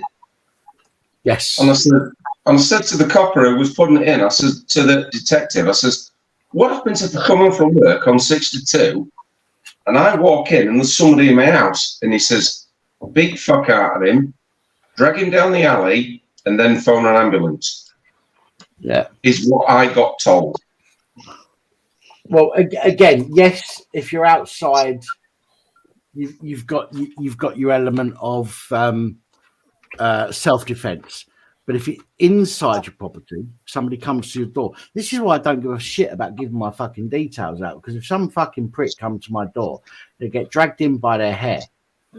Exactly. You bitch. I might be saying this on fucking live stream, but do you know what? That doesn't mean that they didn't come in on their own accord, right? They'll get dragged into my fucking property, right? And they'd get fucking seen to. End of. What if he's a baldy cunt like Let's you? walk away with a sub. And then he gets a punch straight there. Grab him with the ears. Yeah. Hello, 999. Yeah, some fuckers tried to break into my house, tried to past me. I've had to deal with them. And there's literally no, as long as there's no blood on the outside of your property, there's no way they can fucking prove it, which is why you need to drag them in. Exactly, Dan. You live in a flat, Dan, yeah? I do. It's a communal aerial. It's a communal aerial place, yeah. So there's loads of doors. There's loads of doors in and out of that place. Well, there's only the one. There's only the one door in. Yeah, but everyone else has got a front door. Yes. So who can? If something happens in a communal area, doesn't mean it happened at one front door. Could have been anyone. Yeah, that is true. Yeah. So you know, I'd admit it. Listen, I'd admit it. I don't give a fuck. This is why I don't mind giving my fuck. And I've given my address out several times on the channel, but yet I'm still waiting for somebody to come knock on my door. They wouldn't do it, Dan. They wouldn't do it. But I've got a solid fucking oak, whatever it is, fucking police bat on. Yeah, right. Which isn't to hand. So if any police are watching, it's not to hand. But I will be sure as fuck to go and get it if somebody tried to break into my property. Let me make Dan, Dan, I live in a 1-bedroom house, so I don't have a communal aerial place for that safety area. But if someone comes to my door and they were getting rearing up at me, before they even get into my place, I would have knocked them out right there and then. We used to have a similar policy when we were in Iraq. When we were doing guard duty, we were told if it's nighttime, shoot first, and then if they're not carrying anything, put a brick in the hand and say you thought they had a bomb on them. Exactly. Exactly. Listen, The there's stupid ways fuckers used to try and break into camp. there's ways around all sorts of things, and a lot of people know how to play the system. All I'm telling you, I'm not telling anybody that they should break the law. Okay, all I'm saying is if somebody tries to do you or your property harm, cause you loss, harm, or damage, then you have a right as a citizen of this country to defend yourself. Let's just make sure that when you're defending yourself, you don't end up fucking locked up for it. Yeah, that's correct. And I wholeheartedly stand by that. And we're also, we're also allowed to stand up for ourselves. What was if somebody breaks in? What we're supposed to do? Lie down and give them what they want? Now I'm going to fucking fight back. I've worked out and paid a lot of money for the things I've got in my flat. So no, I'm not gonna lie down and let somebody walk all over me. I'm gonna fight back. Jace, there's a problem with that way of thinking. And it's unfortunate because you're absolutely right. We do have a right. But the problem is, unless they are trying to access your property and do you damage, harm, loss, or damage, then there is a very big grey area, which is why you need to make sure that they are doing harm, loss, or damage before you protect yourself in that way. Yeah, that's true. Look at Tony Martin, the farmer. The farmer and the gypsies. Yeah. Yeah. Yeah. Dan, there is another way to do it, Dan. Go on, Peter. Go on, mate. Well, if they come to your door and they're being hostile, they're being rary up at you, and if you've got a phone, you can record it. So, if they're doing that, yeah, you can knock them out, but then you have the proof to turn around and say, well, they come to my door, they were raring up. You don't know what they were going to do, so you were protecting your family. So you knocked them out straight there and then. They come on your property. You didn't invite them. They trespassed. There you go. Yeah. And on top of that, they were raring up at your front door. So what are you meant to do? If you got kids in your property and your missus, what are you going to do? You're just going to let them take you over, take you on, and then if there's more than one of them, or if one comes to your door and then another one comes around the corner, you know what I mean? At the end of the day, you don't take that chance, Dan. You knock them out right there and then you shut your door. And you're absolutely right. You're absolutely right. The difference, the problem that we have is proving it. So when it happens outside your property, you have to prove that they were. And again, if you're filming it, that's great. But you have to stop filming when you go hands-on. That's the only issue. Unless you got someone there in your property that you can pass your phone to, you know. Yeah, absolutely. Yeah, if somebody else is filming, then great, absolutely, fucking 100%. And if you got a missus, you know what I mean. Even though you're protecting your missus and your child, you still can pass your phone to your missus. She can still record the sounds, like your voice and the other person's voice. Doesn't matter. It doesn't matter about. Absolutely, I'm with you 100% there. I'm with you 100%. Trust me, I'm with you 100%. I'll tell you what. Sorry, Dan, I didn't want to cut over you, mate, but I'm just saying there is other ways to get around it, you know. You're absolutely right, mate. You're absolutely right. But again, the problem that we have is the police will use anything that they can to get an arrest. If they can arrest two people, the aggressor and the person protecting themselves, then they will do. Because but it never happens that way, is it, Dan? It's always the person who protects his self that gets arrested. The aggressor gets away with it. Peter, this is why if they up at your door and you need to drag them in, you know, for whatever reason, then that is what needs to be done. There's no proof. They can't prove that you've dragged them in unless there's a camera there. All right. Which is why I agree with what Peter said to begin with. Get your phone out, record it. Oh God, yeah. I don't get wrong. I always. At least if you knock them out, Dan. At least if you knock them out, or you do damage to them, at least you can prove that it was in self-defense of yourself and your family. That's right. Try and prove it in court. At the time when Tony Martin was in court he used his shotgun and he's like bang, and he destroyed someone's hip. Basically, he destroyed. At the time, there was somebody else who had been burgled, and the burglars come in with a knife and they says, "We're gonna fucking kill you, and we'll kill your wife, we'll kill your kids. We want everything you've got in your house." So he's pulled out his camera rifle and he's fucking sliced his arm off. Now, he got away with that because of what he said, what the burglar said to the homeowner. He got away with that because he was defending his home. As long as you emphasise the fact that you feel 100% unequivocally that your life and the lives of your family were in danger, right there and then, you acted because your life was in danger. Anything less Sure, than you- that, no, you'll get fucking done. But this is why I say, Sonic. This is why I say they need to. If they're in your property, there is far less chance it can be argued against you that you were acting over the top. If they're in your property, okay, you have every fucking right to defend yourself. Do you know what you should do, Dan? Far more so than if you're out in public. Do you know what you should do?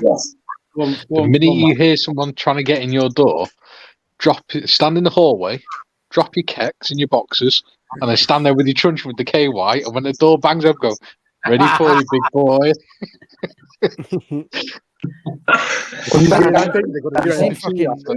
Dance floor. Says I don't do that anyway.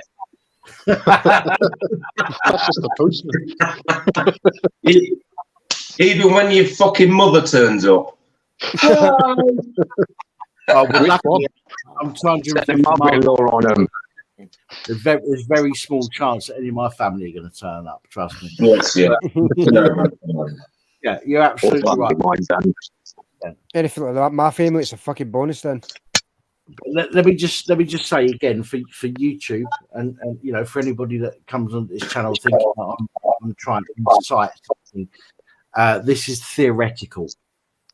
This is all theoretical. This is based on personal experiences and personal opinions. That is it. And what ifs? Hypothetical. Yes, me and Hunter were definitely never ever told to commit a war crime. Cat's got a doobie. She's got a doobie. Look at that. Look at the fucking size of that. Cat's got a doobie. It's a vape. It's a vape. It's a vape. That's a big cigarette. Cat. It's a vape. It's a vape. Fuck off. That's a doobie.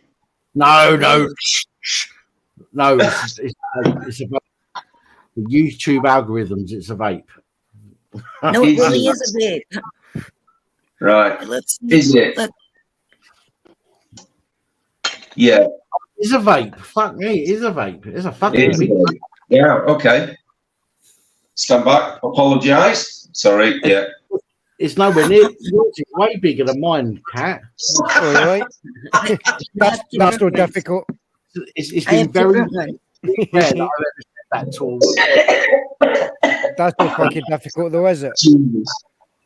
I couldn't believe that when I saw that. I thought, Cat's got a doobie. Good on you. I was already smoking on the stream twice now. I mean, I'm talking. just waiting on Cat fucking bringing out a real one saying, no, this is a fucking doobie. I understood doobie. That's not a knife, mate. That's a fucking knife. That's a knife. Yeah. Mate, what a quote.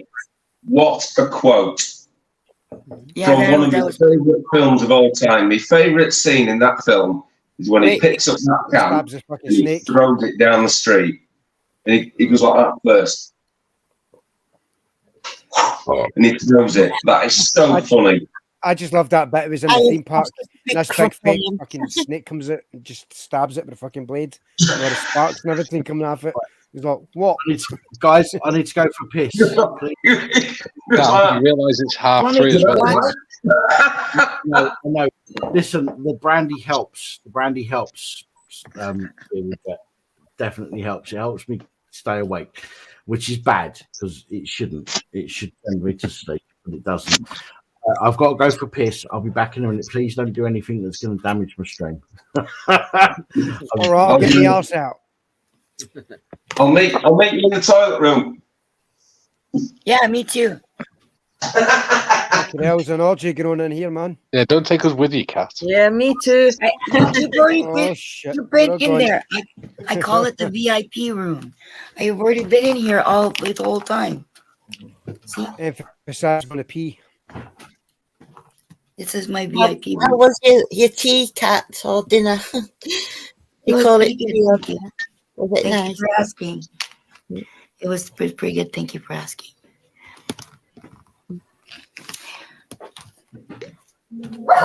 Stop. Come on. What time is it over there? It's 22:24 or 34. It's 10:34. Come on. 3:34 here. 5 hours. So you're on the East Coast. I woke up on Friday morning. 9 o'clock, and I stayed up until 9 o'clock this morning. Wow. Come on. Yep, and I got 3 hours sleep, and then I came back, and then I'm here this whole time. Come on. Oh shit. Wow. But you're exhausted now, then, eh? I don't know. I just keep on getting my 6th and 7th and 8th wind. I gotta smoke a joint. Yeah. Come on. Strange for me to be up in the night because I'm normally asleep, but I kind of not open my eyes till 7, sometimes 6. Go with it. Wake up at 7, despite being Well, awake. we're glad you're here.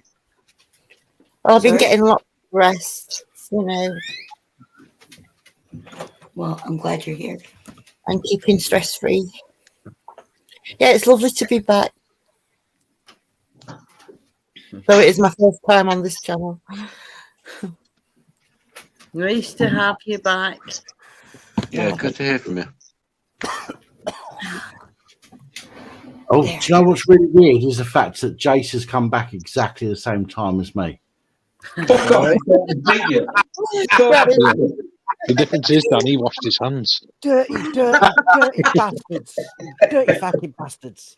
Right, Well, Pete, yeah. Pete, can you do me a favour, Peter? Just touch your nose with your right hand for me, please, pal.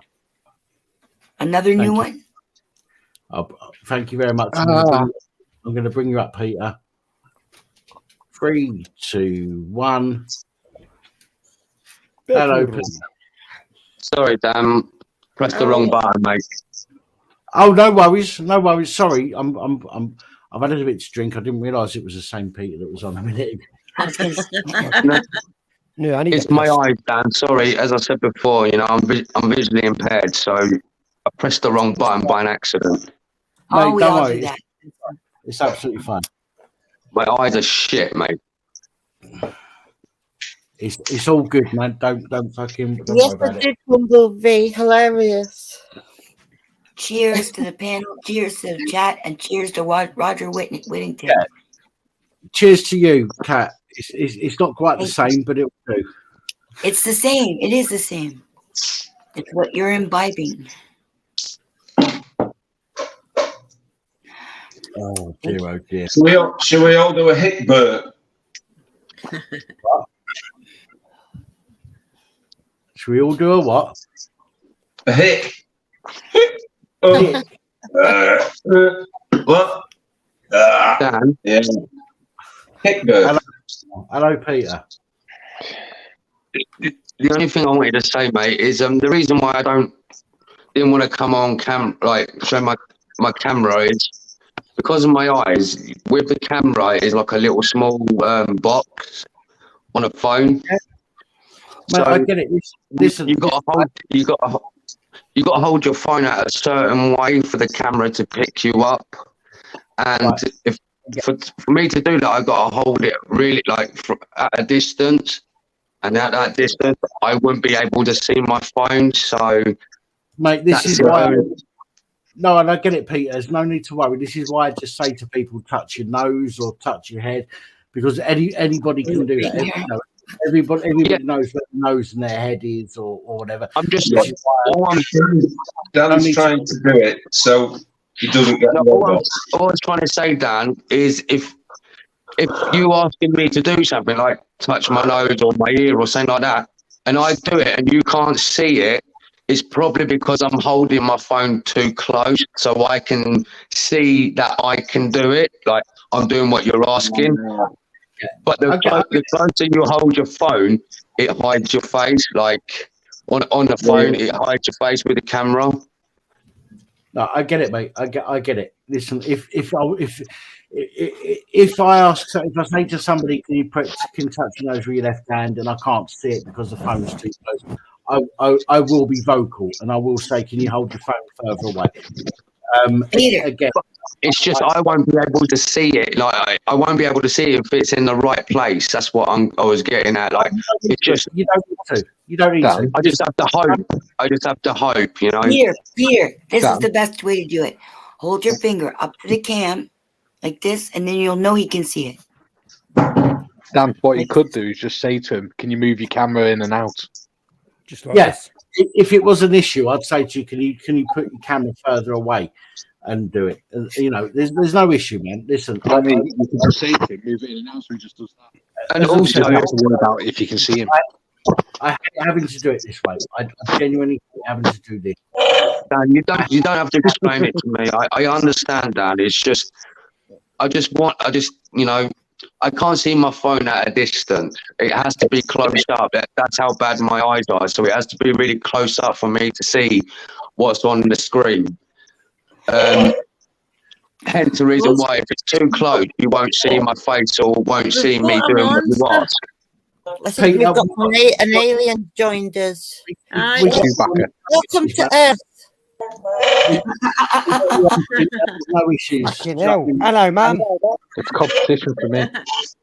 We managed to get into there's no issue. So, I mean, if I can't see something clearly, I'll give you the instruction. I'll say to you, can you move your phone up further away?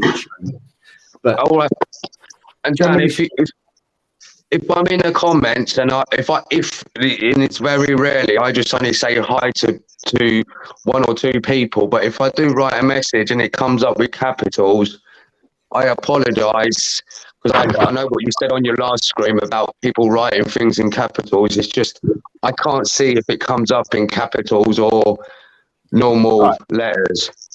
There's one other person who has visual issues. Mickey. No, me too. Yeah, but we let them do capitals. I don't understand it all. I leave it to my mods. Right, my mods know more about it than I do. And if the mods say that YouTube see capitals as being a spam thing, which to be honest, it generally is, because I've seen lots of people that have tried to come over the years that have put capitals. Oh, come and check me out on fucking WhatsApp and this, that, and the other, and it's all in capitals to make people see it. It's bollocks. But yeah, the mods are pretty good. And Sonic is a moderator. In there is a moderator. But we also have a private Discord as well for the moderators of this channel that will talk about things like this. So this will get mentioned in the Discord channel, and next week or the week after or whatever, people will, the moderators will know that you've got visual impairments. And to be fair, you've come on here, you've been absolutely fine, no issues whatsoever.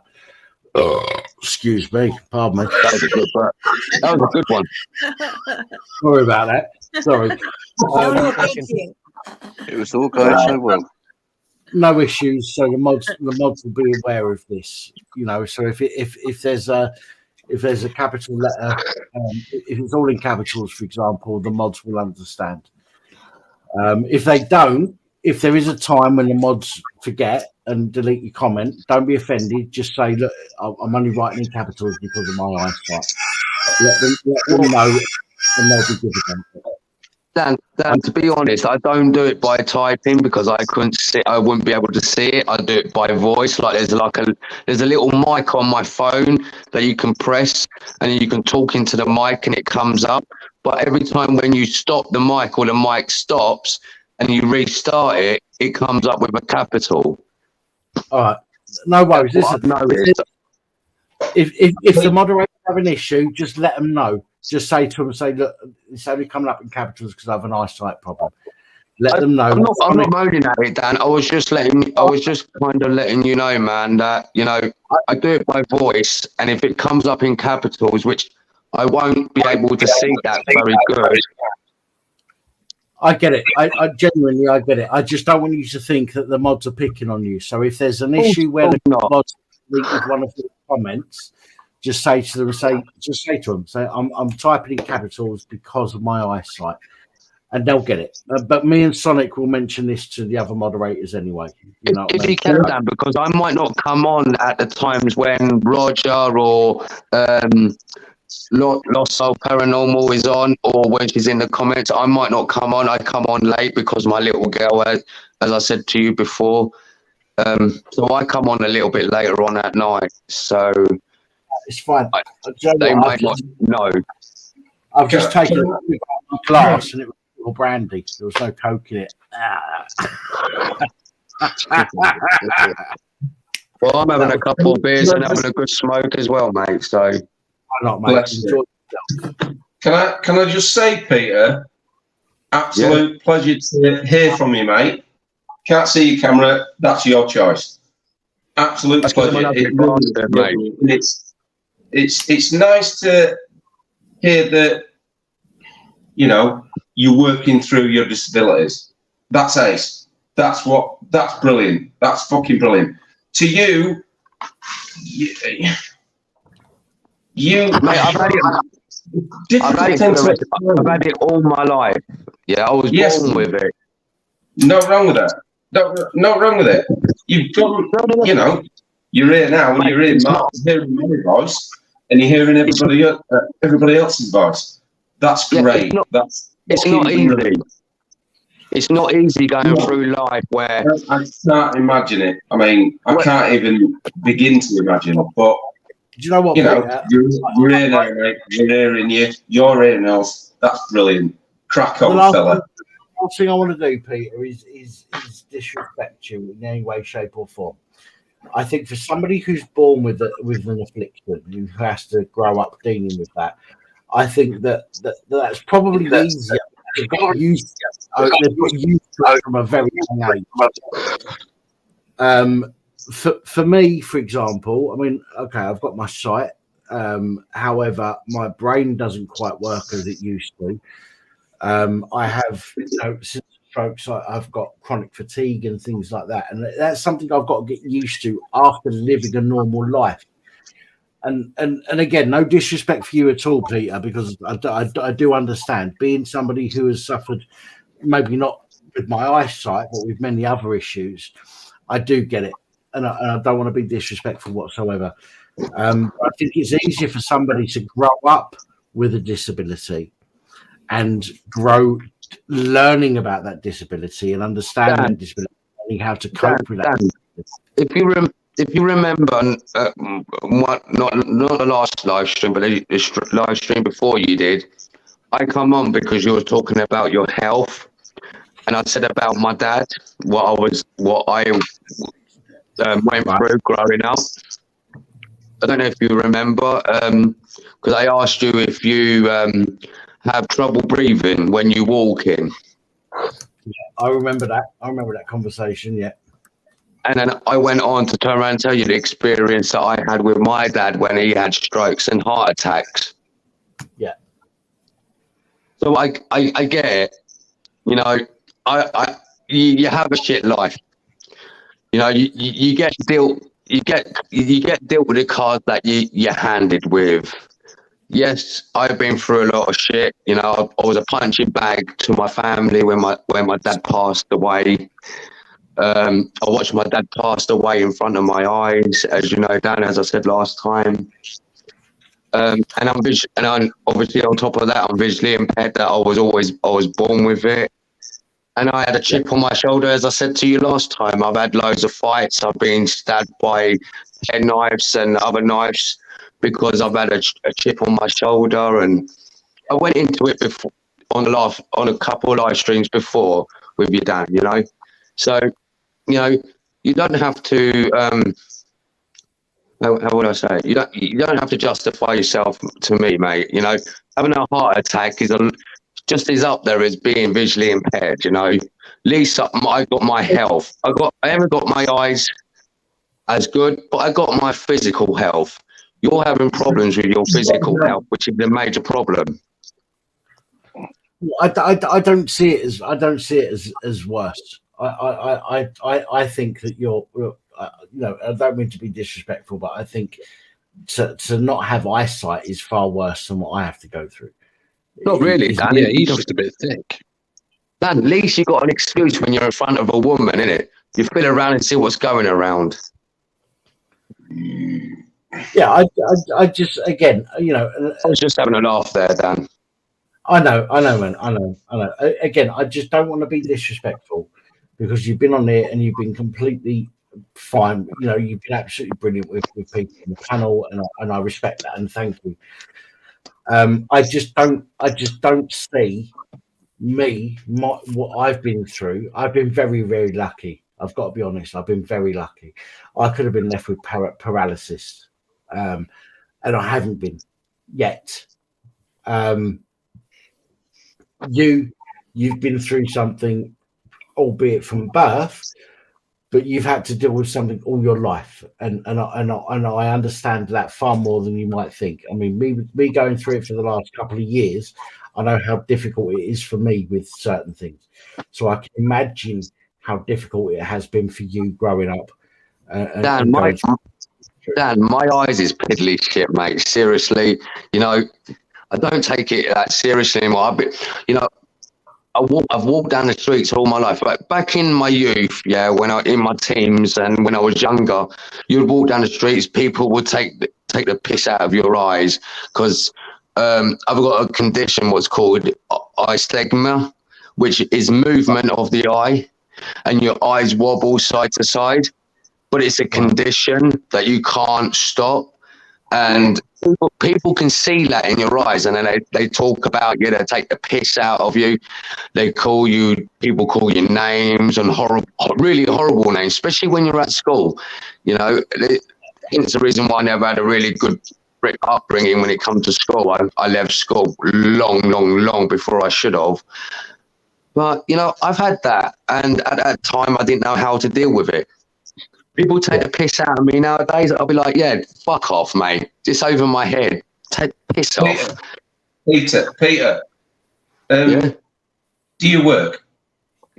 No, mate, I'm not allowed to. My eyes is that bad. Yeah, I can't even say if you're standing right in front of me, toe to toe, and you took maybe one and a half step back.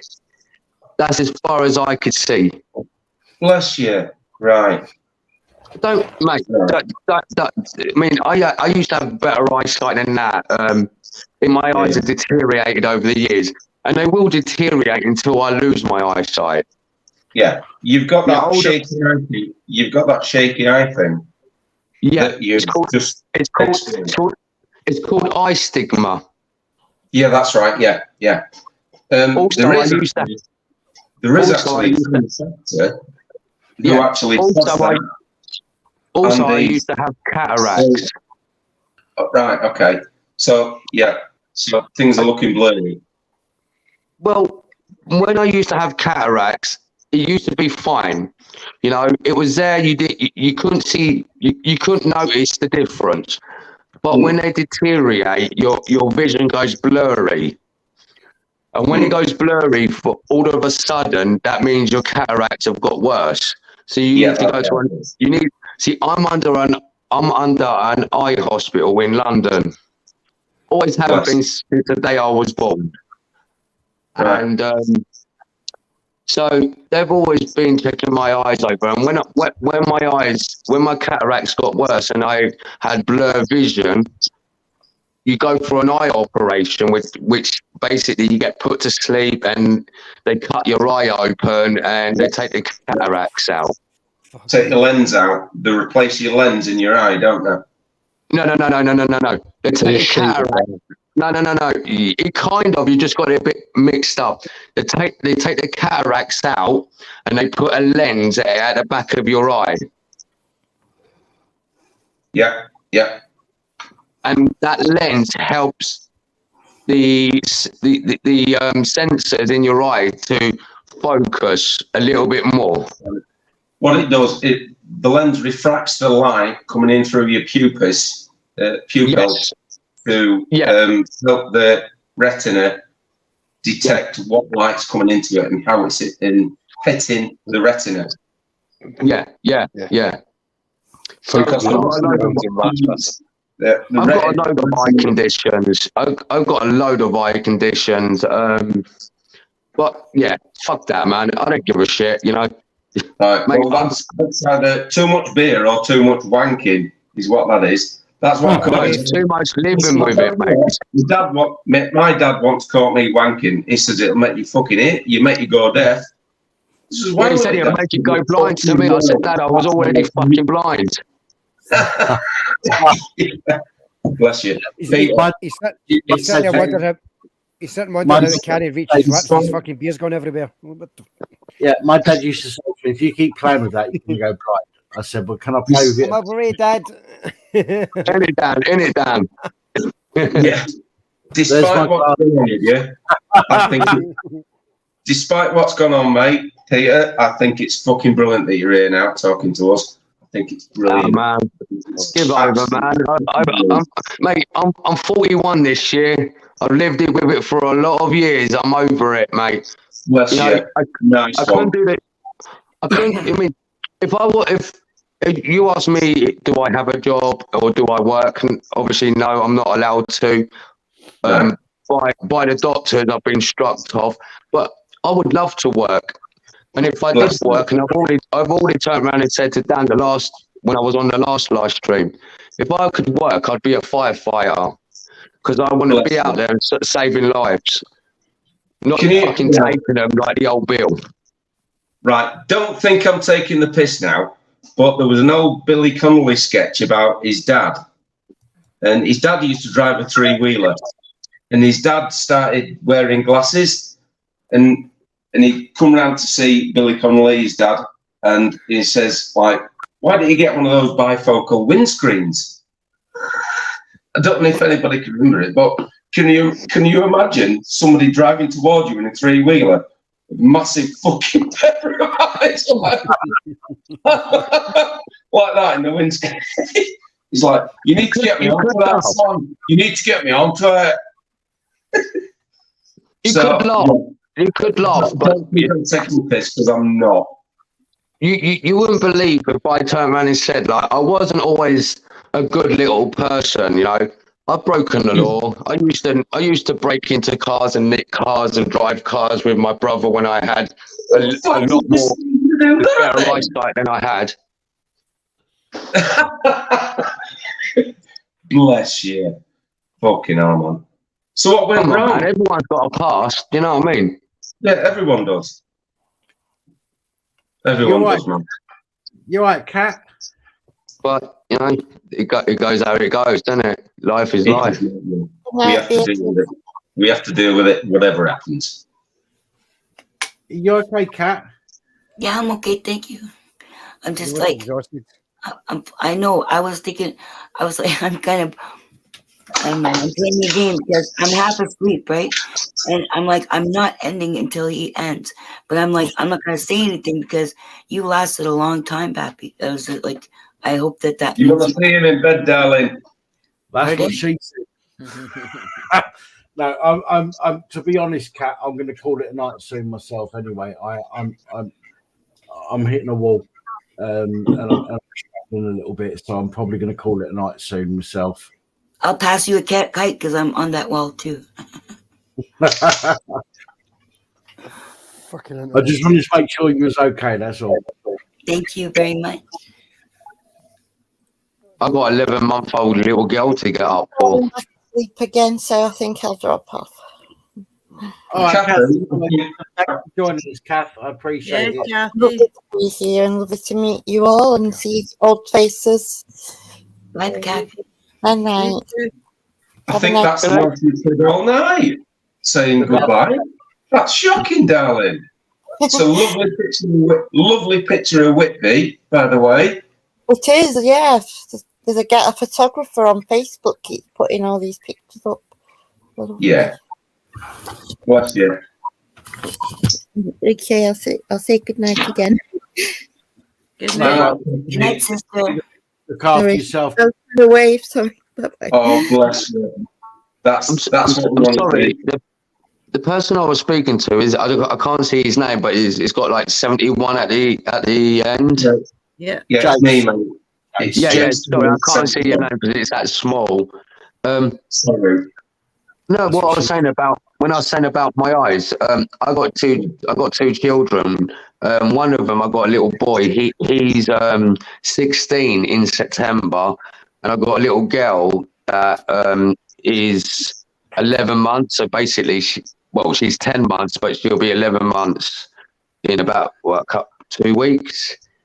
Yes, And basically, they get the same kind of eyesight that I get because it's hereditary. It passes on.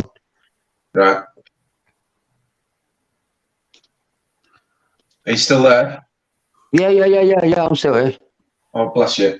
Yeah, my nephew's the same. He had to have his lenses taken out when he was like just after he was born. My nephew's the same. To the point where he couldn't learn as well as the other kids in his class. Yeah. So I'll just say my kids all my kids. If I have, I've got two children. I've got a boy and a girl. But if I have any more, all my children will go through it the same thing that I went through, basically. Right. Okay. So that's what I was going to say. Yeah. So has your son gone through that? Yeah, he's under the same eye hospital as me. As Oh, knows my little girl now. Right. So, like you say, it's hereditary. Is there a point where they can actually do something about it at such a young age? No. It's my eyes are too bad. Okay. Every children that I have will have it. Bless you. Is there nothing they can do for them being at a younger age? No, unfortunately, Dan. You you can't change your eyes. There's only one way out of it, and that's having different eyes, and that's not possible. That's not possible. No, it's not. What is possible?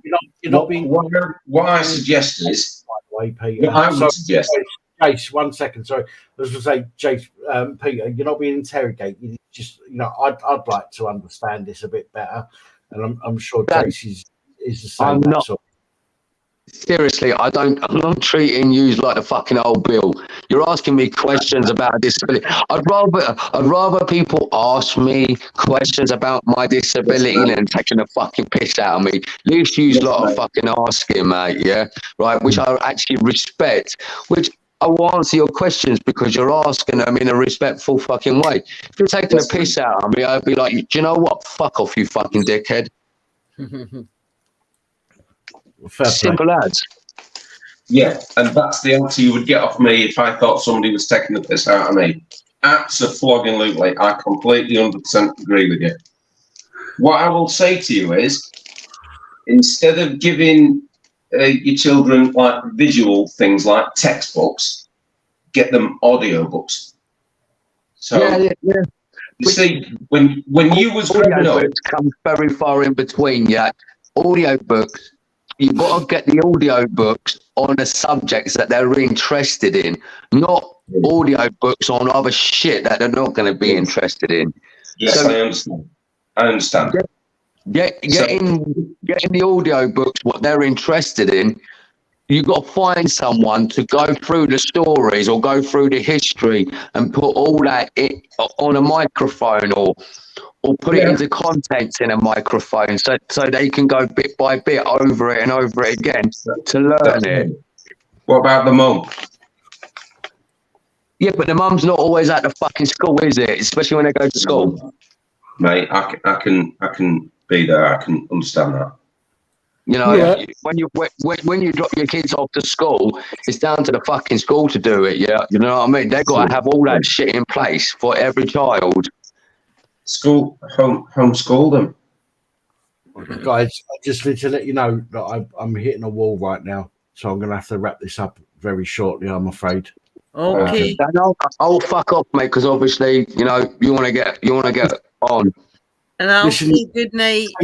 Peter, I'll say you've been absolutely fine, mate. No issues whatsoever, and I appreciate you jumping on. and sharing with us. I genuinely appreciate that. Bless you. We can only understand sharing things with us. Do you know what I mean? And explaining how things affect them and whatnot, and that's how we learn and come to our opinions. Well done. So just to let you know in the future, yeah, man. Right, and this is on for everyone to see, yeah. So they can rewind this if I ever do anything wrong like them fucking arseholes, which I would never do, Dan. Let me get that right. I would never fucking do that, yeah. Not to you, not in that fucking way, not to anyone, because I'm not that way included. But just in case anyone got saying that idea, here, you know, everyone can see my ugly face. They can write it back.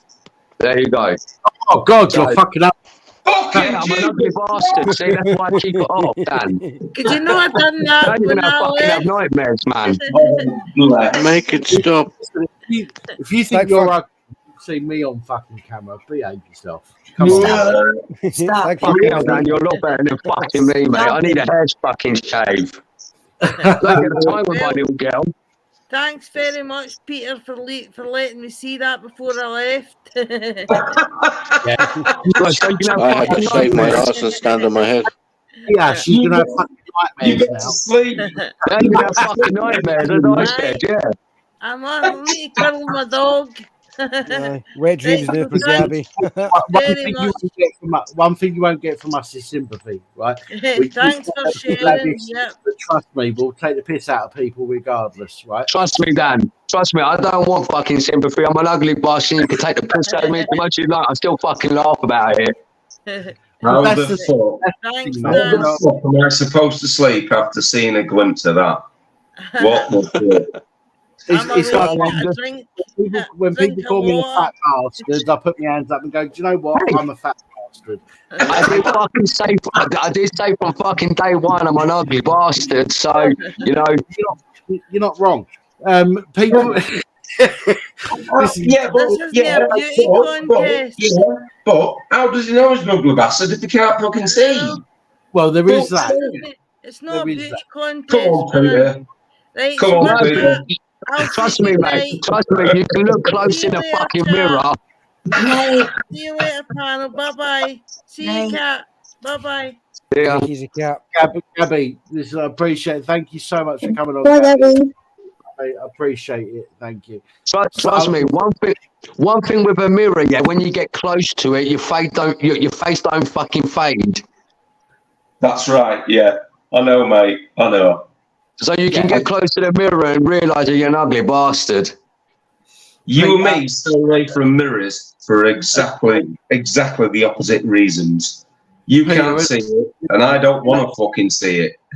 You're not I just don't want to clear up the fucking mess. Yes, mate. I understand what you're going through, but trust me, if people come on and looking for sympathy, they're in the wrong fucking place. Do I want sympathy? Fuck off. Do I want sympathy? Fuck off. Take your sympathy and shove it up your fucking ass and drown it. Yeah. And I get that, and I appreciate it, man. Listen, respect for being honest. Get your eyes near the screen and see these fuckers. See if you got these apples. Can you see that? You can't, of course you can't see that, you fucking prick. Yeah, but you can't. It's fucking blind. Well, I got to come close to the screen, but I've seen them fucking two fingers. Good on you, Peter. Let's hope they were fingers. I take the piss out myself, and do you know what? We're the kind of fucking snowflake that can't laugh at ourselves. Then we're gonna live a very, very fucking horrible life, right? Dan, I take the piss out of myself all the fucking time. Hence the reason why I said, yeah, it's good being blind because you can feel around, see what's going around. And it's not because it's degrading women, it's just a blind joke. You know, you have all different kinds of jokes. Let me tell you into something, yeah. Like there's this like visually impaired or blind community, yeah, and you have your own fucking humour in it, yeah. You find fucking jokes about it. Yeah, I get it. Totally. I understand. Genuinely, Hey, oops, sorry, officer. I might not have understood. I'm sorry. I thought that was your asshole. Sorry. A year or two ago, I might not have understood, but you know, and again, I'm not going through what you're going through. You know, hopefully, what I'm going through is something that will only last for a short time. You've got to deal with something that's going to last you a lifetime, by the sounds of it, and I get that. I do genuinely. I understand that. I'm not going to give it, you know, as I've said, you know, you're not going to get sympathy on this channel. You're going to get people that fucking take the piss, right? Same as they do with me, right? We have, you know, I'm sure that everybody on the panel understands where you're coming from, but they're not going to pander to anybody. You know, they're going to be, oh, fuck off, you know, and they're going to be as they are, and I appreciate that with everybody on the panel. I do genuinely. You are who you are, and you don't try and hide shit for anybody. But I want to say, Peter, that I appreciate you coming on. Thank you. I appreciate you sharing your story again. Thank you. Again, nobody's going to sit here and go, "Oh, poor Peter." You know, just as I don't expect people to say the same about me. You know, I've been through 5 strokes now, and I don't want people to go, "Oh, poor Dan." I want people to go, "Oh, fuck off, you prick." You know, that's more fun. That makes much more fun live stream than people going, "Oh, poor Dan." You know, but nobody means you any malice. You know, whatever's said, nobody means it in malice on the panel. So Dan, sorry, can I just, sorry mate, can I just draw your attention to a comment on the side chat with Edwin Wright targeted to Miss Cat? What? I can't see it. I don't have good eyesight either, so I don't see the chat. There's been a couple of military veterans on tonight. Why haven't you called them out? Why haven't you called them murderers like you did Grumpy? Oh, Murdergate. Yeah. You space cadet who lives off someone hard earned money. What do you want me to do about this? Cat's already explained this previously. You knew that, you know, Grumpy came on and he was having a bit of a dig, and I get that. I understand it myself, you know. And again, I'm not speaking for Cat. Cat, by all means, interrupt me and explain for yourself. No, But I like hearing you talk. Kat's explained in previous videos that she knew what Grumpy was all about, and she was playing him a little bit. You know, she was winding him up a little bit. You know, I don't want to step on anyone's toes, and I don't want to speak for you. But from what I gather, you know, in videos after that incident, you said that you was playing him. You was winding him up a little bit. I find it interesting you got that from. No, I wasn't, but thank you anyway. I thought, should I just let him tell that story and go, okay, that'll be the official story. But no, I can't lie. It's just being like the only mod in here now, you know. It's just when I read that and I don't know the background behind it, so I wasn't sure to take that, so that's why I brought it up. And you know, what thank you, Sonic. I appreciate that. Mod Notes was just saying, because he's the only mod left on the channel tonight, he didn't know how to deal with that particular comment. He didn't want to he didn't just want to hide it. He wanted to bring it up and see what you had to say about it, which is fair enough. Stuff, basically. Yeah. Well, what happened was he came on my stream and he was talking. We talked for like an hour or something before this all happened, right? And then I don't know, I could hear his voice kind of ramp up a little bit, and then he starts saying, I said that there's a lot of anti-Arab, anti-Muslim propaganda for decades, and then so this is the short version.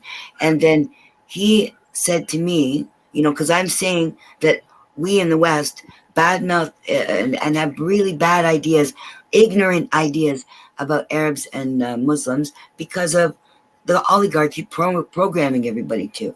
So he says to me, well, you should see what the Arabs, you know, the people in the Middle East say about us.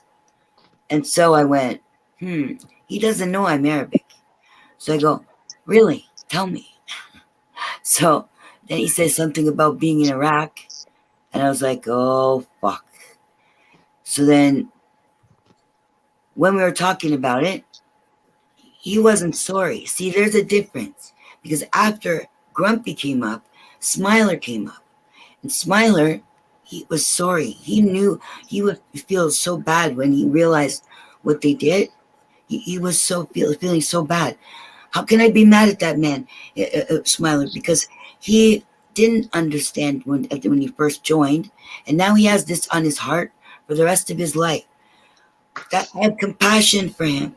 But Grumpy, he was happy. He said I was happy he did it. Now, I think he was winding me up, but I never miss an opportunity to about my principles, right?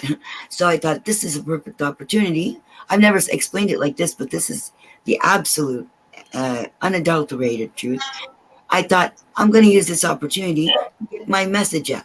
And my message is, if you went to any country that wasn't your own, if you invaded another country that wasn't your own, then you are an invader. You are an occupier. You are going to somebody else's country to murder them. If they shoot at you, then they have the right because they're on the defense. The other ones are the offense. And so if they have something bad to say about the West, they're probably fucking right. So he has he expressed no remorse. He didn't. So you know what? I have no compassion for him. I just feel that because even though he comes back and he realizes he was there under a lie, that he was there to murder people, he doesn't even feel bad. So I don't feel bad about telling him off. And I don't want to make, somebody else was on my panel this weekend. He also seemed very proud, even though it was after the fact. Now, I don't want to make bad feelings with people here because I love a lot of the people here. I'm so grateful that you guys came to me and that I got to meet so many of you. I really, really, it's so nice to be around you.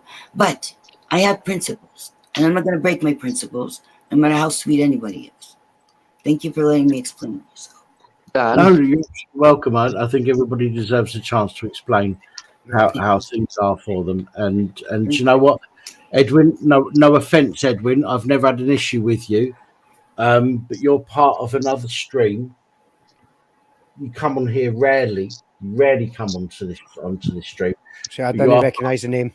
And you seem quite happy to take what they say as factual, without actually doing your own sort of investigation into what's been said, done, and the meaning behind it. You know, I don't want to be disrespectful to you.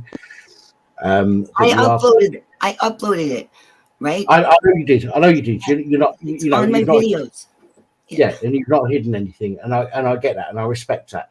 You have an opinion, and you stand by that opinion, which is absolutely great. And I appreciate anybody that stands behind their opinion and fails to change their opinion just because of the way that other people might see that.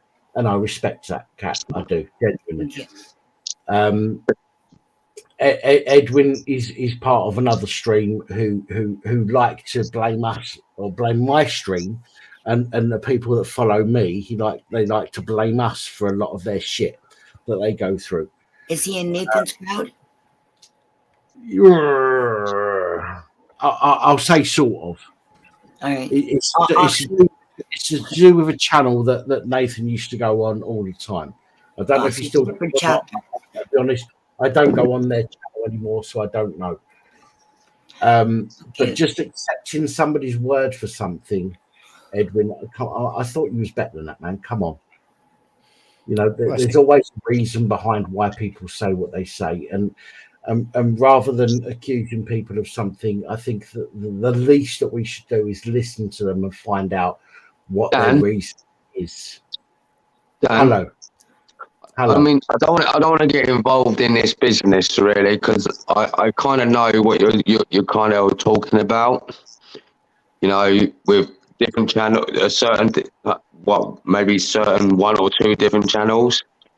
Right. The person you're talking about, I mean, as I said, this is not the. I mean, I don't go from channel to channel and spread shit because I wouldn't do that. It's not me. You know, I come on and to your channel and I'll talk to you. But if someone wants to know if a certain person goes up on another channel, let me just say not much. And I know who you're talking about. Let me just say not much. What? Because I watch, I listen. As I said, I just listen mostly in the background to your channel and a couple of certain other channels. But I'm not going to spread shit from channel to channel. I'm just going to say the person who you're talking about, if they go up on certain channels all the time, no, not really. Only now and again. Was that Yeah, like I say, I don't want to be disrespectful to Edwin because Edwin's never done anything to me. But I just want to say that Edwin, if you're gonna come out with something, then please understand what you're talking about first. You know, you've never been disrespectful to me that I know of, and thank you for that. I appreciate it, even though me and my channel gets a lot of shit from certain other places. So I want to thank you because I've not seen you give any shit, Edwin. Sorry, I've not seen you give any shit to anybody. Okay, I respect people that have been in the military. Okay, it doesn't mean that I disrespect Kat's opinion. Kat's opinion is her own, and you know, regardless to whether I agree with it or not, she has an opinion which must be respected. Danny, did you just say Edwin? Yeah, it's Edwin in the comments. Yeah, He to me, I mean, I've seen him on a certain panel once or twice. To me, he's an old good bloke. He's an old is it like an old American old guy that lives. I guess he lives on his own, and he sounds all right. You know, he sounds a good bloke to talk to. That's all I'm going to say. Yeah, no, and I agree. This is why I don't go to my channel. Go to my channel and see the videos. There it says something about Grumpy part 1 and part 2, and the whole thing's there. It's not edited. I didn't show the nice hour before that, and it's really a shame because I was getting along with him, right? But it was like he lit a fire on me, and I was like, right, well, let's go, buddy. So I really don't have to have bad feelings for him about anything else. Like if I was on a panel with him, I'm not going to start attacking him or anything. And the person who was on my panel this weekend, I could have given him shit too, but I already made my point. See, I said my point. Now the world knows my point. I don't need to keep on making the point, right? Yeah, you're right. You're right. Sorry, Kat, I'm not seeing your streams, and I'm not seeing what's been going on your live streams. Oh, go see, so you know. I'm sorry. I apologise. You know, and I will go and look and listen because I do like to listen in the background. I'm the sort of person who just likes to watch and listen and have a good smoke and a good drink while I'm listening. But you know, it's mostly because of Dan's health that I've actually come up once or twice on panel, and it's mostly because of Dan. So I will. Sorry, Kat, I've never been on your channel, but I will go over and have a look, and I will have a listen. And I'm not taking sides. I'm really not because I like to listen on both channels. You'll hear if you go hear the video, you'll hear God Bless, who was like. He's one of my absolute best friends now, and he's in there, and you don't hear him backing me up. You don't hear him attacking me either, right? He stays pretty neutral, but he doesn't necessarily agree with me. That has no bearing on our friendship whatsoever. This is my opinion. This is Pappy's opinion. This is Simon's opinion. You know what I mean? Like everybody's got their own opinion. Yeah. Do you want me to hear? Do you really want to hear my opinion of how I see it? Peter, let me come to you in just a second. Sorry, Dan. No, don't apologise. I'm apologising for interrupting you. Edwin's just said, I totally understand what I'm talking about, having worked in the military all my working career. Kat, your point is useless because people gave their lives so you can live your freedoms. Do we actually have those freedoms now? Let's Not be honest. no, because of the fucking government. You didn't Not be fight for freedom. You fought for corporate interests. That's what you fought for. You know, the freedoms hang on. The freedoms that people were actually supposed to be fighting for, do we have those freedoms, Edwin? That is the question. And I don't mean to be disrespectful, because you've never been disrespectful to me, but I'm asking you straight. Do we have the freedoms that people were putting their lives on the line for? Up the ante. Do we have as many freedoms as we used to? Because when you fight for corporate interests, you're helping the oligarchy. The oligarchy are the ones who are doing this to us, taking away our freedoms. So when you help the oligarchy and the corporate structure, you are taking away our freedoms because you're helping them to take away our freedoms. Nobody's helping our freedoms at all, except, you know what? Auditors. Auditors are helping our freedoms. Auditors are teaching us how to stand up for our freedoms, because we are equals. We have power, okay? And auditors teach us about our power, and they keep helping us to get our freedoms back. Put the cops in their place, and let everybody understand we're not slaves, right? So don't tell me or anybody else that you did anything for freedom. You only helped the oligarchy to take away our freedom. Face the facts. And to be can I say something? I don't mean to be, Peter. You come straight after. Dan, sorry. Don't apologise. You come straight after me. I don't think it's necessarily the case of, did you fight for the freedom? I think that a lot of people went into the armed forces believing something that was. Oh yeah. But if you're not sorry afterwards, then I don't have any compassion for you. If you are sorry afterwards, I do have compassion for you, because I wouldn't want to have that on my heart. Yeah.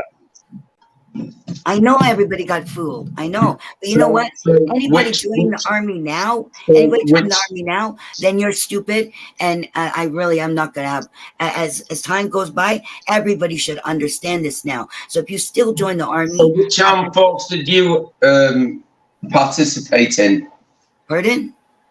Which armed forces did you participate in?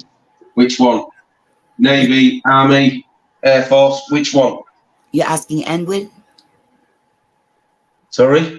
Edwin? Who are you asking? I'm asking Kat which armed force that she was. I would never join the armed forces. So how do you know? How do you know? How do I know what? How do you know how it is? Because I'm 57 years old. I can think for myself, and I study. That's how I know. And I can see the patterns for decades now, okay? It's the same friggin' play. It's like a soap opera. It's just the same thing. And now we're heading towards a one world government, and all the lemmings are wearing their face diapers and getting their Kool-Aid and being good, obedient little slaves, helping to take away our freedoms. I'm watching, okay? I can't disagree with that. I can't. Which armed service have you passed? See, Dan, this is what I was going to say before. You know, there's two sides of it, yeah? I can see where Edwin is coming from, right? What about the people what laid their lives down for our countries? America, including Britain. A load of good men, honest men, hard-working men. A lot of people put lives on the line to get fucked over by our government. Dan, totally. There's two divisions of it, yeah. There's an upper division who listen to the fucking government, who can't, yeah. And then you got the lower division, which is the normal boys that go out and do the fucking dirty work for the upper vision. I have respect for the lower vision that go out and fucking put their lives on the line in operations and on the fucking fields. Not for the people who's making the fucking decisions on the upper fucking level, because they're cunts they're the fucking assholes who's not going out there and putting their lives on the fucking line. They're just making decisions on other people's lives. Yes, mate. Completely agree. Now, if I had my eyesight, how can you say so? How can you comment when you haven't actually been there? I don't understand that. Because you can put yourself there. Imagine yourself there. You don't actually know. No, you don't know. You don't know 100%. You don't know how they feel. You don't know what you're what they went through. But put yourself in his place.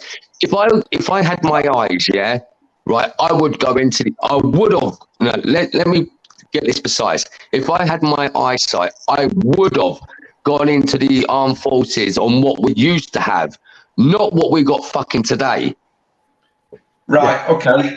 Let me just go off on a tangent.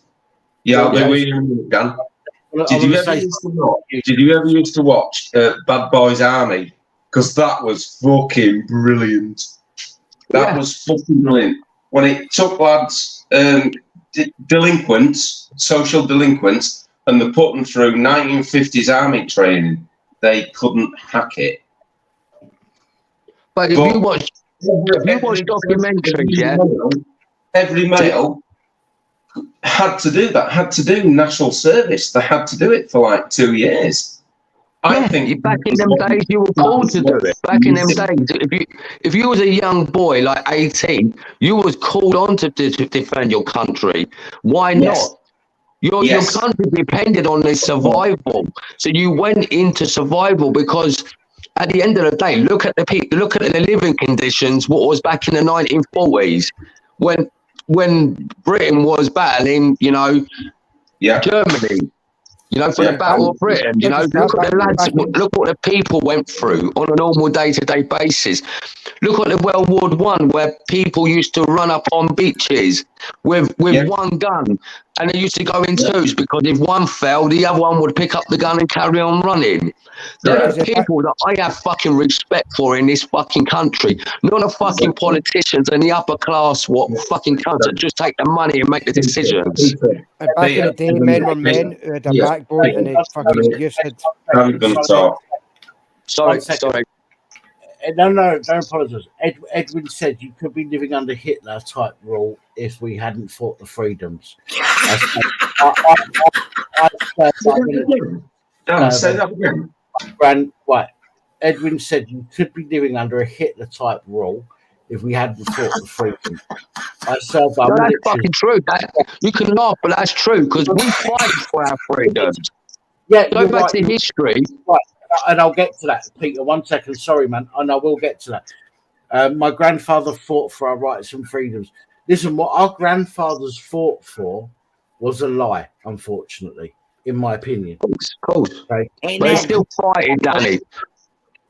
They're still fighting for that fucking lie because they believed in it. Yeah, but you're they right. were wrong. People are fighting for now.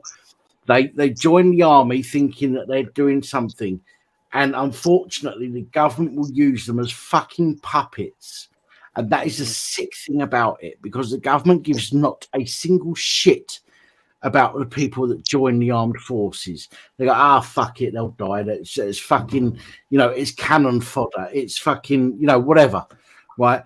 I hate the idea that people are going to war and dying for fuck all.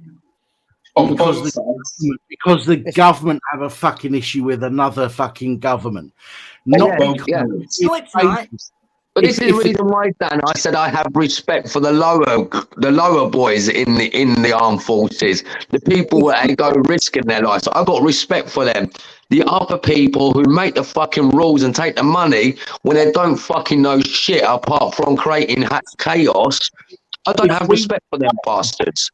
Anyone who joins the army now, after we know everything that they do, why they do this stuff, and how they treat the vets afterwards, if you still join the army, you're absolutely dense. How can we have any respect for you whatsoever if you join the army now?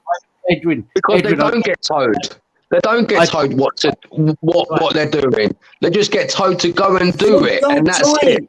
It's obvious year after decade after decade after decade. It's the same story. So just stop the story. Stop joining. I understand, Edwin. I understand You say you're not a liar because you're living a life of freedom. Yeah, but do we actually have the freedom that we deserve? Do we have the freedom that we expect? We don't, unfortunately. Not because of the government. No, because the government was into the government and the people and the parties was involved with the governments like Labour and Conservatives. No, we don't have that freedom because they don't want us to have that freedom. Here's the thing, though, right? Here's the thing. Hold on. The government are only partly to blame. The blame is majority based on the actual fucking majority of the people who are actually willing to go along with the word of the government. Instead of having the fucking backbone to stand up to the government and say, you know what, fuck you, it ain't happening because it's wrong. The people have the fucking power, not these bastards. It's very easy, Sonic, for the general public to be manipulated. Not anymore. There's no excuse now. No, I disagree, Kat. I think it's still very, very easy for the general public to be manipulated. No, Sonic's right. Like with COVID. Okay. Yeah, I was about to say that, Dan. I was about to say, look at COVID. Now look at that. And look who helped do it. The people who did that to us are the people that the army helped. That's who the army helped. They didn't give us freedoms. They helped those people who gave us, they brought us stupid 19. And so I agree. Hence the reason why I said what I did say, yes. I respect the armed forces of what they used to be, not what they are today. Right. So don't join now. I'm not joining it. I'm just saying. No, anybody. Today it's about an ideological. Okay, today it's about ideological. The same as the police force. It is all ideological and political. It is not about saving us as individuals anymore. It used to be from the German Empire. Okay, but it's not the same anymore. Today it is not about saving us from. Dan, that's what I was trying to get at. That's what I was trying to get at. This country has lost its backbone. It's lost its fight. Back in the 1940s, we fight for our country. We fight for our existence and our way of life. Look at it today. I agree. I could not disagree with you. Look at it today, and I don't respect the armed forces whatsoever. Did you? I don't know if you saw it, Dan. A couple of years ago, like the armed forces put out like a little clip on. It's like a recruiting clip, yeah. And Alex Belfield showed it, yeah. He brought it up on screen, and it was showing that armed forces protecting a certain group of people praying. That was their recruitment video. That, you know, join the army, you can join the brotherhood, you can do this, you can do that. But yet they're showing that you're protecting a certain person. Join the army, you can pray at 5 o'clock every day. Yeah. I'm sorry, Dan. I don't want to bring it up yet because I don't want to get into that sort of realm of discussion or be racist or get talked as racist. But it was true. They put that video out. Yeah, and I agree. I've seen that video. I've seen it. Right. Can I protect your life by what? Protect your life and probably get shot in the head while you're standing up protecting other people, praying for about 10-15 minutes. Save your country by praying at 5 o'clock every day. You know, to the east on the battlefield. On a battlefield. You know what I'm saying? Yeah. I'm not trying to be disrespectful to people who are of that faith, right? No, nor me, Dan, nor me. Let me make that clear, nor me. But that sort of work ain't gonna happen. Ain't gonna work on a fucking battlefield. No, that's not what the armed forces do. Of course. Well, that's what the armed forces are getting pushed to do. It's correct. Yes. What the armed forces are supposed to do is what the king or queen asks them to do. Yeah. You ask any person who has served, they will always say they served the queen or the king. Not anymore. And that's not what the they fucking do. country. Not the fucking country because they don't fucking stop the dinghy divers are coming in, do they? Peter, listen, they used to say that.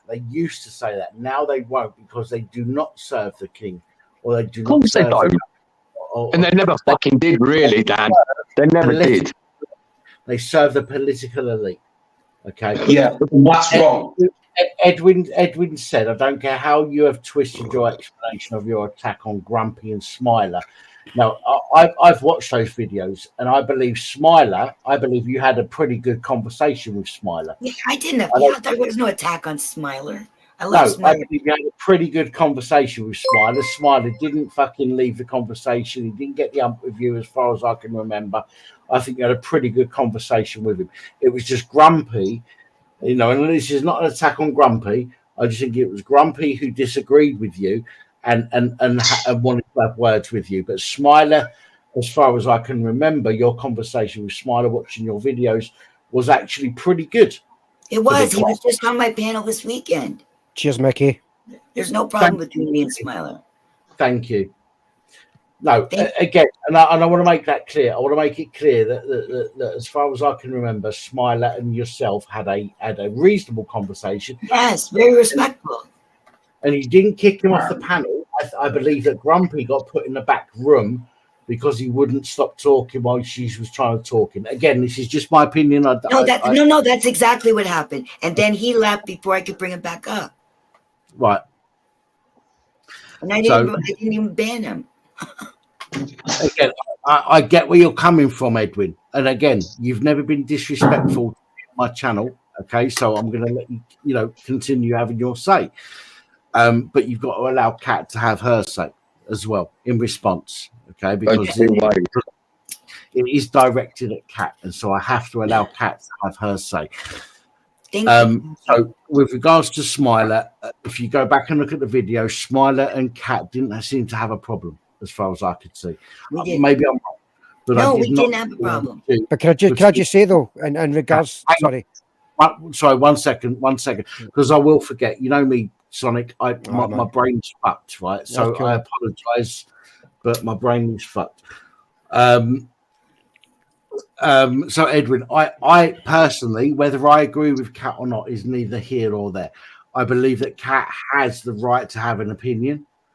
Okay, Kat's never been disrespectful on this channel towards me or the channel itself, and therefore I would always allow Kat on here until that happens, if it happens. I don't think it will.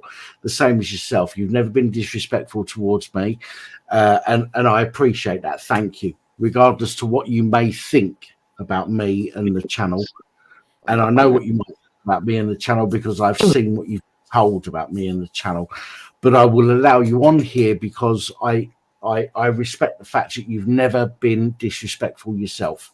Okay, but just because somebody's opinion may not align with your own, that is their opinion. Remember, you need to attack the argument and not the person. Okay, if you want people to understand where you're coming from, you need to come at us with an argument that makes us think twice. Just attacking people, unfortunately, just enforces people's disrespect towards you, perhaps. And I don't want that to happen. Again, you've been respectful on this channel, and I appreciate it, and I want to say thank you to you for that. Okay, very eloquent. Regardless to what people may have said about me, you've never been disrespectful to me or to the panel, and I appreciate that. But please, let's keep it that way. If Kat has an opinion that's different to yours, Kat may have an opinion that's different to mine on certain things, but it doesn't mean I'm going to attack her and put her down for it. If Kat comes at me with a I don't agree with you, I'll discuss it with her. I won't just attack her for it. And Edwin, I'm hoping that you're in a position, you're old enough and wise enough to understand that doesn't work. And if you want to have a discussion with someone, by all means, have a discussion with them. But by attacking them for something that they've said, their opinion based on what they know, okay, because we all have an opinion, all of us, they're like arseholes, we've all got an opinion. Okay, but having attacking somebody for their opinion is wrong. Okay, we need to understand why they've got that opinion and try and explain. If we don't agree with that opinion, we need to explain our point of view and why we don't agree with it. But attacking somebody is not going to help anybody's cause. I'm sorry, everybody, for going on a mad one there. To apologise. You I are don't very want. eloquent. Edwin's I've never had an issue with Edwin on the channel, and I don't want to have an issue with Edwin on the channel. I just want people to be able to discuss things rather than attack each other. Do you know what I'm saying? I don't understand, Dan. I just don't understand why people go from like channel to channel and just bring other shit onto other channels. I just don't see. I don't see the interest in it. They're Do called you know trolls. what I mean? They're called Oh. trolls. It's just like the point I was about to say there, Dan. Pretty much what you said. Like I said, with his comments at the end of it, he said his granddad fought for rights and freedoms. But at least, Edwin, at least honour your granddad by letting Kat have a right and a freedom to have that opinion just as you do. Just because you don't agree with it, it doesn't necessarily make her opinion wrong, and vice versa. She has Correct. the right Everyone to have has that. that. She has the Yeah. right to have Correct. that fucking freedom, that speech. So at least honour your Everyone has the granddad right and to respect think that. how they want to think in life. Doesn't matter. It's what they get taught, it's what they learn, it's what they see, it's what they hear. What you hear and see and listen and you're around, you start believing, you start seeing things, you start noticing things, you start having your own beliefs in stuff. It's your belief, it's the way you see your life and the way the life is around you. You can have your opinion, you can have your view on it, and everyone has different views. But hell, everyone has the right to have that view. You're right. Absolutely, I agree. I totally And agree. how hypocritical is it for somebody who sticks up for the army, touting, "Oh, we fight for your freedoms," while you don't want me to have the freedom of speech? How hypocritical is that? Yeah, but I can understand on the other way, on the other side, like people did But he's stand up for that stuff. deliberately being obtuse. He's deliberately saying he doesn't want to go watch the video, or he already knows, and he's just he's twisting things on purpose. He just keeps on. He won't stop. So he's got a different agenda than the truth. His agenda has nothing to do with the But truth. he's listened to one side, Kat. He's listened to one side of But he it. doesn't want to listen to the other side because, as I explain it, it doesn't Then make any that's down sense. to him. That's down to him. That is Exactly. totally But I down to say I him. think I can't respect a hypocrite. 1 minute, guys. I know Ed. Sorry, man. 1 second. 1 second. Peter can't see that. So can you read that out to him? I will do, because I'll forget Sorry. otherwise. Oh, Edwin said, I thought I showed enough proof of her disrespect for the military. I don't feel attacked. I don't feel I attacked her. I was just voicing my opinion. I don't care about other channels. And before Kat jumps in, because I know Kat's going to... No, I'm not even going to answer that. I'm done answering him. He's Sorry, got a Dan. different agenda. Sorry, Dan. You kind of broke up on my end. What was you reading? Sorry. Edward has put a comment saying, I thought I showed enough proof of her disrespect for the military. I don't feel attacked. I don't feel I attacked her. I was just voicing my opinion. I don't care about other channels. No, I'm not saying, but at the end of the day, Kat has her view on the military and what happened and the policies around that, all that bullshit. Yeah, there's good and bad in the military on what's happened in that past. There is good and bad. If you're looking at it on both sides, there's good and there's bad. The good part is good men fight for what they believed in, and that was for their fucking country to live on, to have their rights. I get that. I see that. I watched my dad watch war films after war films all my life, and it got drummed into me. The Battle of Britain, 3-3 Squadron. I've watched all and I've researched all of it. You know. What were you going to say, Pappy? Pappy, you were going to say something. Sorry, Dan. Oh no, it's fine. All I was going to say was Edwin, if you can honestly say, hand on heart, that the government didn't use you as a member of the military, if the government didn't use you for their own political gain, if you can say, hand on heart, that didn't happen, then fine. But I genuinely believe, my personal opinion, okay, this is nothing to do with Cat or any of the others. This is my personal opinion. I believe that the government used many times. You look at Tony Blair, okay, the government used our armed forces, okay, as a way to dominate other people, and we shouldn't have, okay. Tony Blair Like should the have been Iraq War. many times. Tony Blair should have been done for war crimes many times over. He should be put in prison, Dan. He should be put in prison. Not treason. Yeah, fucking treason. He lied to the country about Iraq. All They're right, all people. guilty of treason. Every single country leader, they're all guilty of treason. I tend to agree with you, Kat. I do. Can I tell you something? Yeah, I got more respect for fucking Churchill than every other fucking prime minister that this country's had. Mm-hmm. Well, Let me tell you that. He said it as it is, didn't he? Let's be honest. As far from my He opinion, has his beliefs, Dan. Dan, he has his beliefs, and he's always going to believe that, no matter what you say or anyone else says. Everyone's entitled to their beliefs. I know. I get that. I just don't like the idea that people are falling out on this channel. I believe certain things which may not be the same beliefs as many other people, but I respect their opinion. Well, Dan, I suppose I expect everybody else to be the same. And when somebody comes on and disrespects somebody else's opinion based on what they know, I take that as a personal affront. I do, and I shouldn't, but I do. Yeah, that's fine. And Edwin, when I said about channels, yeah, I don't want to make it specific that like of channels. It's just I listen to other channels or certain channels I won't mention. I do sit there like I did with Dan. I just sat there and listen in the background, and I said that to you, Dan, didn't I? You did. And I used to. That's all I used to do is sit there and listen to in the background. Exactly what I did with other channels. And I'm not going against you, Edwin. I think you're a fantastic guy.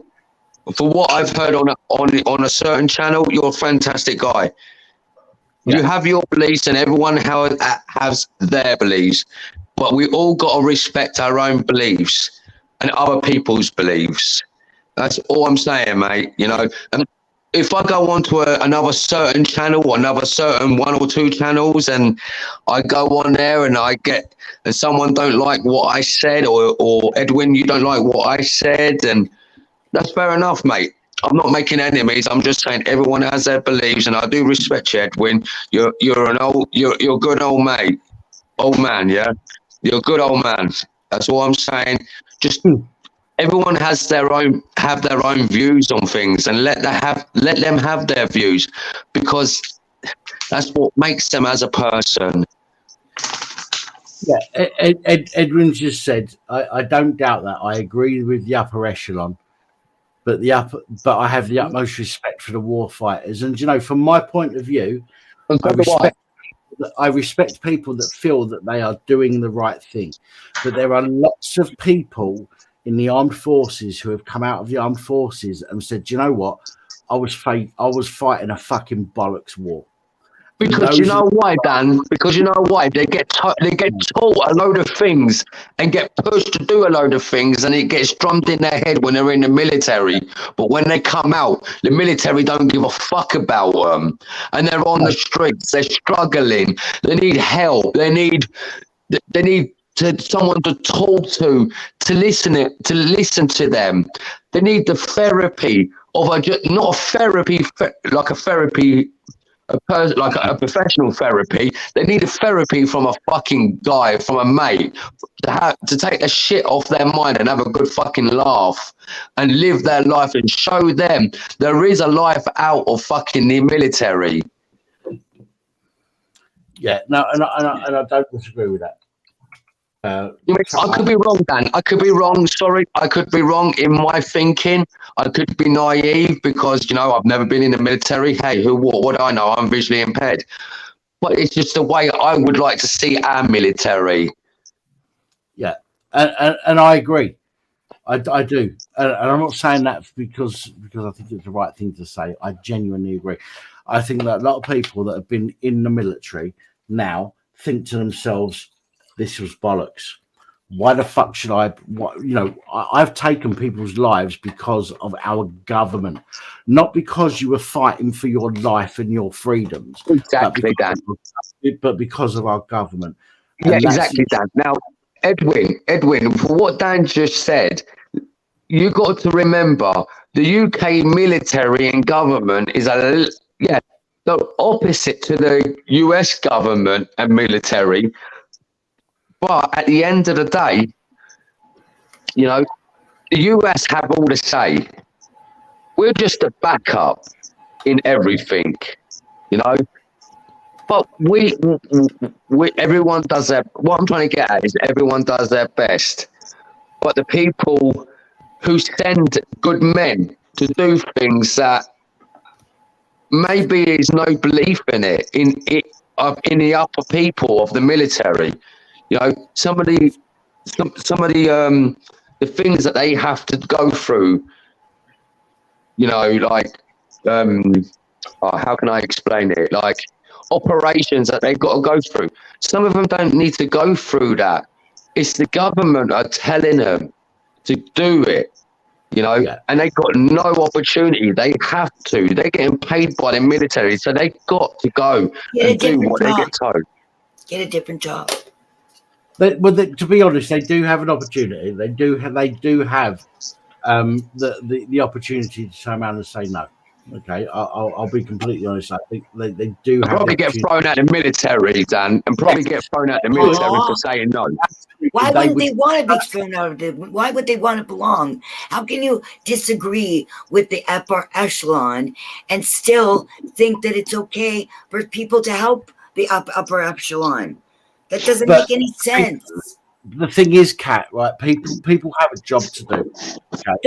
Why are they doing that job? When they think about a more honorable job? I'm trying to be diplomatic, okay? And please don't take this as an attack, right? Okay, Just trying to be diplomatic. People have a job to do, okay? However, everybody has a choice. Even in a job, you have a choice. The problem is that I see is that the armed forces and the police, they are conditioned to think a certain way. You must do what your sergeant says. You must do what you're told. You must do without question. You must. If you don't, you get disciplined. You must wear a face diaper. You must get the Kool-Aid. Yes, exactly. You must go in this vehicle and go over fucking bombs that's in a road. Right. Yeah, you know what? have... I chose not to wear the face diaper. I chose not to get the Kool-Aid because I have a choice and I can think for myself. And we do have a choice. The problem is with the army and the police, they are conditioned. It's not just about changing their opinion. It's about they're run by the government, Dan. They're all run by the fucking government. They get told what to do by the government. Right, you're right. But again, it's about conditioning. It's not about having your own choice. It's about conditioning. Exactly. You have to do what you get told to do. There's a big difference between conditioning and having your own opinion, I think. Yes, go ahead. Hang on a minute. Jace. Sorry, I forgot your name for a minute there. Go ahead, Jace. Thanks, man. Yeah, no worries. It's not about conditioning. It's about... Fuck me, I've lost my train of thought now. No, you fucked me up. You just done a Dan. Dan, sorry, Dan. I'm gonna go because my battery's gonna go on my phone, and I really got to get some sleep to get up for my little girl. Thank you. I appreciate it. Pete, before you go, top bloke. Love to hear from you again. Come on here again, mate. Thank you, and no sympathies. I don't need no fucking sympathies. Fuck that. Shove it up your ass. Don't need no sympathies. You fucking blind cunt. Use your fingers. Yeah. If anything, the piss taken out of you. At the end of the day, Dan, that's how I like it. But Dan, my views is my views. Edwin, you're an old good bloke, mate. I have my views on the armed forces and the way of life and the government. You have yours, Kat has hers. Everyone has their views on it. Respect everyone's views. You all get along. That's it. Yeah, that's where I was going. Yeah, that's Right, where I Dan, was going. peace out. Fuck it, man. Peace out. I need to go, mate. Oh, man, take it Bye. easy. Thank you for joining us. I'll be up again, Dan. But seriously, mate, if I pissed anyone off on what I said, sorry. But Top bloke, Peter. Top bloke. Top bloke. see you later, Dan. Good looking bastard and all. And you. Fucking opener. How do you know? How do you know? Let me ask you a question, Edwin. You say you didn't come on to disrespect anybody, and I believe that. I don't think you came on here to disrespect anybody. I think you've come on here as somebody who has been in the armed forces yourself. I think you've come on here with a mindset that you have been conditioned with. I don't mean that to be disrespectful, but do you honestly, hand on heart, think that the wars that you've been involved with, do you think they were politically motivated, or do you genuinely think that they were designed to protect us and save us and preserve our rights? Let me ask you that question. It's a completely genuine question. I'm not trying to be disrespectful to you, Edwin. Again, you've never been disrespectful to me or anybody else on this channel that I've seen, and I respect you for that. But let me ask you outright, do you genuinely 100% believe that you going to war or the armed forces going to war was never a politically motivated situation? Do you believe that it was genuinely 100% to protect our rights? Let me ask you that question. I'm sorry, guys. I just want to wait for Edwin to answer that question. So forgive me if I don't respond to you straight away. If you ask a question now on the panel, I genuinely want to ask Edwin that question. Hello, Gypsy. Sorry, mate. Hi, Gypsy. I just want to see if Edwin responds to that question. Oh, wait, Gypsy. You right? I swear you've got a doobie in your hand. That's so much like a doobie, Alan. It really does. Fucking locked up, isn't it? It's longer than my fucking vape. I want to know where you get your vape from, because this is only good for 600 puffs. It's they actually the company went went out of business. The company went out of business. Oh, that's no good. It's called Smoke Stick. Pardon me. Get down and have a roll. You want to see a nicer one? I got like a few of them from that company. Ooh, photo. Show us your vapes. That sounds fucking pretty bad, doesn't it? Yeah. I'll show you mine if you show me yours. Get your vapes out for the lads. Don't say that. I just want, as I say, I just want to give Edwin an opportunity to respond to my question before I move forward. That's all. Done. Yes. Put him on. Put him on. I'm waiting for him to come back in the comments. That's all. I'm just waiting for him to respond to my question. If he genuinely thinks that people were sent to war, World War II, if we hadn't stepped in to help, Hitler wouldn't have taken over the country. Do you think that was political? World War II is completely different to the war that we're facing at the moment. Okay, I don't think so. World War II. That's fine, and I appreciate that, and I accept that. For me, World War II was completely different because people believed at the time that we were fucked. Okay, and it was either put your life on the line or lose our way of living. Okay, but how about the war since then? Since we understood that the government was sending people to die based on their belief rather than an actual threat. Falklands. Falklands. But I said all wars. I don't think I said all wars. Did you think we are in war then? If I did, then I apologise. I didn't mean all wars. Yes, in World War One and World War II, there was a very real threat, okay, and everybody believed that threat, and I get it. But since then, people's eyes have been opened. People understand that there is two sides to a story, and we cannot just accept the narrative. We cannot turn around and go, yeah, that's the truth. We have to look at two sides of the story. Look at Ukraine and Russia. Okay, everybody's going on about how Ukraine are getting battered and this, that, and the other. Russia's suffering. Let's be honest, Russia, if somebody wants to set up a United Nations on your doorstep, okay, which could affect and jeopardize your way of life, you are going to fight. Exactly if right. Russia wanted to set up on our doors, if Russia wanted to set up in France, we would fight against it as a country. We would go, well, country. And that's exactly what's happening. The government have come out with this story. Oh, we need to protect our country. Yeah. Our country is not at risk, as far as I'm concerned. Otherwise, we'd be fucking nuked by now. Yeah, you're right. We have something called a Ministry of Defence. If somebody wants to affect badly the interests of any nation state, they will try to invade it. When was the last time anybody ever made any attempts to invade our country? Exactly. We're being invaded right now. We're being invaded right now. And the majority of people are going, yeah, fucking come on in. No. We'll get to that. Dan, please. Hold on.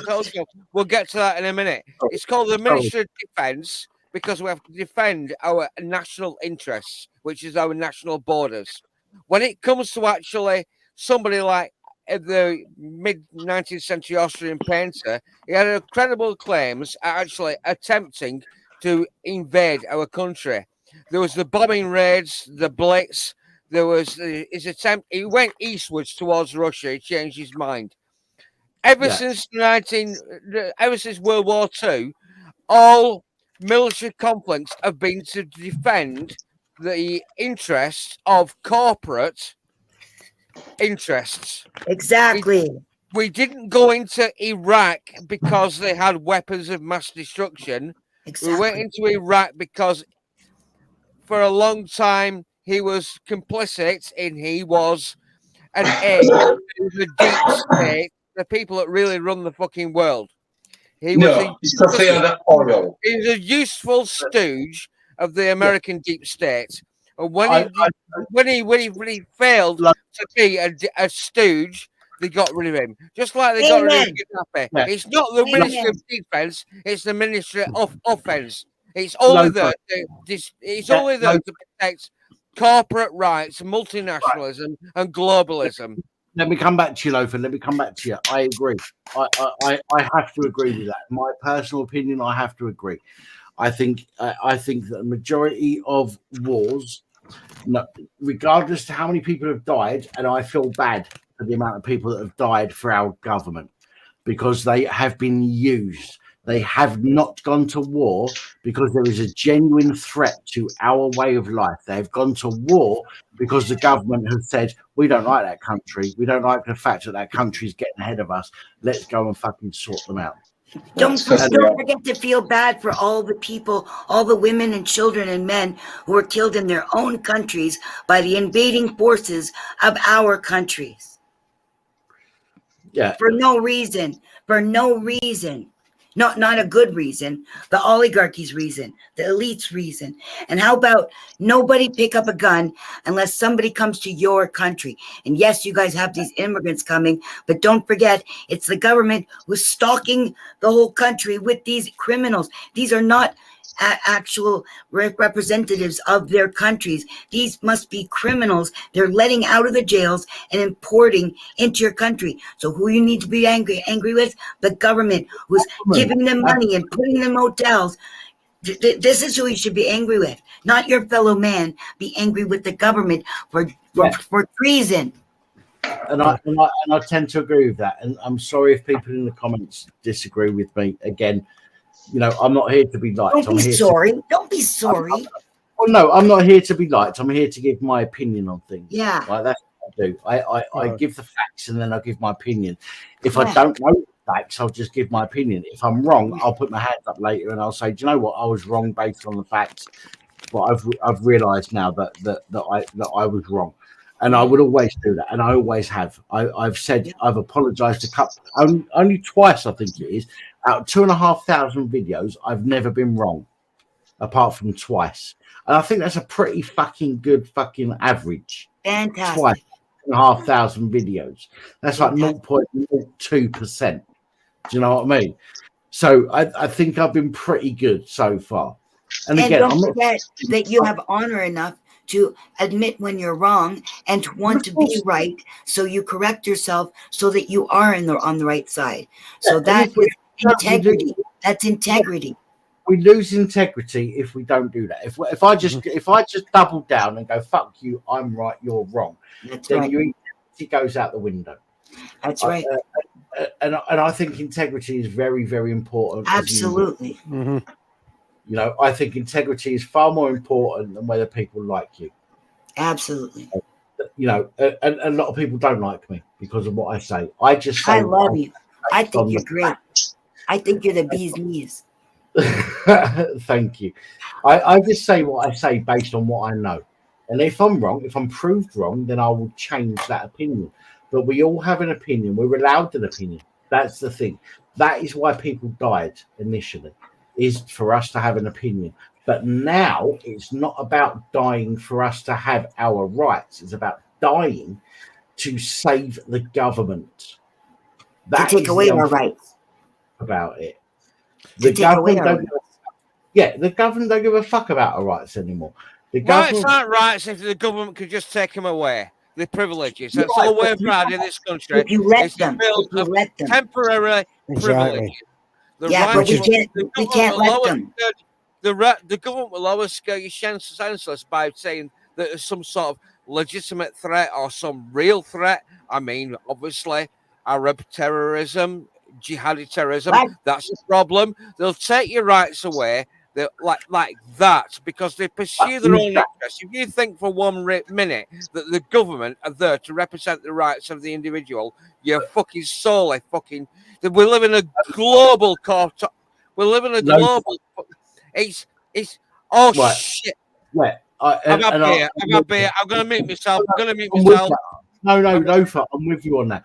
But let's be honest, right? Excuse me. As I've said, are people fighting for our freedoms, or are they fighting for the government? That is a big question. I think is a big question. Dan, that's the thing. The armed forces are employees of the king or queen, not the government, and this is where I think it fails. Not anymore. It's the same as the police. The police don't play exactly to the public anymore. The police are there to be fit, fear nor favour. Okay. Yes. They are criticized. So, allegedly, they are there to do a job, but they don't. The police will be politically motivated. They are politically motivated, and unethical. Yes. Absolutely, Kat. Absolutely unethical, because they are, the Home Office. Every time there's a do you realise every time there's a protest that has any significant public attention, the Home Office are involved, and the Home Office are speaking to the Gold Commander, which is what they call them, a Gold Commander of the Metropolitan Police or whatever police force it is that's dealing with it, and the government will tell them what they want them to do. If they want them to allow them to fucking protest, they will say, right, listen, you have to allow them to protest, but obviously you have to look like you're doing something to deter it. So what they'll do is they will arrest somebody, they'll allow them on fucking camera, to have their little 15 minutes of fame. Oh, I'm being arrested because XYZ. Okay. And this is the government's fault. And I know this for a fact because I know somebody who has done protesting where the Home Office has been in touch with the gold commander of that protest, okay, and told them what they want them to do. I know that for an absolute fact, 100% fact. I know that the police have been in touch with the Home Office about particular protests, okay, and the police. That's because the police work for the council, not the government. Sorry? The police work for the council. No, the police. The police don't. The police will act on behalf of the council. They don't work for them. The police. Yeah, well, why do I pay on behalf of? I look at my council tax bill, and most of it goes towards the police. Some of it goes to the fire brigade. Yes, but the council works for us. How do you know? You don't live in Britain. The council works for us. Can I just say, Edwin, I appreciate that you've got an opinion. It may not be something that we all agree with, but I appreciate the fact you've come on here and you have been respectful. To be fair, your opinion. Well, no. To be fair, his opinion. He hasn't turned around and gone, "You're a XYZ." He's been totally disrespectful to me. Cat. Sorry, can I just point out something? Right? He's questioned your. Hang on. Sorry, he's questioned your. No, but he's been disrespectful. He has been disrespectful. He's twisted the truth. He has had no interest in finding out the truth. He has been disrespectful. Okay, that's the case. I apologise. I think I hope I try and give people the opportunity to have their opinions, whether they agree or disagree with people. Sometimes I might be wrong. I can't say I'm perfect all the time. And if I'm wrong in this situation, I apologise, Kat. Don't want to disrespect. It's my opinion. It's just my opinion. Right, Kat. Sorry, can I just point out the fact that what was said in the side chat earlier, it was typed, therefore it has no tone of voice, so it's quite easily taken out of context because it has no tone of voice to it. It could be taken as disrespectful. It might not have been. We don't know because there's no tone of voice behind it. There's no body language. It's words on the screen. DJ, that's actually a really good point. That's a really good point, Solid.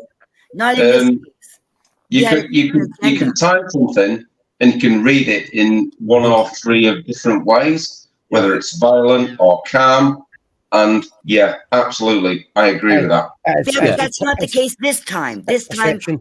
That's not the case this time. It can be the case many times, but that's not the case this time. He had a different agenda. He came in attacking. He didn't ask any questions. He didn't ask how, he didn't, he was disrespectful, and he was no matter how much truth he got, he was not willing to listen. So I didn't see what it texted. The problem is when somebody's been in the armed forces, they are conditioned. I know, but I don't have to respect I get that. I used to work in a sales company, and do you know what? We were conditioned. Everybody that works in sales we're all conditioned. I was conditioned. We've all been conditioned. Anybody who sat and watched TV for 10 years at least has been conditioned. I see now that the conditioning I took. So when somebody knocks on my door trying to sell me something, I can stand there at the door and go, really? Okay. What's your 3 steps is okay, but your 5 steps is shit. Okay. Now, if you understand sales, you'll know what the 3 steps and the 5 steps are, right? Yeah. I'm not going to go into it on here because it's irrelevant, but I can turn around and I can argue with somebody who's in sales because I've been in sales. Okay. When it comes to the armed forces, I've not been in the armed forces. All I can say is what I believe based on what I know. And again, the same as anybody that has not been in the armed forces, we can only discuss what we know based on what we know. It may be completely opposite, polar opposites to what people who have been in the armed forces might think. But you know what? The reason that our granddaddies fought for this country, I believe, is to allow us to have that difference of opinion. The people that are fighting now should know, I would think, should know that they're not fighting for our freedoms anymore. They're fighting for the government's whatever it is they want to fucking put into place. That is my opinion. Okay, and I'm sorry if that upsets people. I'm not sorry. If that upsets people. Can I just interject? Can I just say that most of the people possibly on this stream are working class and lower middle class people? I'm a queen. Can we make that assumption? I'm a queen. That we are the lowest of the low. And we try to drag ourselves up by our bootstraps and progress through life and make the best what we can possibly can for ourselves and our family and our children. Yeah, I don't agree with that. Would that be a fair assumption that most of us are born in working class? No. Those who are paying their taxes, they are the ones who are employing the council, and the council should be working for us. So how are we the lowest of the low? They are our employees. Okay, all of them, the whole government, even the federal government, they are our employees. So how are we the lowest of the low? Well, not if you live in England. Not if you live in England. It doesn't work like that. If you pay your taxes, it does. You pay your taxes to get people to represent you. If they don't stop, if it's not representing you, they work for you. They represent you. No. They work for you. They're supposed to, but they don't work for you. They work for themselves. You pay your taxes to these people, these elected representatives. And you're paying their paycheck. You're their boss. You're supposed to, yes, you are their boss, but that's right. Not your boss the anymore. lowest. They that. Pardon? Carry on. It really does not work like that. It's supposed to work that way. That's why you're paying their salary. Yeah, the reality is, though, sadly, it doesn't. To give you a classic example, you let it happen like that. No, to give you a classic example, look at the fucking finance shit with fucking SNP. Hang on, let Lothar finish what he was saying. Sorry, man. It was a mid-sentence. No, it's fine. Just it was a mid-sentence. Go on, Lothar.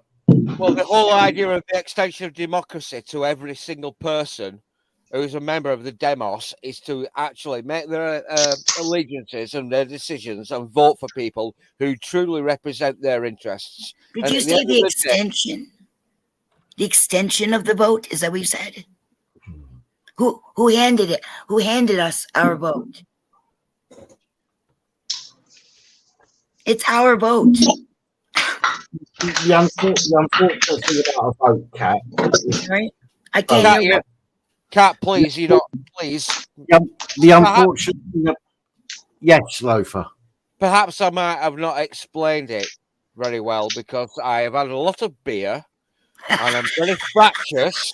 I've had a fair bit of brandy, but go on. I've had a bad day, but at the end of the day, the whole idea of democracy is extending the vote to people who can make the decisions about the people that represent them.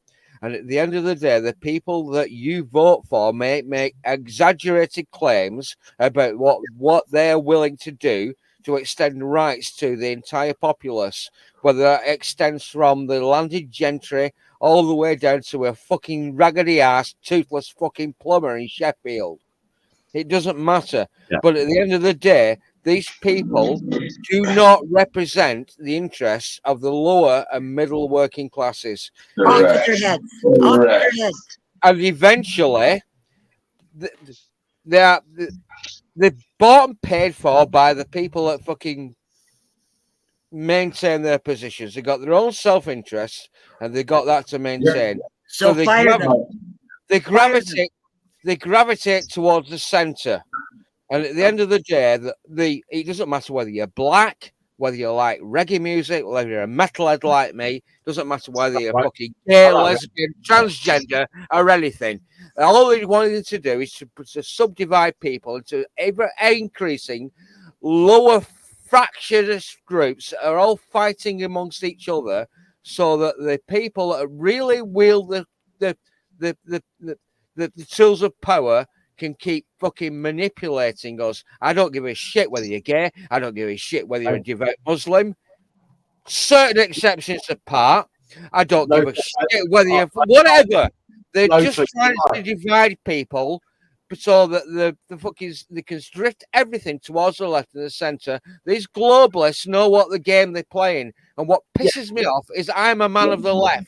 I'm a working class man. My parents have always voted Labour throughout their life, Are you a ever, plumber? and we are totally disenfranchised. They Yeah. don't give a shit. They're serving the fucking globalists.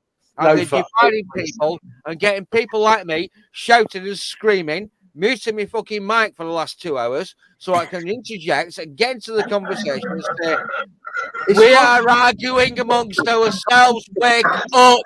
We are arguing amongst ourselves, wake up. It's Right. the fucking globalists. Right, I'm muted.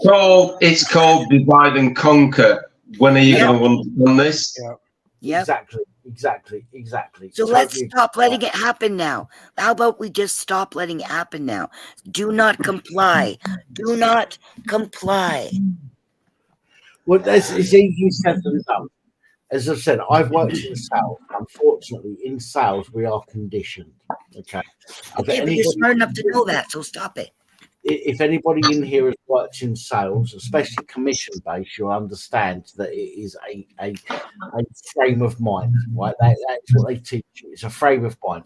If you do well, it's a frame of mind. It's fuck all to do with luck. It's a frame of mind. And I think, unfortunately, that a lot of people are the same thing in different aspects, i.e., the military, for example, is a frame of mind. If you believe something is going to happen, and unfortunately, I don't necessarily agree with that. I do believe that if you put it out to the universe, good comes back to you.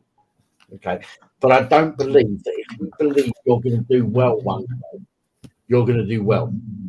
Okay, so I don't believe, same as I don't believe that if you're going to go out and kill 50 Taliban one day, you're going to go out and kill 50 Taliban. Okay, it's the luck of the draw. Okay, but we are taught that it is our frame of mind and it is what we think. Unfortunately, the government don't want us to think. They want us to be in conflict with each other. And I've said this so many times on the channel. You know, granted, a video that I had to prove the other day, and I put it up, and I did say that, you know, the majority of the people that were involved in a particular situation were not English people. Okay, granted, I said that, and I'll own that. I'll own it. People might disagree with me. I was called a racist for it. But it was a fact, though. That's the thing, Kat. It was a fact. It wasn't me making it up. It was a fact.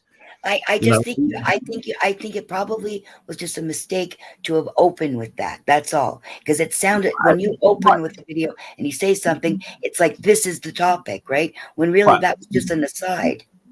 Yeah, and I get that. I totally get that. And we all make mistakes. You know, Right. I'm just a human being. I'm a human being. I work on my own. Everything I do is my own work. And yes, I wasn't judging me. I was helping you because I think people don't understand that what you said in the beginning. If you listen, you watch. He says something, and then he shows the video, and then he talks again. And when he talks after the video, that's what the actual topic is. The stuff he says at the beginning is actually the aside. But I'm not criticizing. You criticize. I know you're not. I know you're not, and I understand that. But even if you were criticizing me for it, I would take that on board, right? But I just want you to know I wasn't on board. But I said something about a video that I thought was just a fact, right? Which is why I said it, because it was a fact. However, it was taken by some people to mean that I was being a racist. Okay, not, you know, I'm not saying you, Kat, but obviously you know who I'm talking about. But I know what you're talking about too. I understand. I really do. Yeah, there were some people that were going, "Oh, you're a racist this, you're a racist that." But you know what? Again, as I've said many times tonight, right? We have our own beliefs, we have our own opinions, and we are allowed those beliefs and opinions. This is what in 1913 or whatever it was. This is why people died. In 1942 until 1945 or whatever it was, people didn't die because they wanted to save our freedoms. They died because the government didn't like another government. They died for a sire. Yeah, and since then, many people have died for false reasons. They are brainwashed into believing that they're going to war for a certain reason. But do you know what? Do we see that we have more freedom of speech now than we ever had? Do we see that we have more freedom of expression than we ever had? No, we don't. Less. Yeah, you're right. I can say what the fuck I want, and if somebody's got a problem with that, then that's their problem. Not my problem. The problem if somebody wants to say that I'm offended, well, I'm sorry, I didn't give offence. If you've taken it, then that's your fucking problem. Yeah, and you want to argue about it, and you want to get more than words about it, we'll get physical and we'll fucking sort it out. Old school, we'll sort it out. Dave, you're absolutely right, but this is my point. A lot of people are persuaded, or if you want, brainwashed, for want of a better word. And I don't like to use that word because nobody wants to think that they're brainwashed.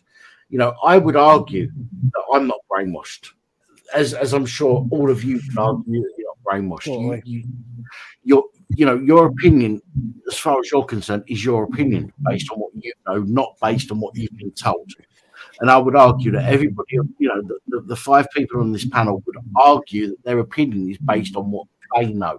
However, some of what we believe is part of brainwashing, and we cannot get away from that. Yes, we can. Yes, we can, because every time something happens and I go, wait a second, I rethink it, because it is so hard to undo all of the fuckery that they put in our brains. So every time something comes up, I examine it, I re-examine it, because I know I can't trust anything.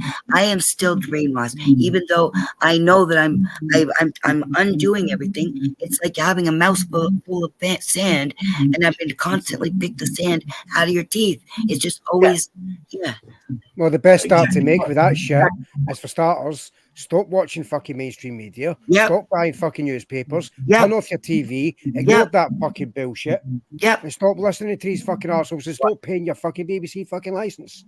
Fuck them. I can't understand the word you're saying. Jace, I understood that, you drunken bastard. Then we come straight to you in just 1 second, Jace. And you're absolutely right, Kat. I do believe, however, that no matter what we think, I personally believe that we have been brainwashed about at least something. Pretty much everything, actually. Okay.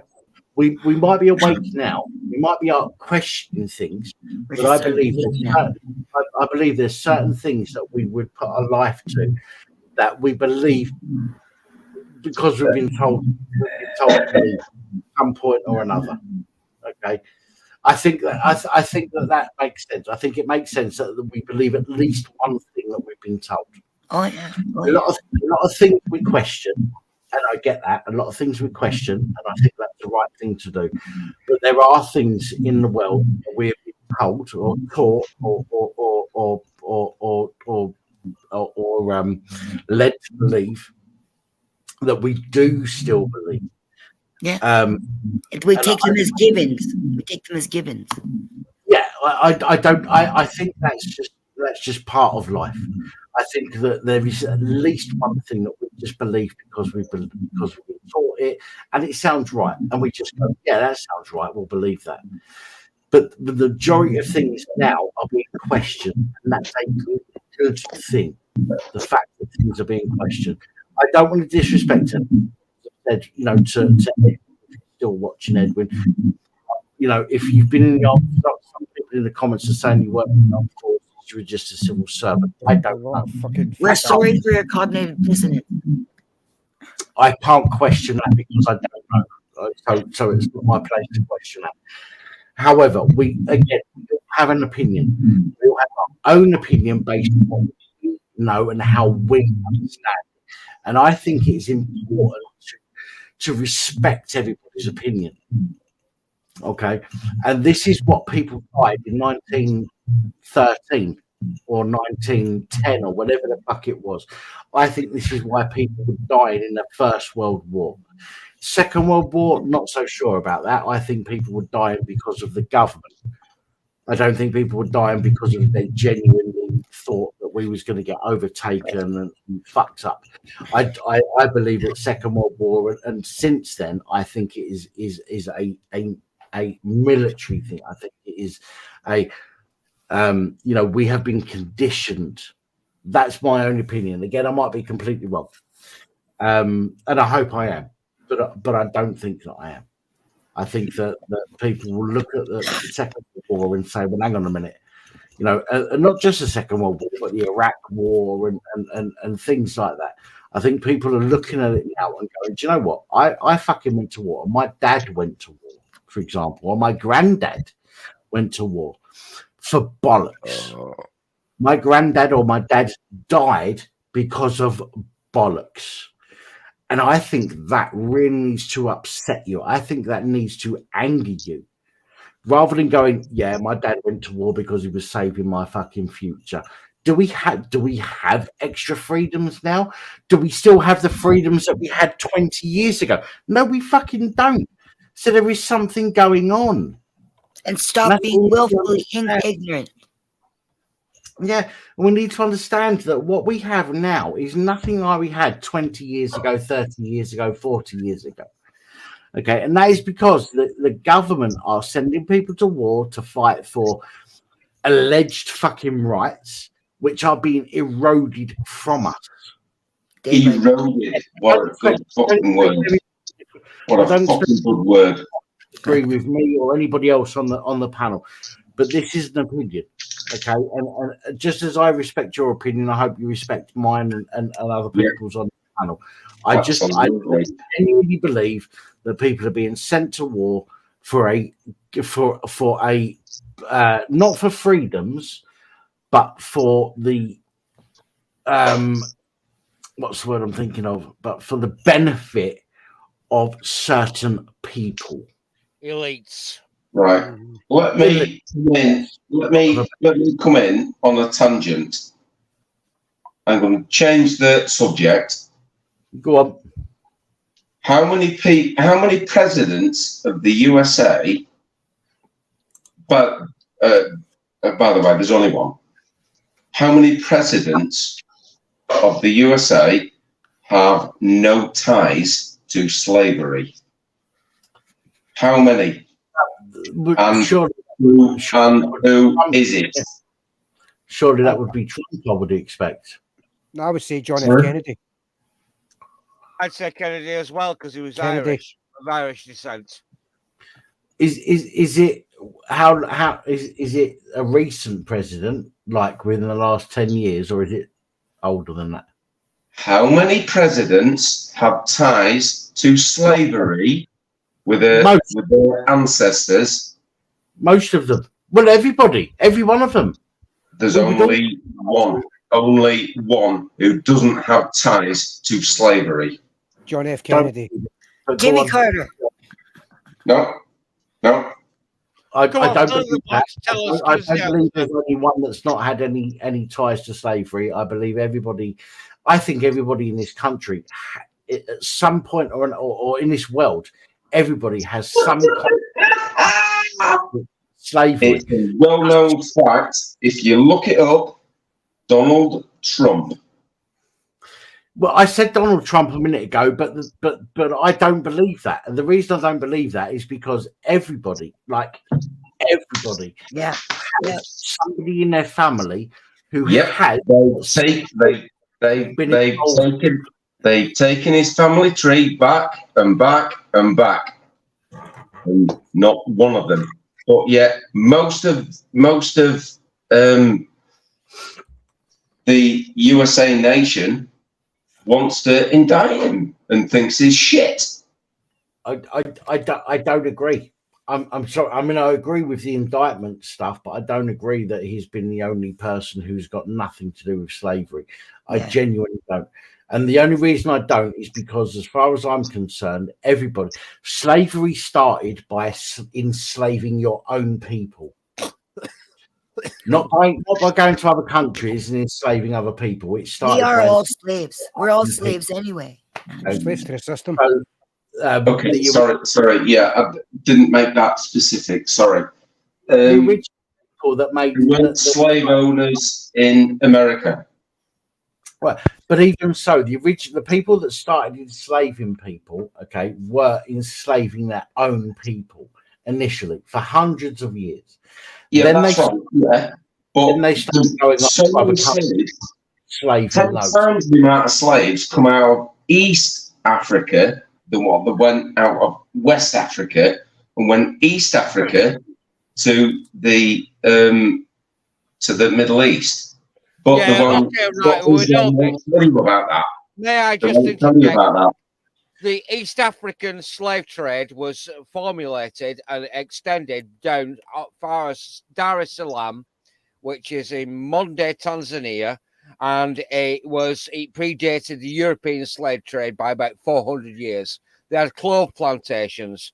They used to actually gather people together to work on the clove plantations, or they would cut off the cocks and balls and send them back to Saudi Arabia. The Correct. Arabian slave trade predated the European, the Portuguese, the Spanish, the British, and the French slave trade by about 400 years. And I guarantee and yet we're the only people that are made to feel guilty about slavery because because Portuguese, Spanish, English people took people from West Africa, the other side of the continent, over to grow cotton on cotton plantations and tobacco plantations. And Thomas Jefferson himself was a slave owner. And he sent the fledgling North American Atlantic Fleet into the Mediterranean to stop North African slavers taking merchant seamen and American citizens into slavery. And that was in 1804. We abolished the slave trade, or at least we started it in 1815. I think it was abolished in 1829 with the Abolition of Slavery Act. And it was a long time before the British, the Portuguese, the Spanish even started engaging in slave trading. So I have got absolutely no fucking compunction, no pissed offness about being somebody who's born from maternal and paternal grandparents who were born in fucking Ireland. I'm Irish. I'm Irish. Why should I feel guilty about the fucking slave trade? You're right. My great grandmother was an Irish scullery. Do you find it nice to talk to somebody who actually understands? Right, but we can't choose who our parents are, so we are not. No, I'm talking to this guy. I know, Loafer. We can't choose who our parents or our grandparents are. Okay, whatever our grandparents or great grandparents or whatever may or may not have done, we are not responsible for that. Number one. No, that's right. So why should we pay reparations? The fuck's all that about? Number two, and it looks like the light's coming through your door there. Yeah, it is. Yeah, it's through me kitchen window. Yeah. And we cannot be held responsible for what our ancestors may or may not have done. Okay. Yes, there is a vast majority of people may have been slave owners. Unfortunately, that's the way that things were back then. It shouldn't have been, but it was. We are not responsible for that. Okay. That's right. My great grandmother. There's only one US president who doesn't have ties back hundreds of years to owning slaves, and that person is Trump. I don't necessarily believe that. That's my own opinion. I don't believe it. I think everybody. Google it. No, I know, but Google's Google. My point is, everybody, I think, has at least a link to slavery. My great grandmother was an Irish scullery maid. That's pretty much a slave. Oh, bless. Your folks is whether an ancestor has been a slave or has been involved in slavery, I think that almost everybody, again, my opinion, not based on facts, is my opinion. I believe that everybody has a tie to slavery. Okay, I was a slave to me, because if I said something wrong or did something wrong, I used to get fucking. Well, I think the majority of people have a tie to slaves rather than being a slave owner. The majority of people. Yeah. And you know what else? I think Mickey Mouse or Mickey Mouse, Mickey. Sonic, I get like me up. what he said. Google it. Sonic, back me up. Google it. No, I'm not knocking you. I'm not knocking you at all. I'm just saying. I think even Google, I question. Yeah, check your sources. It depends on the sources that Google brings up and the results. But the majority of people, I think the majority of people have a link to slavery, whether it's as a slave or as a slave owner is questionable. I would suggest that as a slave is probably more prominent than as a slave owner. But again, it depends on the information that's presented to us and how we want to take it. Again, everybody's different, and I don't want to, you know, discriminate against people because of their beliefs. Everyone's belief is legitimate, and we want to talk. I think we should talk about it. I just think, from my own perspective, the majority of people were slave owners. However, that does not make us responsible. No, but we paid as a British nation. We paid for every slave owner across the world, and we bought all their slaves, what they considered as slaves. And it's only in 2015 when we actually paid off that debt. Yeah. Paid off that debt. You're eventually, you're forgetting a very important word. Eventually, the UK wanted to do that. Initially, yes, the UK was all for it because we had fucking slaves. Okay? Yeah, absolutely. Yes. Eventually, the UK turned around and said, "Actually, this ain't fucking right. Let's do something about this." And from what I believe, the UK was the pioneers in destroying the slave trade. Okay, and as you say, they paid people not to have slaves. You know, which shouldn't have happened anyway. We shouldn't be paying people not to have slaves. At the end of the day, a human being is a fucking human being, the same as the rest of us. That's right. That's how I feel. I think no matter what colour you are, no matter where you're from, you're a fucking human being. Doesn't matter. Yes, I completely agree. Absolutely, completely agree. But people cling on to that fact. They go, "Oh, UK was massive in the slave. Fuck off." The Egyptians were more into slaves than the rest of us.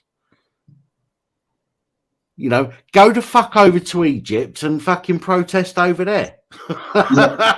Do you know what I mean? Where's their fucking reparations then? Do you know why they can't? Do you know why they don't do that? Because the Islamic State would fucking shut them down and kill them. They would behead them. They would throw them off buildings. They'd get told to fuck in no uncertain terms. Well, like I said, the Islamic State it established clove plantations in Dar es Salaam. Open up another fucking window, see where Dar es Salaam is. It means House of Peace. It's halfway down the fucking eastern coast of the African coastline. And they were at it long before we were at it. Oh, God, yeah. I agree. The only thing is that there's nobody left alive in the former Arabian Empire. Whatever lines of allegiance or, you know, lines you draw on a map to separate one state from another.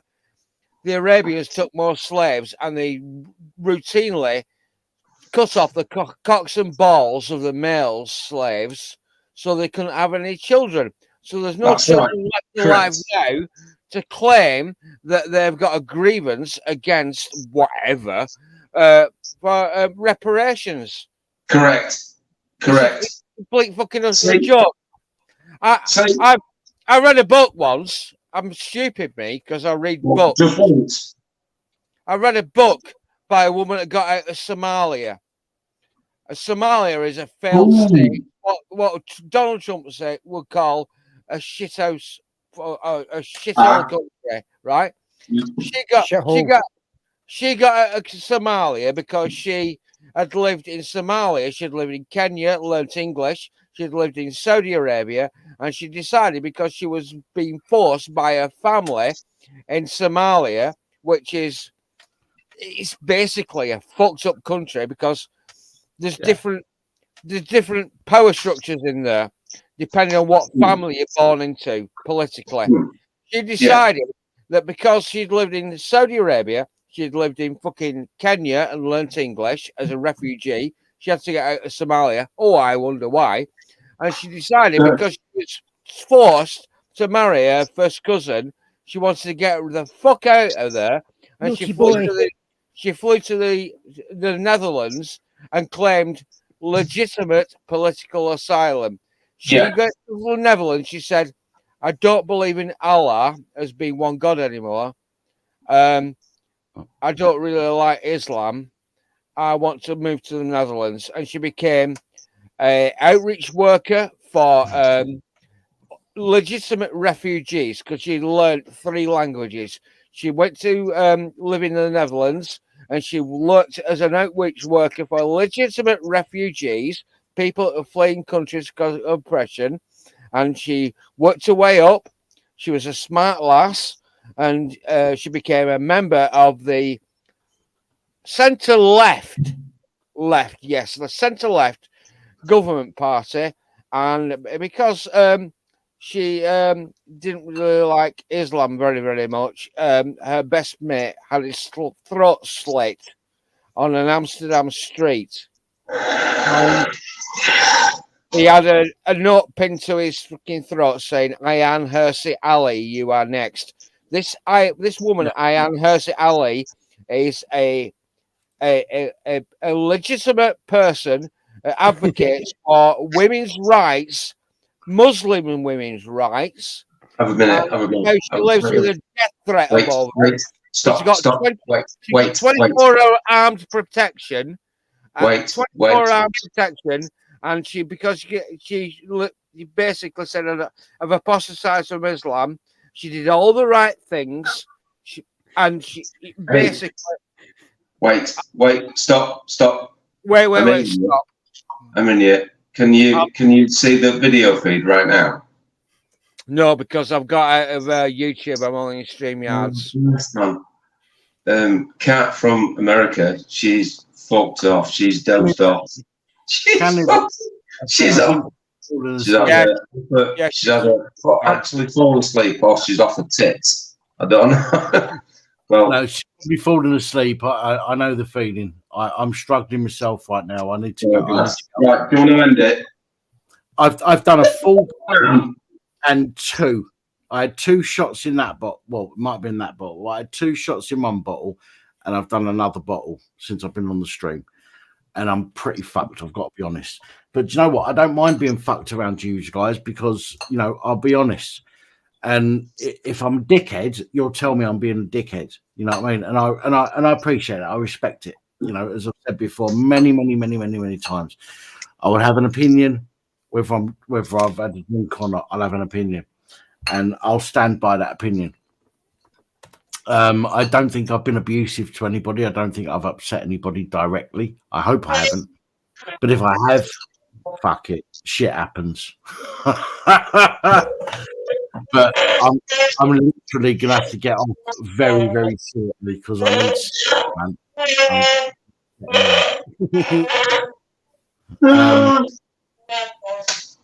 But you know what? The fact that there's 50 people still watching at almost 6 o'clock in the morning. I can't believe it's nearly 6 o'clock in the fucking morning. I mean, what the fuck? What the fuck am I doing at 6 o'clock in the morning still on here? If it wasn't for this, I wouldn't be able to last this long. Trust me. I'd be fucked. I'd need my sleep hours ago. But thank you to 3 Barrels for helping me stay. Chink me. Do a chink. Chink. That's racist. Yeah. It's racist. But again, I don't want anybody to think that I'm disrespecting their opinion, right? This is very important.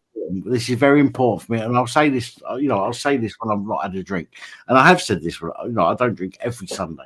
Sometimes I'll drink on a Saturday and have coffees on a Sunday. But I'll be honest with you, right? I get the fact that everybody has their own opinion. I do genuinely, 100%, million% understand that. But I don't disrespect people for their opinions. I might question their opinions, and that's what we should do. But I don't disrespect them for their opinions, and I hope moving forward that we get the same thing. We get people arguing the concept rather than the person themselves. Okay, because we all believe something because of what we have been taught and how we have processed that. If you believe something because you've processed the information completely different, that's fine. I respect that. I respect you for that. But we cannot attack people for their opinions because their opinion is based on what they have understood from the information that's available to them. I want people to discuss things on this channel. It gets a bit spicy sometimes. Maybe not as spicy as some channels, but it does get a bit spicy sometimes. But for example, Edwin, I appreciate the fact that you've come on here and you've shared your opinion. I've tried to share my opinion. And he's right. Yeah, of course. Yeah. Listen, everybody's opinion, they are right for it. Everybody's opinion, they are 100% right, is because that is what they have determined from the information that has been made available to them. So everybody deserves respect for their opinion. We might not agree with it, but that respect, and whether we agree with something and respect are two different it's things. nice to know that somebody has done the research and understands. When let's say BLM, Black Lives Matter. You need reparation. You need to pay us reparations. Wait a minute. What happened to the East Coast of Africa? And this guy is the only person who actually done his research. This is what I don't understand. Why has nobody else done that research? It's so easy to find. But so maybe they have. Maybe by they have. the way, Trump is the only president who has no ties to being slave owners. I don't agree. I know you've said that a couple of times tonight. I don't personally. I don't agree. I appreciate your comment, but I don't necessarily. I think every single person has some kind of tie to slavery because of how long it was going on for. Okay, but I don't think people should. I don't think people should be targeted, blamed, and persecuted for their ancestors' behaviours. I don't agree with that. No, I don't either. And yeah, I agree with you that reparations mean fuck all. You deal with it. Stop breaking the fucking law. Well, why the fuck should you? Let's put it this way. Why the fuck? Gary said, "Stop breaking the law, asshole." Stop breaking the law. Why should you get money because of something a relative fucking 4 generations ago went through? Why the fuck should you get money for that? If you personally had been through it, then fine, you get some fucking compensation. But why the fuck should I pay, for example, if I don't know because I've not looked that far back in time, but if my great fucking uncle, I do know that I'm part Scottish, right? That's as far as I know. But if my great uncle was fucking Scottish and they had a slave, why the fuck should I be responsible for paying reparations for that? I shouldn't. No. The same I wouldn't expect. The same as this is not fucking North Korea. In North Korea, if you're caught for a crime, your next generation will continue paying for that. This is not North Korea. This is fucking Britain. So if my great uncle did something, that is on them, not on me. Okay, the same as I would fucking hold you guys responsible if one of your fucking ancestors done something to one of my ancestors. How could I? How fucking could I? You know what I mean? It's ridiculous, fucking ridiculous. It's a virtue signaling exercise, and it's all about good word.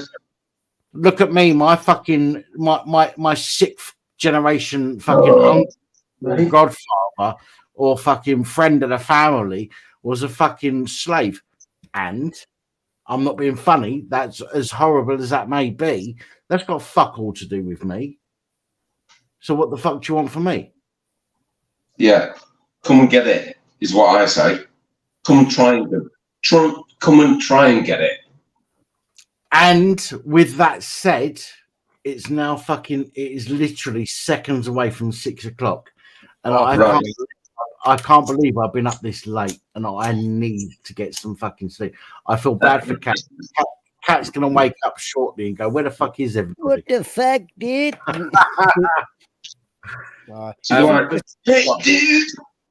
Hey, dude.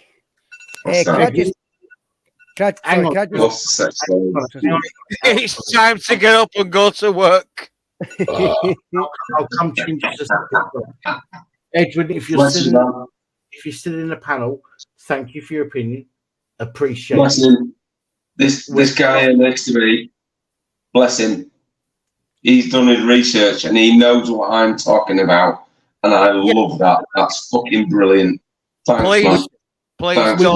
Please don't blow smoke up my ass. No, I might be wrong. Yeah, I like to be proved wrong. I might be right. I might be wrong. Don't blow But smoke. history's not wrong. We just don't get taught it. We take what we're told with our own pinch of salt, and we understand things as we understand it. I don't hold that against anybody. If somebody doesn't agree with something I say, that's fine. That's absolutely fine. I'm not going to fall out with somebody. Fuck me. No. You know, if I fell out with everybody that disagreed with me, I'd have a channel of about 10 people. Fuck you. You know what I mean? I would.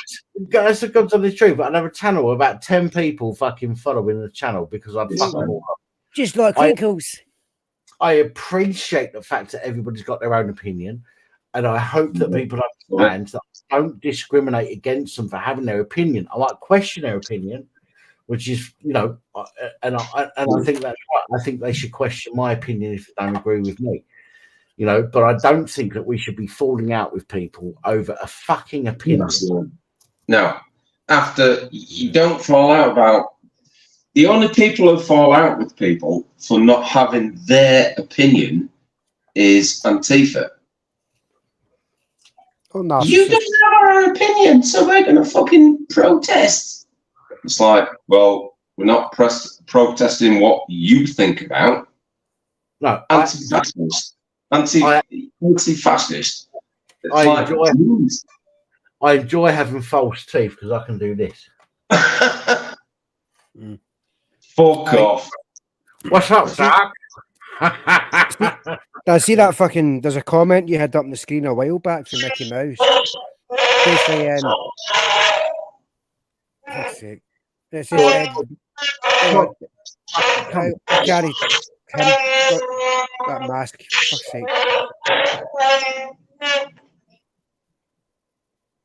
Real good. I know, but just spit out what you got to say. Fucking like the comment you had on the screen a wee while ago, Mickey Mouse. The British Army is less than the amount of the dinghy diver army is. Think about that.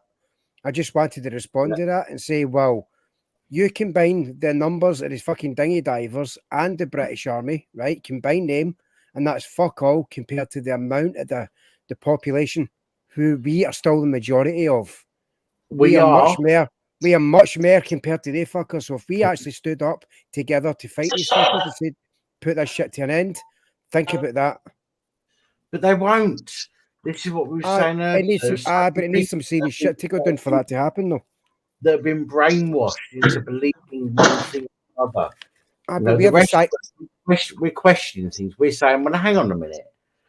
You know, X, Y, Z. You know, let's question that for a minute. We don't just sit here saying, yeah, let's lap it up.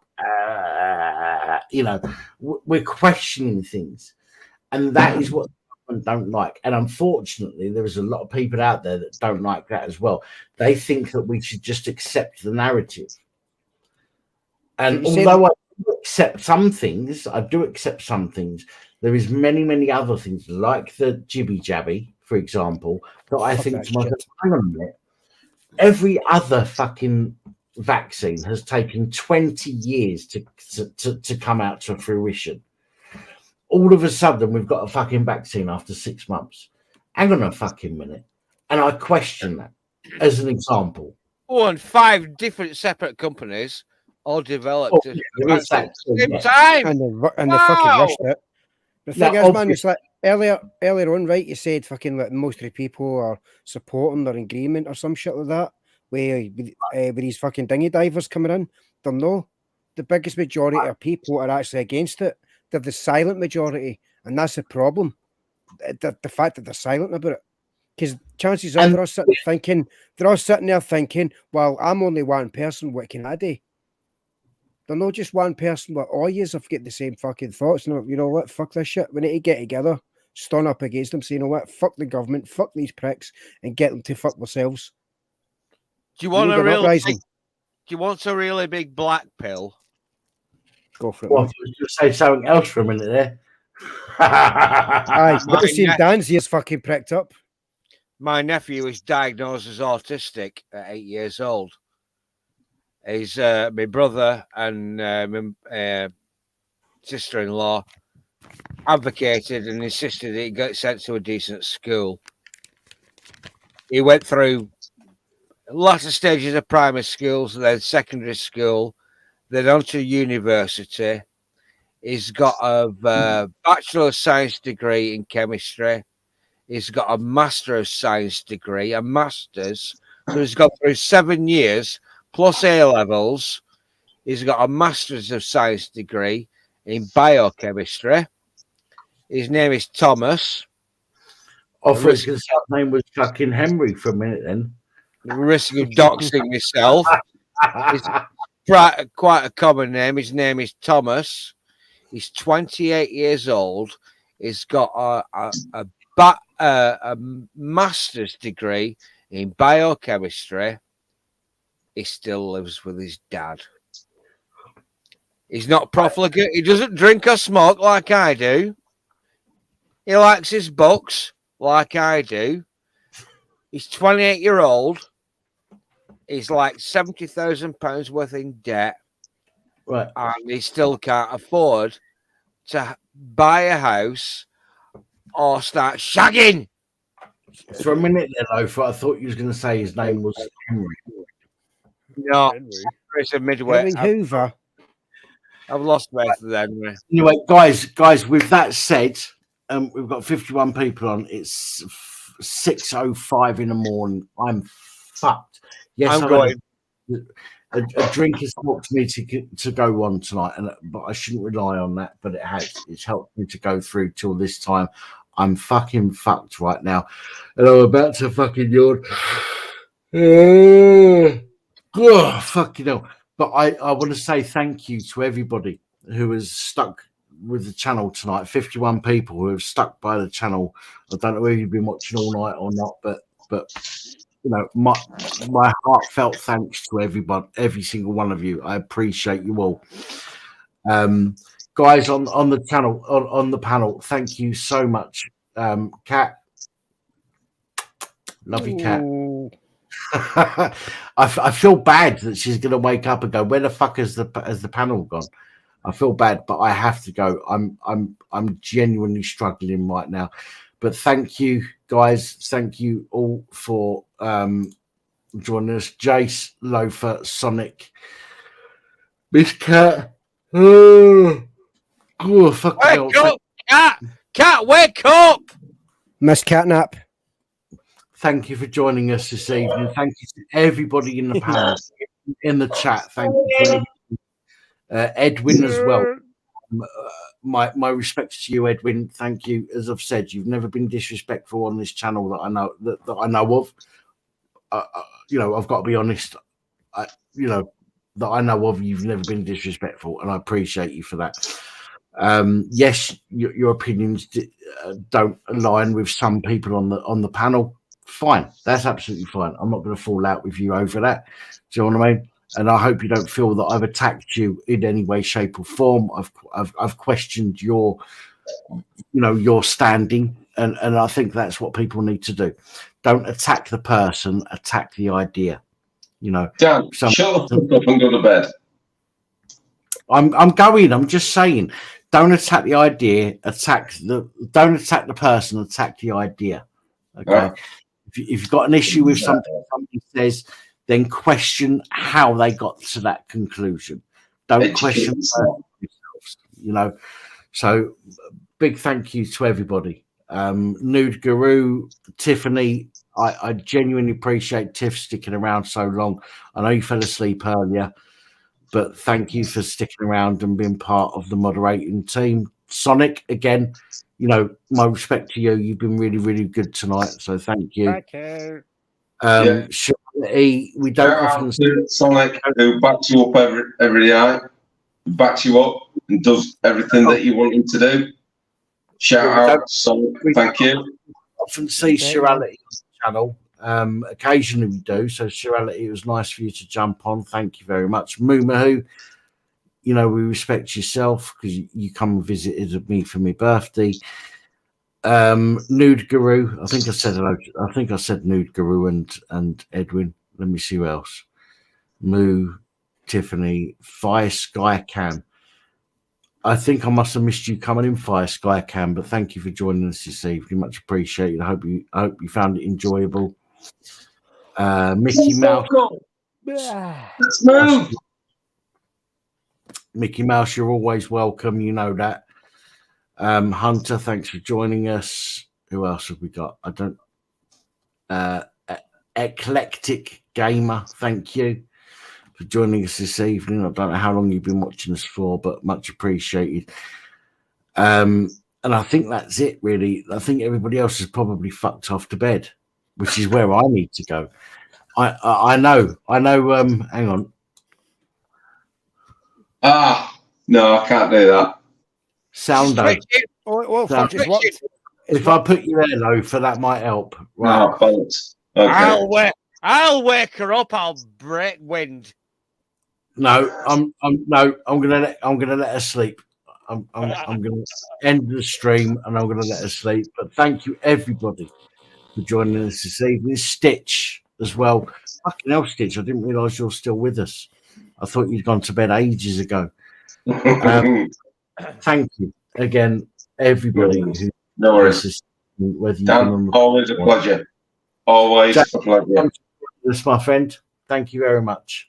Loafer, you know you're always welcome. Sonic, you're always welcome. Cat, except everybody's always welcome, except you. But again, if anybody disagrees with anything that we've said, you're always welcome on the panel to discuss it. I mean, you know, don't just sit in the comments, because it's very difficult for us to understand the tone behind certain comments. If you come on the panel to discuss things, then, you know, I'm more than happy to listen to you. Please feel free. Loafer, Jace, Sonic, Cat, good night. God bless. Love you all. Thank you so much for joining us. Pardon me. Love you, fag. I'm probably going to go be sick and then go to bed. And you're rather trainer. Can I leave you with a parting comment? Go on, before I end the broadcast, go for it. Pardon? Hey, what the fuck was that? I thought that's what. Anyway, guys watching, thank you. Love you all. Respect. Thank you for joining us this evening. See you soon, Dan. Take care, fella. If you can,